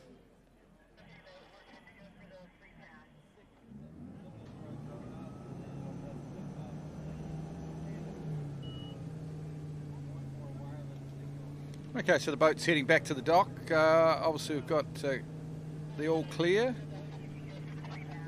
Oh, that's interesting, Tony. That score's changed, and that back to front flip doesn't look like is out of time now. So okay. Maybe there was some sort of a glitch where they were trying to review the time. I'm not sure. But total score there, 4,190 points. 4190.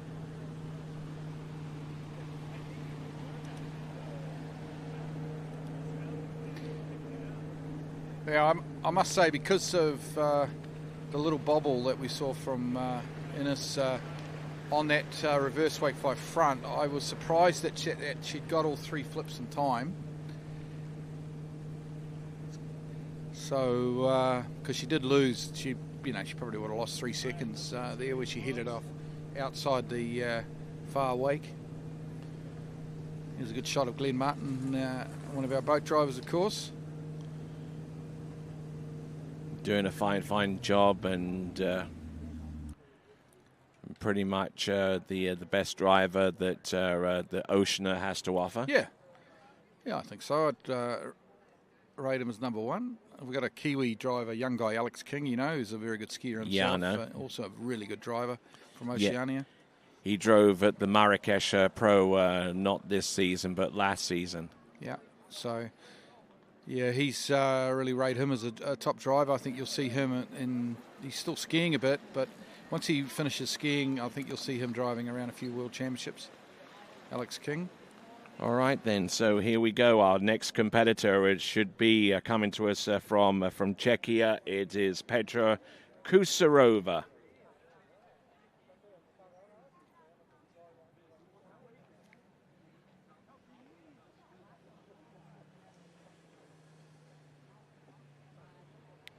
All right, so she's setting up her boat speed.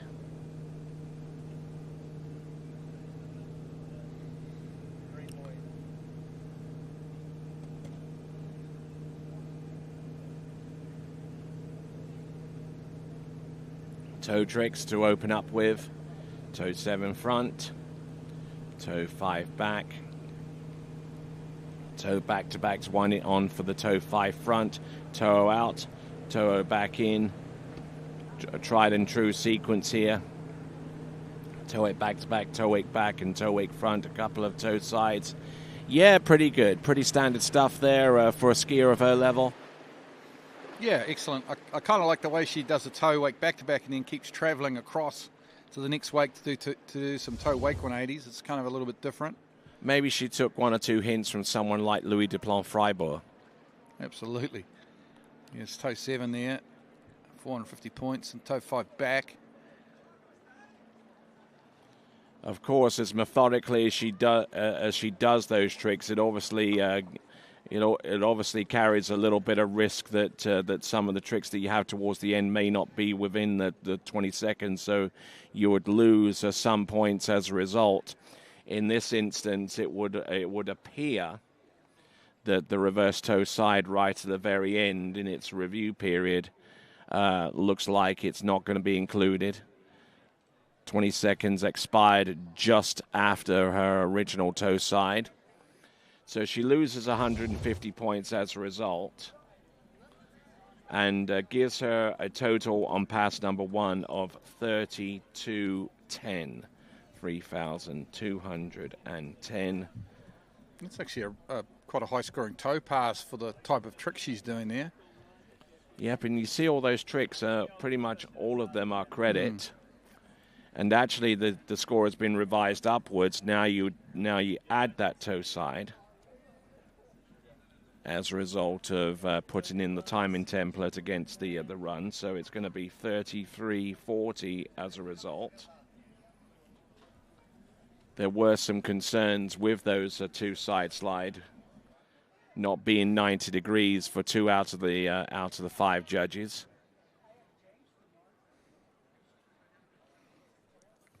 Good shot of Jack Critchley and Regina Jacobs down there at the trick start dock. Along with Will Asher, of course. Yeah, Will Asher under the hoodie. Jack Critchley's become a huge trick fan now. But he's engaged to Regina. And I think that this event is going to yield a whole lot more fans now that we have the technology associated with iTrick pumping out the scores at a very, very quick fashion. A lot of the criticism leveled towards the tricking competition basically centered around the speed in which the results were made available. But iTrick's going a long way to solving that. Wake front, wake 5 front, wake 5 front reverse. Wake 5 back, edges out, positional before the back flip, and there's the reverse.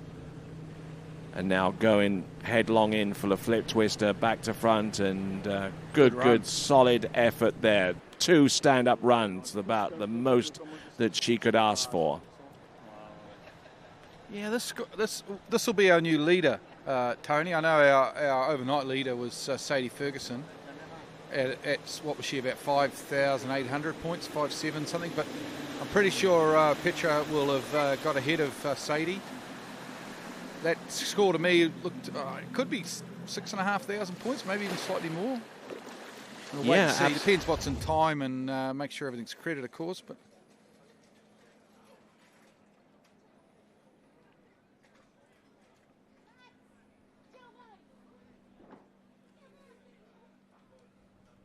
All right, then. So we're looking at these tricks as they're being scored. Apparently, that first trick, the ski line back, is going to be docked for having the rope in the water for too long. Yeah, well, that's a 350-point trick, so that's going to hurt her score, obviously. Yep, indeed it will. And it looks like some of the backs and fronts are repetitive, so those will be taken out of the equation as well. And the O, which is out of time, will not be included within the scoring for pass number 2. But it looks like it's going to be 3,080, which we're committed to, and that added to the original opening pass is 6,420. Your new leader is Petra Kusarova from Czechia. Nice work. All right, then. So next competitor up, coming to us from Ukraine, will be Maria Popova.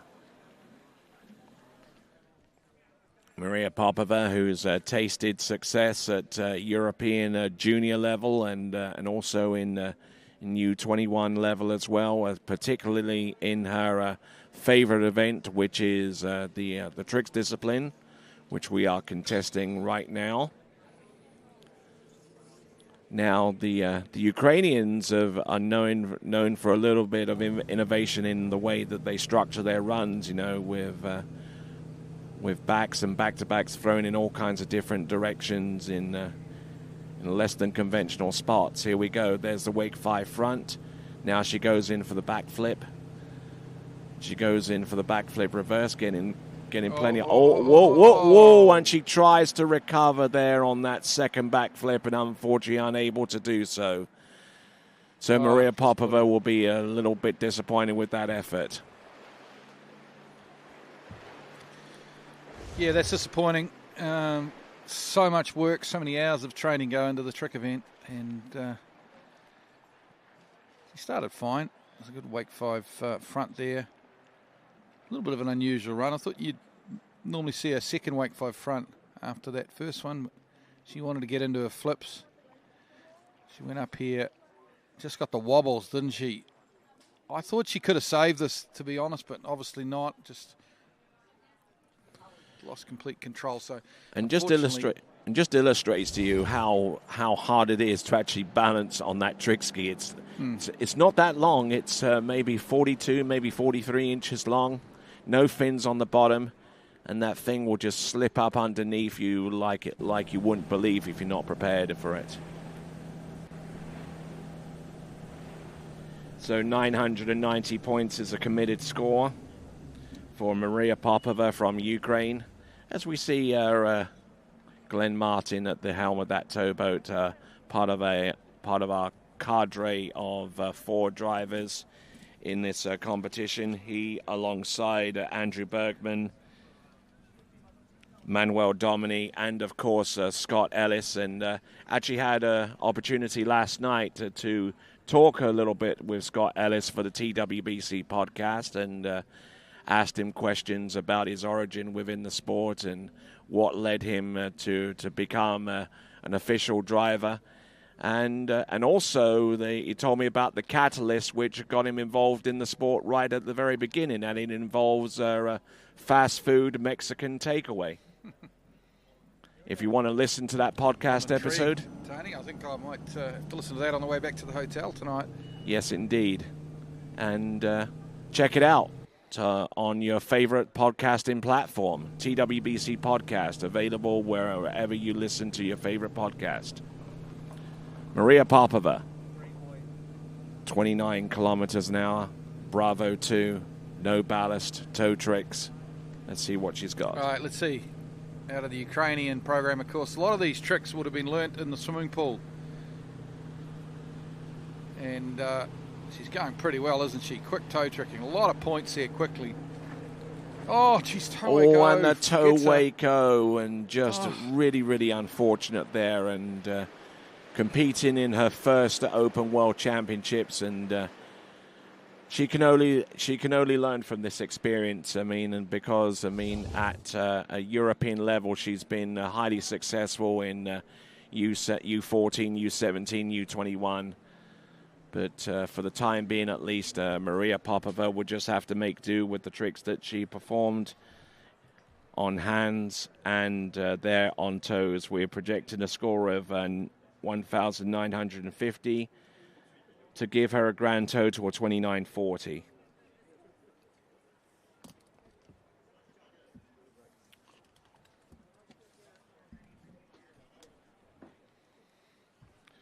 Yep, we're committing to that score, 29.40, on the strength of the 2 passes that she contributed here in Series 2 Women's Tricks. Maria Popova, 29.40 her total. Next competitor up from Chile, Dominga Gonzalez. Well, of course, the Gonzalez family from Chile. Very accomplished water ski family, talented. All 4 kids representing their country at certain times. To Valentina, is it Josefa? Josefa, yeah. Yeah. And then, of course, the baby of the family, Matthias Gonzalez, or as we like to call him, Speedy Gonzalez. Yes. Matthias. Maria Popova, 29.40. Currently putting her in 12th spot right now. Let's see what Dominga Gonzalez can offer by way of her performance. Looks like it's going to be along the lines of a toe 7 front, judging by the way that her leg is wrapped in front of the standing leg. Toe 8 back to back, and it's reverse, keeping the toe foot close to the standing leg. That's generally the best place for it. Toe Waco, toe back, reverse toe back and front, toe side, toe wake back. Nice. And a repeat of the toe front. But there you go. Couldn't really fault any of that, Tony. No. Credit to me. It looked very, very clean, and the product of many, many hours and over many, many weeks and months and years. So fantastic skiing there for Dominga Gonzalez. The points are coming through. The only question mark that would really exist with a run right now, given its cleanliness, is whether it's going to be within time or not. At least the last few tricks. Just looking at this toe Waco, good elevation there, good solid edge. No hint of a pre-turn or anything similar. Toe wake back, which would have been out of time, and then the toe front. So she loses those tricks but gains everything else. And if that is indeed the case, it should be 35.70 on pass number 1, 35.70 on pass number 1. But in the review stage right now, one of those tricks could well be knocked for not being turned completely 90 degrees. And that is the reverse toe side, which preceded the toe wake back, which was out of time. Yeah, she's got issues with the toe 7 at the start too, by the look of it, Tony. Mm-hmm. What do we got up there? Toe O and toe O and then a toe O repeat. So that's cost her 250 points as well, because instead of 450 for the toe 7, she's got 200.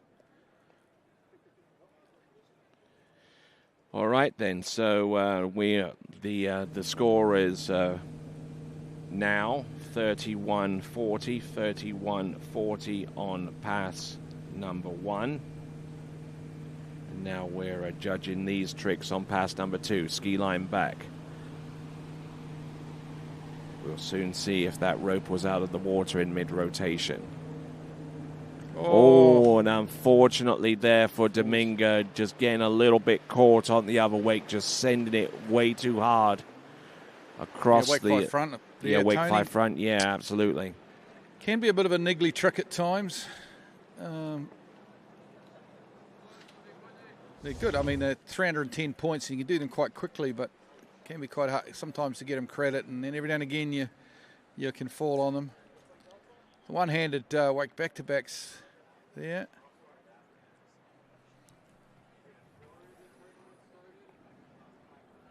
But unfortunately, and you see a fall here. Didn't get to the flips. Didn't really get too many high-scoring points in that run.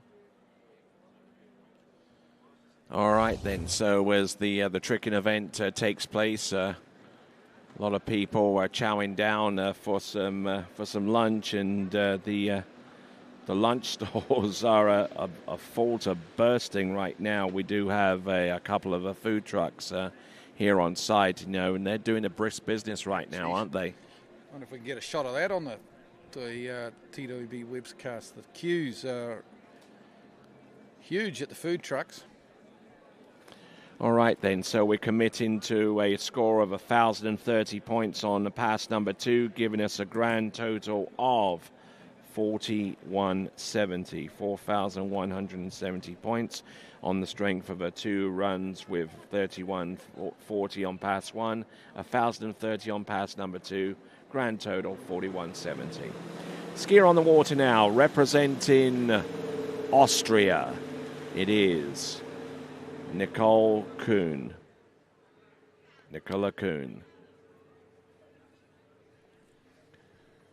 So it looks like she's going to do some toe tricks here, and her mom, the legendary Claudio Gussenbauer, who's competed for Austria with distinction over many seasons, particularly in the late 80s, early part of the 90s.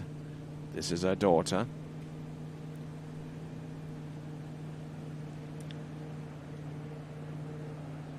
Almost letting that one go. The toe 5 front.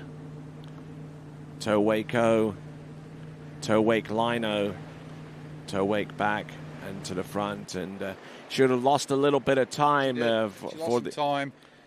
And the toe wake lino, maybe it'll be interesting because it's a hard trick to get credit, as we know, Tony, and it just comes down to whether that rope's or your foot in the rope or in the water when you go over the top of it. So we'll check that again. But yeah, or whether it's nice. Toe 7. Some good surface turns. Toe wake back-to-backs were nice. Beautiful. I know your favourite trick to reverse toe wake back-to-back here, Tony. Yes, indeed.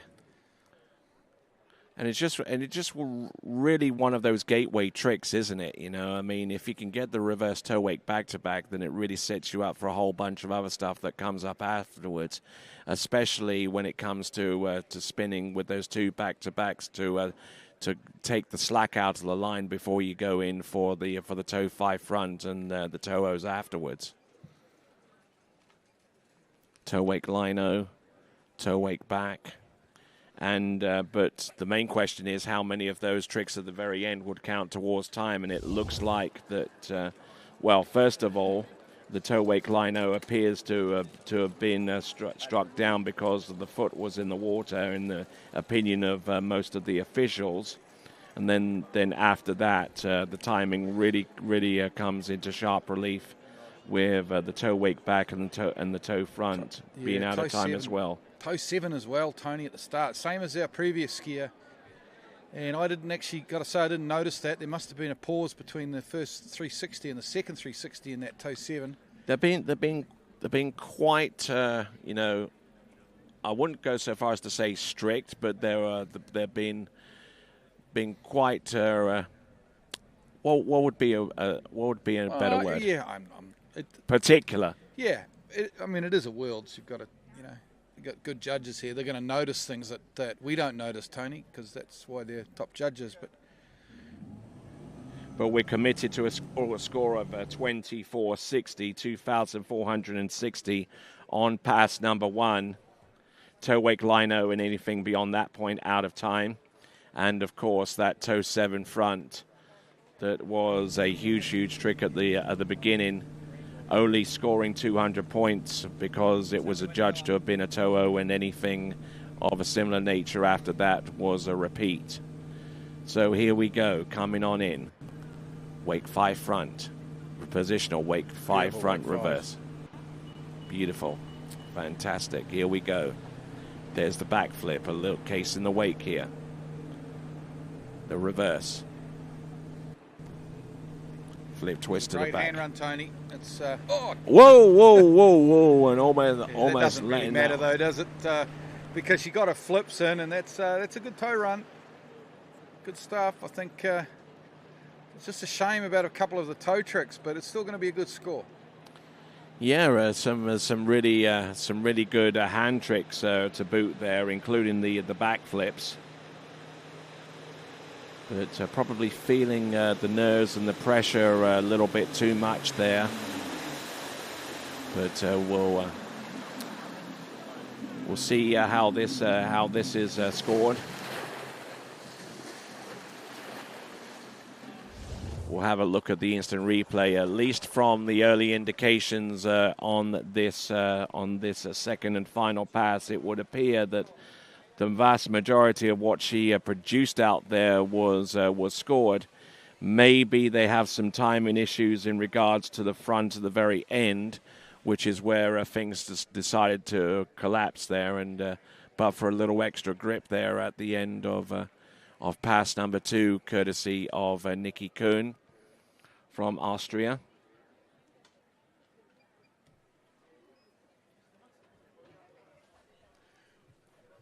But not looking good. Ooh, to the front there, and that would have been out of time. So it looks like if everything all being correct there, we have 32.80 on pass number 2, and if everything is okay, that should give her a point score of 57.40. Now, how does that stack up on the leaderboard, we wonder?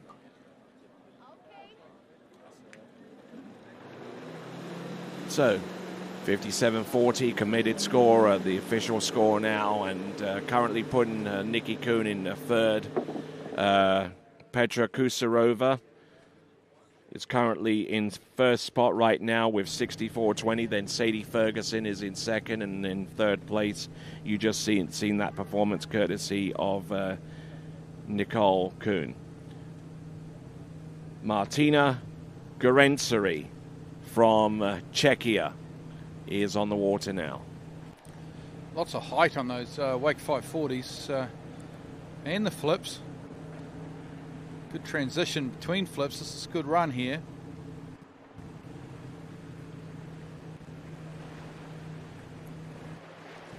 Oh, nice stuff. Oh, good nice run. She's happy. Yep, happy as a lark. Gilligan, happy as a lark. Happy as a lark. Yeah. Fantastic skiing there. Starting off with the ski line back, and that rope was definitely out of the water. Yeah. There's plenty of height on these 5. That's what I really like about them. Boom.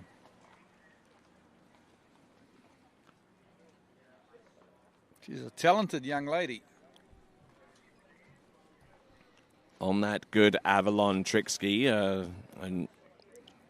new model of trick ski that has been introduced that was introduced last season, as a matter of fact, and they're seemingly winning rave reviews for its ability to be a really, really poppy trick ski, giving the skiers a lot of height to work with, especially there for the flips.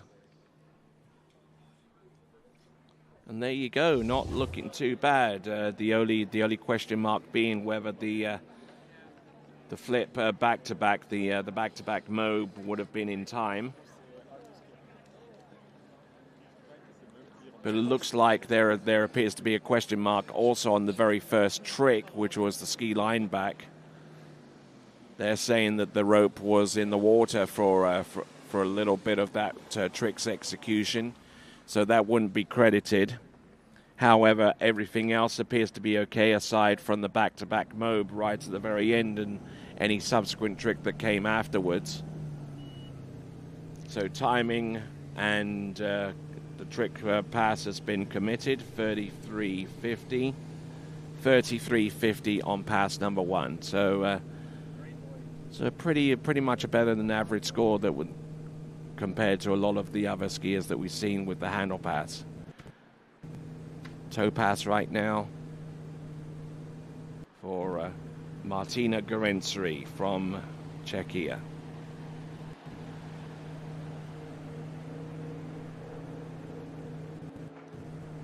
There we go, that's the toe wake O, toe wake line back. Toe wake back to back. Yeah, she is all over that run. Fantastic skiing there. Toe side slide at the end. That should either be within time or the very last trick out of time. Yeah, and I think it's going to depend. She didn't probably get quite as much out of her hand pass as she realises. She won't know yet that she's been scrubbed her ski line back, and that her last back-to-back mob flip is out of time. But it's a very high-scoring toe run. I was about to say she's going to be close to being our new leader. But we'll wait and see. Just those couple of tricks she lost in hands that are going to cost her score or knock her score back a little bit. All right, so they're in the review period right now. Especially a concern to our officials is the ability for Martina Garensri to adequately spin that toe 7 front to where it will be scored. And yeah, but just as I was mentioning that, they decided to knock her toe 7 and convert it into a credit-worthy toe O and a non-credit toe O to come afterwards. Yeah, as which a repeat. doesn't really help you at all because she does 2 toe O's later in the run anyway. So yeah, well, that's the third toe 7 that's been knocked so far in this Series 2 of women's tricks. All right, then. Looks like our towboat is making its way down the course for some reason, but we should see some more tricking to come. We've got Chantel Singer coming up soon. Then we've got Brooke Baldwin, then Aliyah Young-Hanifa, and Hannah Stopnicki. So they're still reviewing pass number 2.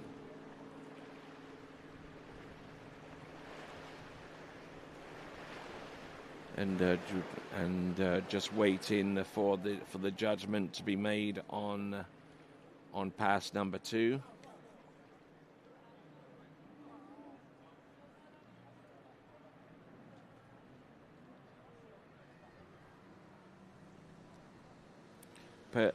Best on pass number 1, she scored 33.50, which is always a pretty decent start. Once you can get your first pass in, then it will take a little bit of the pressure off for toe tricks, or does it? It's definitely a different perspective for either one, because sometimes you put a little bit more pressure on yourself because you've successfully produced the first pass, and you don't want to. And you don't want to do anything less than that, or it might just encourage you a little bit to pursue something the same. You might feel a little bit more confident knowing that you've got a fair amount of points already in the bag. Going a little bit deep into sports psychology here. Yeah, we're just trying to kill some time. I can tell you that behind us on the jump lake, there's been a bit of activity. The boat's not that we're starting until the women's tricks finishes, but the boat's been out to the ramp, maybe getting it at the right height and cleaning it and stuff like that. So just reminds us that we've got men's jump coming up, the top 2 seeds after this women's tricks.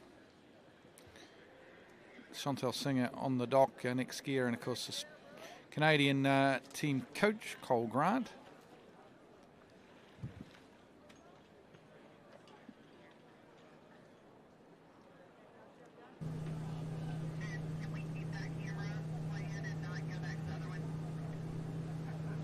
All right, they're coming to you live from Rocchetto, the commune of Rocchetto, the province of Novara, the region of Piemonte. This is the Open World Water Ski Championships, coming to you from northern Italy at the Parco Nautico di Sesia, the headquarters of the Federazione Italiana Surfing, Sci Nautico e Wakeboard. So to my good Italian friends, I say buongiorno.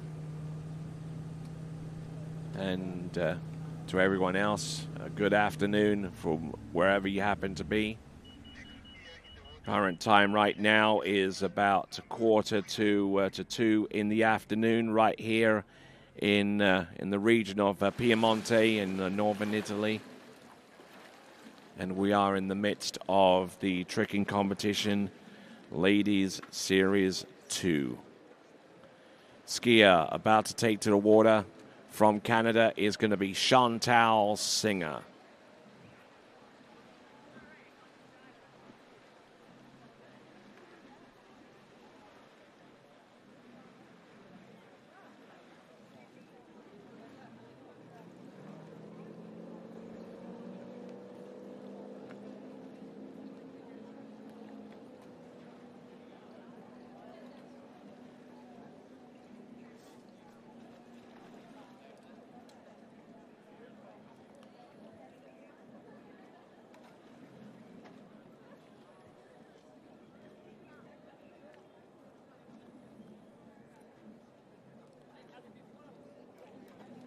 So as we wait to get confirmation of the tricking score for Martina Garenseri, we'll proceed right along.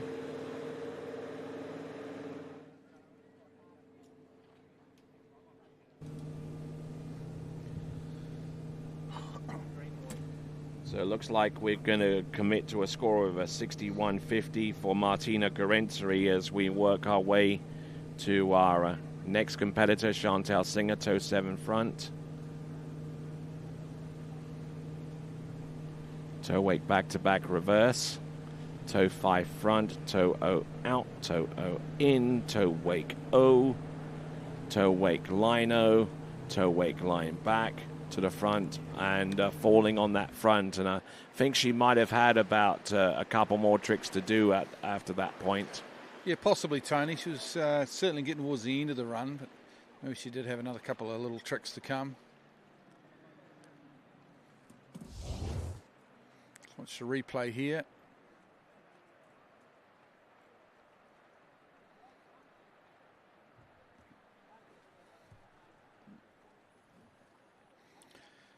All looks good to me. It's interesting to see what the judges think, but it's a good start to this run. Almost fell on that reverse toe back-to-back. Almost got too far away with her upper body, but saved it quite nicely.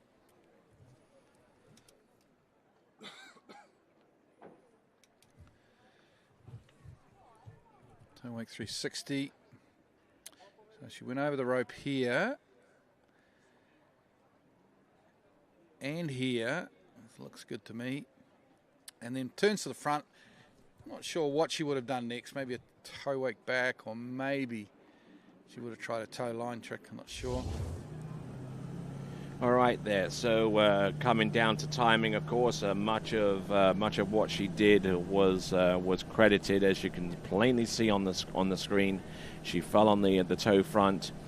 The point score is committed now at 37.10. 3,710 for Chantal Singer. Her coach there, Cole Grant, swapping out one ski for the other. Just thinking to myself, Tony, what a good job he does, Cole. He's a very calming influence there in the boat. Just softly talking away to Chantal, encouraging her, which is great to see. It's Brooke Baldwin, who might be our next competitor, I think, just having a bit of a pleasure swim, just cooling off. Yeah, absolutely. I mean, a lot of competitors have some quirky methods in trying to stay calm and focused, and this is one of them. Really, it's a lovely afternoon, actually. Beautiful, warm afternoon. But I wasn't busy doing this. Tony, I might consider having a bit of a swim myself. Not down where the skiers are, of course. I wouldn't want to put up rollies or anything like that, but maybe on the back lake. Just cool off because it's a lovely day.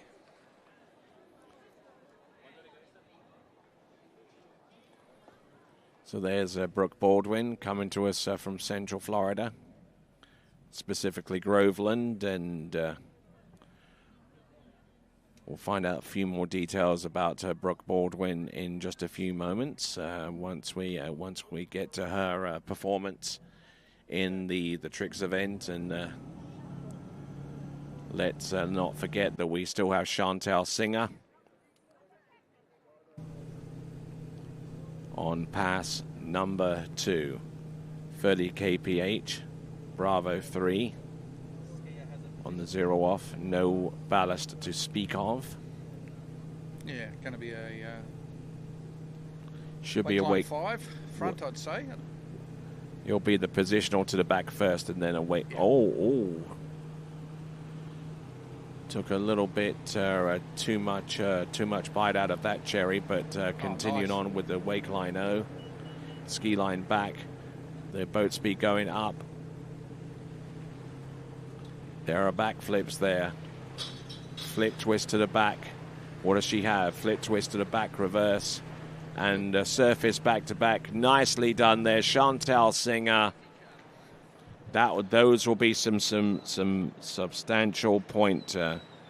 Yeah, I think she'll be our new leader. It's possible that's her first 7,000 point trick run, Tony. I don't know if you noticed, we'll see the replay, she went old school there with the step over the line tricks. You don't ordinarily get to see the wake line 5 front too much these days. I mean, No. it was a common trick way back in the 80s, early 90s, but it's been largely been replaced by multiple flips. Yeah, but then you watch this wrap in here on the next one, over the back, and then she wraps in for a wake line 360. Now, that's from back in our day, Tony. Yeah, I used to be able to do that. Yeah, I couldn't do that, but...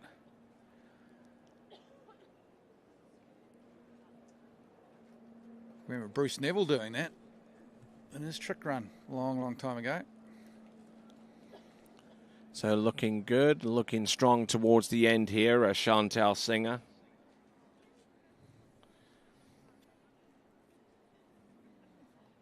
Yeah, high-scoring flips.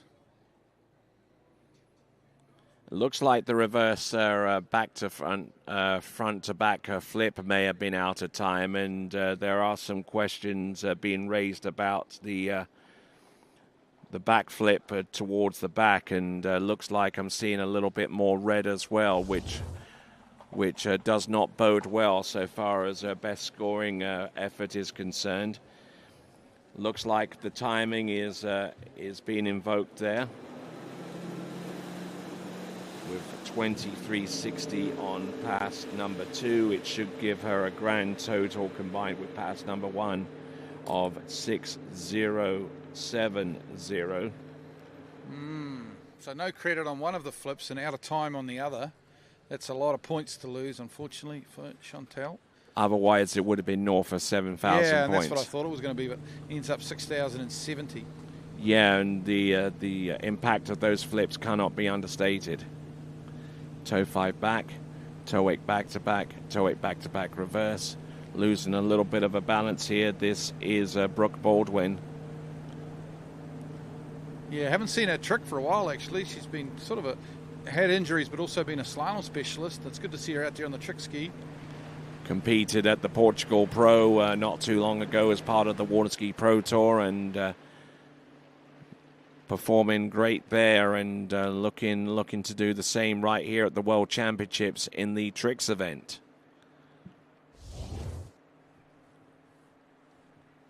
So a smart looking opening pass there, Glenn. Yeah, toe 5 back, then into the toe wake back to backs.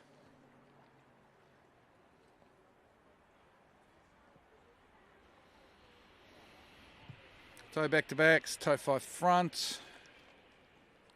Nice. Yep, grabbing onto that line very, very subtly. Okay, now the toe line tricks. How do they look? I think that one should be okay. And yeah, good stuff from Brooke. All right, and the toe wake line back to back appears to be out of time under initial scrutiny there, with the initial timing clock against those tricks. The one trick that she may have gotten out of the list of tricks that were credit, as you can see there, the toe wake O. Now that trick has come under a fair amount of scrutiny beyond the scope of these championships in recent times. So some of the skiers that have elected to perform the toe wake O have actually kind of gone a little bit back to the drawing board and have practiced extra hard on those to make sure that it is credit in the eyes of our officials. Certainly been a lot more credit toe wake O's here than there was in Canada, though, Tony. Probably as a result of that. You know. Yeah, a mixture, I think. Mixture of the skiers going back and just maybe working on a little bit in training, but also just the judges panel, you know, like just a slightly different mix of judges, because every judge sees things a little bit differently. You're right about that. So 34-40, committed score on pass number 1 for Brooke Baldwin.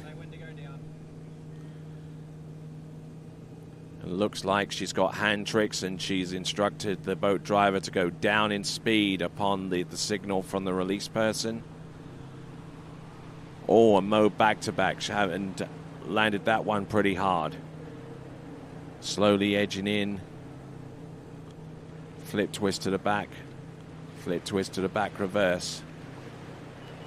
Now the boat speed goes down. Wake 5 front. Good run. Oh yeah, good solid effort there, and she is pleased and happy that she's made it through that run. So a skier that has had a whole raft of injuries in recent times, but on top of that, she is a medical student looking to achieve a doctorate before too long. This is Brooke Baldwin. Yeah, and maybe that will be our first 7,000 point score, Tony. We'll just have to wait and see what the judges think. So far, so good in the judging phase. After the judging phase, it looks like the score is going to be heading north of 7K, but that's just the judging phase. Now, in the review phase, the things could actually turn out to be a little bit different. And not in a detrimental sense, but maybe in a more increasing sense. Well, that's good news, Tony. Absolutely. Looks like most of the tricks that you're seeing right here being performed appear to be credit for the most part. Yeah, they do look good to me.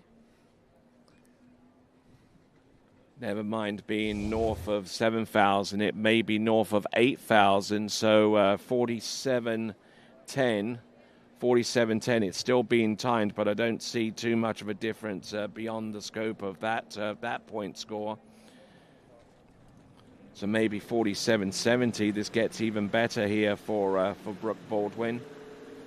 47.70 committed to that score, and they're giving us a grand total of 82.10. Big score, and that's probably our first score that you'd think would get into the final. I mean, too soon to call it yet, Tony, but 8,150 would normally get you into a women's trick final at the World Championships. Here's Alea Hanifayong out of Malaysia. Speaking of trick finals, she was 13th in 2023 Worlds. She's the last person, well, the first person not to be in the final, if you know what I mean. Missed out just. This looks like a good first toe passo for Alia. Oh, Slalom, wait, back to back, couple of side slides to finish off. Yeah, absolutely. Looks like a good pass. Some good aggressive skiing there from Alia Young Hanifa.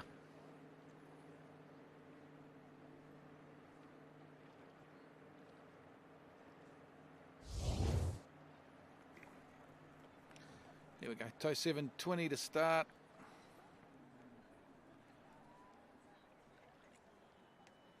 You know, Tony, I went to Asian Championships, or Oceania and Asian Championship in 2012, so 13 years ago.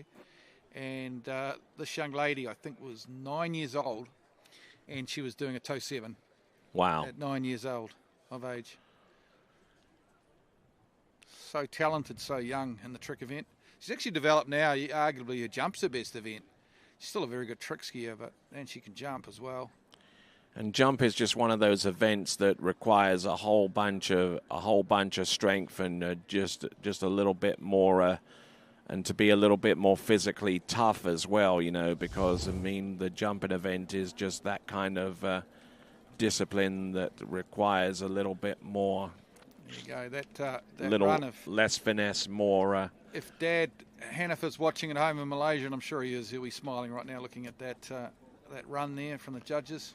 39.60 on pass number 1. Credit, and pretty much everything that she really needs will be in time. There's a toe front and a toe slide at the end out of time. Nice to get those in, but not the end of the world. Main thing is all the big tricks are credit and in time.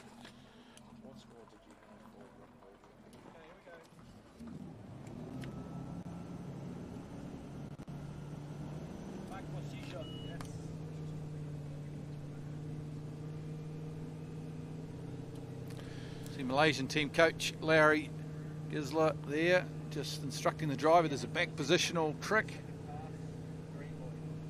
That'll be because she's going to start with the back-to-back mobe flip, I would believe.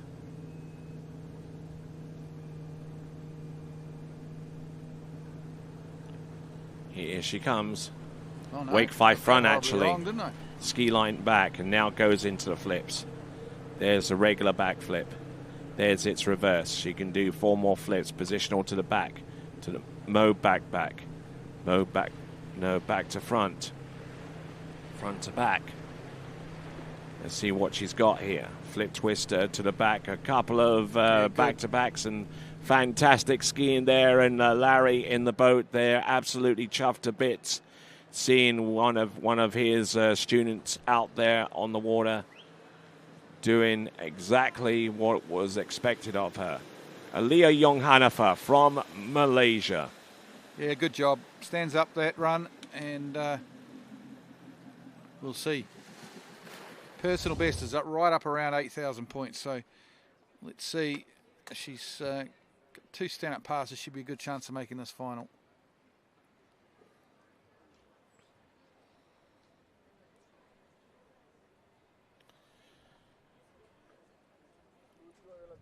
All right, some of these tricks continue to be judged at this point, and one trick that looks like is going under close scrutiny was the ski line back at the...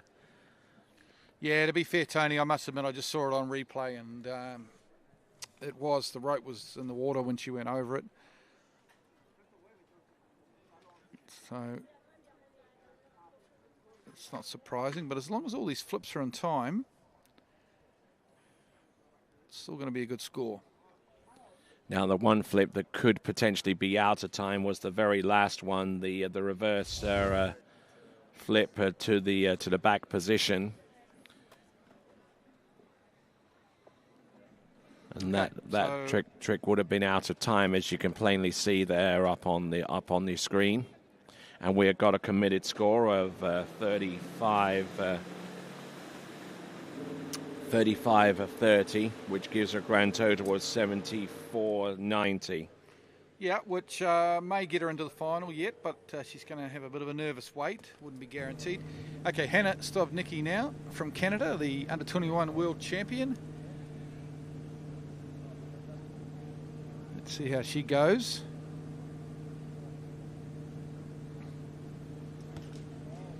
Okay, 7:20 looks good. Back-to-backs. Looking good, Hannah Stobnicki. Keeping that toe foot close to standing leg. Toe 5 front, toe out, toe straight back in. Toe wake line O, toe wake line back. Back and front, toe wake line back to back. And just a really, really steady effort there. Nothing to be terribly too concerned about at this early stage, as Matt Reaney is in the towboat overseeing a student that he's been coaching for many, many years now. Yeah, it was interesting. We had the University World Champs, Tony, as you know, at the end of February in New Zealand, in Auckland. And we had a great final between these two girls, between Hannah Stobnicki and our previous competitor, Aliyah Young. And I think Aliyah ended up winning that gold. Well, I know she won the gold. It was pretty close, though, down there at the Iraqi Basin. The two kind of evenly matched skiers. I think probably on personal best, Hannah has a better personal best, but there's not a lot between them.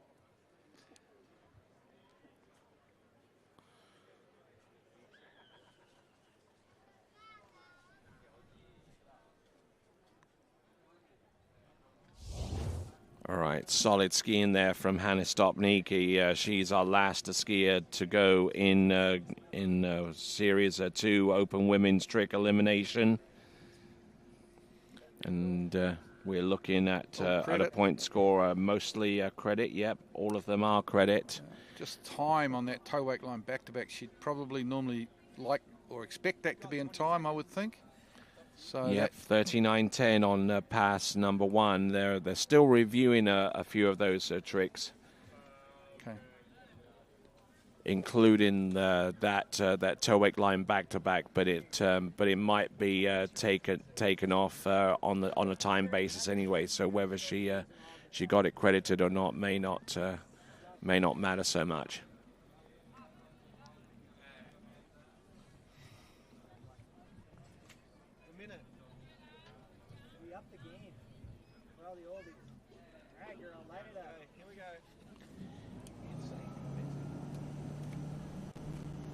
Okay, here we Okay, go. so we be hand pass now for Hannah. Looks like just a shade under 4,000 points on her toe run. All right, so 39.10, pass number 1. Let's see if she can barnstorm her way towards the final. Hannah Stopnicki. Charlie 2, 50% of ballast. Looks like she's wanting to beef the wakes there for the flip sequence. Wake 5 front, positional, wake 5 front, wake 5 back, boat speed going up, boom. First flip, second flip, 4 more she can do. Flip twist back, positional to the front, flip twist back, 2 more flips she can do. Oh, no. Oh, and going down there on the flip twist back to front, and Hannah Stopnicki in the water, and just not committing herself all the way through to the top of the wake on the first wake that launches her, and ends up seeing her trapped in the wake that lands her. Yeah, this will be interesting. It'll be a little bit of a nervous wait now for Hannah because the score's going to be okay, but I don't know. It's not automatically going to see her into the final. She's going to have to wait and see what happens with the next series. Watch her here. A little bit of slack line on landing that flip. Comes in here. The back landing is good. Reverse also good. And then I think it's this next one here. The one that goes from back to front. Yeah, pulled up a bit short, didn't she? Didn't really peak the wake properly. And pulled up short and cased the next wake. And I think timing not going to be an issue here, so the initial point score of a 35.50 is probably going to stand there, and it does commit at that score, which gives her a grand total of 74.60. So it's really close with Alia, isn't it, Tony? Remind me what Alia scored? Alia yeah. Young Hanafer, I believe, scored 74.90. Wow. But there have been, I believe, that there has been at least one other score above them. But let's see if we can take a look at that leaderboard as we depart Series 2 and go to Series 1. Brooke Baldwin, 81.50. Yes, 81.50. I'm almost ready to call that she'll make the final with that, but it's not guaranteed. Yeah, anyone that has aspirations of making it through to the final has to at least trick in excess of 81.50. All right, then. So we've got our 12 skiers ready and lined up to go in Series 1. Regina Jaquist will be our lead-off skier. Regina's entering the course now. Here we go. Not mucking around. Yeah, absolutely. Well, this trick is important for Regina because she's had a great jump score, great slalom score. She's looking the goods in the overall at the moment, but she obviously gives up a little bit in the tricks to some of the younger girls, so she'll be hoping to stand up a couple of trick runs. Of course, oh no! Geez, no, she's gone down very quick there. Oh, my word. What was, I think, a toe 5 front. Hopefully she's okay. She did wave straight away. Wow, the implications in the overall competition cannot be understated because now... She does look a little... She's grimacing a little bit, Tony. She might be a little bit... Want to tweak something maybe? I'm not sure. But yeah, that's not good. I was about to say 24 years ago when the Worlds were here in 2001, she actually won the women's trick. She was a gold medalist. But yeah, toe wake back to back. Toe wake front. We move, I think it's the toe 5 front. Toe back to backs first, then the toe 5 front. And boom, in she goes. Rather quickly. So it looks like she was able to perform a grand total of 7 tricks there. And you see those tricks listed up there. So it looks like we're committing to a point score of 1780, 1,780, as she's been transported towards the opposite end of the lake. And looks like she's already changed out her toe ski to the handle ski. Out goes the MK1 and in comes the Avalon. Abelson design. She doesn't look to be injured or anything. I thought she grimaced a bit, but she came up after that fall, but she looks to be fine. But the overall contenders in the women's competition now smell blood in the water. Well, they do, yeah, because it's pretty tough depending on what happens in this next pass, but it's pretty tough now for Regina to win the overall, you'd have to think, although it's a long way to go yet in this tournament.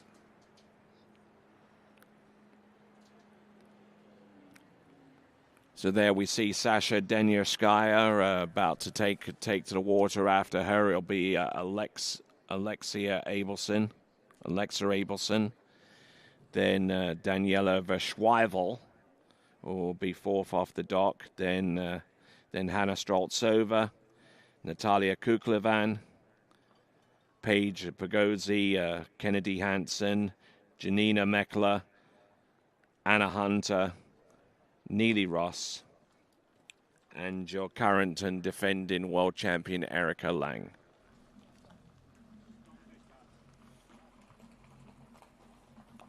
There is a Glenn Martin at the helm of that towboat, doing a fine job here, and as he did in the previous World Championships, which took place 2 seasons ago over in Groveland in Lake County, Florida. But here we are in the commune of Rocchetto, the province of Novara, and the region of Piemonte.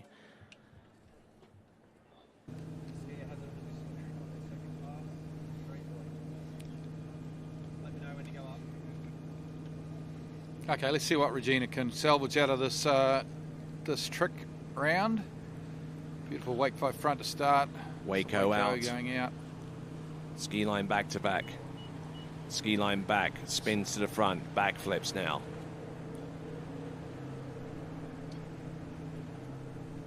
Flip twist to the back. Flip twist to the front. Front flip. Oh, first time I've ever seen Regina knock one of those down in a while. Oh, my word. Great front flip, and that's a great hand run. It's just a shame about that toe run. We lost a couple of thousand points out of a toe run, but a very nice hand pass from Regina.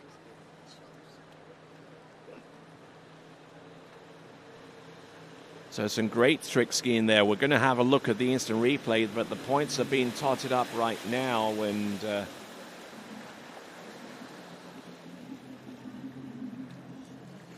also at the same time there's an initial timing phase that is invoked with the judging of these tricks during the review period.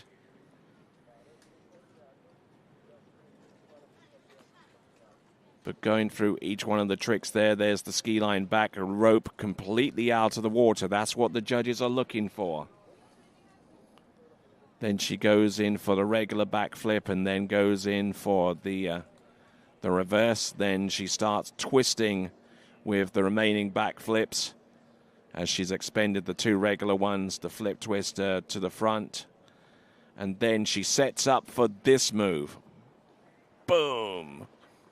Front flip, beautifully executed. A couple of back-to-backs at the end or a back and a front, however it's assessed. But there we go. That is Regina Jaquist. Obviously some question marks being levied against the flip back to front. But it looks like we got a committed score. It's 31-30 on pass number 2, giving us a grand total of 49-10. 49-10 for Regina Jaquist. Now in the course, Sasha Denierskaya. Yeah, and Sasha's in with a shot for this world overall title, I'm sure. First job, though, is to stand up these trick runs, try and get into the final. Obviously, get a good score for her overall. Toes are looking good so far. Toe 360, toe lane O. Toe back to back. Toe wake line back and spins to the front, and that, I don't know, maybe those two may be a little bit out of time. Yeah, we'll see. See what the judges think of those last sort of 3 or 4 tricks, but it's not a bad run. Definitely had a great start. Toe 7.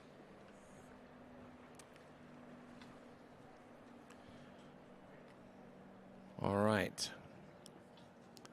Some pretty decent tricks here at the moment. Looking a little bit jittery out there, I do have to say. Not a normal free-flowing self out there, Glenn. Toe wake lino, which the judges are subjecting their own additional scrutiny on that trick in the review period. They landed on the rope on that toe work lino. All right then, and with that still continuing to be reviewed, let's check in with Zane. All right, hey guys, I'm here with Regina Jaquist. We just saw you in the trick event. Going down a little bit early, but we saw you crush it in slalom and jump. So how you feeling about your overall? Oh, it's over for my overall. So, but that's fine. I mean, I'm more focused for my slalom, and then jump is kind of my second worry. Full-time job, owning a pharmacy, doing 3 events. This was kind of a last hurrah, I would say, of it. So I think I'll stick to the slalom and the jump from now on, and we'll just keep crushing it. But, that's overall. You never really know how it goes. It's just fun. It's kind of a good exercise to keep doing with the other 2 events. But yeah, no, I mean, it can happen at any time. You've seen Joel this week and, crushed for him too. But that's part of overall, and that's now we just focus on slalom and jump. Well, I was really happy with your slalom, but your jump yesterday was awesome. We had a new PB since the first time you had your knee done. So, congrats on that. Yeah, thank you. The PB since my knee, I went 180. I actually never thought I would do that again once I came back from my ACL. So that was just like a dream come true. So I talked to my doctor that did my ACL. So he's super stoked for me too back home. And, that's just a crazy feat actually for me out of anything. Out of this tournament is to go back to get into the 180 again. That was just something that I really never thought I would want to do again after my ACL, but now doing it, I'm pretty excited about it. Well, awesome. Well, you get dried off. Enjoy the rest of your day, and I'm looking forward to getting you out there on Sunday in slalom and jump. But right now, we'll send it back to you, Tony. Wake 5 front, reverse. Inverted wake 5 back. Look at that. There's the back flip. Here is the front flip. Owen case in the wake there. No. Disappointing. The former world overall champion from 2021. And I tell you what, I mean, if she was a contender from the overall, that particular ambition may have taken a significant knock on the basis of that fall. Well, it certainly makes it harder, doesn't it? Did we get a score from a toe pass, Tony? I'm interested in that. Yes, we did. It's 33.80. Yeah, so must have lost a couple of tricks towards the end there of a toe run, and then falls towards the end of the hand run, which is disappointing for Sasha.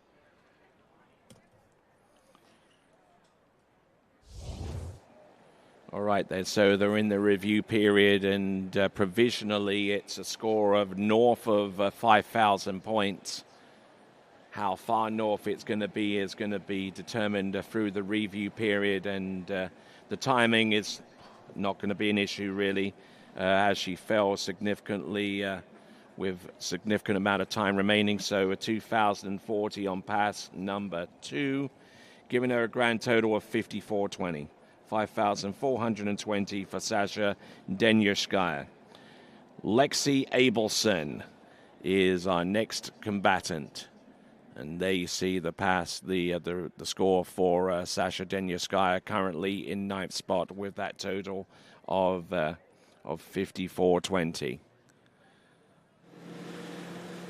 And given that this event has 12 skiers in it, whoever is in first place or in the runner-up spot at the moment is currently through to next round. So provisionally, congratulations goes out to Brooke Baldwin and Aliyah Young-Hanifa. Absolutely. So the bubble's now with Hannah Stobnicki, I believe. Just a shade over 7,400 points. This is Lexi Abelson now. Going pretty well down this toe pass. Toe wake line toe wake line back, going one at a time here. Trying not to spin or start a trick before the other is completed. But great skiing for Lexi Abelson. Yeah, good stand-up toe pass there. It's a youngster, of course. Having a good World Championship so far. Toe wake back-to-back reverse, keeping the toe foot close to a standing leg.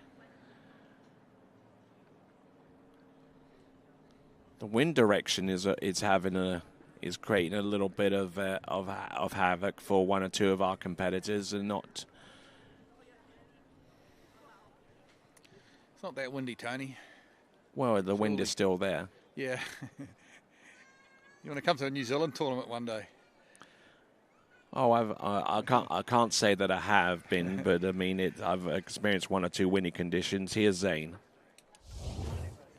All right, hey guys, I'm here with a living legend in the trick event, Mr. Corey Picos. It's awesome to see all the legends here at the lake. A lot of these skiers here have had, a little bit of your hands in their tricking and coaching, so it's good to have you here. Well, thank you so much. It's great to be here.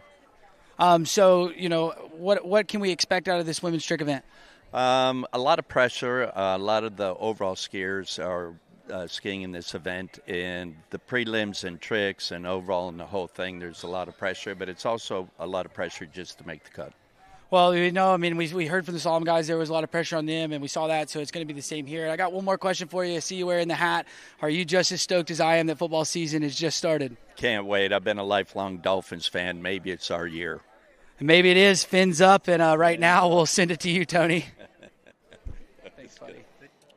Well, it hasn't been much of the season since 1972. Haven't conjured up very much for the Dolphins since that time. So maybe it's time for them to conjure up a winning season at least. Isn't Corey Picos? He's got to be one of the coolest guys ever in our sport, I would think. Absolute legend. He's got that lovely southern accent. Cool, very cool, calm manner about him. Originally from Kenosha in Wisconsin, so originally from the Midwest, but migrated south to Eagle Lake and then subsequently to Santa Rosa Beach. But here we go, Lexi Abelson. Good elevation here with the flip twist to the back, flip twist to the front. Continuing on, all mode back to back. This is some great tricking here from Lexi Abelson. Boom. Oh, yeah. The front flip, some back-to-backs. Nice. Yeah, good fist pump there.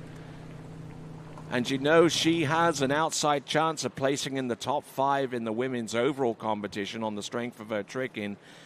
And need to recall what she did in the jump event, but slaloming was pretty good too.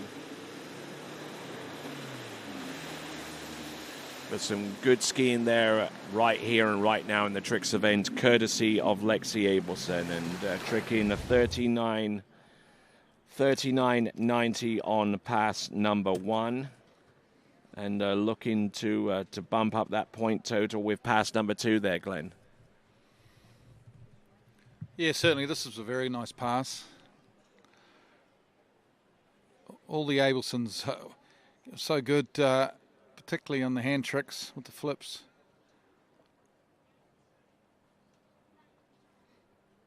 This is going to be a good score, I would think. Currently need about 7,500 points to make this women's trick final. You'd have to say this is going to be, should be better than that actually. Be close to it anyway, if not better.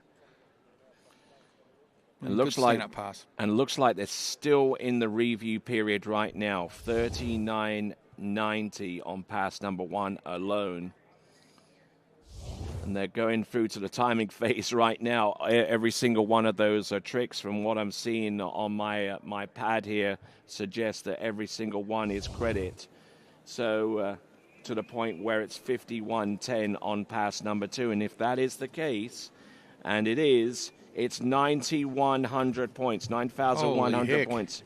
That huge. Puts her through. Next competitor up is Daniela Verschweivel from Colombia.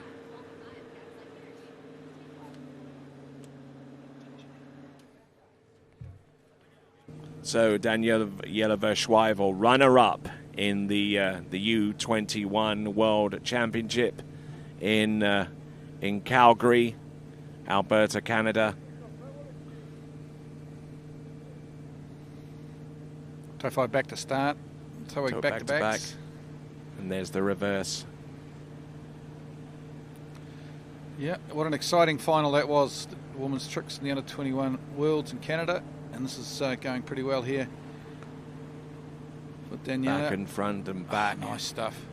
Oh, superb effort there, and the fist bump there from inside the towboat with, I'm sure it's Santiago Correa who is riding in that towboat, her coach. And a fantastic effort here.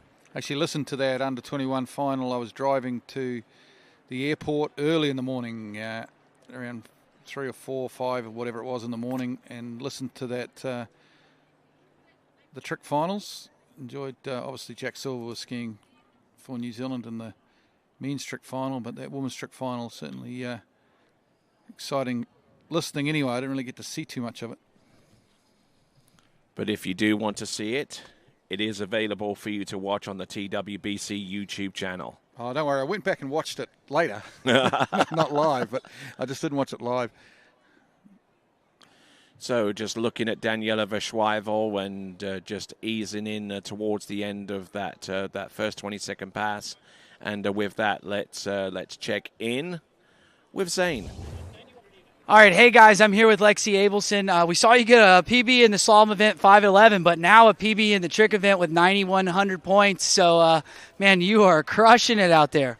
Thank you. Yeah, I mean, I've been over 9. I tricked 90-10 at a different event, but I mean, being 9,100 is just, it's so cool, and I'm so happy to trick over 9 again. And yeah, I was really happy with my slalom too. Well, yeah, it's awesome. And just to show everybody at home, you see the Lexi Abelson model of the good trick ski. So, you know, if you like the colors and everything, go reach out at Good and maybe get you one. Yeah, that'd be awesome. I love this color, and it's my favorite ski that I've ever been on. Well, I heard Dad say you're getting ice cream today. I think that's the best way to celebrate a PB, so congrats on that. Oh, yeah, it's my favorite thing about Italy. Thank you. All right, we'll send it back to you, Tony. Well, thank you. It's always a good way to bribe your kids, isn't it? Ice cream. Ice cream? If you ski well, honey, I'll get you an ice cream. Ice cream. So there we go. So Daniela Verschweivel coming into the course right here, the runner-up in the U21 World Championships in women's tricks. Let's see if she can redeem herself a little bit. Ski line back to back. Ski line back and to the front, and let's see what she's got. There's backflip, reverse backflip, twist to the back, and here is its reverse. Flip, twist to the front. Now, here she comes for the Mo back reverse. Oh, she gets that trick all the way through, and nicely done. Now it's just a case of timing. Yep, wait for the timing on this and the judges to give us a score. Good stand-up run, though. Definitely enough to get through to the final, I would think. Yeah, looks like... just throwing a front flip out of course. Yeah, but just for a little bit of spectator appeal, just doing it for S&Gs.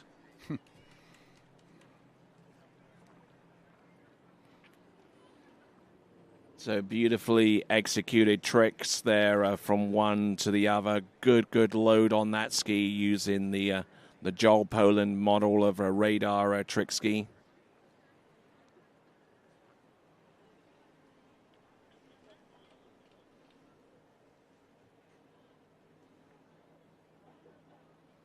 Flip twister to the front, and then she goes in for the Mo backbacks. There are 2 of them towards the end. And it looks like the second back-to-back Mob would be within time. And looks like it's coming up under increased scrutiny, but not enough to deny her the points for that particular trick. So it looks like with a point score of 39.40 on pass number 1, 5,070 on pass number 2, that gives her a grand total of 9,010. and it's just funny that that Lexi Abelson mentions that score, which is her personal best. And that probably will end up being Daniel Verschweivel's new personal best. And with that, we may get to talk to her around about now. But only after we've seen our next competitor, who is Hannah Streltsova. Toe tricks to open up her account.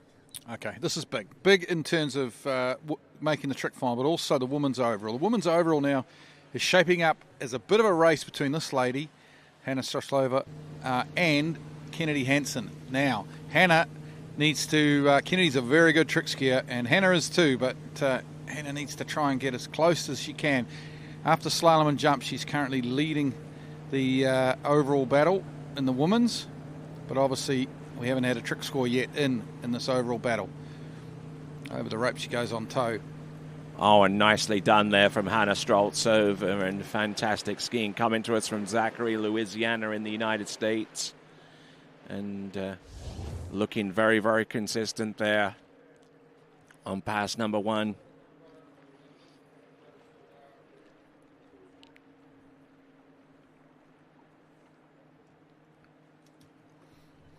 So I've had a text message from Curtis, my son Curtis, who's been up since 3 a.m. watching his favourite event, in California, watching the women's tricks, and he's running the overall numbers. Tony, I'm sure you are as well, but he's telling me that if Kennedy tricks more than 900 points or 900 points more than Hannah, she will take the lead in the overall off Hannah. Obviously, there's still finals to come and a long way to go in this tournament, but there's an early marker for you. Indeed. But let's send it over to Zane in the meantime. All right, hey guys, I'm here with your last tricker, Daniela Verswivel. We saw you get 2 stand-up runs out there, so good job in the preliminary round. Thank you. I'm so excited for that.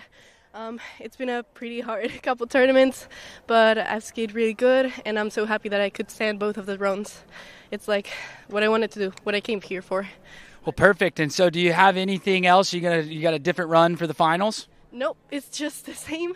I mean, this is my hard run, because I'm doing the reverse back landing, but it's the same to the finals. Maybe throw in the front flip at last.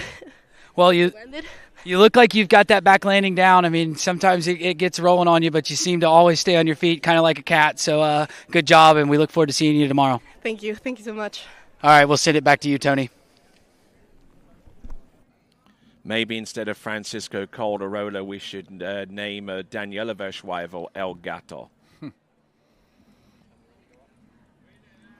Okay, there we go. 38.40 on toes. All credit, which is good news for Hannah. Yes, indeed. 38.40, 3,840. Make a note of that. And all credit aside from the toe, the toe side and the toe back and front, which are out of time, so they will not be added to the score. We see Glenn Martin. We also see Jay Bennett, legendary coach from Bennett's water ski school in Zachary, Louisiana. Here she comes. This now is Hannah Streltsova, opening trick. Positional wake back, ski line back to back. Let's see what she does here. Ski line back, boom, back flips. 2 basic back flips. Flip twist to the back, flip twist to back to the front. Mo back to back. Mo back to back reverses. Has had problems with consistency on that one, and there you go. Wow, that's a great run. I mean, is that the winning of the overall already? It's way too soon to call it, I know. A lot of skiing to come. But we've still got Kennedy Hansen to ski. There. Yeah, absolutely. Kennedy Hansen's still got a trick. It's still, obviously, some of these skiers are in slalom and jump finals and will be in trick finals tomorrow as well. So a lot of skiing to go, but that's, that puts her in good stead, you would think, at the moment anyway, in that women's overall battle. And Hannah Streltsova, the current defending world women's overall champion, and doing her absolute supreme best here with the tricking event.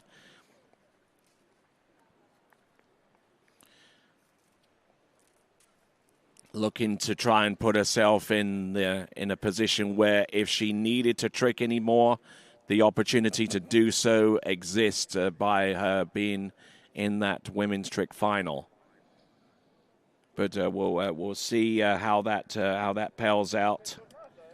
We've already got Lexi Abelson and Daniela Yelova-Schweivel, Brooke Baldwin, and Leah Young-Hanifer already through to the next round of the competition, and no doubt being added into that list of tricking finalists should be Hannah Streltsova. It's going to be north of 8,500 points. We're still in the review phase, and it looks like most of everything that she did has been credited. Still in the review phase, so not altogether complete yet.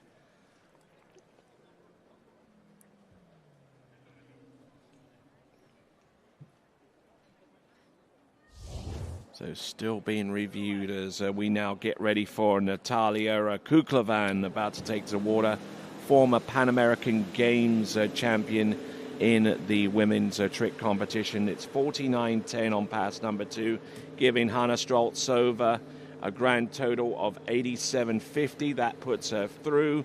Let's see what Natalia can do.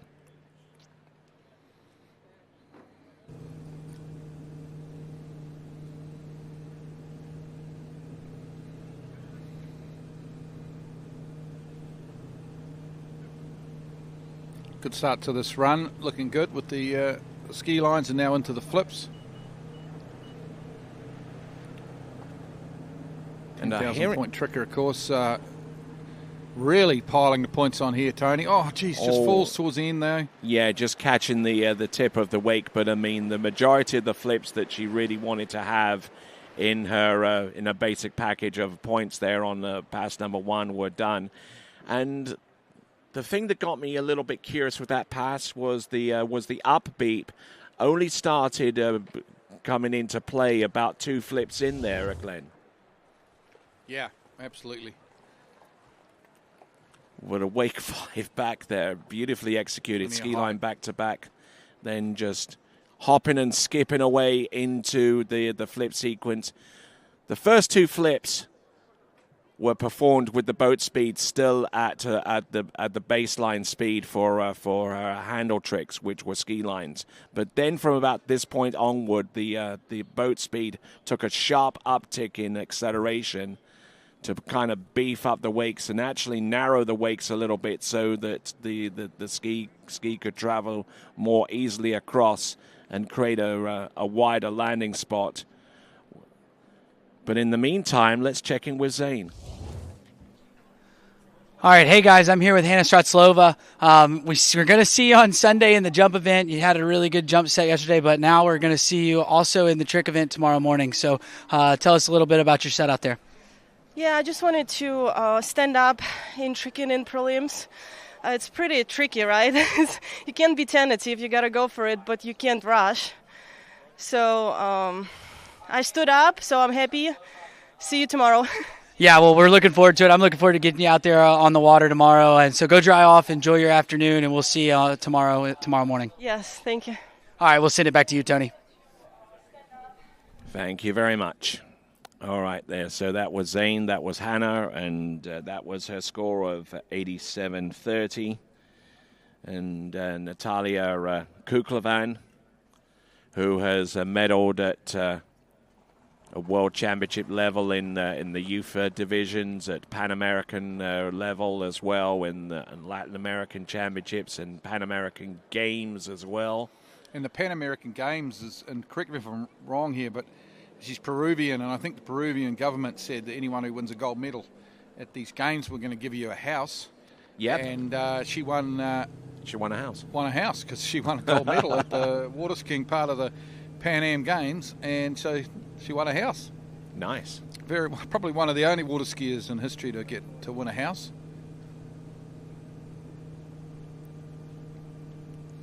Here we go. Rope on toe. Toe 7 front, toe 5 back, toe wake back to back, toe wake back to back reverse, surface toe back to back, toe 5 front, toe out, toe straight back in, toe wake O, nicely performed there, toe wake line O, progressing on, toe wake line back to back, good elevation there. Oh yes, absolutely. Yeah, good run. It's going to be a good score. That'll be pushing up in the high 9s. So Natalia Kuklevan with 45.80 on pass number 1. The second pass should be north of about 3,200 points. Yeah, sorry, I forgot she fell in a hand run, didn't she? So it's not going to be quite as big a score as I made out just then. All right, then points are coming through. They're being reviewed, and I would suggest that probably those tricks on the second pass are probably going to be credit across the board. The only trick that might be not included was the toe wake front, but the damage had already been done by that point.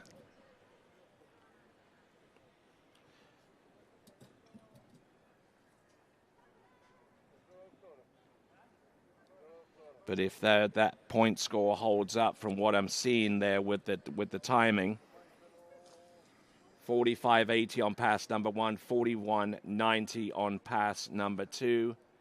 Just waiting for those scores to be committed to the total.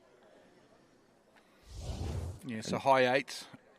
Yep, high 8s.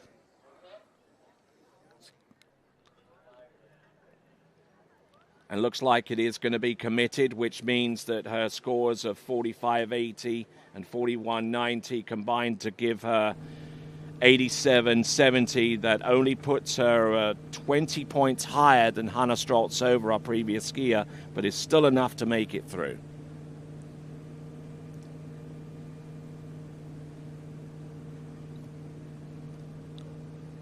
Here we go. Paige Bagosi, I think it is now. Obviously, Rini was her maiden name, but starts on toes. Very quick, getting it done out there. Looking good here. Toe wake line back to back. She does that run really quick, Tony. Efficient use of both wakes. Paige absolutely flying through that pass, and I'm sure that the remaining competitors on the dock have a fairly good idea of what it's going to take to advance through to the trick in final.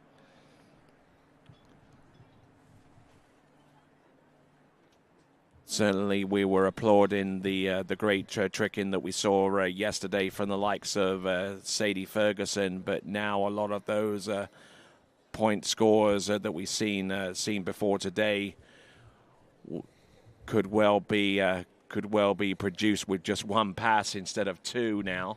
Yeah, these are cut above the, what was Sadie, 5.780 or something.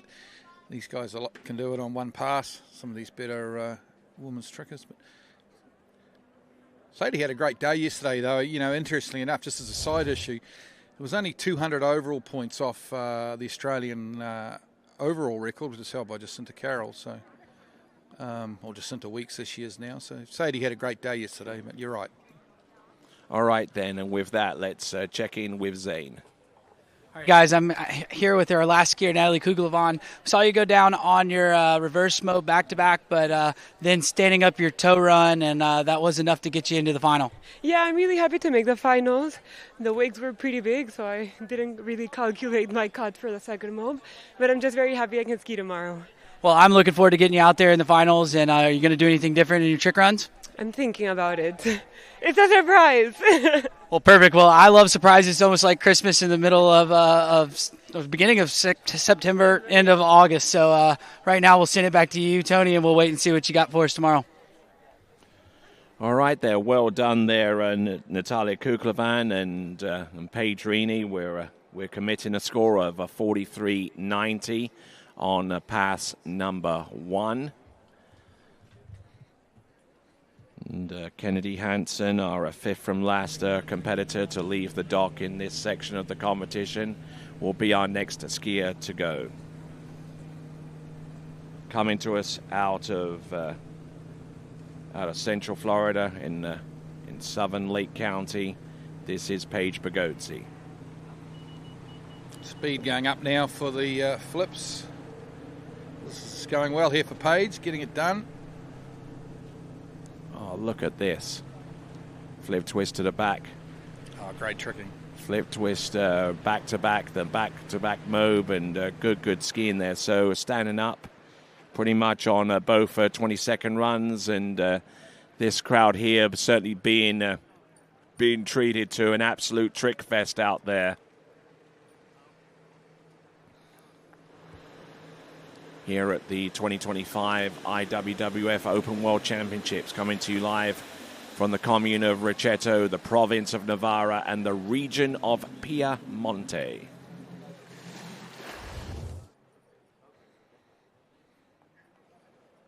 A lot to be impressed about here, especially considering that Paige Pagozzi doesn't normally go out of her way to practice much in the tricks event, at least not compared to a slalom, but a lot of good tricks there. Yeah, it certainly was. The flips were very good. What was it score on toes, Tony? I don't know if we got that. 43.90. Yeah, which is good. And I think the second pass is going to yield a score of 41.40. Okay. Which should give her a total of about 85. Or actually, it's coming under closer scrutiny now. Yeah, a couple of those hand tricks at the start of the run might come under some scrutiny. A little bit of some of those tricks were a little bit on the surface. Maybe, I'm just saying. And although the judges are liking them all. Certainly for the most part, but it looks like that backflip back-to-back, which is the mob, which is 800 it's getting points. reviewed. Yes, sorry, it's you're right, getting Tony. reviewed right now.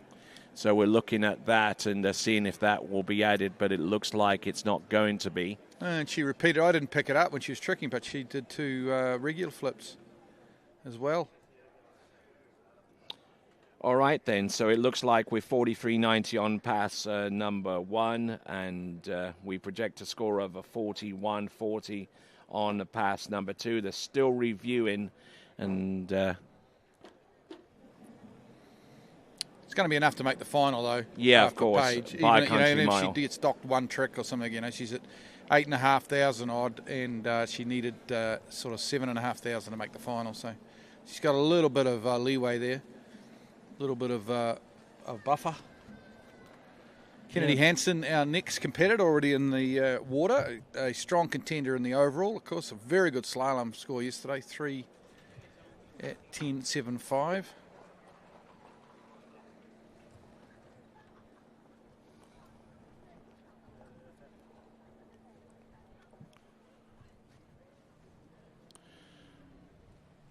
so let's continue on, shall we? We've got the tricks of Kennedy Hansen to come up next. 41.40 on pass number 2, 85.30 for Paige Pagozzi. That currently puts her in the top 5 at this time. Now the overall battle continues on with Kennedy Hansen, who's already produced the jump PB and has slalom remarkably well too. Good quick toes here. She's flying through her work. Kleino. Toe wake line back to back to finish. Toe wake front. Fantastic skiing there from Kennedy Hansen all the way through, just flowing from one trick to the next there with Corey Picos, the world famous trick water skier in the towboat, and absolutely a sought after tricking coach as well. Just looking at some of these tricks there, and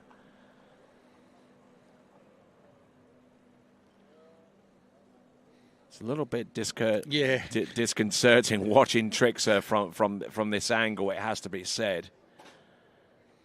Something new anyway. Yeah, you don't get a sense of the height that skiers put on their toe tricks, such as that one, the toe wake line back to back. All right, then, let's send it over to Zane. All right, hey guys, I'm here with Pedrini. We just saw you get off the water, 85.30. We saw you bail out of one of those flips, so it could be worth more. Tell us a little bit about that. Yeah, so I just got into a little bit of a lean lock, and I was like, I can either do a wake jump or a flip, and I don't know how to do a wake jump in the middle of my run. So I just did a regular flip and kept going just to get into the finals. But, yeah, I'm pretty happy with that. So, yeah. Well, awesome. Well, I'm looking forward to getting you out in the trick event and the jump event tomorrow in the finals. So looking forward to getting you there. Yeah, I was a little bummed about my slalom, so I came back and jump and trick. And I've actually made quite a few jump finals. I had a few people texting me saying they didn't even know I jumped. But I made the jump finals here, so I'm really happy and excited to be out there on the water tomorrow. Well, awesome. We're glad you could redeem yourself from the slalom and, see you on Sunday. Thank you. All right, we'll send it back to you, Tony. Thank you very much there, Zane, and congrats to Paige Pagozzi. As we see our first look of Janina Meckler on dockside getting ready for tricks. She would be our next competitor. Anna Hunter would follow her, followed by Neely Ross and Erica Lang, which will conclude the women's competition in the Elimination Round Series. And by the time we finish that, then we'll have a really clearer picture as to what the overall is shaping up as and what certain skiers have to do to improve their stock in the overall. That's right, Tony. Just had Kennedy's toe run flash up on the screen there, 39.10. Now, the toe wake line back-to-back looked like it was out of time. I think that's what I saw anyway. It was only up on the screen quickly. Yes, it actually foot in the water, but it was out of time. Okay. So 39.10, maybe a little bit less than what she was looking for. She probably would normally like to trick about 4,500 on her toes. So she's just not quite where she wants to be, but she has got a hand pass to come. Beautiful. Flip twist to the front. Regular backflips now. Has got one or two more that she can try. There you go with the flip twist. Ski line back. Positional to the back, wake 5 front, wake 5 back. This is good. This is good. Very good hand pass. Absolutely. Knocking that one down. Great trick skiing there from Kennedy Hansen. Very free-flowing and certainly designed with her frame and her presence on the water in mind. So there we go. Fantastic skiing there from Kennedy Hansen. Currently a skier for Louisiana's Raging Cajuns on the collegiate skiing scene. I'm sure that when these championships are over, she'll be hot-footing it back to Lafayette, Louisiana to continue her studies right there. So if you remember, going back to the women's overall race, that Kennedy needed to out-trick Hannah by 900 points to take the overall lead off her. And Hannah tricked 85... What was it, Tony? 85 something, 8,500. Yeah, 87.50, I believe. 87.50, is it? Okay, so we're going to see whether Kennedy's done enough, whether she's done 900 points more than that. I'm not sure that she will. Well, she may have, but she lost that toe wake line back-to-back at the end of her toe run, which has cost her 480 points, I think. So this is going to be kind of close, but that's... in any event, she's into the trick final, which will give her another chance to go bigger in the final. There's the hand pass, 49.40 for Kennedy. Yeah, 49.40. It's still going under timing, but I think a lot of the timing issues were resolved in the judging phase. There is a two-stage timing assessment with iTrick, the initial phase during the review period, and then a double check of the timing in a separate. She just gained a back-to-back though. All right then, looks like it is 51.80 on that one, giving her a grand total of 9,090. 9,090. So a 51.80 on pass number 2, combined with 59.10. Yeah, so she gained a little bit in the overall over Hannah, but Hannah's still hanging on to that lead in the overall event. Unofficially, of course. Here's Gianna Mickler now from Germany.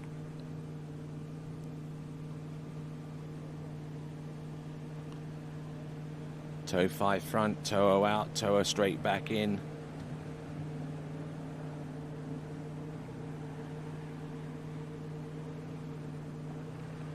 Oh, nice. Nicely done there. Very, very fast towards the end there. And Janina Meckler, who last season was largely absent from the tournament scene, and is back with a vengeance.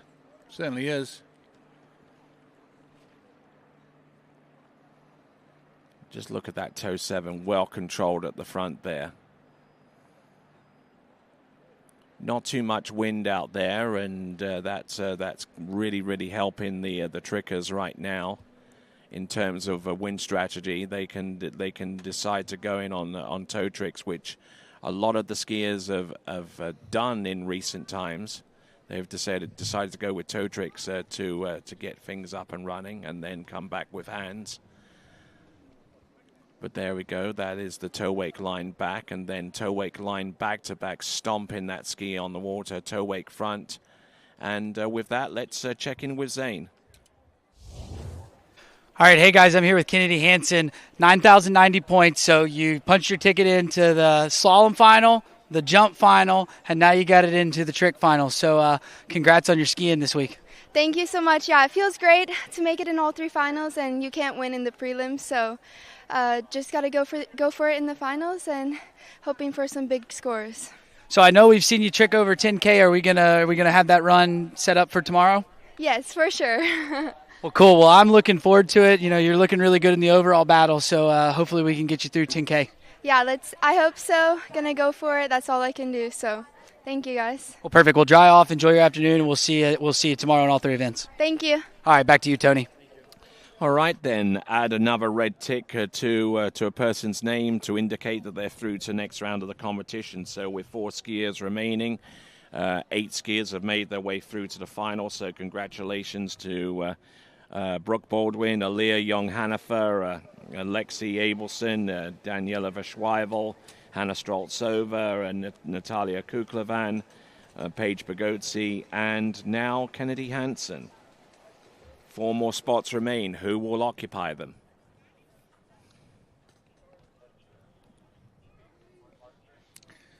Well, looking at the calibre of the skiers left to come, you'd say it would be the 4 skiers that are left to come. But I guess anything can happen. A good first pass, though, for Janina Meckler on toe. Let's see if she can back it up with a good hand pass. Wake 5's to start. Loses a bit of time there heading out for the ski line back. The speed goes up for the flips. The front flip's good. Reverse front flip. Stomps it. This is going well. A couple of back landing flips. Oh, nice. Mo back. And there she backs out on doing the reverse. She would normally do that in a lot of circumstances, but she decided to go with the flip to its back to front. But good skiing, as we see another one of our high-speed trains hot footing it towards Milan and maybe on to Roma or Venice or one of many other wonderful destinations you could go to Italy for.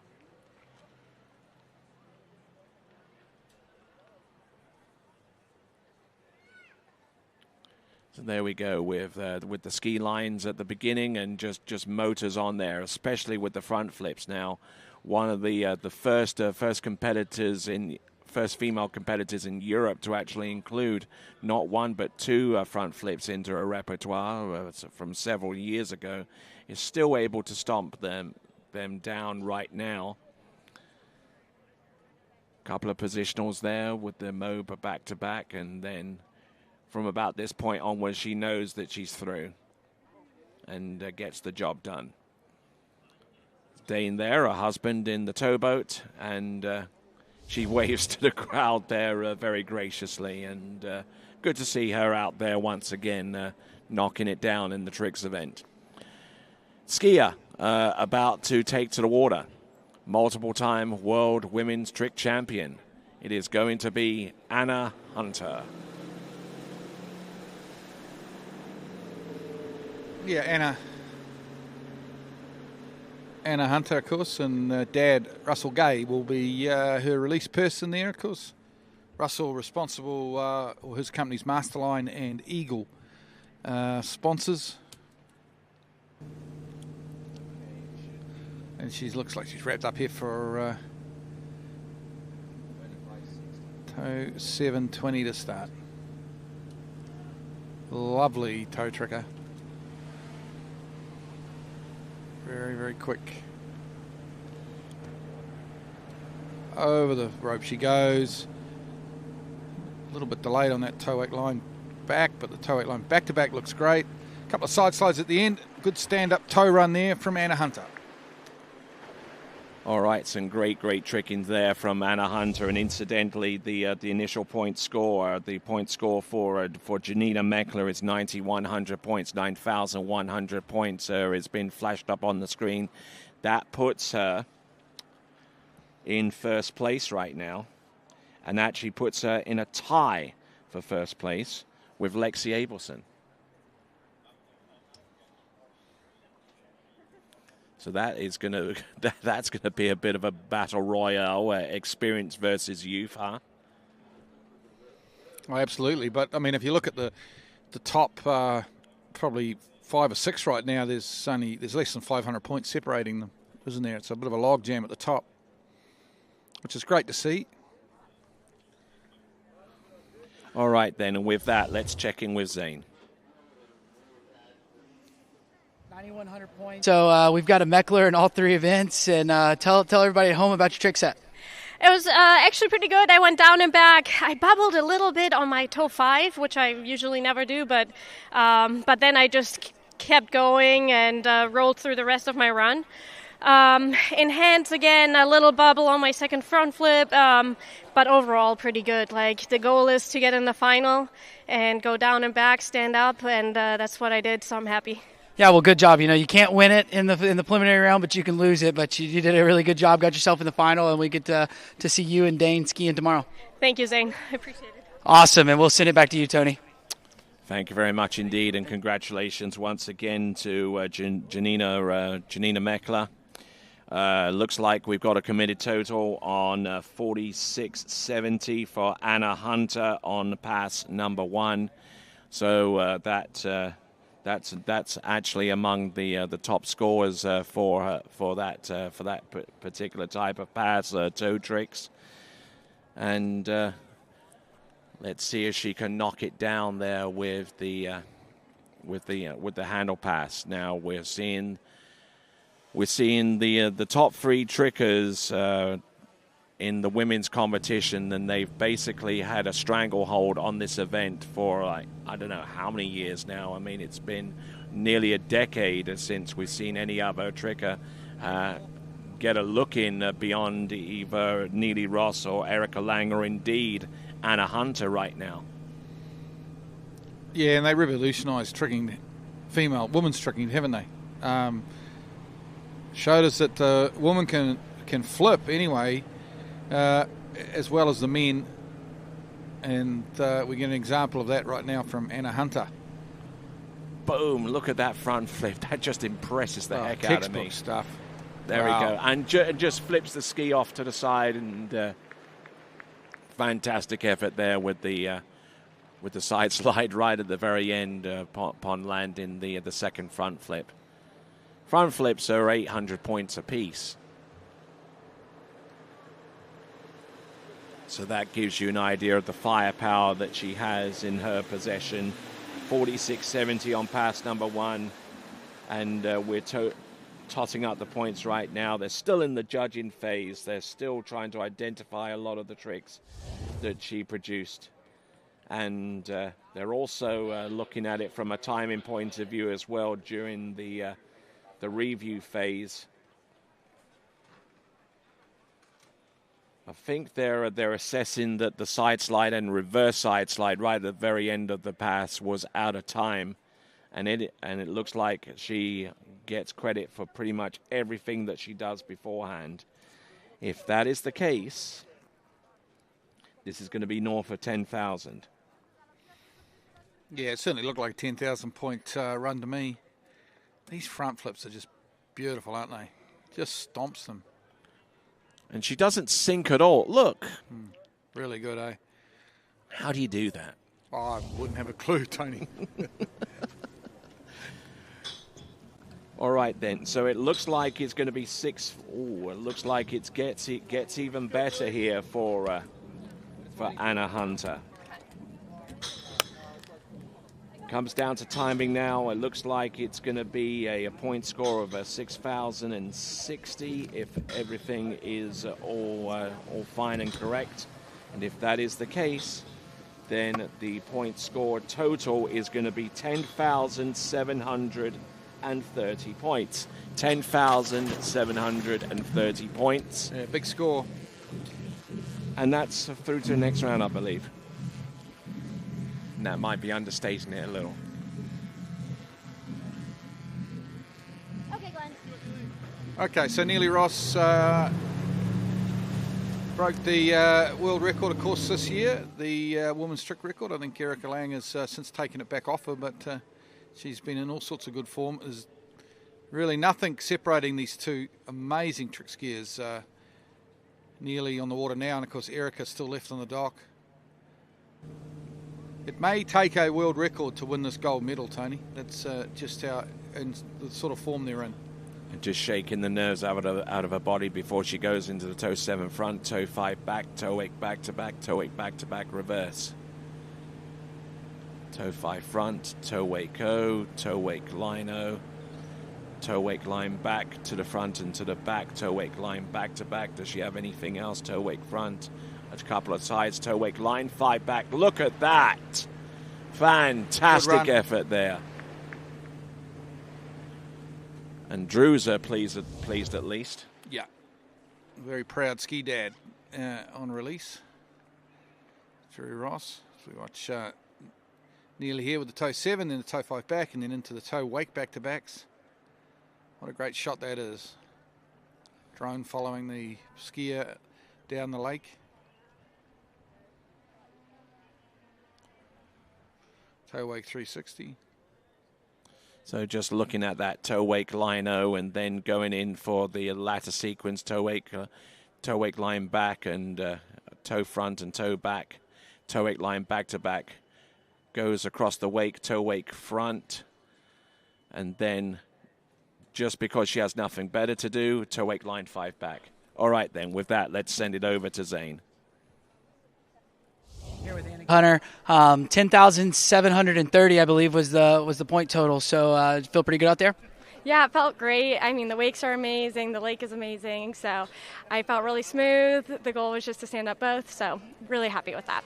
Well, you did a good job with that. And I wanted to point out, you threw maybe the biggest front flip that we've seen out of anybody, even the dudes. It was massive out there. So the wakes must be massive.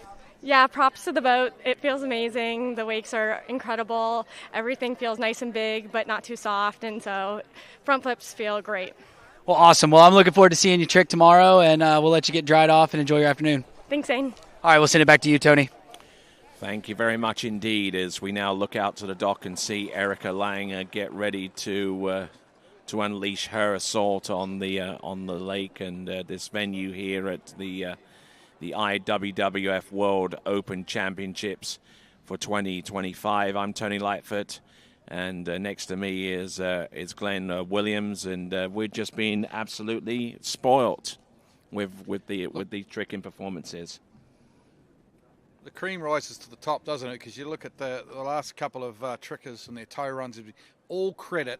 You know, some of the skiers get docked tricks, and some of them, you know, think, oh, geez, that judging's tough. But you can take the judges right out of the picture if you do your tricks like Anna Hunter or Neely Ross.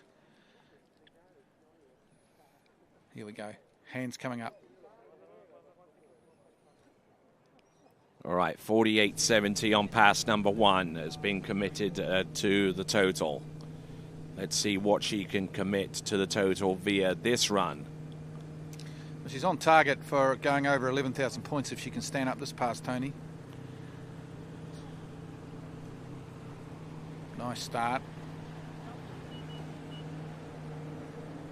Speed's gone down now. Look at her go. Ski line back to back. Ski line back to the front. Now goes in for the front flip. Now she goes for the reverse. Boom. Knocks that one down too. Flip twist to the back. Nice combination towards the end. Fantastic skiing. I think we're going to be over 11,000 points here, Tony. We'll wait and see. But to me, that looked like a great run. Boom.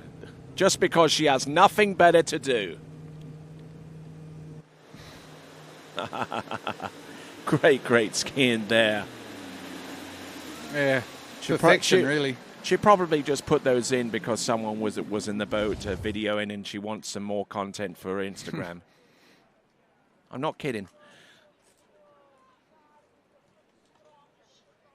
But just good height, good elevation, and just rocking these tricks from one to the other, and just showing off on the good trick ski, the MK1, that she just recently transitioned to, and looking very good, looking very, very sprightly on that new ski.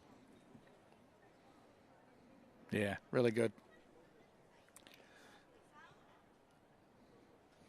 This is going to be big, this score. I'm sure it's going to be over 11,000 points. Okay, it's coming down to timing, folks, and the point score. It's a committed score, and that committed score is 11,300 points. 11,300 points. That's massive. It looks 6,430 from a hand run. That is a big score.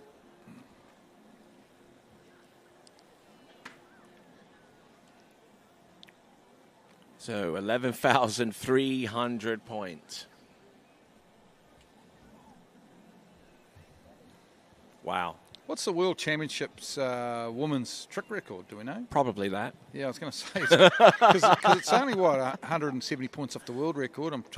I lose track a little bit of where the world record's at, but it's not all that far off the world record. So it's got to be close to the World Championship record. Yep, some smiles across the face of Charlie and Drew and Neely Ross. We'll get to talk to her momentarily after seeing the first pass of 2 for Erica Lang. Last person to leave the dock. Last person to put a score out there. You've seen an 11,000 point trick performance. What do you do?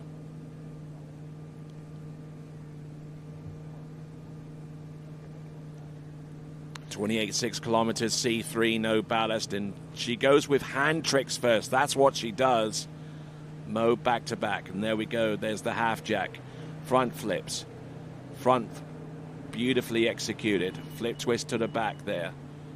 Drops the trap door. Ski line O. Wake 5 front. Wake 5 back. Oh, look at this. Oh, yeah, this is a good run. High tempo. Absolutely. A high level gymnast to boot. Fantastic skiing there from Erica Lang. Flawless, really. I mean,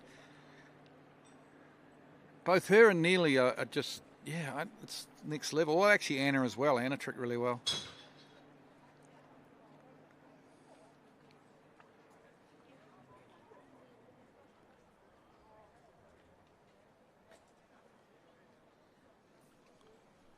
And looking fantastic out there. And I'm seeing the list of tricks as it's popping up on my screen.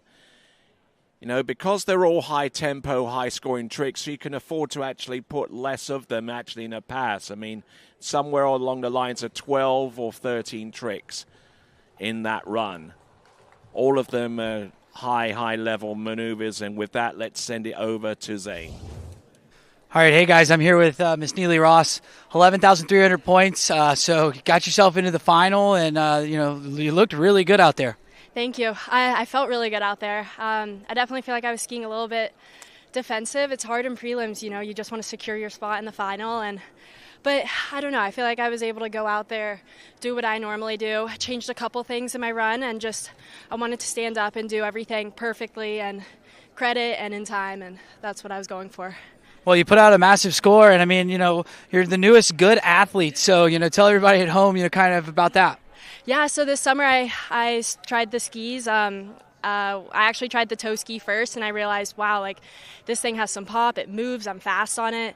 Toe line 5s have felt amazing on it, and so that's a new trick that I've added to my run. So, and then I tried the hand ski, and just the front flips feel amazing, and I'm able to do everything a little bit quicker, a little bit faster. Everything's just a little bit more stable, and so it's helping me out there because I feel like I was still just that tiny bit more defensive. So hopefully tomorrow I can go fully. Well, it looked like making that switch. You looked really good in slalom, and then today you absolutely crushed it with a huge score in trick. Thank you. I'm really looking forward to tomorrow. Hopefully just going to go for it, and whatever happens, happens. I've been happy with my skiing so far. Cool. Well, get dried off. Enjoy your afternoon, and we'll see you on Sunday. Thanks, Zane. All right, perfect. We'll send it back to you, Tony. Thank you very much. And we got one more pass to come, one more effort to round off the ladies' competition in the Elimination Round Series. Everything else that you see beyond this point in the women's competition will be a final round. Starting off with women's tricks, so tomorrow morning we'll follow it on with men's tricks. Then we'll go on to women's slalom, men's slalom, then women's jump, men's jump. Tony, just quickly, did we get the hand pass score for Erica, mate? Yes. 63-30. There we go. My apologies for that. No, don't apologise. It's good. All right there, so let's have a look and see, shall we? We've got Erica Lang on the water from the United States. Oh, jeez. Whoa, that's a big moment there. But she's back into her rhythm now.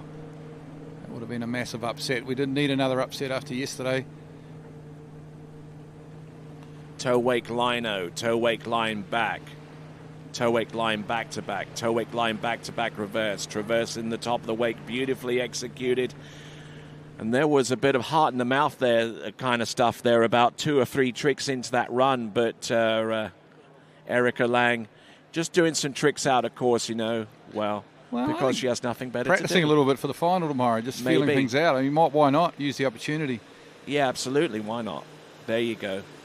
Practicing her toe sides at the end. Yeah. I know she does a lot of work on those.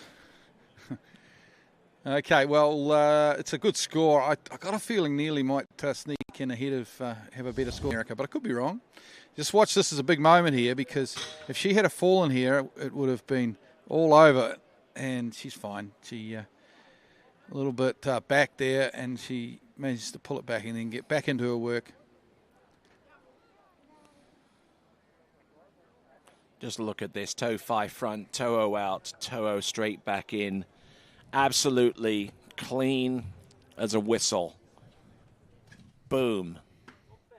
Toe wake line 0, and then toe wake line back. Tip first over the wake. Toe wake line back to back. And making sure that the rope is completely out of the water during the middle of that rotation. They're timing the pads now, and we're committing to a score. And that score being committed of 47.50, that gives her a grand total of 11,080. Yeah. 11,080. That puts her 220 points higher, lower than Neely Ross. All right, hey guys, I'm here with Miss Erica Lang, 11,080 points, so one of the top seeds into the final tomorrow. Yeah, I was super excited about what I just did out there. I just wanted to stand up, run, down and back. The prelims always make me super nervous. I feel like I don't ski as fast as and as strong as I can in the finals. So definitely gonna, just go out there tomorrow and have fun, and might add something in my run, maybe do a little bit of a bigger score tomorrow. So hopefully. Well, that's a lesson for the young kids that are watching at home. Nerves are okay, because even the pros out here, and you're so consistent with your tricking, still get a little nervous on that first round in the Worlds. Yeah, definitely. I mean, the prelims are always a little bit, for me at least, I just feel like I can't ski all out, and you just want to make it through the next one. So tomorrow's the day. Well, you're not left out. I think everybody today, when they've interviewed him, says they were a little nervous in the round, but we'll see you skiing tomorrow. Yeah, thank you so much. All right, we'll send it back to you, Tony. Why, thank you very much indeed. And let's have a look at that leaderboard in the women's trick competition after the complete elimination round series. Neely Ross, your leader, going into the women's trick final with 11,300 points. Erica Lang, just 220 points behind with 11,080. Anna Hunter with 10,730 points. Lexi Abelson with 9,100 in a two-way tie in fourth place with Janina Meckler. And Kennedy Hansen with her point score of 9,090 points represents the top six. You can see the remaining scores by going to IWWF.sport and navigate into the special page dedicated to these, the 2025 Open World Water Ski Championships, coming to you live from the Parco Nautico di Sesia, the headquarters of the Federazione Italia Surfing, Sci Nautico e Wakeboard. We're in the commune of Rocchetto, the province of Novara, and the region of Piemonte. Our next competition is going to be the jumping event in Series 2 and Series 1, so we are getting prepared for that. And when we come back, in about that amount of time that you see on the clock on the bottom right-hand corner of your screen, we will have the best jumpers in the world going at it at the jump ramp, all looking to try and see if they can put out a jump that was just as amazing as Brandon Schipper's 67.1 meter score from 2 days ago. We will have the men's jumping event to come right after this. When I left the dock, there was no doubt in my mind I was going to win.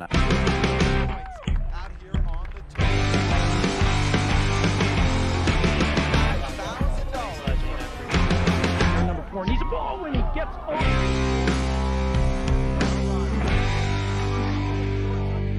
inside, flips around 2. Wade moves into the lead. Wade Cobb gets a monstrous turn at 4 and hangs on around 6.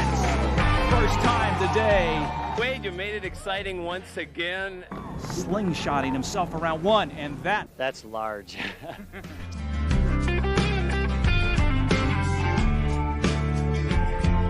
here, the foot's up in front. Wow, this is like my dream come true. Which one of the men is going to end up in this exact spot?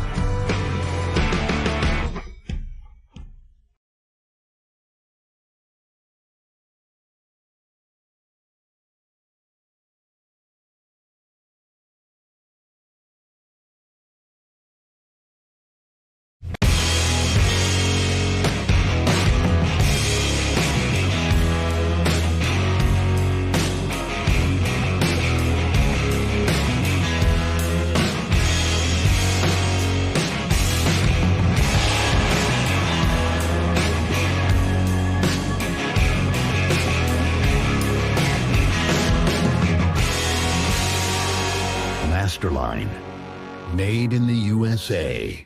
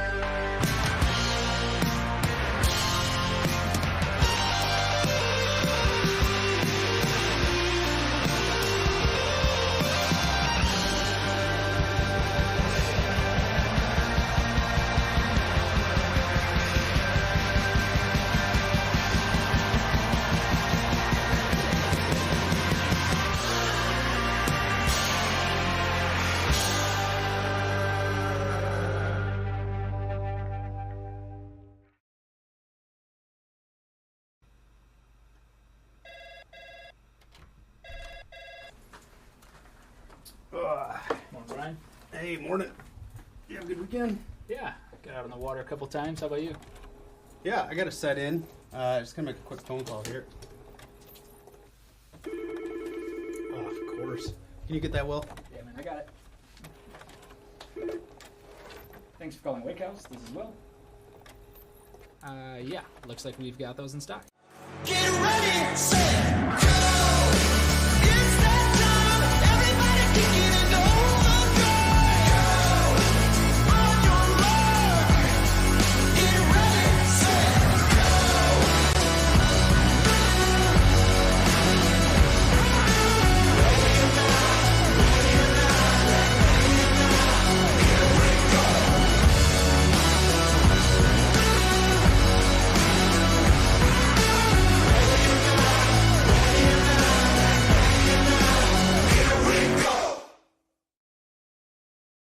For skiers and water enthusiasts, Florida lakes are what dreams are made of. Combined with world-class golf, remarkable weather, natural beauty, theme parks, and so much more, it's easy to see that Florida is paradise. For more than 30 years, I've enjoyed Florida's lakes and many offerings. If you are interested in Florida real estate, let me be your guide and trusted advisor as you search for your paradise. Together, we can make your dreams a reality.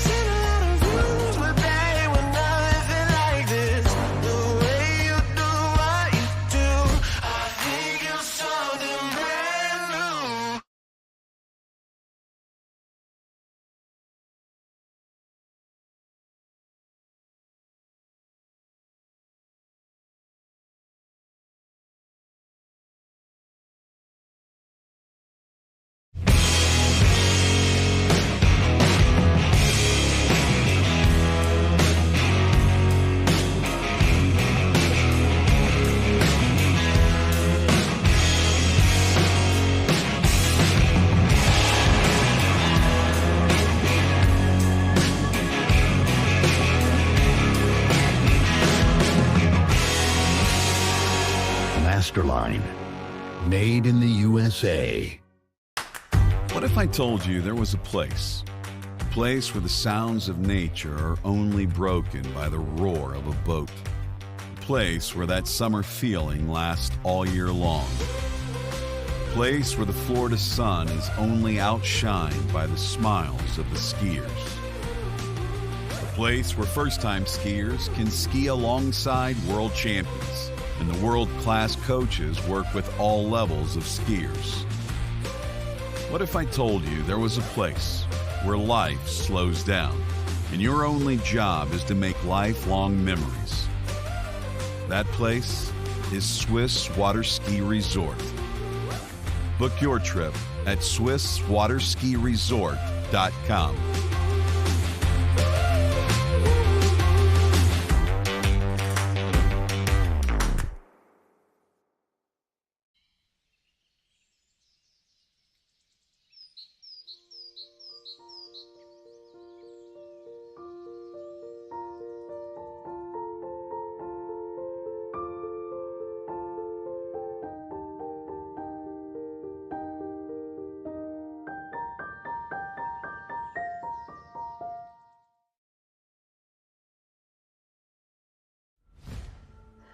Old logic says success is determined by wins. It says you can't be a mother and a professional athlete, that you can't take on giants. New logic says watch me. Watch me become the most decorated track and field athlete in the world. Watch me start a brand designed by women, for women. When old logic holds us back, it's up to us to defy it.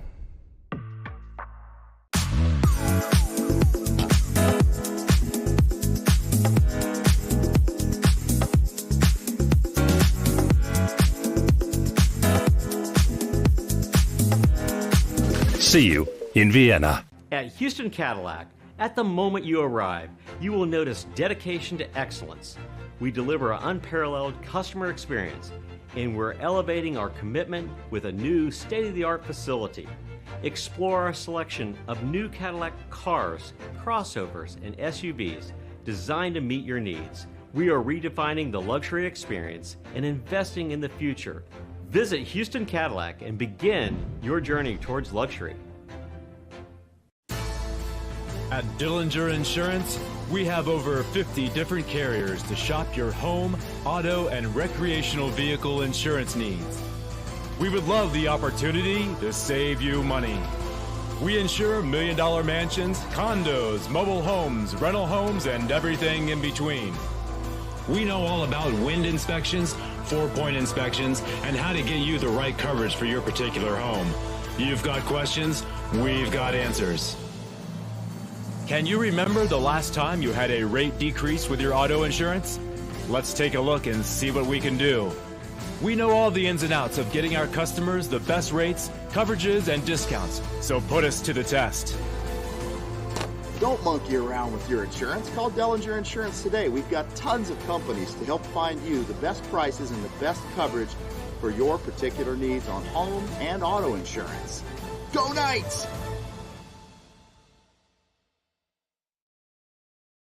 My name is Thibaut Dalen and I'm the broker of Dalen Real Estate. And today I want to show you some of our special listings located in Florida's world famous water ski hotspots.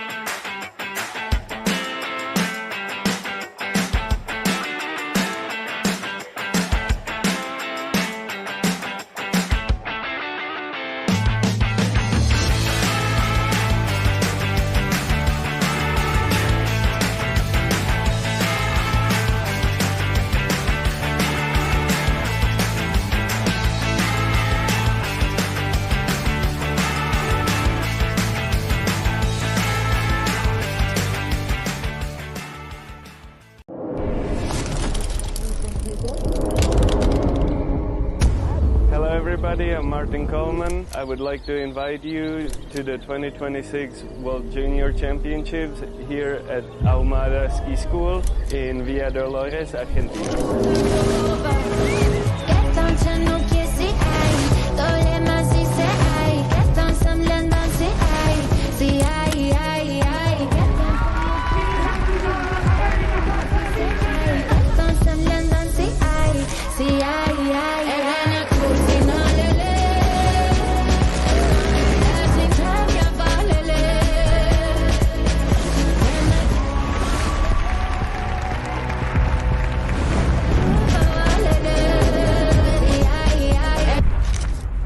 Sí, llevo 15 días acá y 16 asados.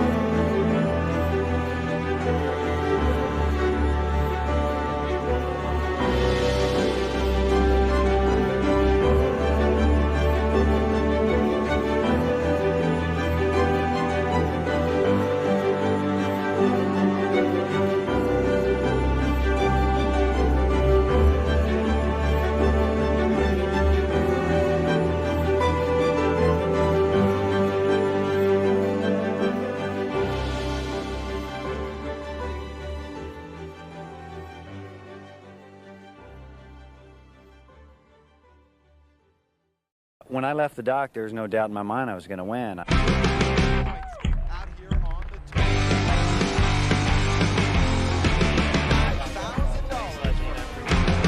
Number 4 needs a ball when he gets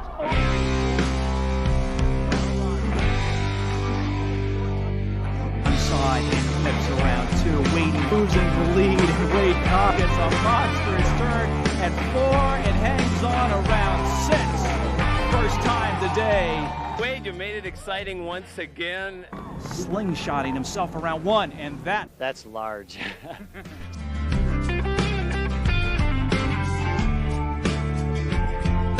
here to put you up in front. Wow, this is like my dream come true. Which one of the men is going to end up in this exact spot?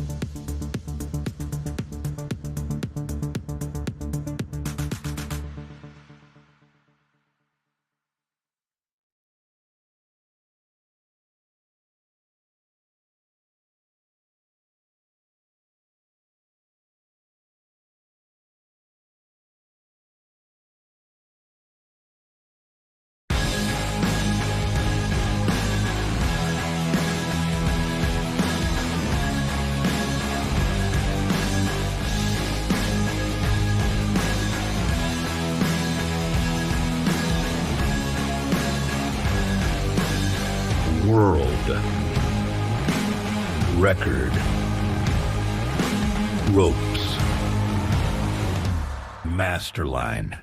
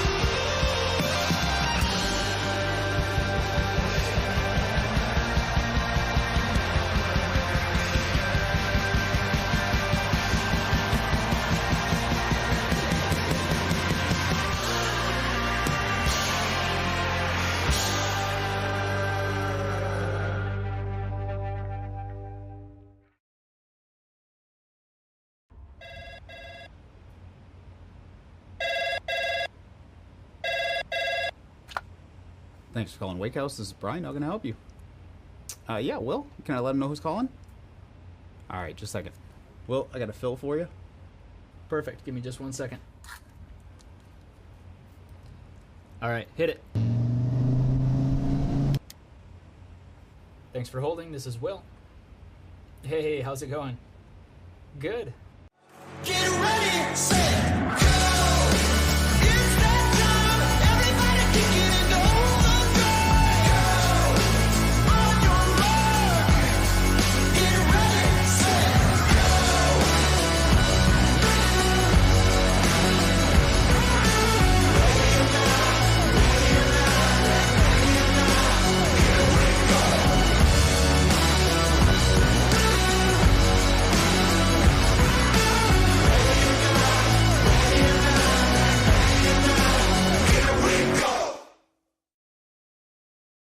For skiers and water enthusiasts, Florida lakes are what dreams are made of.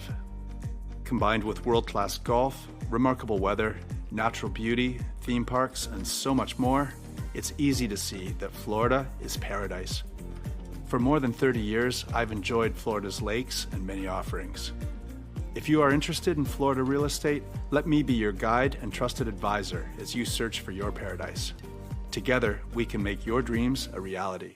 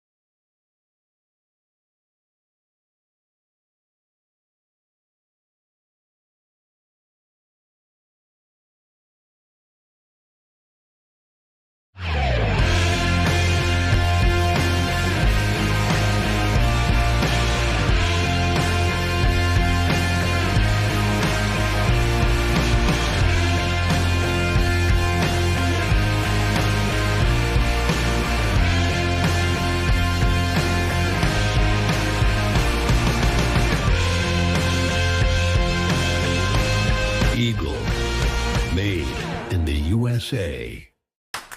What if I told you there was a place where the sounds of nature are only broken by the roar of a boat, a place where that summer feeling lasts all year long, a place where the Florida sun is only outshined by the smiles of the skiers, a place where first-time skiers can ski alongside world champions, and the world-class coaches work with all levels of skiers. What if I told you there was a place where life slows down and your only job is to make lifelong memories? That place is Swiss Water Ski Resort. Book your trip at SwissWaterSkiResort.com.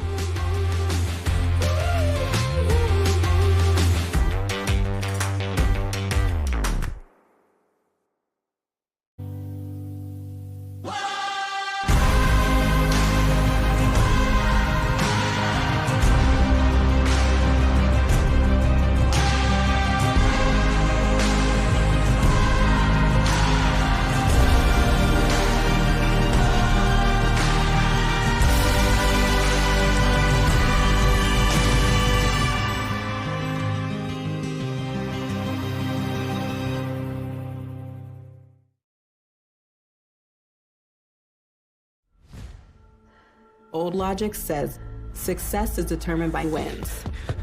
It says you can't be a mother and a professional athlete, that you can't take on giants. New logic says watch me.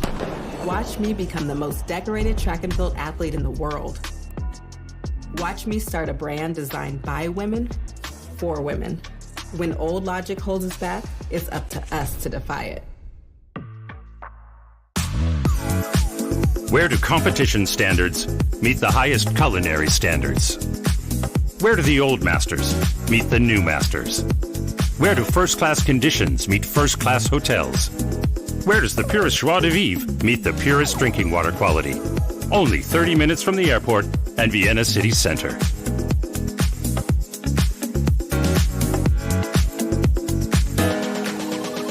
See you in Vienna. At Houston Cadillac, at the moment you arrive, you will notice dedication to excellence. We deliver an unparalleled customer experience, and we're elevating our commitment with a new state-of-the-art facility. Explore our selection of new Cadillac cars, crossovers, and SUVs designed to meet your needs. We are redefining the luxury experience and investing in the future. Visit Houston Cadillac and begin your journey towards luxury. At Dillinger Insurance, we have over 50 different carriers to shop your home, auto, and recreational vehicle insurance needs. We would love the opportunity to save you money. We insure $1 million mansions, condos, mobile homes, rental homes, and everything in between. We know all about wind inspections, 4-point inspections, and how to get you the right coverage for your particular home. You've got questions, we've got answers. Can you remember the last time you had a rate decrease with your auto insurance? Let's take a look and see what we can do. We know all the ins and outs of getting our customers the best rates, coverages, and discounts, so put us to the test. Don't monkey around with your insurance. Call Dellinger Insurance today. We've got tons of companies to help find you the best prices and the best coverage for your particular needs on home and auto insurance. Go Knights!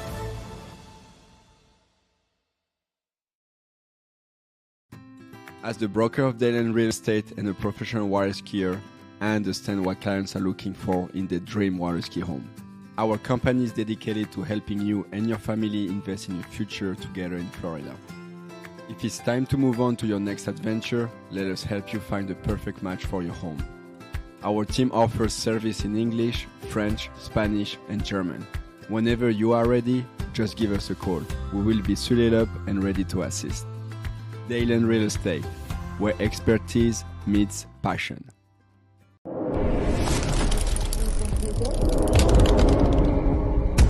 Hello everybody, I'm Martin Coleman. I would like to invite you to the 2026 World Junior Championships here at Ahumada Ski School in Villa Dolores, Argentina.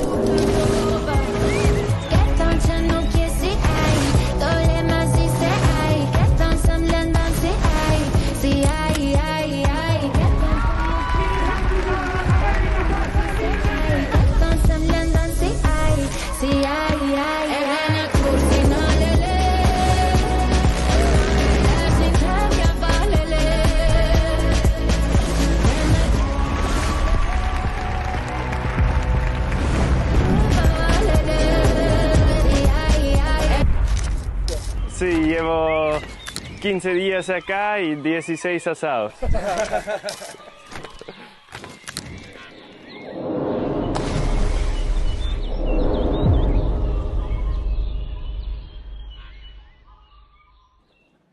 Welcome back to the 2025 World Water Ski Championships. We're about to get underway with Series 2 and 1 men's jump preliminary rounds. We have a skier on the dock, but just before we do that, we're going to run through our leaderboard for the women's tricks, which we just completed. And have a look there. Neely Ross, great score, 11,300 points. She'll be our leader into the final. Erica Lang, 11,080. Will be second. Anna Hunter, 10,750 points. That's our top three. Lexi Ableton, 9,100. Gianna Meckler, also 9,100 points. Personal best, Kennedy Hansen was 9,090. Personal best for Daniela Versuel with 9,010. And here's Neely Ross with a sensational toe pass. Just a recap. 11,300. If that's not a world championship record, I'd like to know what is, because that's within a couple of points of the world record. It seemed a magnificent score to score at a world championships. But here's Neely now just doing her toe pass. This was straight off the dock, of course. Had a slight tailwind off the dock in the trick event. And this run was just a shade under 5,000 points from memory, about 4,900 points in the off her toes, which is super high. And then, of course, she came back over 6,000 points in the hand pass.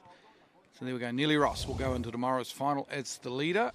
So we just watch our first jumper about to leave the dock. We're going to watch a replay here of Neely's hand pass, but we do have a jumper on the water right now.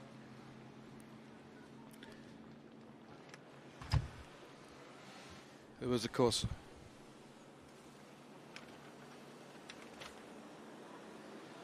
Aussie Callan Ashcroft has just left the dock. We're just watching a recap of Neely Ross's hand pass. Beautiful conditions here. It's a warm afternoon, up in the high 20s.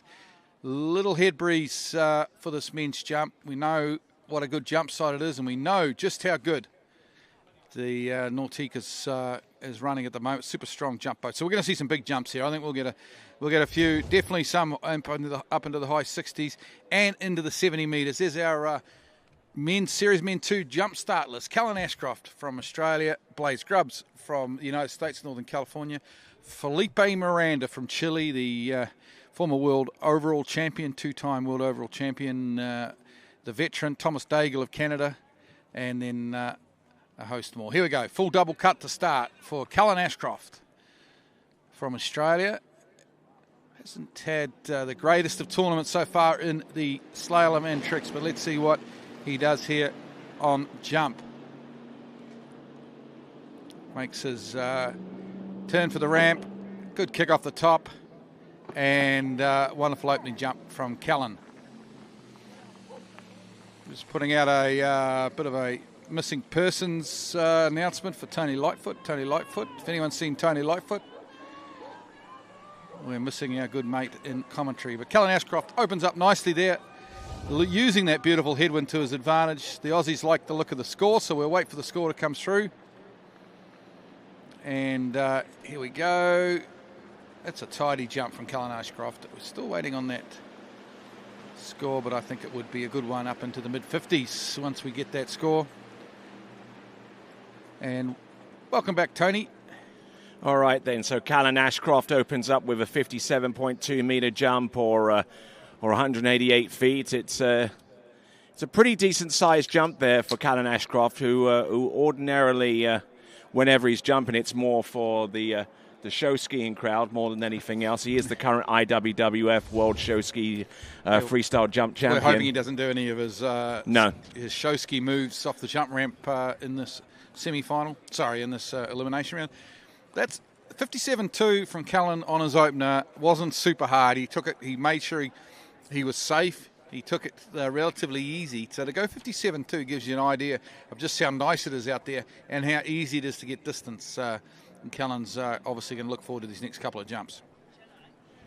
So 57.2 metres, that puts him in the top 15 right now. Actually puts him in 12th. Displacing Joel O'Toole here. Oh, and passing up on jump number 2. Let that one go. Geez, you hear the roar of that Nautique as he was coming into the ramp. So he thought he was a little bit late. To me, he looked, I thought it didn't look too bad, but obviously just not quite feeling comfortable enough. All right, not looking, not looking too bad on 57.2, but I'm sure that he'll want to try and maximize every little bit of opportunity he can get to get out to maybe over 60 meters. I'm not too sure what his personal best is, but I mean, like, personal bests have been going down like flies out there. Yeah, exactly. I'm not sure what his personal best is, but I'm pretty certain it's not 60. I would think it would be 58 at the most, but I could be wrong. Maybe someone from Australia that's still awake can text me. But you're dead right, Tony. So many people are getting PBs out there on the site behind this boat that you don't want to be the 2 or 3 guys that don't end up with PBs today. You're sort of going to go away and feel like you missed out. Yeah, exactly, and that kind of puts a little bit of undue pressure. You know, I mean, great jump site, great strong boat. The headwind now, which is something that Brandon Shipper didn't exactly have working for him, and yet he still jumped 67.1 meters and going over 220 feet for the first time. But now we've got all of the stars aligning. Yeah, it's absolutely perfect out there. This is going to be exciting. Indeed it will be. I think this will be the highest cut in Worlds history. Typically a Worlds final is probably around 63 or maybe 64 metres, but I've got a feeling it could be a little bit higher than this today. Here's Callan Ashcroft, jump number 3. Oh, this looks good. This is late. Spot. Let's see if he can hold on to this one.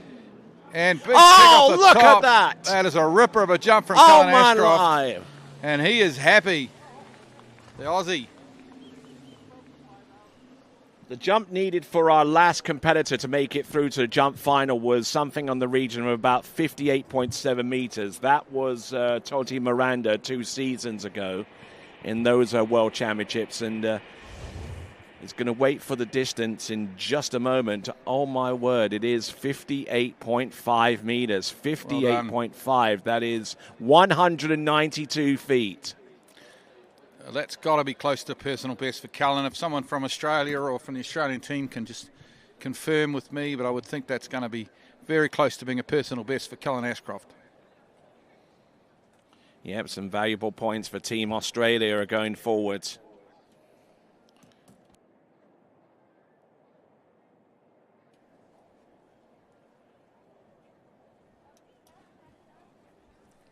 Great jumping from Cullen Ashcroft. Next competitor will be out of the United States, Blaze Grubbs from Northern California. And this is the last jumper that we will see in this men's jump in elimination round on the 1.65 meter ramp height. Yeah, the ramp will go up 6 foot for the rest of the field. And then we can open up the taps. All right there, so Blaze Grubbs. He's certainly no slouch there when it comes to the jumping event. I believe he's jumped on a regular occasion over 200 feet.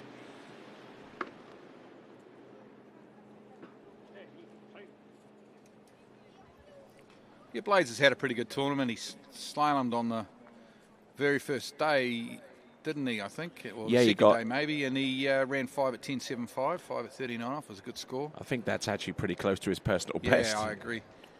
And he didn't trick too bad. I've forgotten what he's tricked now, but he didn't trick too bad either, Blaze. So he's having a pretty good tournament.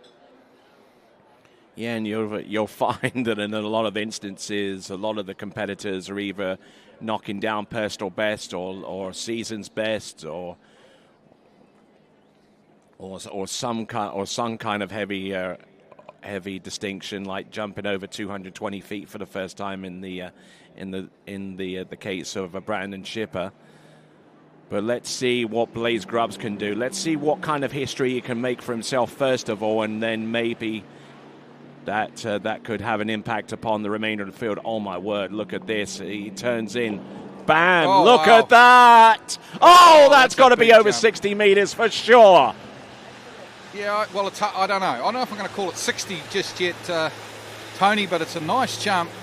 Gets a lot out of the ramp, doesn't he?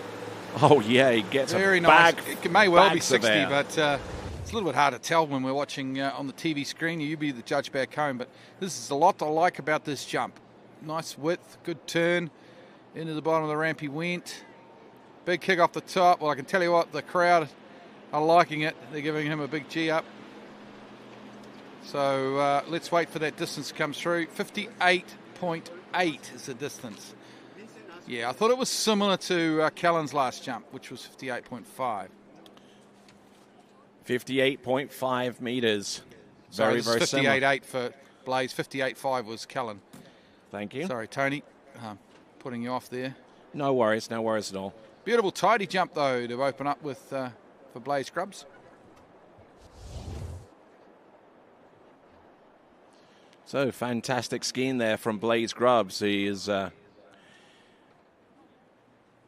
certainly launches out with a big jump, and now is. I mean, how would you feel with that jump? I mean, it's very, very close to his personal best. You know what this site can do for you if you hit it big. I mean, I'd be feeling good that I was going to go 60 today. You know, that was an opening jump. He didn't push it out too hard. He can go a little harder now, a little later, a little wider, push a little harder, and if he can get it together, he could get his first ever 60. Actually, I take that back. At the California Pro-Am, he actually did jump over 60 meters. So he certainly done it before. Another great jump from Blaze. Oh, just that little bit of float towards the end could well be the ticket.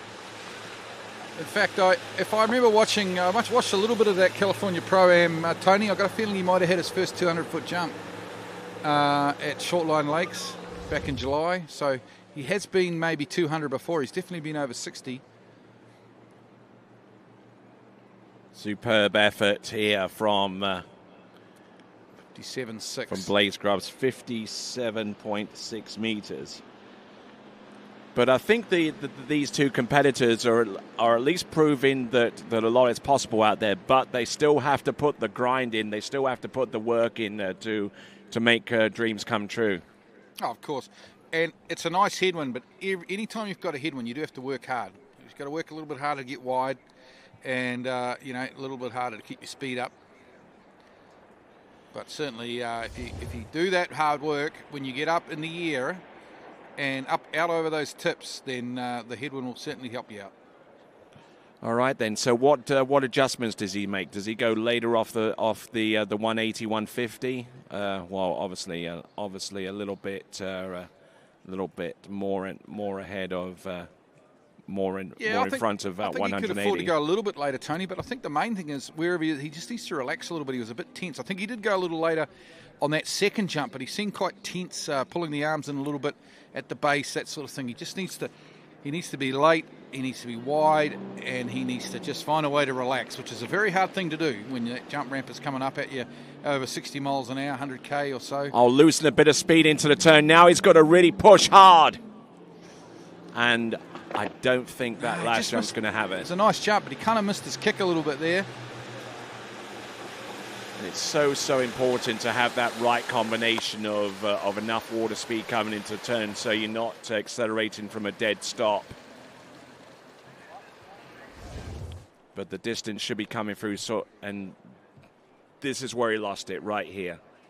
Right before he completed his turn, he sank too much and had to really work harder to regain a lot of that speed. 57.9, so 58.8 is first, will be his best. 195 feet for those. Well, I guess the 195 feet was on the scoreboard, but if you're on site and listening and you don't understand meters, that was 195 feet his first jump, which was his best. Yeah, but the technique was sound, but he just didn't have enough momentum coming into that jump to take full effect of that excellent ramp work produced there by Blaze Grubbs on his 3 jumps that he's taken. All right there. So next competitor to go. Absolute legend of our sport. Felipe Miranda, 2-time world men's overall champion. Yeah, what a sensation. Remember, he won those world overall titles in 2013 in Chile and then 2017 in Paris, if I remember rightly. That's right. Could this be his last hurrah, though? They brought him out of retirement for this competition to beef up the Chilean team effort. But let's see what Felipe Miranda has in store for us. He's certainly kept 200.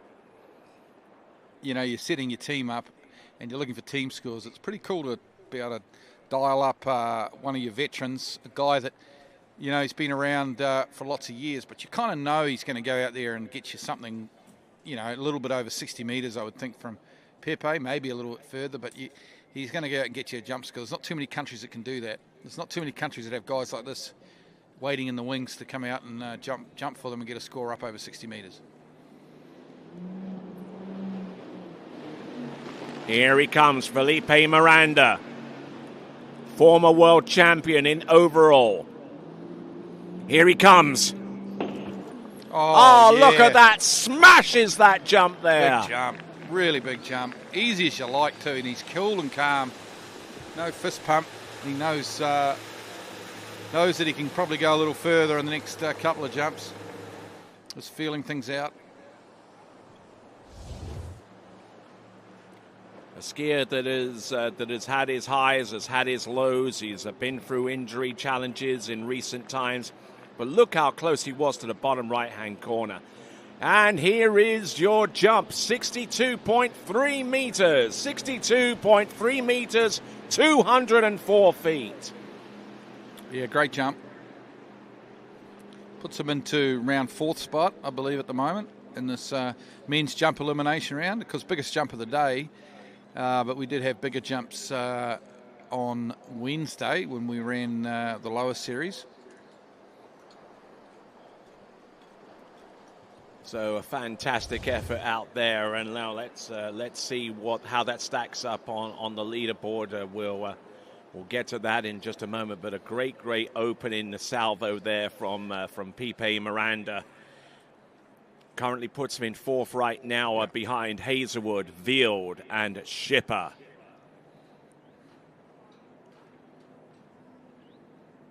You see some highly recognizable names, the names of Hazelwood and Field and Schipper and Miranda. Here he comes, letter X. Running the boat at split. Let's see what he's got. Oh, and he presses out even more on this jump. Well, another couple of meters maybe, I reckon. That'll be 64-ish. It's a nice jump. He's gone a little bit further there.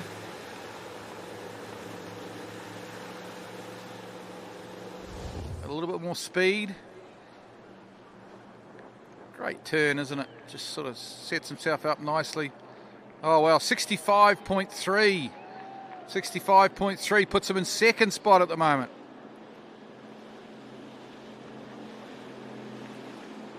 So fantastic effort there from Felipe Miranda. He's keeping it close, isn't he?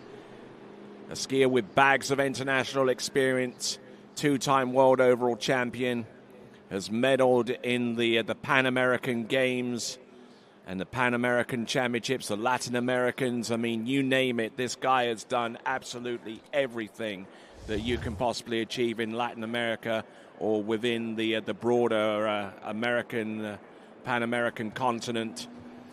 You know, in any normal world, like most worlds or any worlds before today, I think that you'd expect Felipe to be in the final with that, 65.3.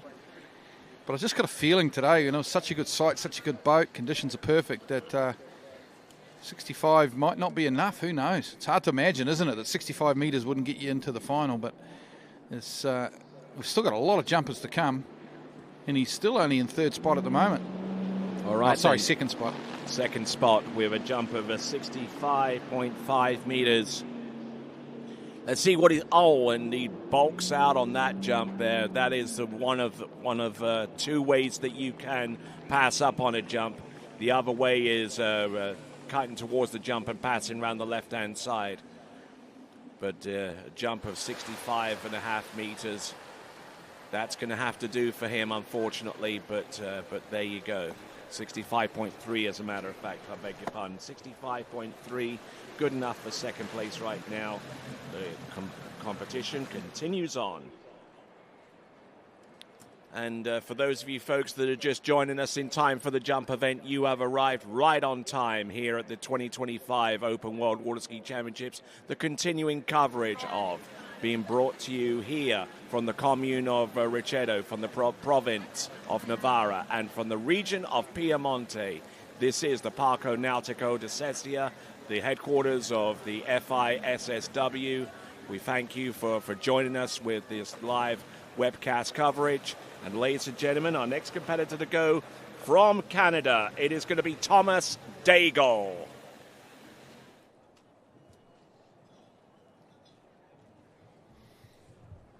Yep, Thomas is a great up-and-coming three events skier. He likes to have fun out there on the water. He likes to enjoy his sport.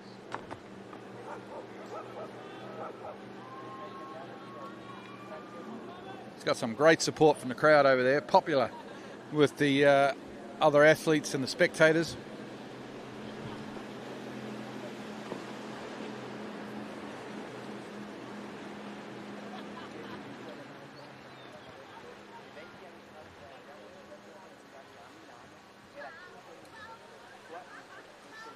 All right, then the spectator support is slowly starting to build.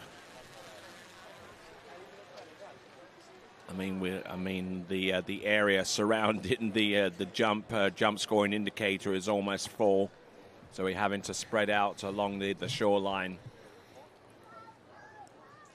and they're getting a true upfront, in your face perspective of what jumping these distances like.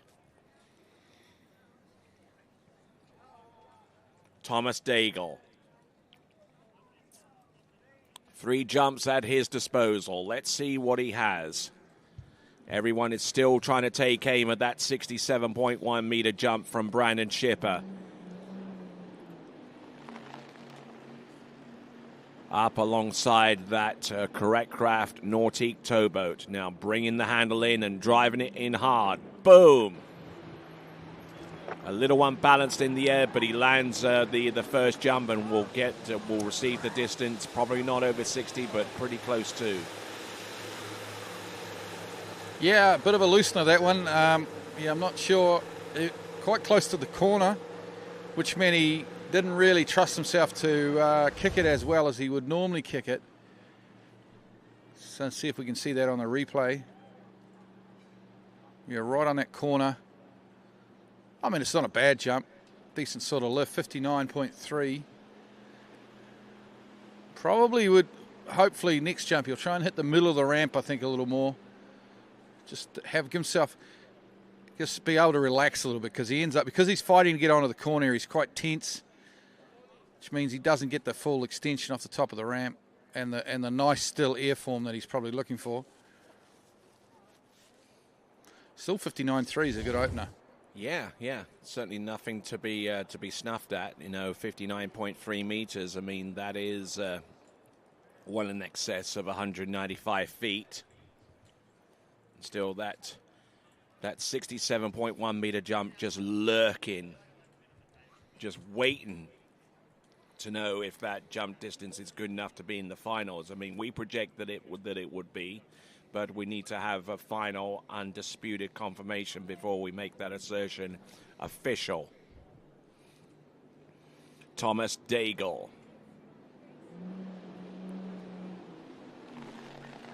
Now, oh, what a picture. It's just beautiful, isn't it? Beautiful afternoon here in northern Italy. Here he comes. Jump number 2. Oh, whoa there, cowboy. Almost out the front on that one. It'd be good to get the front on angle of that jump. But had one hand on the front door. He was winding down the windscreen. Well, I hope his parents weren't watching that. Or maybe they're already on site. Here we go. Let's have a look at this one.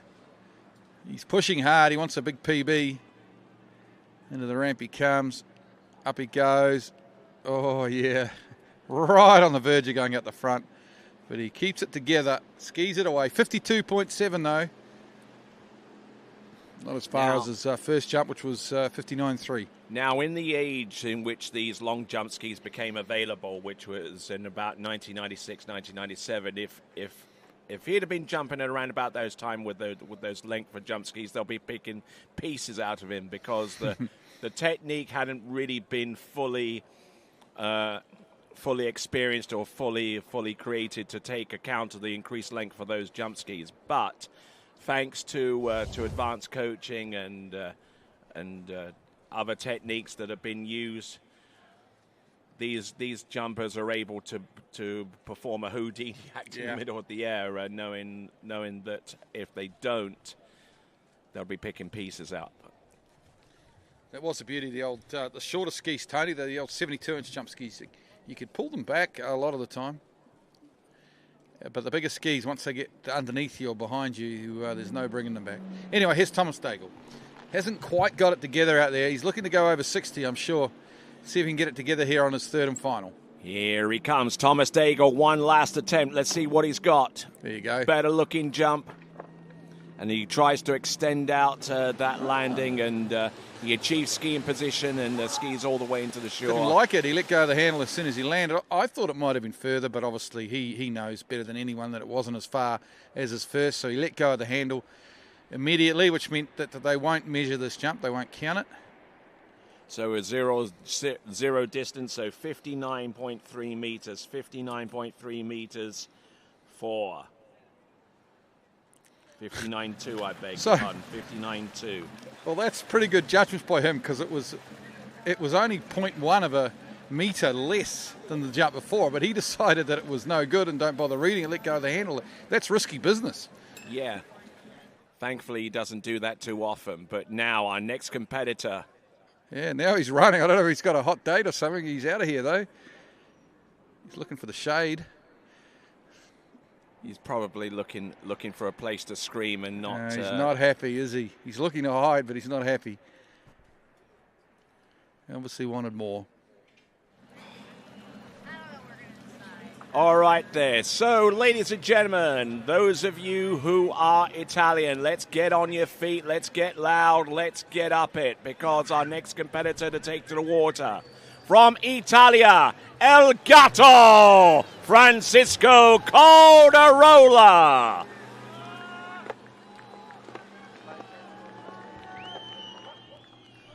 Super popular with the crowd. You can hear the Italians making some noise for him out there. The Italian flags are waving. He's got something about him, this bloke, doesn't he? The cat, they call him. Mm-hmm. And for good reason. This should be entertaining. We look forward to it. Mm-hmm. All right, we'll see what El Gatto can do with the 3 jumps that he has at his disposal so far as this season goes in the in his competitive guys. He's jumped 60.6 meters. That's his best jump of the season. That was at the European Championships, which took place about 2 weeks ago over at Styreg in Austria. And that competition, and indeed his jumps, can be reviewed back by going to the TWBC YouTube channel archives. But let's see if he can make a little bit of history for himself. That jump there with 60.6 meters was actually a personal best for him, so let's see what he's got. And I'm sure the Italians are getting behind him right about now, making themselves heard. Here he comes. Oh, man alive! Beauty of a jump there. Just got absolutely perfect airform. Huge. Yeah, he went up high, didn't he? He almost needed a pilot's license for that one. Wow. Super height on that one. Big boot off the top. Let's wait and see the distance here. Maybe not quite as late and cutting quite as hard as, say, we saw Felipe Miranda cut, but he's definitely got everything out of that jump ramp. 60.4. 198 feet, 60.4. He opens up. El Gatto. There you go. Great jump in, and just look at it from this perspective, our drone shot point of view. Actually, our dockside camera getting these images and just getting a little bit of float there towards the end. So what do you do to change this up? What do you do in order to try and maximize the next jump? I think, try and get into the course a little more maybe, and cut all the way through the ramp. That one, I mean, it's hard to say. Someone who's just jumped 60 metres, it's hard to say they're early, but I think he could definitely have more width, turn with a bit more speed, and carry it through all the way through the ramp, because he got magnificent height off the ramp, magnificent kick. But sometimes you can actually jump further by getting that, if you cut all the way through the ramp and get that rope pull through the air. But I'm being super critical here because it was a wonderful opening jump, 60.4. Let's see what he can do here on jump number 2. Francisco Calderola, jump number 2. Let's see. Not quite as much lift on that one, I don't think there. No, definitely not. He's starting to push it a bit there, which is kind of what I asked him to do. I said he should do, but he's pushing a bit hard, and he was got a bit army into the bottom of the ramp, just pulling his arms in, and drifted onto his heels. Didn't quite get the lift that he had on his first one. Wow, still 60 metres. Heck.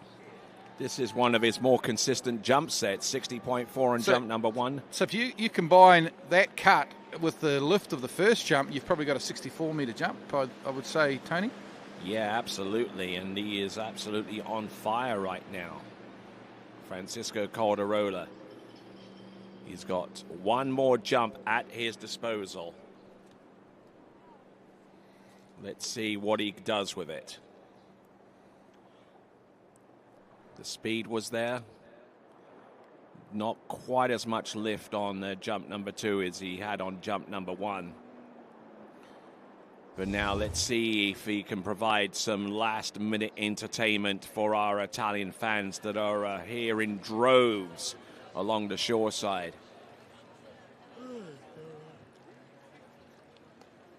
Wouldn't it be something if the Italians can get more than one or two jumpers through to the jump final?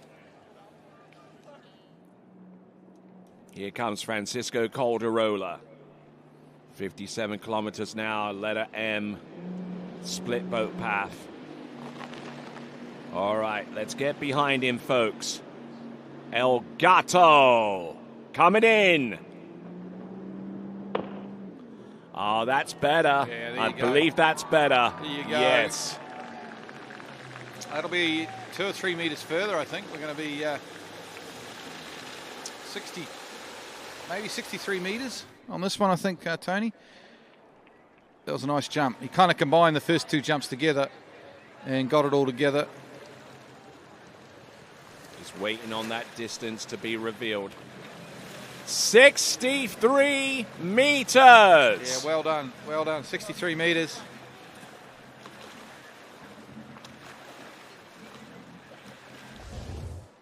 Some years, well, a lot of years, that would get you into the jump final here at the Worlds, but I got a feeling this year it's not going to be enough.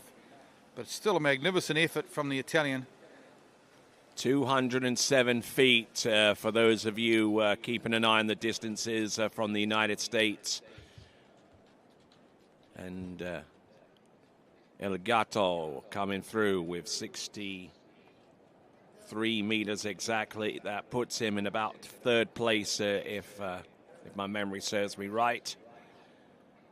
Still, that 67.1 meter jump is still out there, still unchallenged at this time. Carter Lucas is on the water right now. Oh, yeah. From Canada. Yep, young Canadian Carter Lucas goes to school down there in Munro, of course. Been part of the collegiate scene. He's got the speed suit on. This kid can jump over 200 feet, of course. Not entirely sure of his personal best, but if I had to guess, it'd be around 64 meters, I would think, for Carter.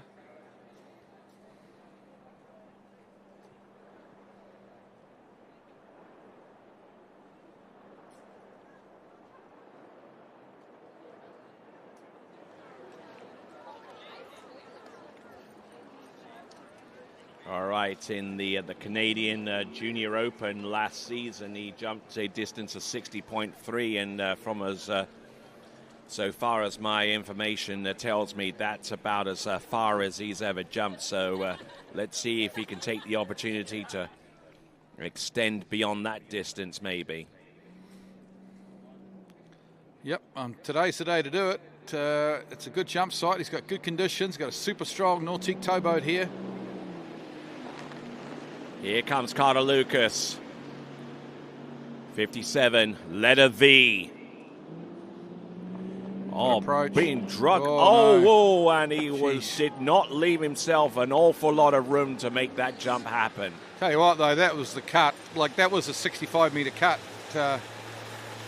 Tony's just got to find a way of controlling it, and almost went out the back there, you see. Still landed on his skis and skied away. It was good for him. But we watched the replay here. I thought had a lot of speed here. Just couldn't control it.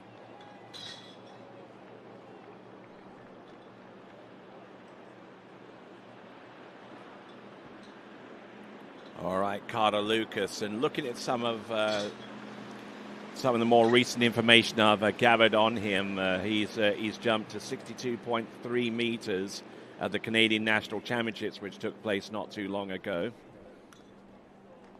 But for the most part, he's been jumping around about 61, 62 meters. So he's looking to try and take aim and maybe push something out a little bit further, maybe beyond 63 meters, in which case, if he does that, then it would vault him into 4th place right now. But there are many, many jumpers that have gone over 60 meters so far in this competition, including El Gato himself, Francisco Calderola, and Felipe Miranda, and indeed Brandon Schipper.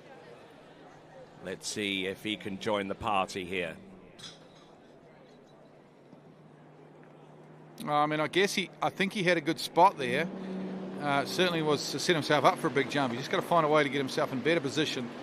Just maybe relax a little bit and get his legs, get his kick. Here he comes into the ramp. There you go. Better. That's a bit better. Oh, look at that ski spread in the air, just trying to hang on in with that air time. It's a good jump, but I don't think it's still not the one. It's not the one he really wants. He's quite spread with the skis in the air there, which kind of acts like a bit of a wind sail or a break out there for him. Let's have a look at this cut. It's actually a little bit earlier, I think, than the one before. Oh, look at this. Oh, there we go. 64. Still a PB. 64.3. A new personal best there. Wow, that's a big jump. Well, I think he could go easily a metre further, though. There's more in the tank. Fantastic skiing there from Carter Lucas, personal best. And, he didn't get everything off the top of the jump there. No, that's much of that jump was in the air form and with the spread skis. Yeah, well, I think if you spread, I mean, there's smarter people than me on site, but I think if you spread the skis that much, it's actually acting like a brake. It's not getting you the distance that you want. And he's kind of had a bit of an upper body crush here as well, Tony, so he definitely can get another metre or so out here, which is he's already got a PB at 64.3 on jump 2, but I think jump 3 we could see up over 65. It's raining PBs out here. All right, then, fantastic skiing so far. I mean, this party started 2 days ago. Yeah, seriously. With 67.1 from Brandon Schipper, that's still the lead. Let's have a look and see what Carter Lucas can do on jump number 3. Still relatively early, but still able to get a decent amount of height off the top of the ramp. So Carter Lucas with what we believe to be a personal best of 64.3 meters. Yeah, he looks a little disappointed with the third, like he's missed out. It's still another good jump, though. All right, it is 63.6 meters. Even that jump would have been among his best ones he's ever taken.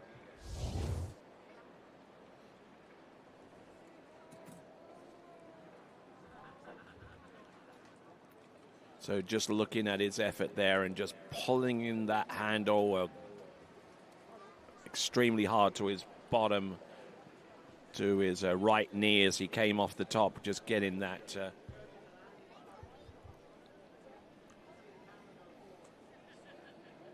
So 64.3 meters. Now we move from Canada to Sweden for the next 3 jumps, because our next competitor is going to be Tim Tornquist.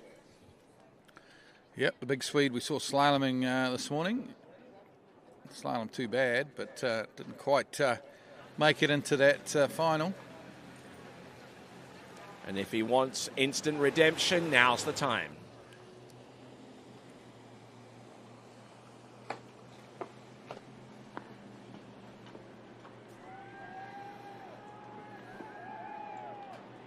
Certainly he's getting plenty of support from along the shore side, and that kind of support is just the extra tonic, or just the extra little bit of incentive that the skier needs to go out there and just give it some.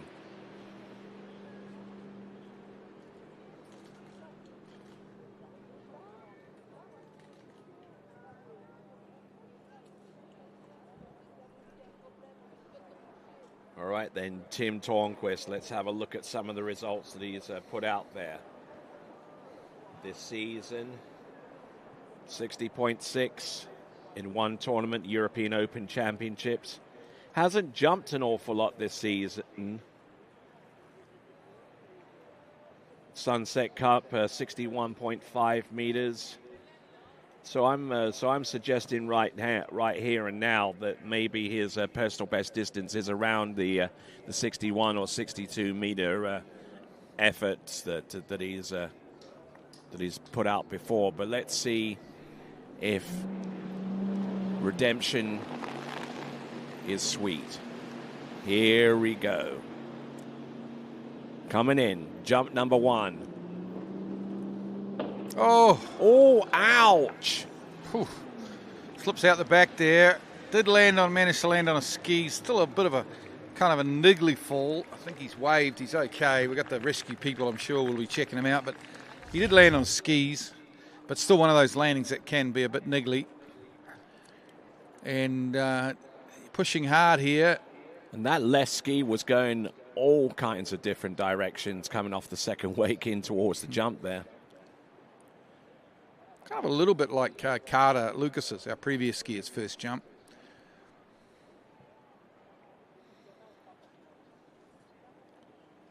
So just looking at this once again and hitting the wakes and just losing a lot of his position beyond that point. So he's got to try and be a little bit stronger out of the turn and before the boat starts hitting him at around the midway point between his turn and the ramp. Easy to say, hard to do, especially with the with that PCM 6.2 liter engine that's propelling these competitors into the ramp.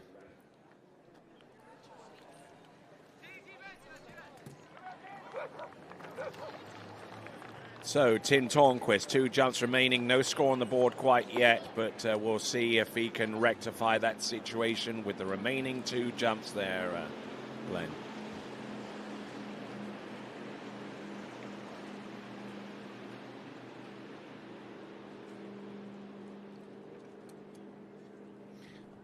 That is the most eager jump rescue team I've seen around the world. Tony, they're all ready to go, aren't they?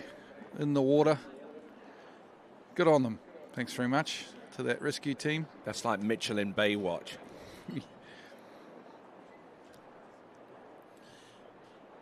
Mind you, I mean, but I mean, if I had some advice, then might as well just stay on the shore and just get a nice little run up, you know, because I mean, from a start and stop in the water, you don't exactly get very far. Well, the other thing too is maybe spread out a little bit because say they're on the 60-meter mark, not every jumper's going to land exactly where they are. They could, if they spread out at 10 meters apart, then they're at least one of them's going to be closer to the landing zone. But who are we to criticise? They're out there in the water, Tony. Yeah, indeed. Big ups for the Italian Red Cross who are out there right now providing safety for our jumpers. And, oh my word, passing up on jump number 2. Now, this is an unenviable situation. Fall on jump number 1. Created some pressure for himself here, hasn't he, unfortunately? We've all done it as jumpers over the years. Left it to the last.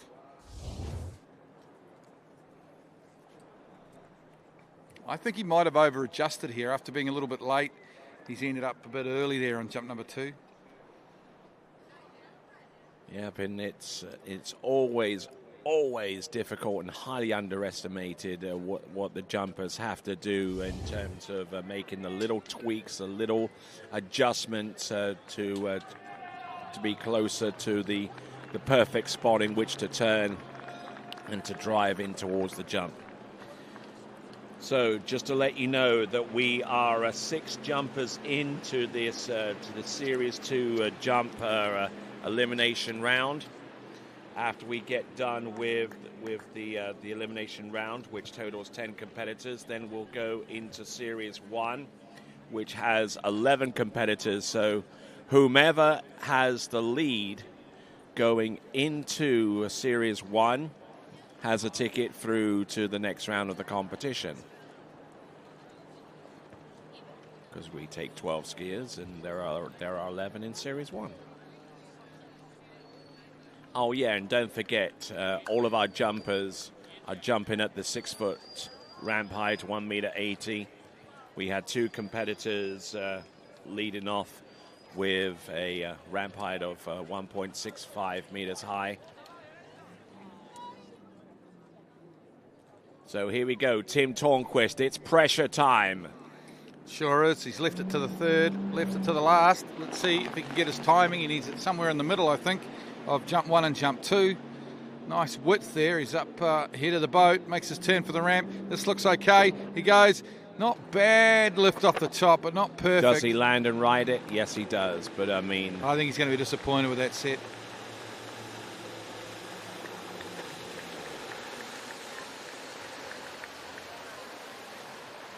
It's tough, isn't it? You know, yeah, especially when everyone's getting the PB and you want to be enjoying the party as well, getting the PB. You still got to get your timing right and everything together. Yeah, it's a 58-meter jump, but he is capable of so much more than that. And he would have rather have taken 58 meters off the first jump and gave himself an opportunity. Yeah, good point, Tony. That jump, that third jump should have been his first. It would have been a much better set for him. But I'm sure that's what he was trying to do. It just doesn't. It's hard to get it right all the time. Back to you, Tony. Hi. Cheers. All right, so that was Tim Tornquist with a 58 meters. So now we're down to our last three competitors in Series 2. Whoever leads from by the end of this series has a ticket through to the jump-in final. Ladies and gentlemen, our next competitor from Italia, Florian Paff. Yeah.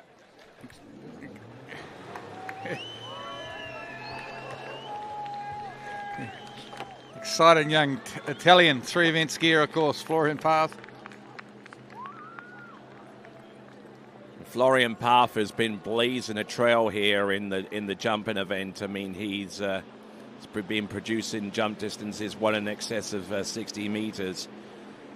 But he's certainly a great skier, a lot of great talent, and does especially well at collegiate level. But let's see if he can perform in the clutch and really stamp his authority out there on the jump event. This is home water.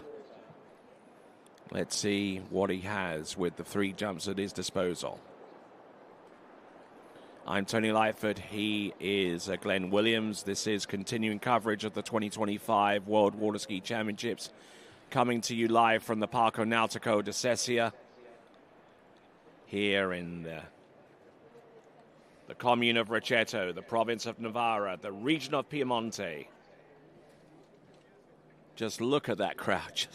Just look at them. They're in here in droves to watch the jumping event, and they're here for their Italian heroes as well, including Florian Paff, letter X, 57, boat path split. Let's see what he does. Let's see him unload on jump number 1. Oh, look at that. Oh, he's certainly laying it on the line there, isn't he? Yeah, a lot of speed. Didn't quite get his full lift. It's still a pretty good jump, though. Kind of gave it up to the boat a little bit through the air.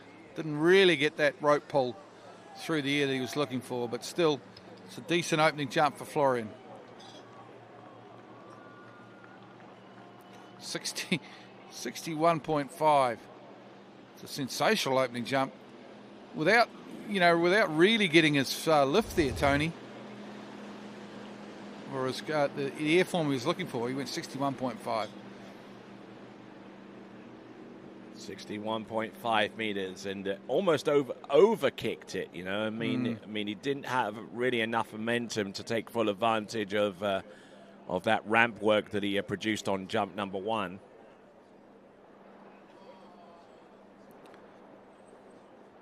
So excited to get into.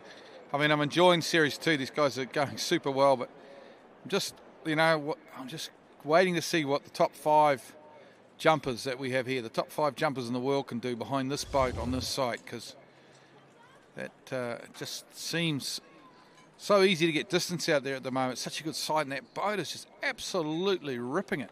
All right, then, his PB, or his best this season, is 62.8 meters. He produced that at the ENA Under 21 Championships less than 10 days ago.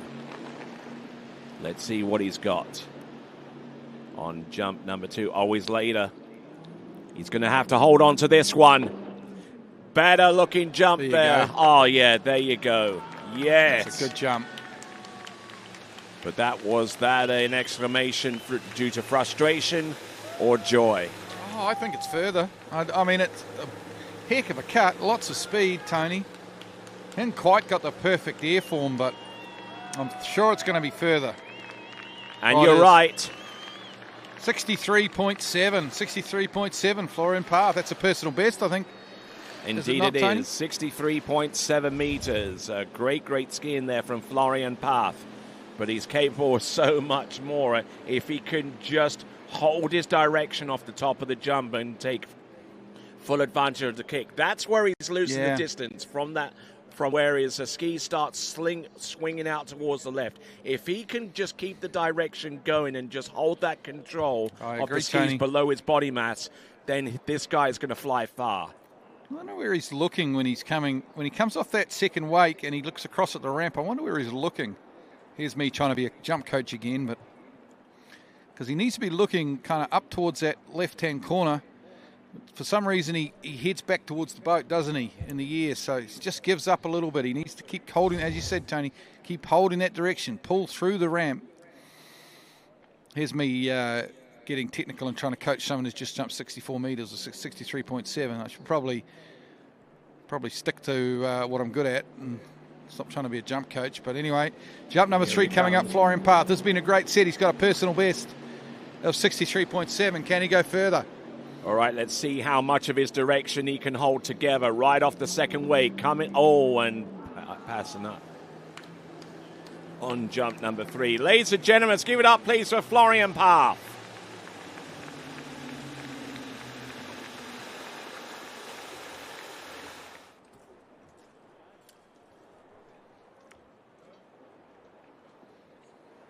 So Florian Path with 63.7 meters. That currently puts him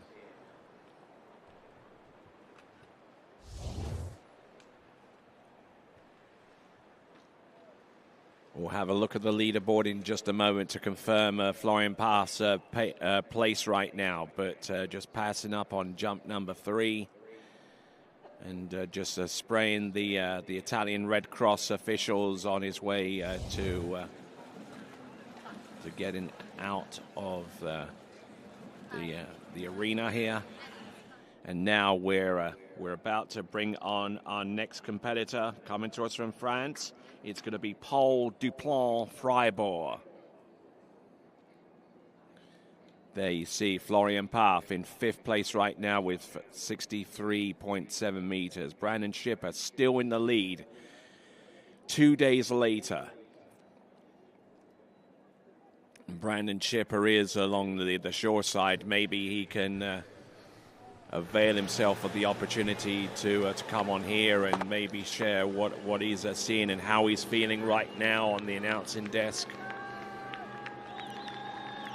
Well, I'm excited for this, Tony.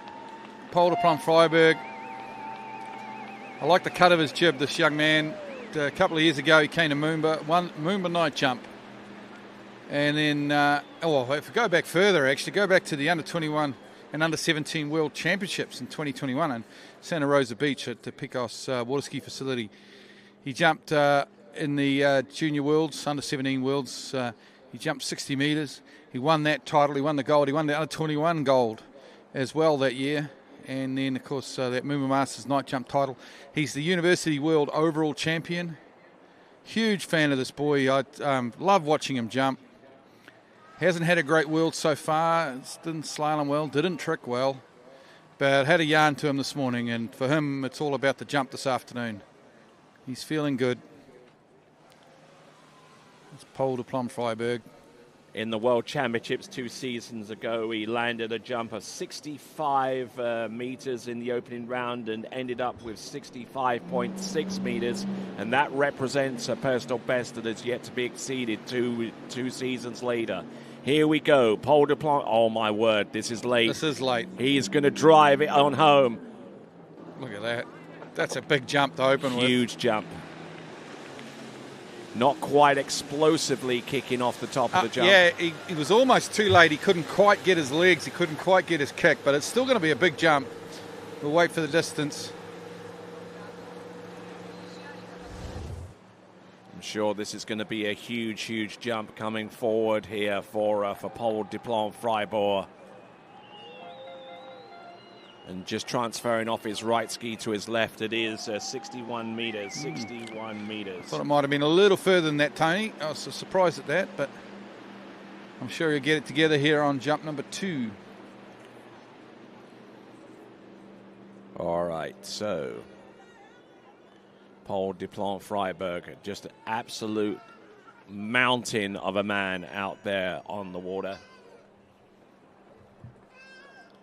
But he needs to apply that strength and that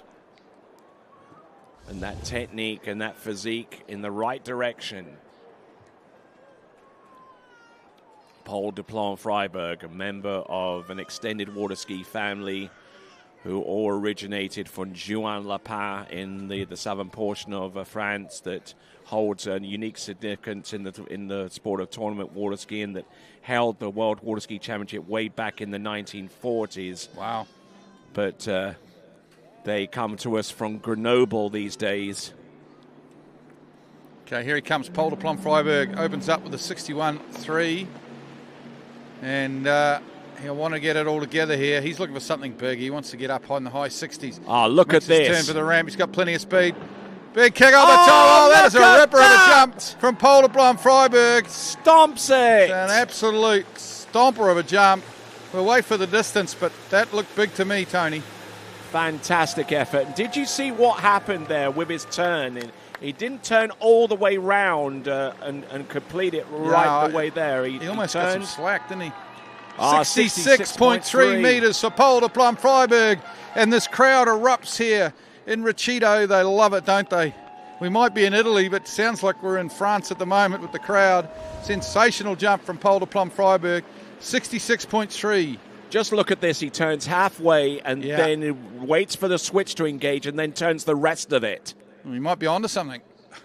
I'm not sure, but that's a good jump from Paul. I think he can still go further, though, Tony. Yep, I think everyone else here he's that sort of confidence type skier too. He'll be buoyed by that jump.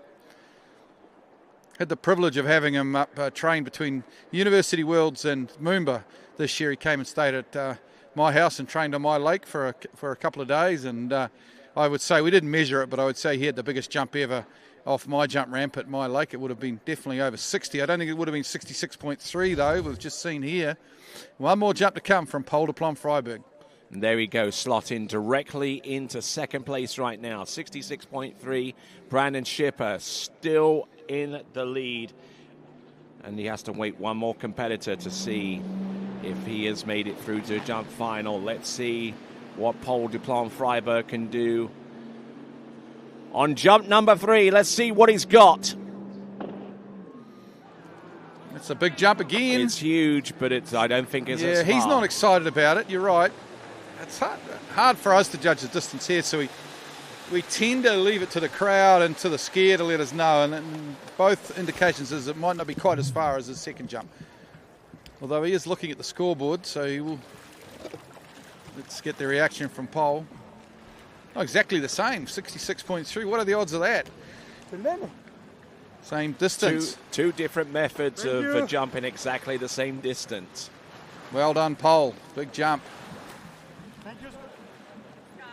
I mean, he'll probably take a look at those jumps again on video playback on the TWBC YouTube channel, and he'll see how he turned halfway and then the rest of the way on jump number 2, and then he'll compare that with the third jump and then see which is a more comfortable way of jumping 66.3 meters. The big question is, Tony, that will get answered over the next hour is, does he get the jump again tomorrow? Any other worlds in history, 66.3 would get you into the final. But Tony, I'm not quite so sure here today, because these jumps are huge and everyone's going big, and still a lot of jumpers left to come. Absolutely right. And Tobias Georges is our next competitor, coming to us from Argentina. And Tobias Georges, back in the day, was an absolutely sensational age category water skier. in the U17s, U21s in those competitions. And as a matter of fact, in Argentina next season, towards the end of March, early part of April, the Junior World Championships will take place right there at the Humada Water Ski School just outside of Cordoba in Argentina. You can find out more details about that by going to IWWF.sport, and the event will be carried live and exclusively by TWBC. That is going to be a thrilling event in that part of the world. Yeah, so Tobias Georges, as you just said, Tony, out of Argentina. Now, I think his personal best is probably around that 60. Would it be around 68 metres, Tony? I'm sure you can bring it up on your computer screen. I'm just thinking of what I've seen him jump around the world over the last year. It is definitely, he's a good 3-event skier, but jump is the better of his 3 events. It's a stronger event for him. All right, this season he hasn't done too much by way of jumping, but I would say probably hazard a guess that his best jump is around 63 metres. Okay, maybe. I just got a feeling I've seen him jump up around 67 or 68. But anyway, let's see how he goes today. Tidy opening jump. Oh, look at that ski spread in the air. There's definitely more than one way to do it.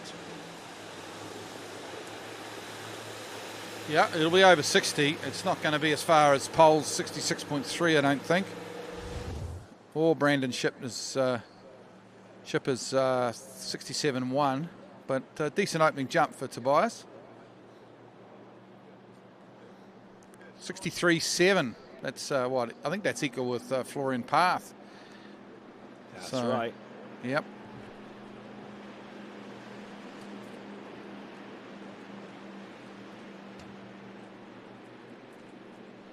So Tobias Georges on 63.7 metres.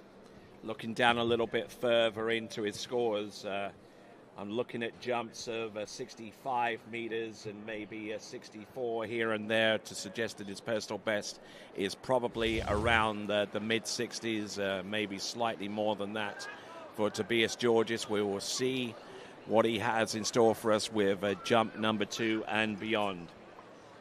63.7 to open up with, though it's a pretty handy looking jump, but he needs more. Oh, he can definitely go further, Tony. I didn't think he was in the course quite enough, and then he came, as you said, he came off the ramp with quite spread skis.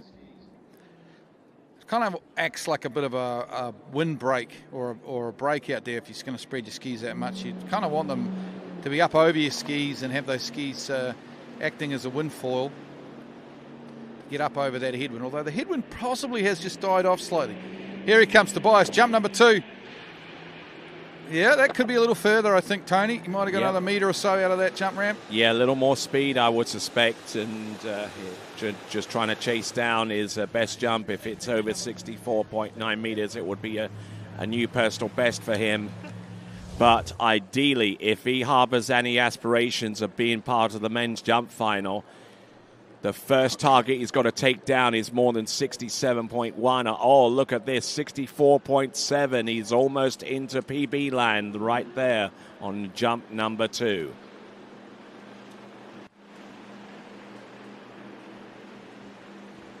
$64.7.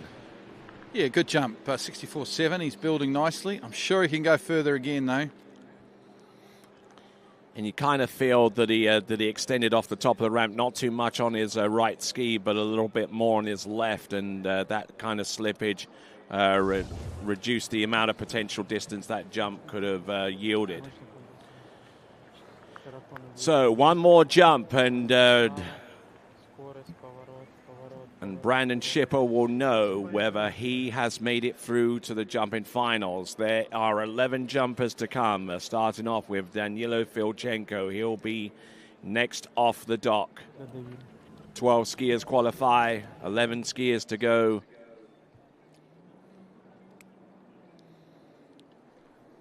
Okay, the young Argentinian now, Tobias Georges.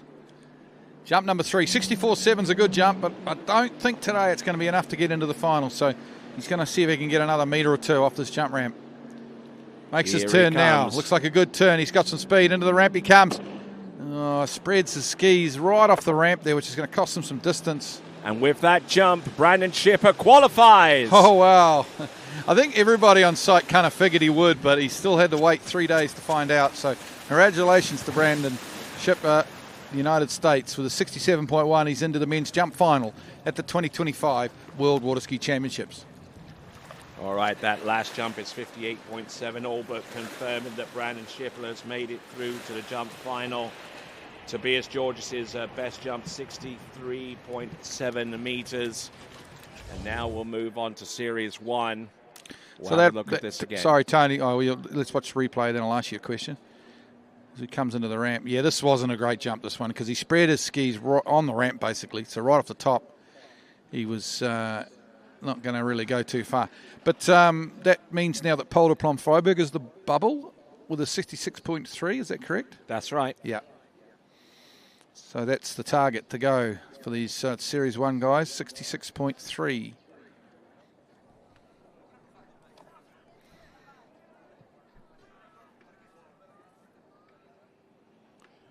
All right, great jump in there so far, but we have only just begun,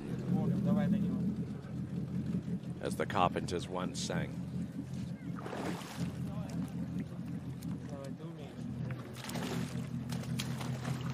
There's our leaderboard, folks.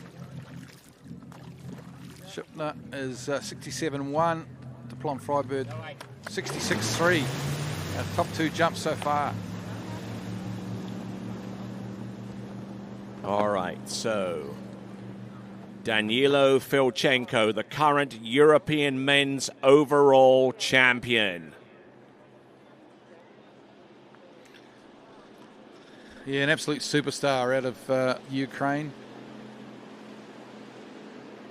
And overall a competitor coming to us out of Ukraine, competed in the World Games about four years ago in Birmingham in Alabama, and came away with the men's jumping title.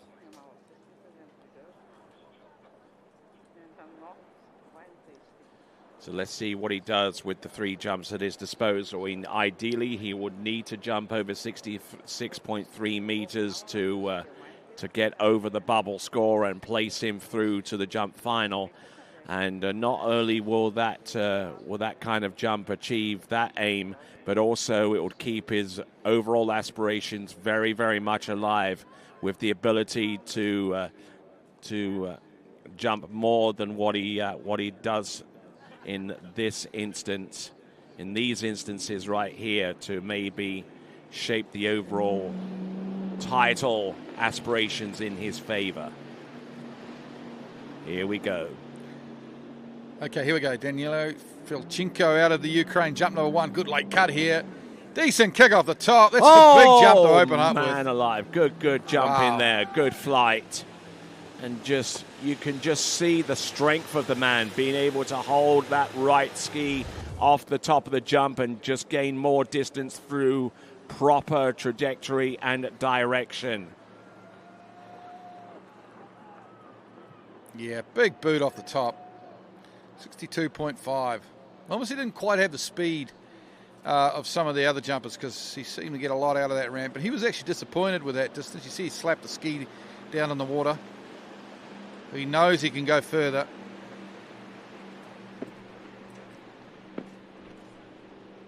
Let's watch this replay here. A man, of course, who is in the overall battle. He's pushing hard to try and get an overall medal.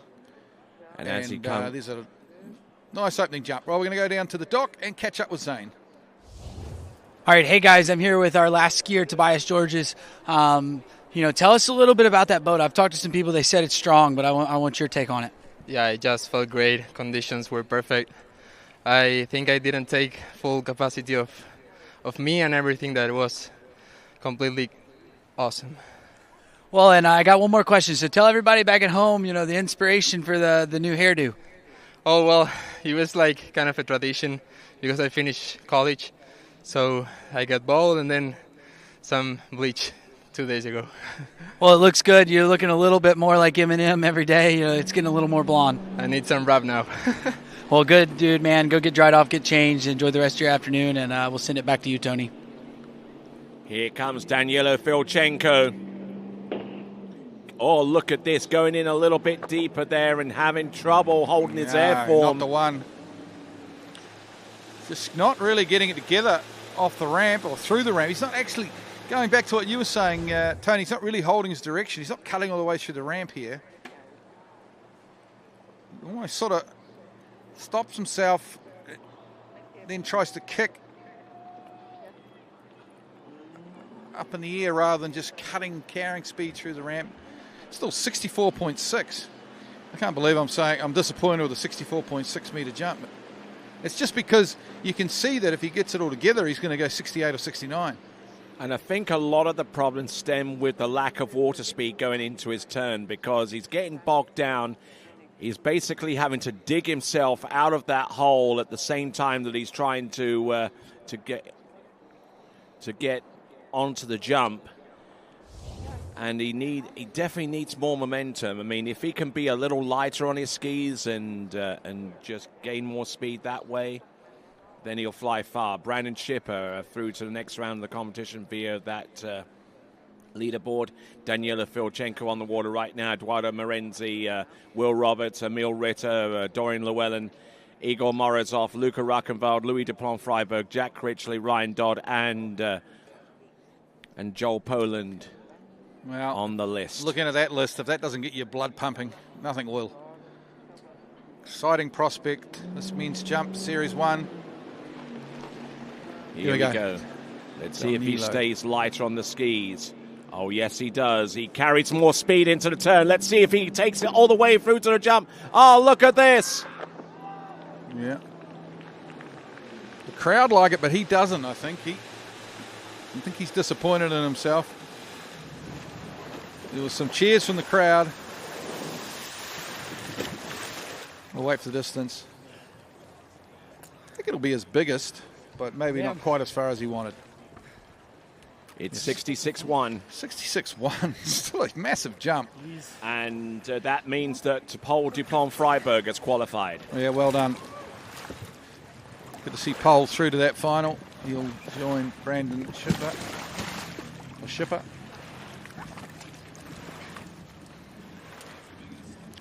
Any guesses as to who's on the bubble now?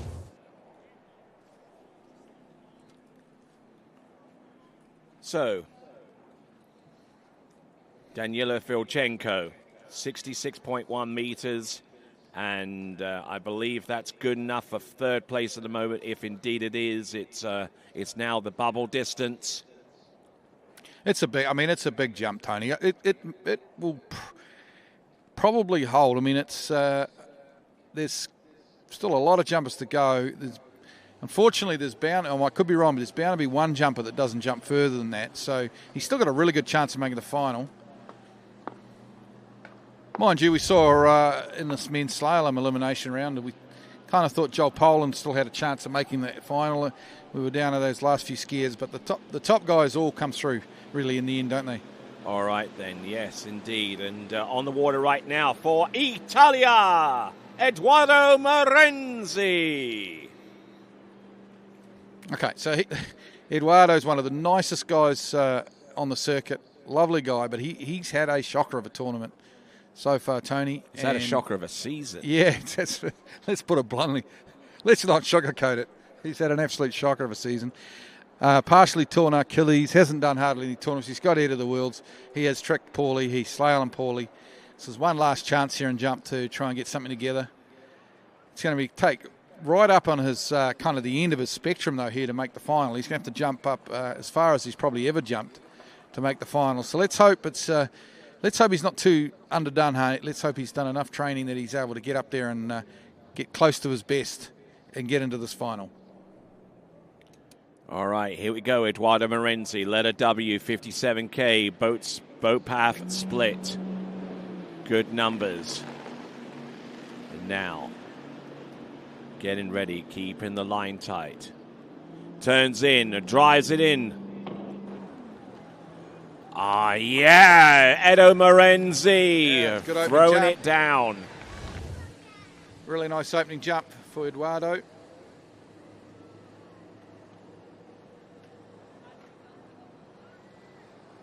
So fantastic effort there for Edo Morenzi. He's receiving the cheers and applause from his friends, for his crowd, and there we go, 62 meters exactly, 62 meters exactly. All right then, and with that, let's send it on over to Zane. All right, hey guys, I'm here with Danielle Vilchenko. We just saw you get off the water. So 66.1 was your furthest jump. We know you're kind of sitting here on the bubble. So if one of these jumpers goes less than that 66.1, you're into the finals on Sunday. Yeah, the cut is pretty high, and that was definitely in my head out there. Also, the wind was up and down every jump. Was different. The headwind was getting stronger every jump, and it was hard to manage the timing. But I'm glad to get 66.1. Definitely didn't get all of my kick out of that one, but had a ton of speed, hoping that will be enough for the finals, and I can, fix that in the finals. Well, that boat sounds strong, so hopefully, we'll sit here nervously, let you wait, and see if you make it in the final. Oh yeah, for sure. Boat is strong. The Scott L is behind the wheel is amazing. So we're definitely gonna see some big jumps here today or tomorrow, but definitely some big ones. All right, cool. I'll let you go get changed. Right now, we'll send it back to you, Tony. Here comes Edo Morenzi. His personal best is a little over 63 meters, and he might well have a case for that particular jump to be even further than that. He jumped that distance at a pro tournament towards the tail end of last season, 63.8. He needs to jump in excess of that distance, though. More than 66.1 would be ideal. And 62.7 he brings to the table on jump number 2 there, Glenn. Yeah, tidy jump, and not a bad distance, but he's got some work to do if he's going to make the final. Needs to probably push it down the lake a little bit, get a little bit later. I don't know. All due respect, I don't know if he's had enough training. Or, he's had that Achilles injury, Tony. Whether he's actually got enough miles on the speedo, enough training under his belt to get the really big jump he needs here to make the final. All right then, so we have Will Roberts on the starting dock, getting ready to go, and he's carefully assessing everything that has occurred so far and to see if he can apply that to himself and the 3 jumps that he will have at his disposal. Eduardo Morenzi, 57K, letter W, one final jump. 62.7 meters he produced on jump number 2. What does he have? From Italia, Eduardo Morenzi. Definitely some more speed, but so far as Edo Morenzi is concerned, he still wants to go out there and produce a great performance, but sometimes the injury that he sustained, that partially torn Achilles, could have had a huge bearing upon his ability to do so. All right, then it's 59.5, which means that Edo Morenzi has scored a jump distance of 62.3, and that therefore means that Danilo Vilchenko has advanced through to the final.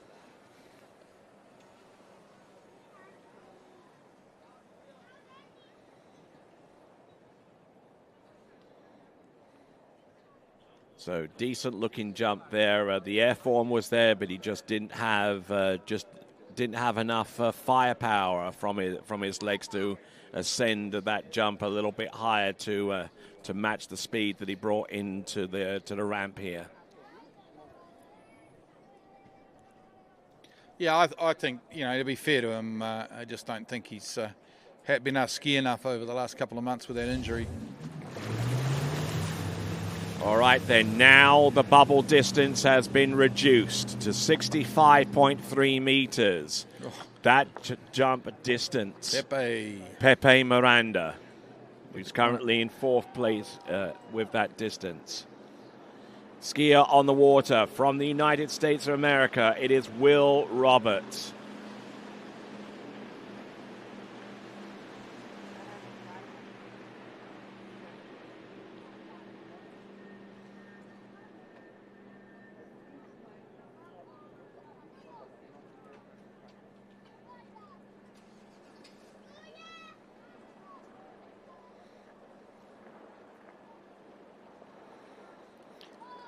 Yeah, Will Roberts, just a youngster out of the US, as you just said, Tony.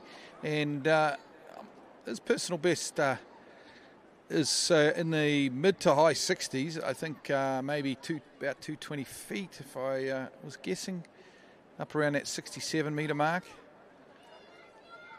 He has got an opportunity, just a youngster, but an opportunity here to use these good conditions to get a PB. And as you said, needs more than 65.3 to get into that men's jump final tomorrow.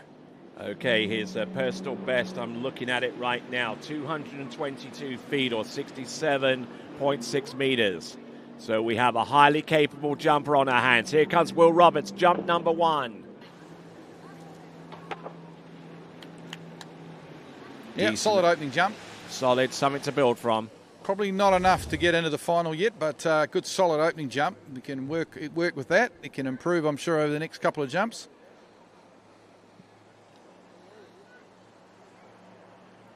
So we'll see what he has in store for us with the remaining 2. It is 62.2.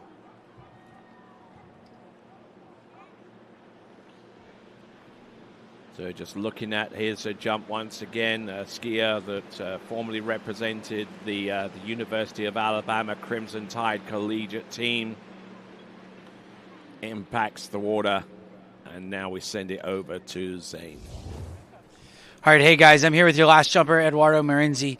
Dude, I know you wanted a little bit more, man, but hats off to you for making the recovery. You know, you had that Achilles partial tear, and you know, I wasn't sure you're going to be able to ski, and I thought it was great to get you here and be able to do all 3 events. No, it's great to ski. It's great to be back. You know, it's just like work to your home site just comes once in a career, and like it's just so disappointing. But that's all right. I'm happy to be back on my skis. Yeah, and I mean, you never know, dude. T-Gas had his first Worlds, was here at this site, and he's getting to ski it again. So, you know, it might come back around. And I know it was a bummer to get injured, you know, early in the season. But, you know, like I said, it was great for you to rehab it and get back just to be here. Yeah, thank you so much. Yeah, it was great. It was great. It was great to jump. I felt good, actually. The last jump was the spot. I just didn't capitalize. But it is what it is, man. Happy to be back. Well, keep your head up, dude, and we'll send it back to you, Tony. All right, then, here we go. Will Roberts, jump number 2. Let's see what he has. And just not getting the height off the top of the jump. It seems like a lot of his distance is being lost out the back there. He needs to get in the course too, Tony. Like he's needing to jump big. He needs to jump more than 65 meters to make this final. I mean, that's what, 215 feet. And to me, I just think he needs to get wider and he needs to get a little bit later. And try and use more of the boat's power to... Yeah, exactly. Engage the switch a little bit later and then maybe use that immense power of that 6.2-litre PCM engine in that Nautique towboat on the waters of the world since 1925. Correct Craft and their Nautique brand. Yeah, you see he's right on that top right-hand corner as we look at the jump. And he's kind of early and leaning with his shoulders rather than getting the pull through his arm, so through his far arm, his outside arm. So, yeah, I think he's just got to have a crack here. I mean, it's one chance here. He's got one jump to come. You too, man. Have a good one. It's easy for me to say sitting here in the air-conditioned comfort of the TWBC comms box, but you don't make an omelette without breaking a few eggs, Tony, and I think this young guy needs to have a crack here.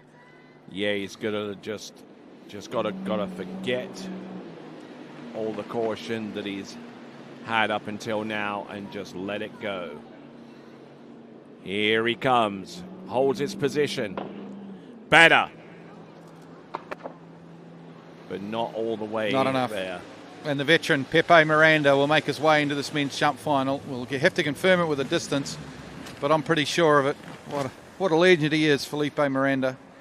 I'm sure he will now make his way into this men's jump final.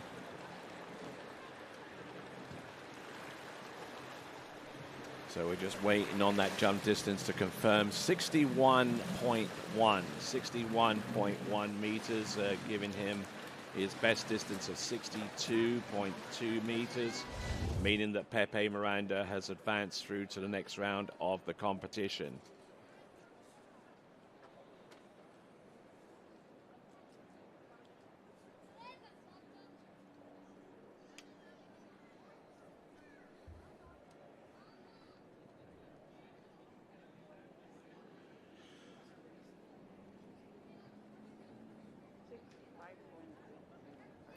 All right then, folks, our next competitor to take to the water, he comes to us from Chile. He is the current Pan American Games men's jump champion. This is Emil Ritter. Yeah, well, a little bit like Felipe Miranda. Emil's a bit younger than Pepe, but Emil's been around a long time and one of the mainstays of Chilean water skiing for quite some time. Very capable of going, what's the cut now? 65-1, is it? Must be with Tim Vield, I think, now the cut. I believe so, yeah. So Emil should be able to knock that off, but still, it's never a give me. He's got to get it all together. Yep, Tim Vild's best jump was 65.2 meters or 214 feet.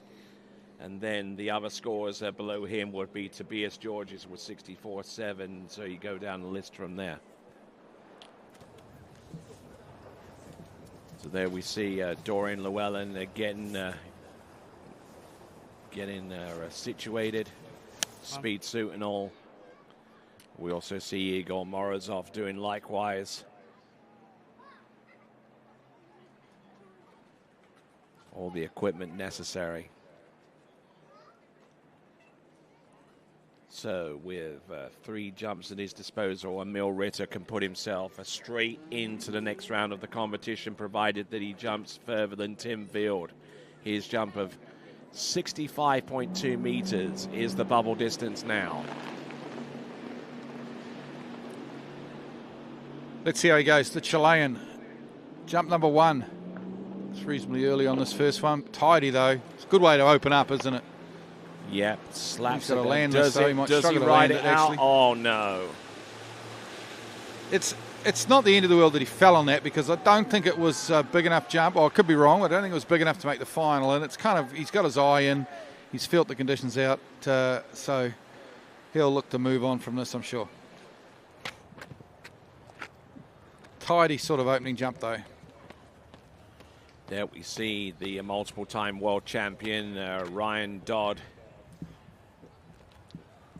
looking for another men's world jump title to add to his extensive list of achievements in men's water ski jumping, multiple-time Masters champion, multiple-time world champion, as I mentioned.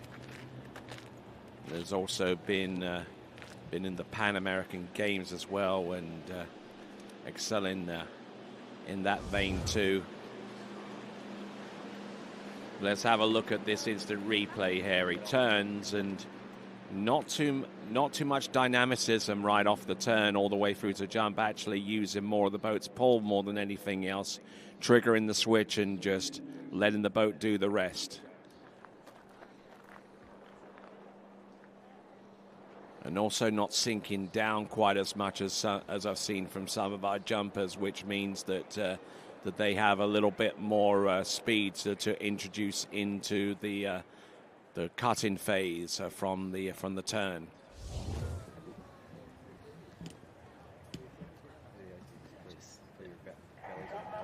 That's not what I thought you were going to say. That was to keep it somewhat appropriate. I think it's yeah, you thought of something else first, and then you were like belly button. Belly button. Yeah. You've got to be a little bit careful around this site. Tony, I think there's something like 20 microphones around this site. So it was all PG there in that conversation. But and Joel Poland just found one of them. Yeah. Here we go, Emil Ritter, jump number 2. Oh, that's tidy. That's nice better. from Emil. Oh, Good look jump. at that. Getting a good pull into the landing. Lands and rides that jump out. I think that is going to be the distance that takes him through to the next round of the competition. Great shot there of Jack Critchley watching the jump event.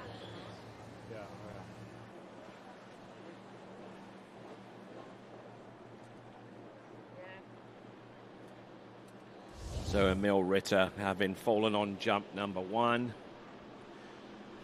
is able to conjure up, 64.2. I was expecting this jump to be further. It's not. He's close. Not there yet. Yeah, he's knocking around it, though. He's improving on each jump. Another metre, well, 1.1 metres, I guess. You can have runoffs and jump, of course, Tony. I know you realise that, but just for our fans, if we did get a tight score, we would have a runoff. A jump off with two jumps each. Yeah, 2 jumps each. It is unusual, though, but it can happen. All right, so Emil Ritter on 64.2 needs just a little bit more, just about 1.1 meters more to take Tim Vild's position going through to the men's jump final. Dorian on the dock there, just going through the motions there on the dock, mentally preparing for this jump set, which is up very soon. Here's Emil Ritter, one more jump to get into this final. Let's see if he can't get it together. It looks like a good spot. Plenty of speed here. Decent kick off the top. Oh, geez, I can't tell from here. Can he land it? Too close. Yes, he can. He gets the score, but is the score enough for Emil Ritter as he skis in towards the dock? He's not even too sure what that jump distance is or whether it's enough. Doesn't look overly happy, but I guess it's the same distance. Wow. I've got to applaud his consistency, but unfortunately that jump is not enough. So that means Tim Vild now makes his way into that men's jump final tomorrow afternoon, Tony? That's right, Tim Vild. Yeah, great tournament, of course. Still in the top 3 in the overall competition, having relinquished the top spot in the overall competition, I believe. So far, so good. So we're looking at Emil Ritter, 64.2 meters. It puts him in 8th spot right now. And that jump puts Tim Vild through to the next round of the competition. The next breakthrough jump, the next bubble distance is 64.7, courtesy of Tobias Georges from Argentina. Anything over that, and the skier is safely through to next round. Okay. Yeah, it's amazing. We had a couple of skiers not jump as far as expected.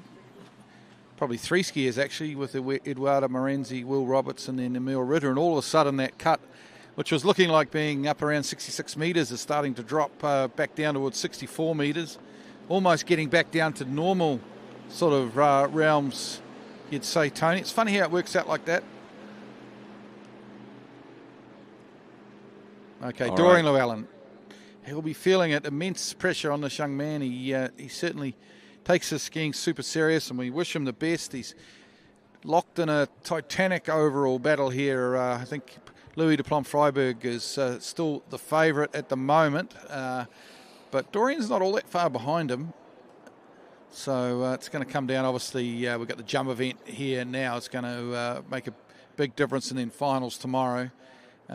So Dorian is obviously wants to get into that jump final, but just as importantly, he wants to jump big. Big jump. If he has been 70 metres before, it's been a little while, but if he can get back over 70 metres, he'll give himself a real shot in this overall battle. All right, here we go. This is Dorian Llewellyn, 57K, letter X, boat path split.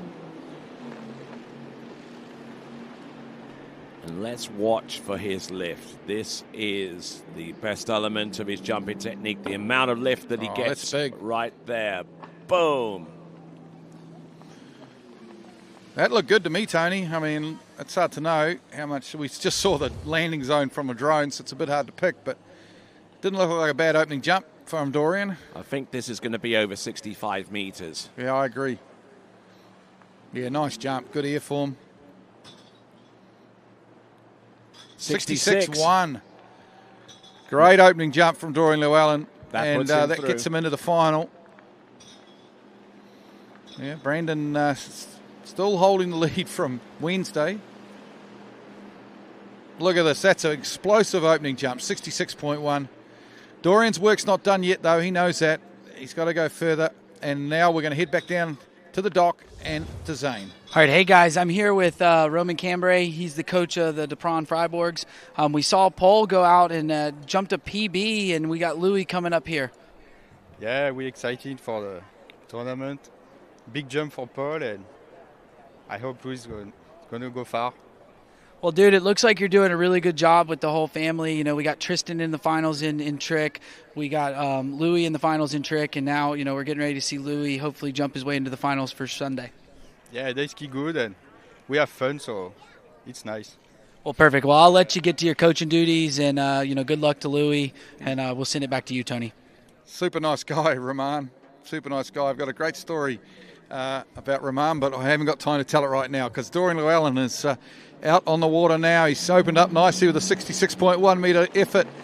What can he do on jump number 2? He needs to get to 70 or close to it if he wants to win this world overall title. So he'll push harder, push further. Into the ramp he comes. Another big jump, big kick off the top. That's a ripper, I think, Tony. We'll wait for the distance. The crowd like it.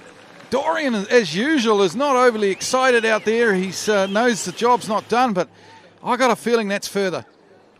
Yeah, I had that same feeling too as the big old banner is unfurled there, getting behind Dorian Llewellyn.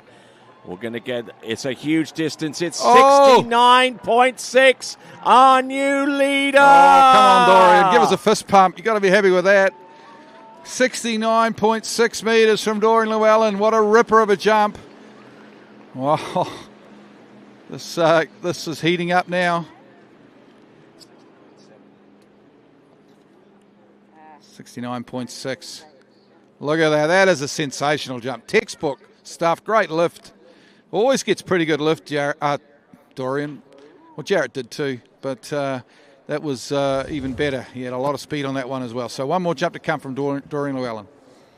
Now that's really shaken up the leaderboard here in this jump event. 69.6 meters, superseding that 67.1 meter jump there from Brandon Schipper that's been in existence for 2 days now.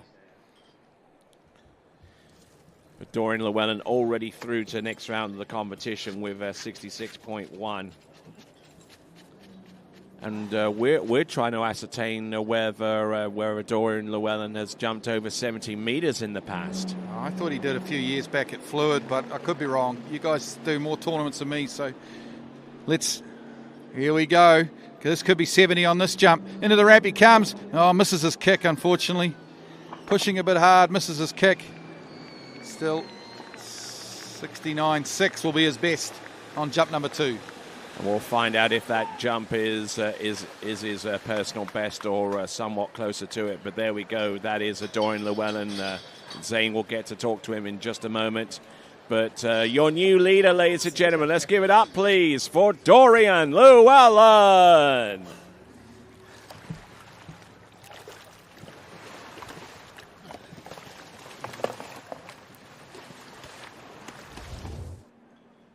And just looking at this jump, he just seemed to go again a little bit bogged down in the turn. Just tried to pick up his speed, but unfortunately his ramp work wasn't able to take full advantage of that edge off the second wake. Yeah, we'll see what Louis de Plom-Freiburg can do here. Of course, he's yet to jump, but if you think about it, Dorian's first round overall score is not too bad. 4.5 at 10.75. Was it 11,500 in tricks? Thereabouts. 69.6. That's not a bad overall in this preliminary round. Obviously, finals still to come. All right, then, moving right along.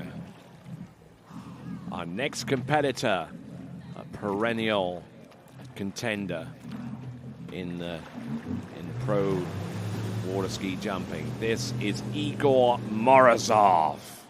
Igor. See Igor a lot down at Moomba. He loves coming out to Moomba, coming down to Melbourne. Quite often comes down with his good friend Ryan Dodd. And jumped really well actually this year at Moomba. He was in good form.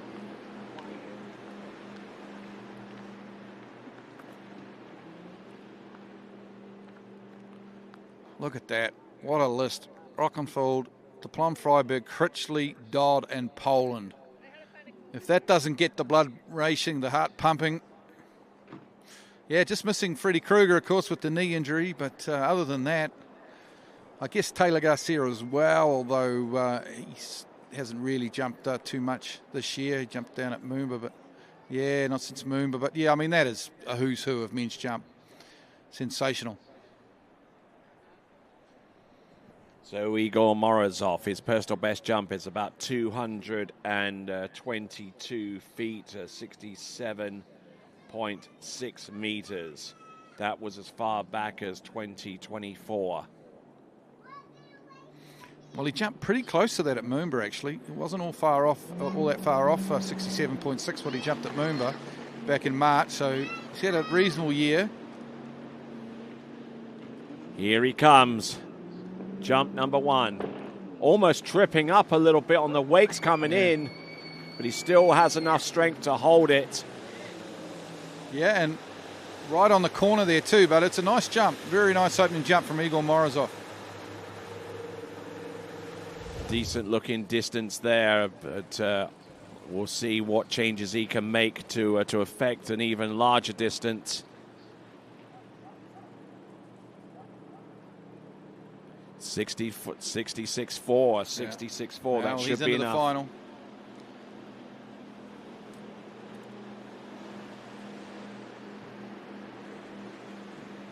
Watch this replay here. He's pushing a bit hard in the end to make it on, I think. Although that's kind of his style. Not too bad a lift either. So it's a good jump. 66.4 opening jump for Igor Morozov. And we'll head down to the dock to see Zane. All right, hey guys, I'm here with Tim Vield.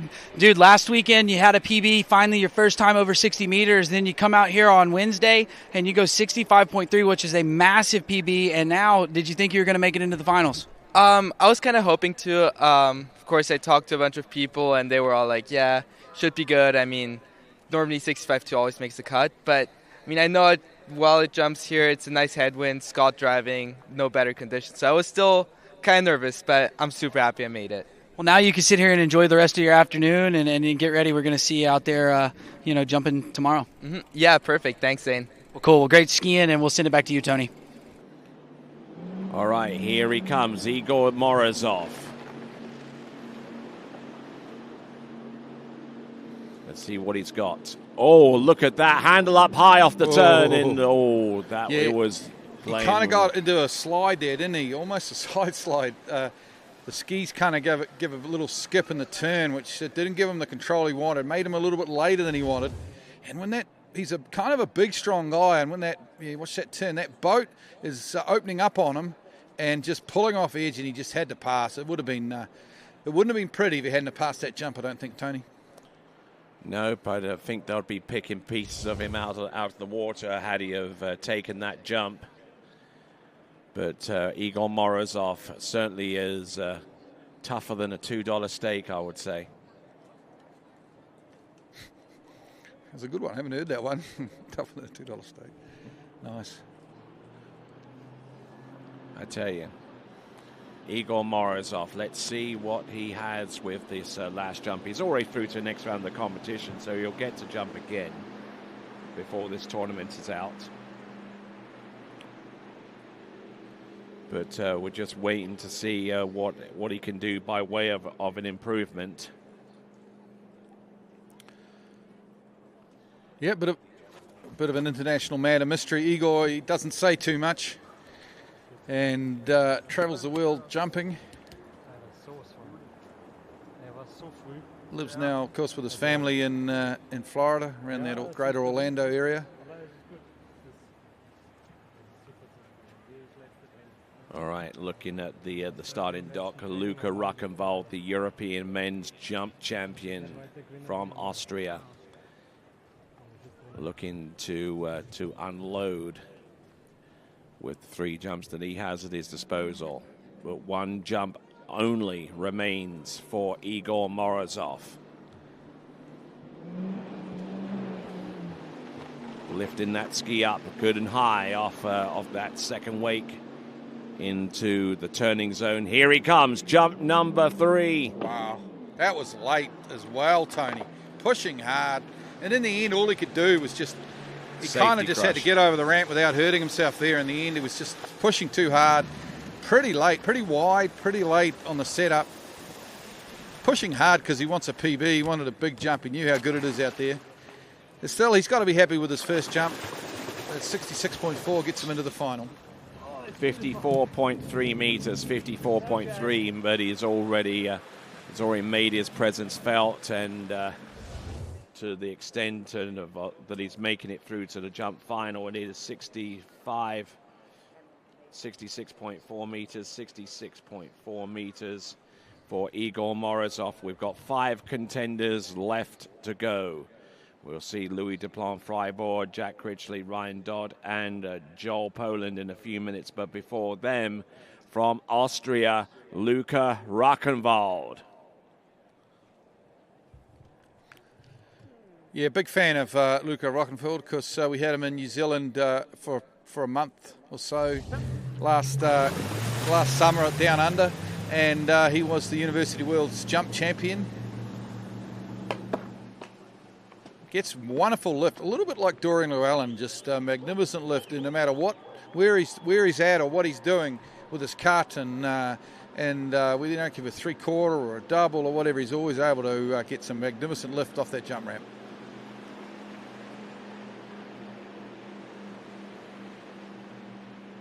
Okay, so Luca Ruckenwald, current resident Wien in Austria. Skis at a number of different locations. Was formerly a member of the Raging Cajun water ski team in the collegiate ranks. Looking at some of the distances this season, he won the European title with a jump distance of 66.1.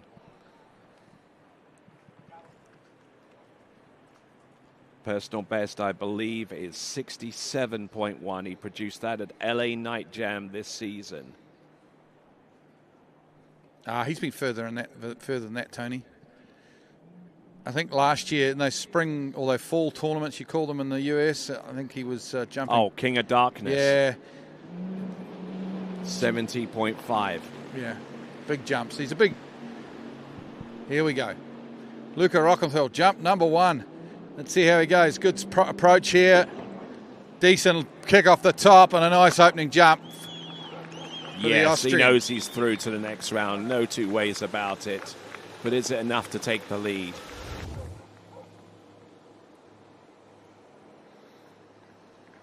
He's in the final. It's just a matter of how far this is, but it's definitely more than what he needed. 66.6. All the sixes. 66.6 opening jump for Luca. 66.6, the number of the beast. And the beast is on the water in the form of Luca Ruckenwald. Yes, it is.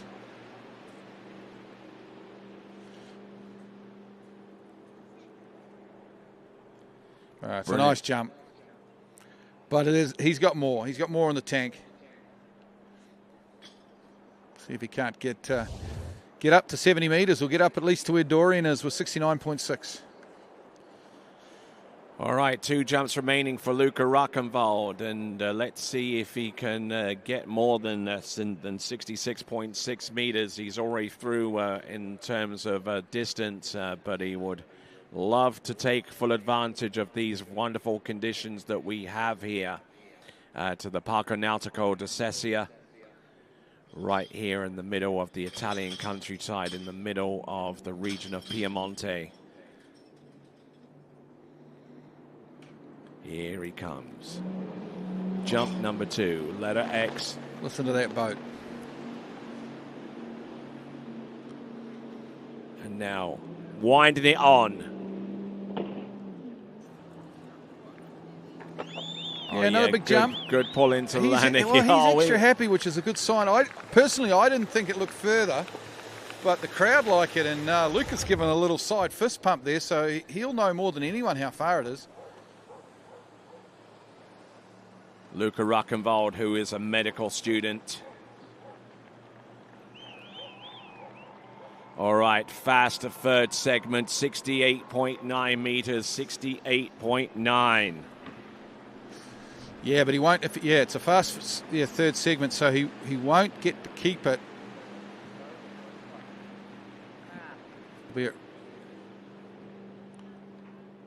Right, good lift, good flight. Third segment. He'll have a rewrite if he doesn't go further on this third jump. Is fast, and with that, let's send it over to Zane. Hey guys, I'm here with your last skier, Igor Morzov. Got the job done. Get to see you jump tomorrow. Yeah, that was great. It was good to, fly here and just take this jump. You're in the final. I mean, that's kind of all according to plan. Felt pretty good, and then I tried to see my time in, see where maybe a big jump is laying around. Well, if I know you, dude, you're gonna put one together tomorrow. I know today was just to get in the final, and tomorrow you let it all hang out. Yeah, for sure. Today was, sort of a training day, get to see the spot, everything, and I hope we're going to have the same beautiful conditions as today, and it'll be time to fly. Well, perfect. It's looking like it's shaping up like that, and right now we'll send it back to you, Tony. All right, here he comes, Luca Ruckenwald. Fast boat time on the second jump, and I suspect that he will have the opportunity to rewrite that jump with a re-ride on the second attempt, because he did not out-jump it with the third.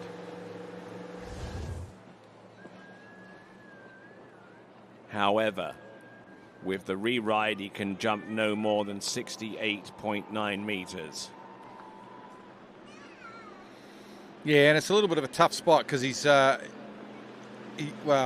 was going to say fatigue starts to set in. By the time you get to the fourth jump, he's starting a little bit tired. He has got his eye in, though, I suppose. So, yeah, it's one of those things with our sport, because it's a fast time. It helped him out on that second jump, which in theory made him go further. And so he doesn't get an opportunity to go further again on his re-ride. There's an opportunity to prove that he can jump 68.9 at the correct speed, I guess. Probably did an awful job of explaining that, but I know what I was trying to say. It just creates an unfair advantage for the skier, and under that premise, the skier should instantly come away with a better jump distance under those circumstances. And because he is unable to jump that further distance using the quicker boat time, he has a re-ride, but with an upper limit distance attached to it. Still, it gives us an opportunity to watch another great jump here from Luca. Makes his approach to the jump ramp.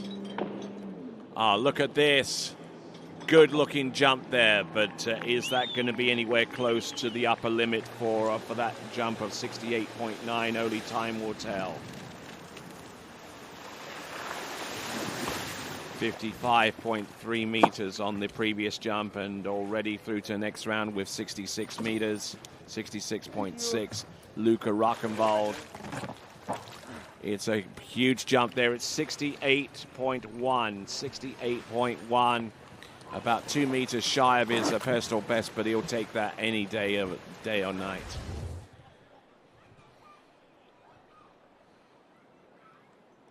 And such a consistent talent as well.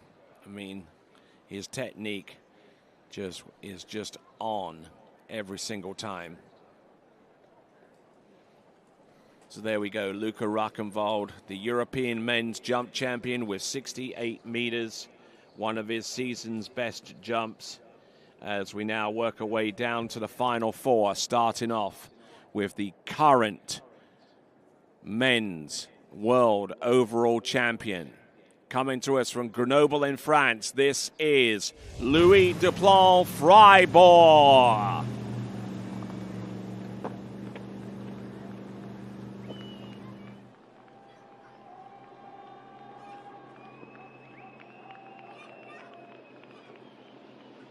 So receiving the plaudits and the cheer and the encouragement from the crowd. Louis Duplan-Freiburg, who is just maybe a decent jump away from claiming the lead in the overall competition in the men's category, as he attempts to not only make it through to the jump final, but also put so high of a marker in this jumping competition that the other contenders for the men's overall title remain just that. Yeah, he's a defending champion. He came into this jump round with a slight lead in the overall, but Dorian's jumped big, of course, 69.6, which means that Louis needs to jump, at least over 69, I would think, to otherwise the overnight leader, and I think Dorian would probably take over that overnight lead in the overall. I haven't got the exact numbers in front of me, but we need a 69-metre plus jump, I think, from Louis if he wants to be the overnight overall leader. But first and foremost, he wants to get into the jump final, which is just the shade under 65 metres, I think, the cut at the moment. Here he is, jump number 1, Louis Duplan-Freiburg. That's a nice jump. Kind of misses his kick a little bit, though. Didn't really get the full extension off the top of the ramp. And a skier who has tasted victory at the top of the rung here in the European Championships, won the European Men's Jumping Championship 2 seasons ago over in San Gervasio at the Europeans. 62.2 metres. He's got some work to do. Yeah, he does. He does. Just watch the replay here. So he's going to have 2 more jumps, of course, but he definitely needs more than 62.2 for a couple of reasons. And, yeah, he'll improve, I'm sure. But meanwhile, let's go down to the dock and see what Zane's up to. All right, hey, guys, I'm here with Luca Rockenwald. 68.1 was your first jump, puts you into second right now. And you've been on a tear this season. Yeah, it was good jumping. Didn't put like 120% into it. Just wanted to have a safe spot in the final and get a good timing and be ready for tomorrow. Well, you look like you had your timing pretty dialed. I saw your sight familiarization, and it looked like you were going huge. So I know that the key today is just to get into the finals and then put it all out there tomorrow. Yeah, exactly. It was a bit unfortunate with the second jump being a fast time. Then had to pull everything together for a last one and get a good distance. But yeah, as you said, the familiarization went really well. Just couldn't carry enough speed today in the headwind, but we're ready for tomorrow. Well, I'm expecting you'll do it tomorrow, and good luck. We'll see you tomorrow. Thank you. All right, perfect. We'll send it back to you, Tony. Thank you very much. And my question is, where does the other 20% come from? Okay, here we go. Here's Louis now, jump number 2. See what he can come up. At the end of the ramp he comes. That's bigger. Oh, look at this. Jump. He doesn't look super excited about it. I reckon it's going to be pretty close to getting him in the final, though. Probably not enough to get the big overall score that he wants, but remember, if he can get into the final, it gives him another opportunity at getting that overall score tomorrow in the final. So he's fighting for the marker, as it were. The French are getting behind one of their own, and the jump distance, it's put him through. It's he's through, 66.3. 66.3. So close and huddled around the 63, the 66 meter range. I would suspect that one or two of those distances might actually tie the other.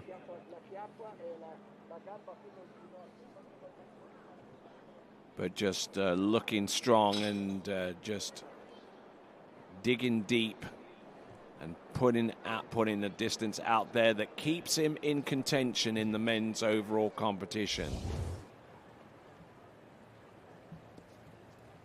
Neither of the two major competitors in the overall competition, either Dorian Llewellyn or Louis Duplan-Freiburg, qualified through to the men's slalom final. They both had exceptional tricking scores, but now it comes down to the jump to assert themselves and put a marker that would allow them to increase their scores to where their overall points increase reciprocally.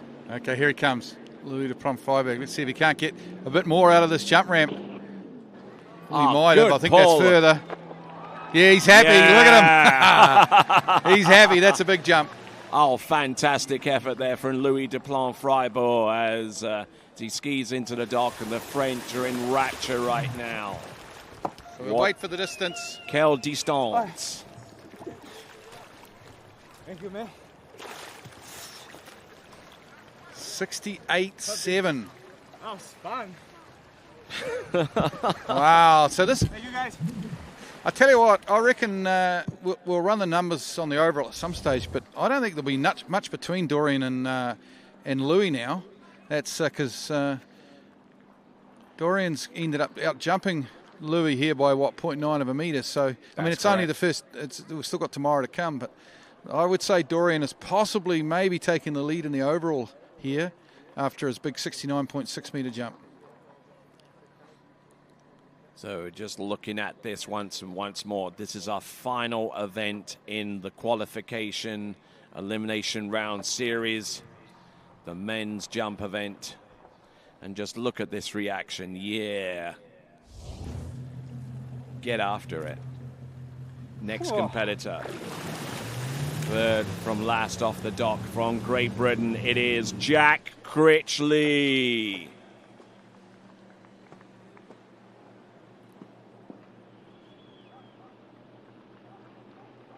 Jack Critchley, who has a personal best into the 70-meter range. Doesn't need that kind of jump and needs a solid effort of over 66 meters. Not even that to qualify himself into the next round. Actually, the distance that he needs is 64.7. Anything more than that, and that will move Tobias Georges down further. And if that jump distance is exceeded 2 more times, then Tobias Georges from Argentina will be on the outside looking in.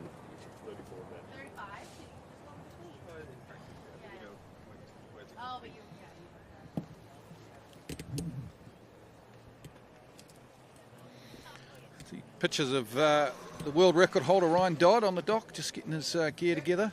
He'll be our next competitor. Jack Critchley, of course, on the water has his first of 3 jumps coming up. And then Joel Poland in the background, our last competitor getting ready, putting the speed suit on. Here he comes, Jack Critchley, the big Brit. He's in the course. This looks reasonably late to start, I think. Into the ramp he comes. Look at this! Oh, geez. Right on the corner. Man, he was that close to hitting white. He's here to play.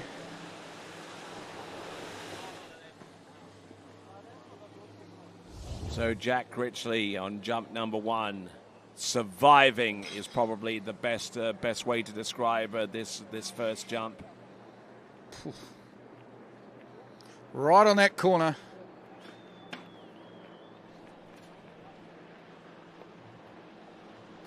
So for those of you that are just tuning in, you're watching live coverage of the 2025 Open World Water Ski Championships. We are 3 skiers from last in the men's jump elimination round series 1. We've got Jack Critchley opening up with that distance. We'll get the specific score. And it looks like we're having difficulty getting that score, so well, that's going to suit Jack, isn't it? Yeah, exactly. If that happens, then he'll have a re-ride and he'll start right from the beginning with virtually 1 additional jump.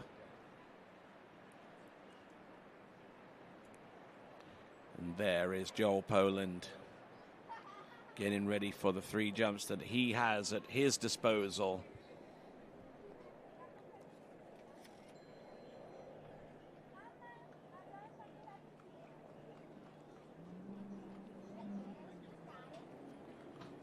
Here we go, folks.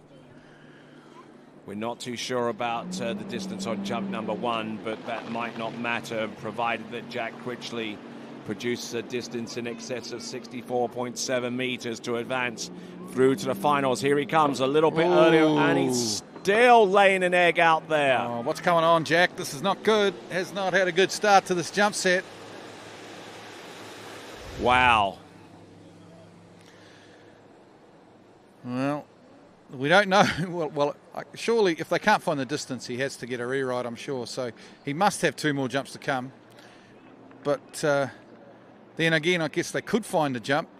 So he's got to kind of treat it like he's only got 1 to come, Tony.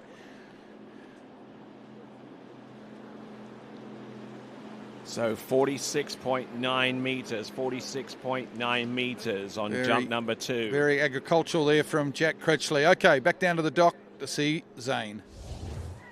All right, hey guys, I'm here with Louis DeParn-Freeborg. We just saw you get off the water, 68.6. So put yourself into second place right now. Yeah, for jump? Yeah. No, I had a blast. Nice session. I built every jump. Definitely the first one was really good. I just got excited too early, too soon. So, yeah, I'm super happy the way I jumped. Felt good. I had fun.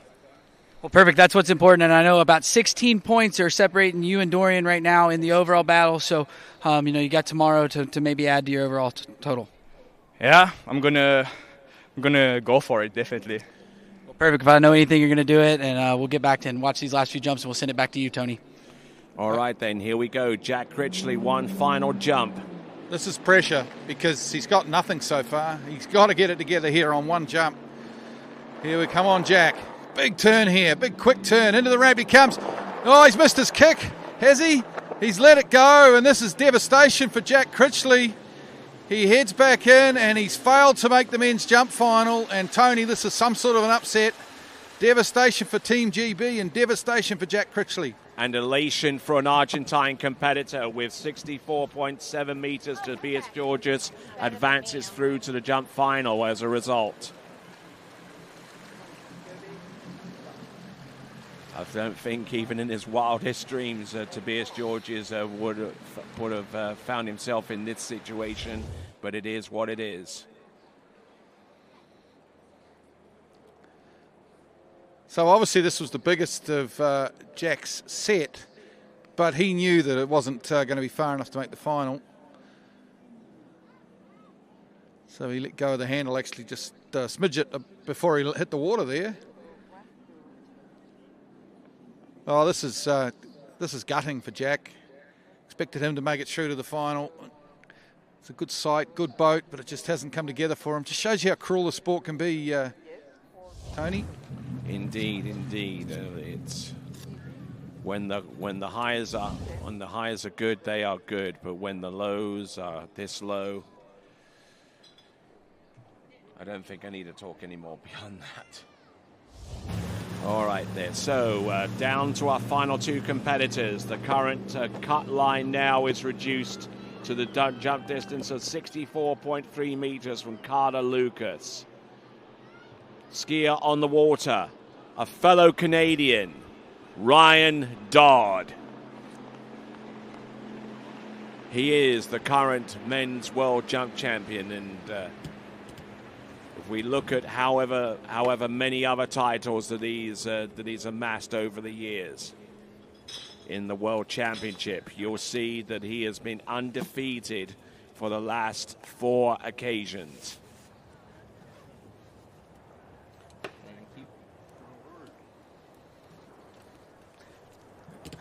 And we shouldn't forget either that Brandon Schipper from 2 days ago is still, I think, sitting on the 4th biggest jump at these World Championships. So a week ago, would you have picked that, Tony? Would anyone in the world of water skiing have picked that? I didn't even know that Brandon Schipper was actually competing. Let alone. And there are your previous winners, and it's all one person, Ryan Dodd, the person that's on the water right now. Ryan Dodd, world record holder. Let's see, jump number 1, misses his kick. Oh my word. Is it possible? Wow. He does tend to do that a little bit now, Ryan, just in the last couple of years. I reckon I've noticed that that cut was pretty good. You know, the timing on the cut I think was all right. He tends to, on that first jump, he's kind of happy. If it's not 100%, he'll just safety crush it a little bit. He's quite happy sometimes. I'm sure he's not really happy, but he's got the ability to leave it to that 3rd and final jump and then put it all together. All right, we'll see what he can do. It's 58.4 meters. It's 192 feet on a crush. Although he is the king of one and done as well. He also likes to get the distance he needs on the first jump sometimes and come in, because he's trying to. His plan is to, well, he already has done it, jump for a lot of years and cut down the amount of times he goes over the ramp. So let's see. I'm sure he's going to get it all together here on his second jump. So we see Joel Poland getting ready to take to the water. He will be our last competitor out in the men's jump elimination round series, and the last male competitor to ski in the elimination round series as a whole. This is Ryan Dodd, 57K, letter ZA.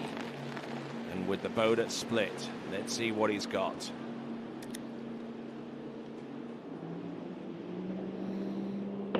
There you go. Look at that. He's through.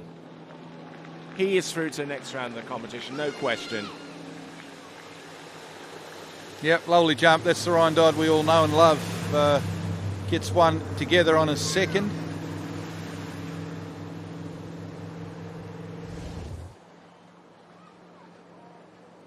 So fantastic effort here from Ryan Dodd. The jump distance, look at this, 68.3 meters.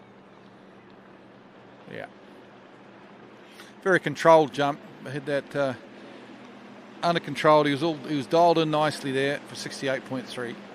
But there are two other competitors above him with that distance. The two other competitors are his fellow Canadian Dorian Llewellyn and Louis Duplan-Freiberg. So if he wants to have the top spot, or at least get himself in a position where he could potentially claim that last spot off the dock for tomorrow's final, then he's got to jump at the very least over 69.6 meters to at least overhaul Dorian Llewellyn, and do it with enough in hand to maybe fend off a potential challenge from our last competitor to take to the water, Joel Poland.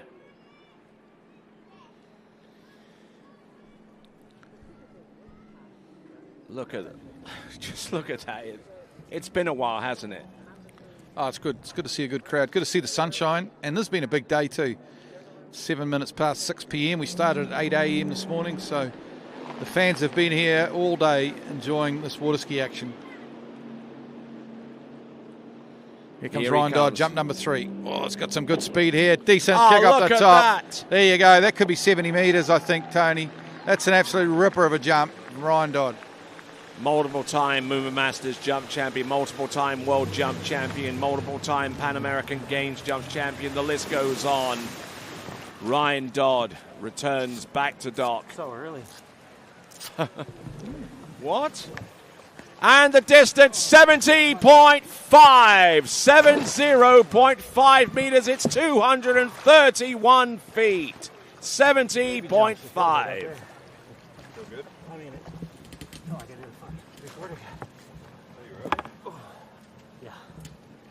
And he said it was early. He said he felt early. Yeah, well, that's interesting. It's good. Hopefully he can go later in the final, and we're going to see even bigger jumps. So this is a very nice jump. Look at that. Textbook stuff. Vintage Ryan Dodd. 70.5 meters. And just to give you a kind of a...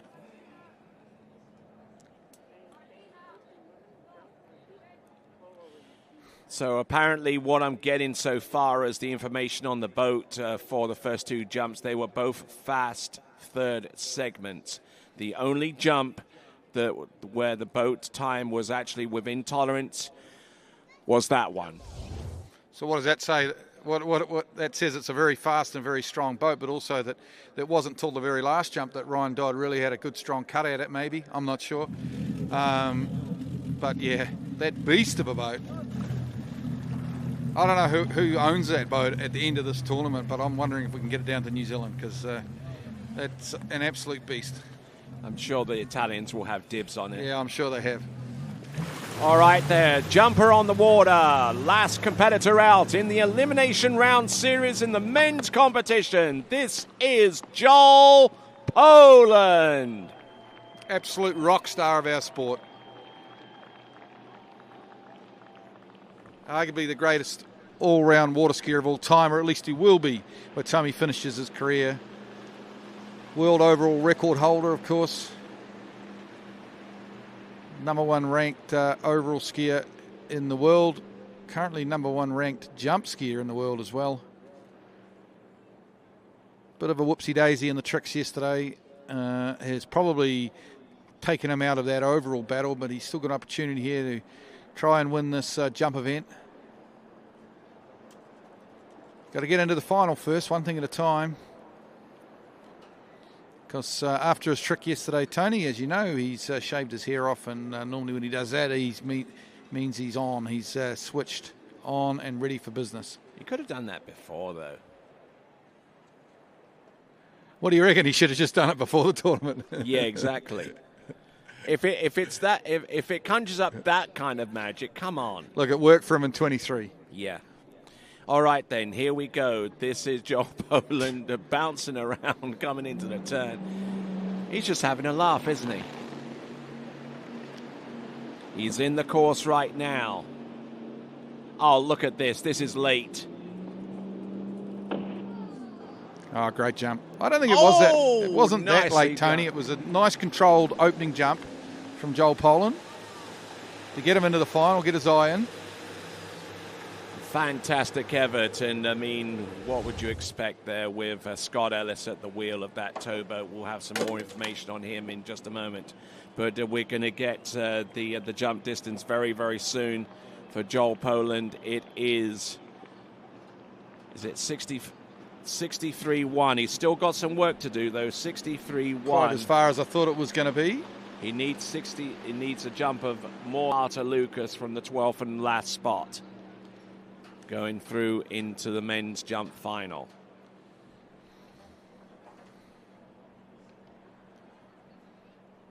So there with Joel Poland, he's got his second jump to come in a moment. But speaking about Scott Ellis, I actually had the opportunity to interview him for the TWBC podcast. You can find out what inspired in part to those new to the sport, and how he got started in this whole racket that is called tournament water skiing. You can find out more. You can listen right now on the TWBC podcast. Listen to it on your favorite podcast platform. Here we go. Coming on in. This is Joel Poland. 63.1 on jump number one. This one looks a little bit later, I think, Tony. Plenty of It speed. is. Good kick off the top. Yeah, that's surely That's going got to to get be him in the in. final. How far in? Yet to be determined. So we're getting ready for the last jump in the Elimination Round Series.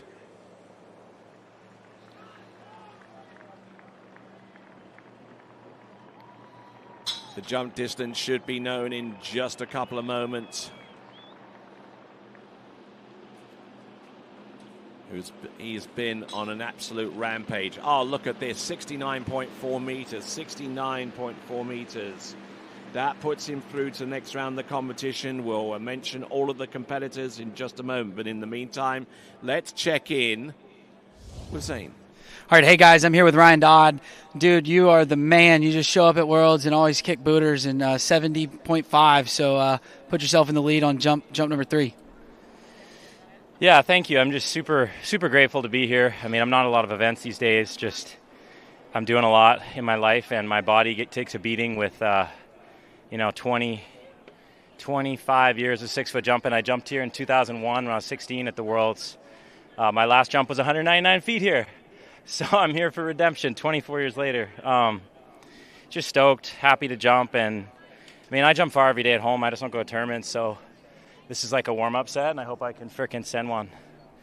Well, you look good and healthy, man, and I'm looking forward to getting you out on the water tomorrow, and we'll let you go get dried off and enjoy the rest of your evening. We'll see you tomorrow. Thank you. All right, back to you, Tony. All right, then, here we go. One last jump there for Joel Poland. One last opportunity to arrest the lead from Ryan Dodd.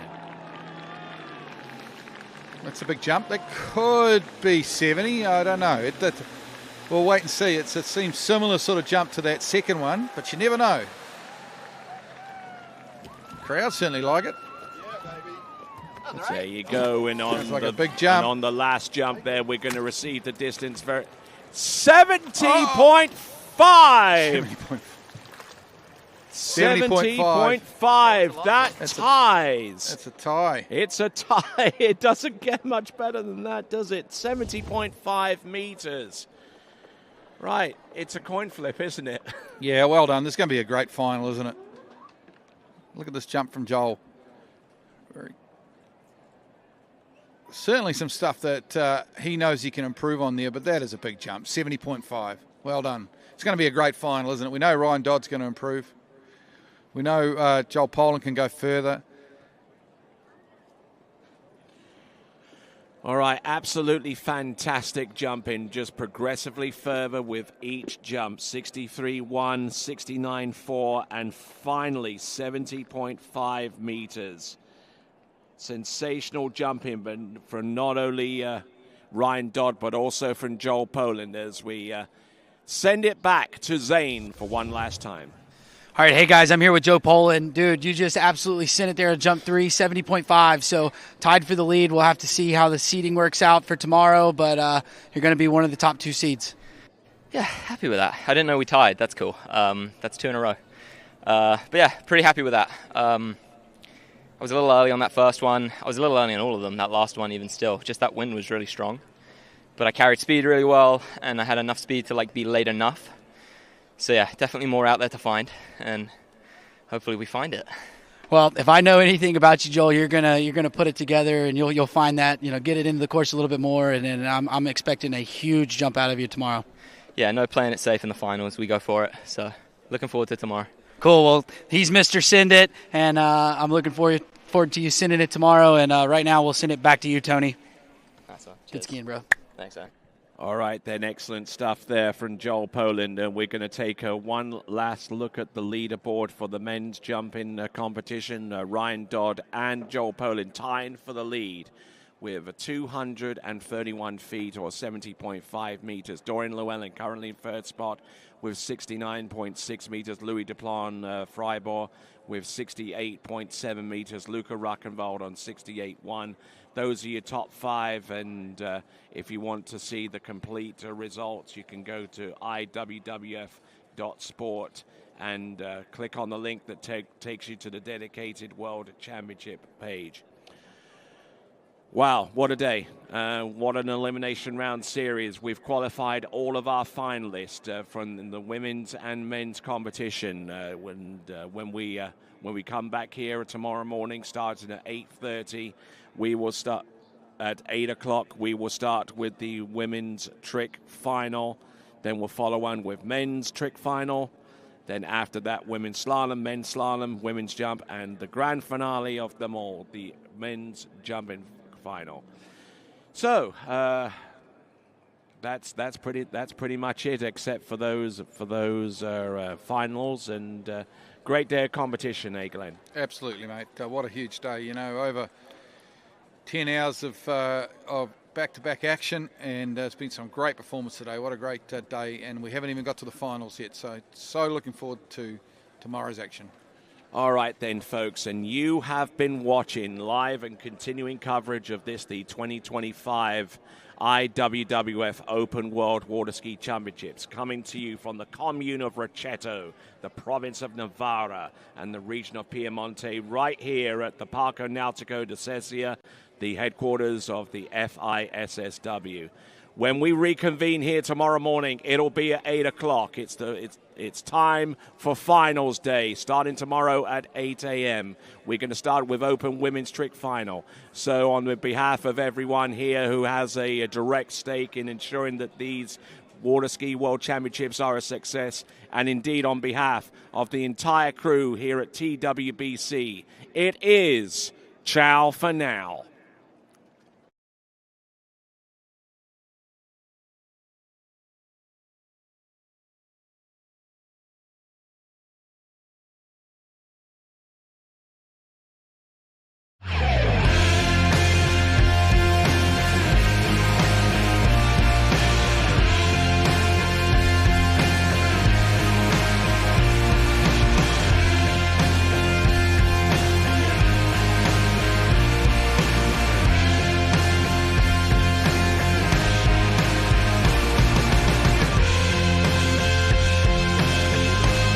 Eagle.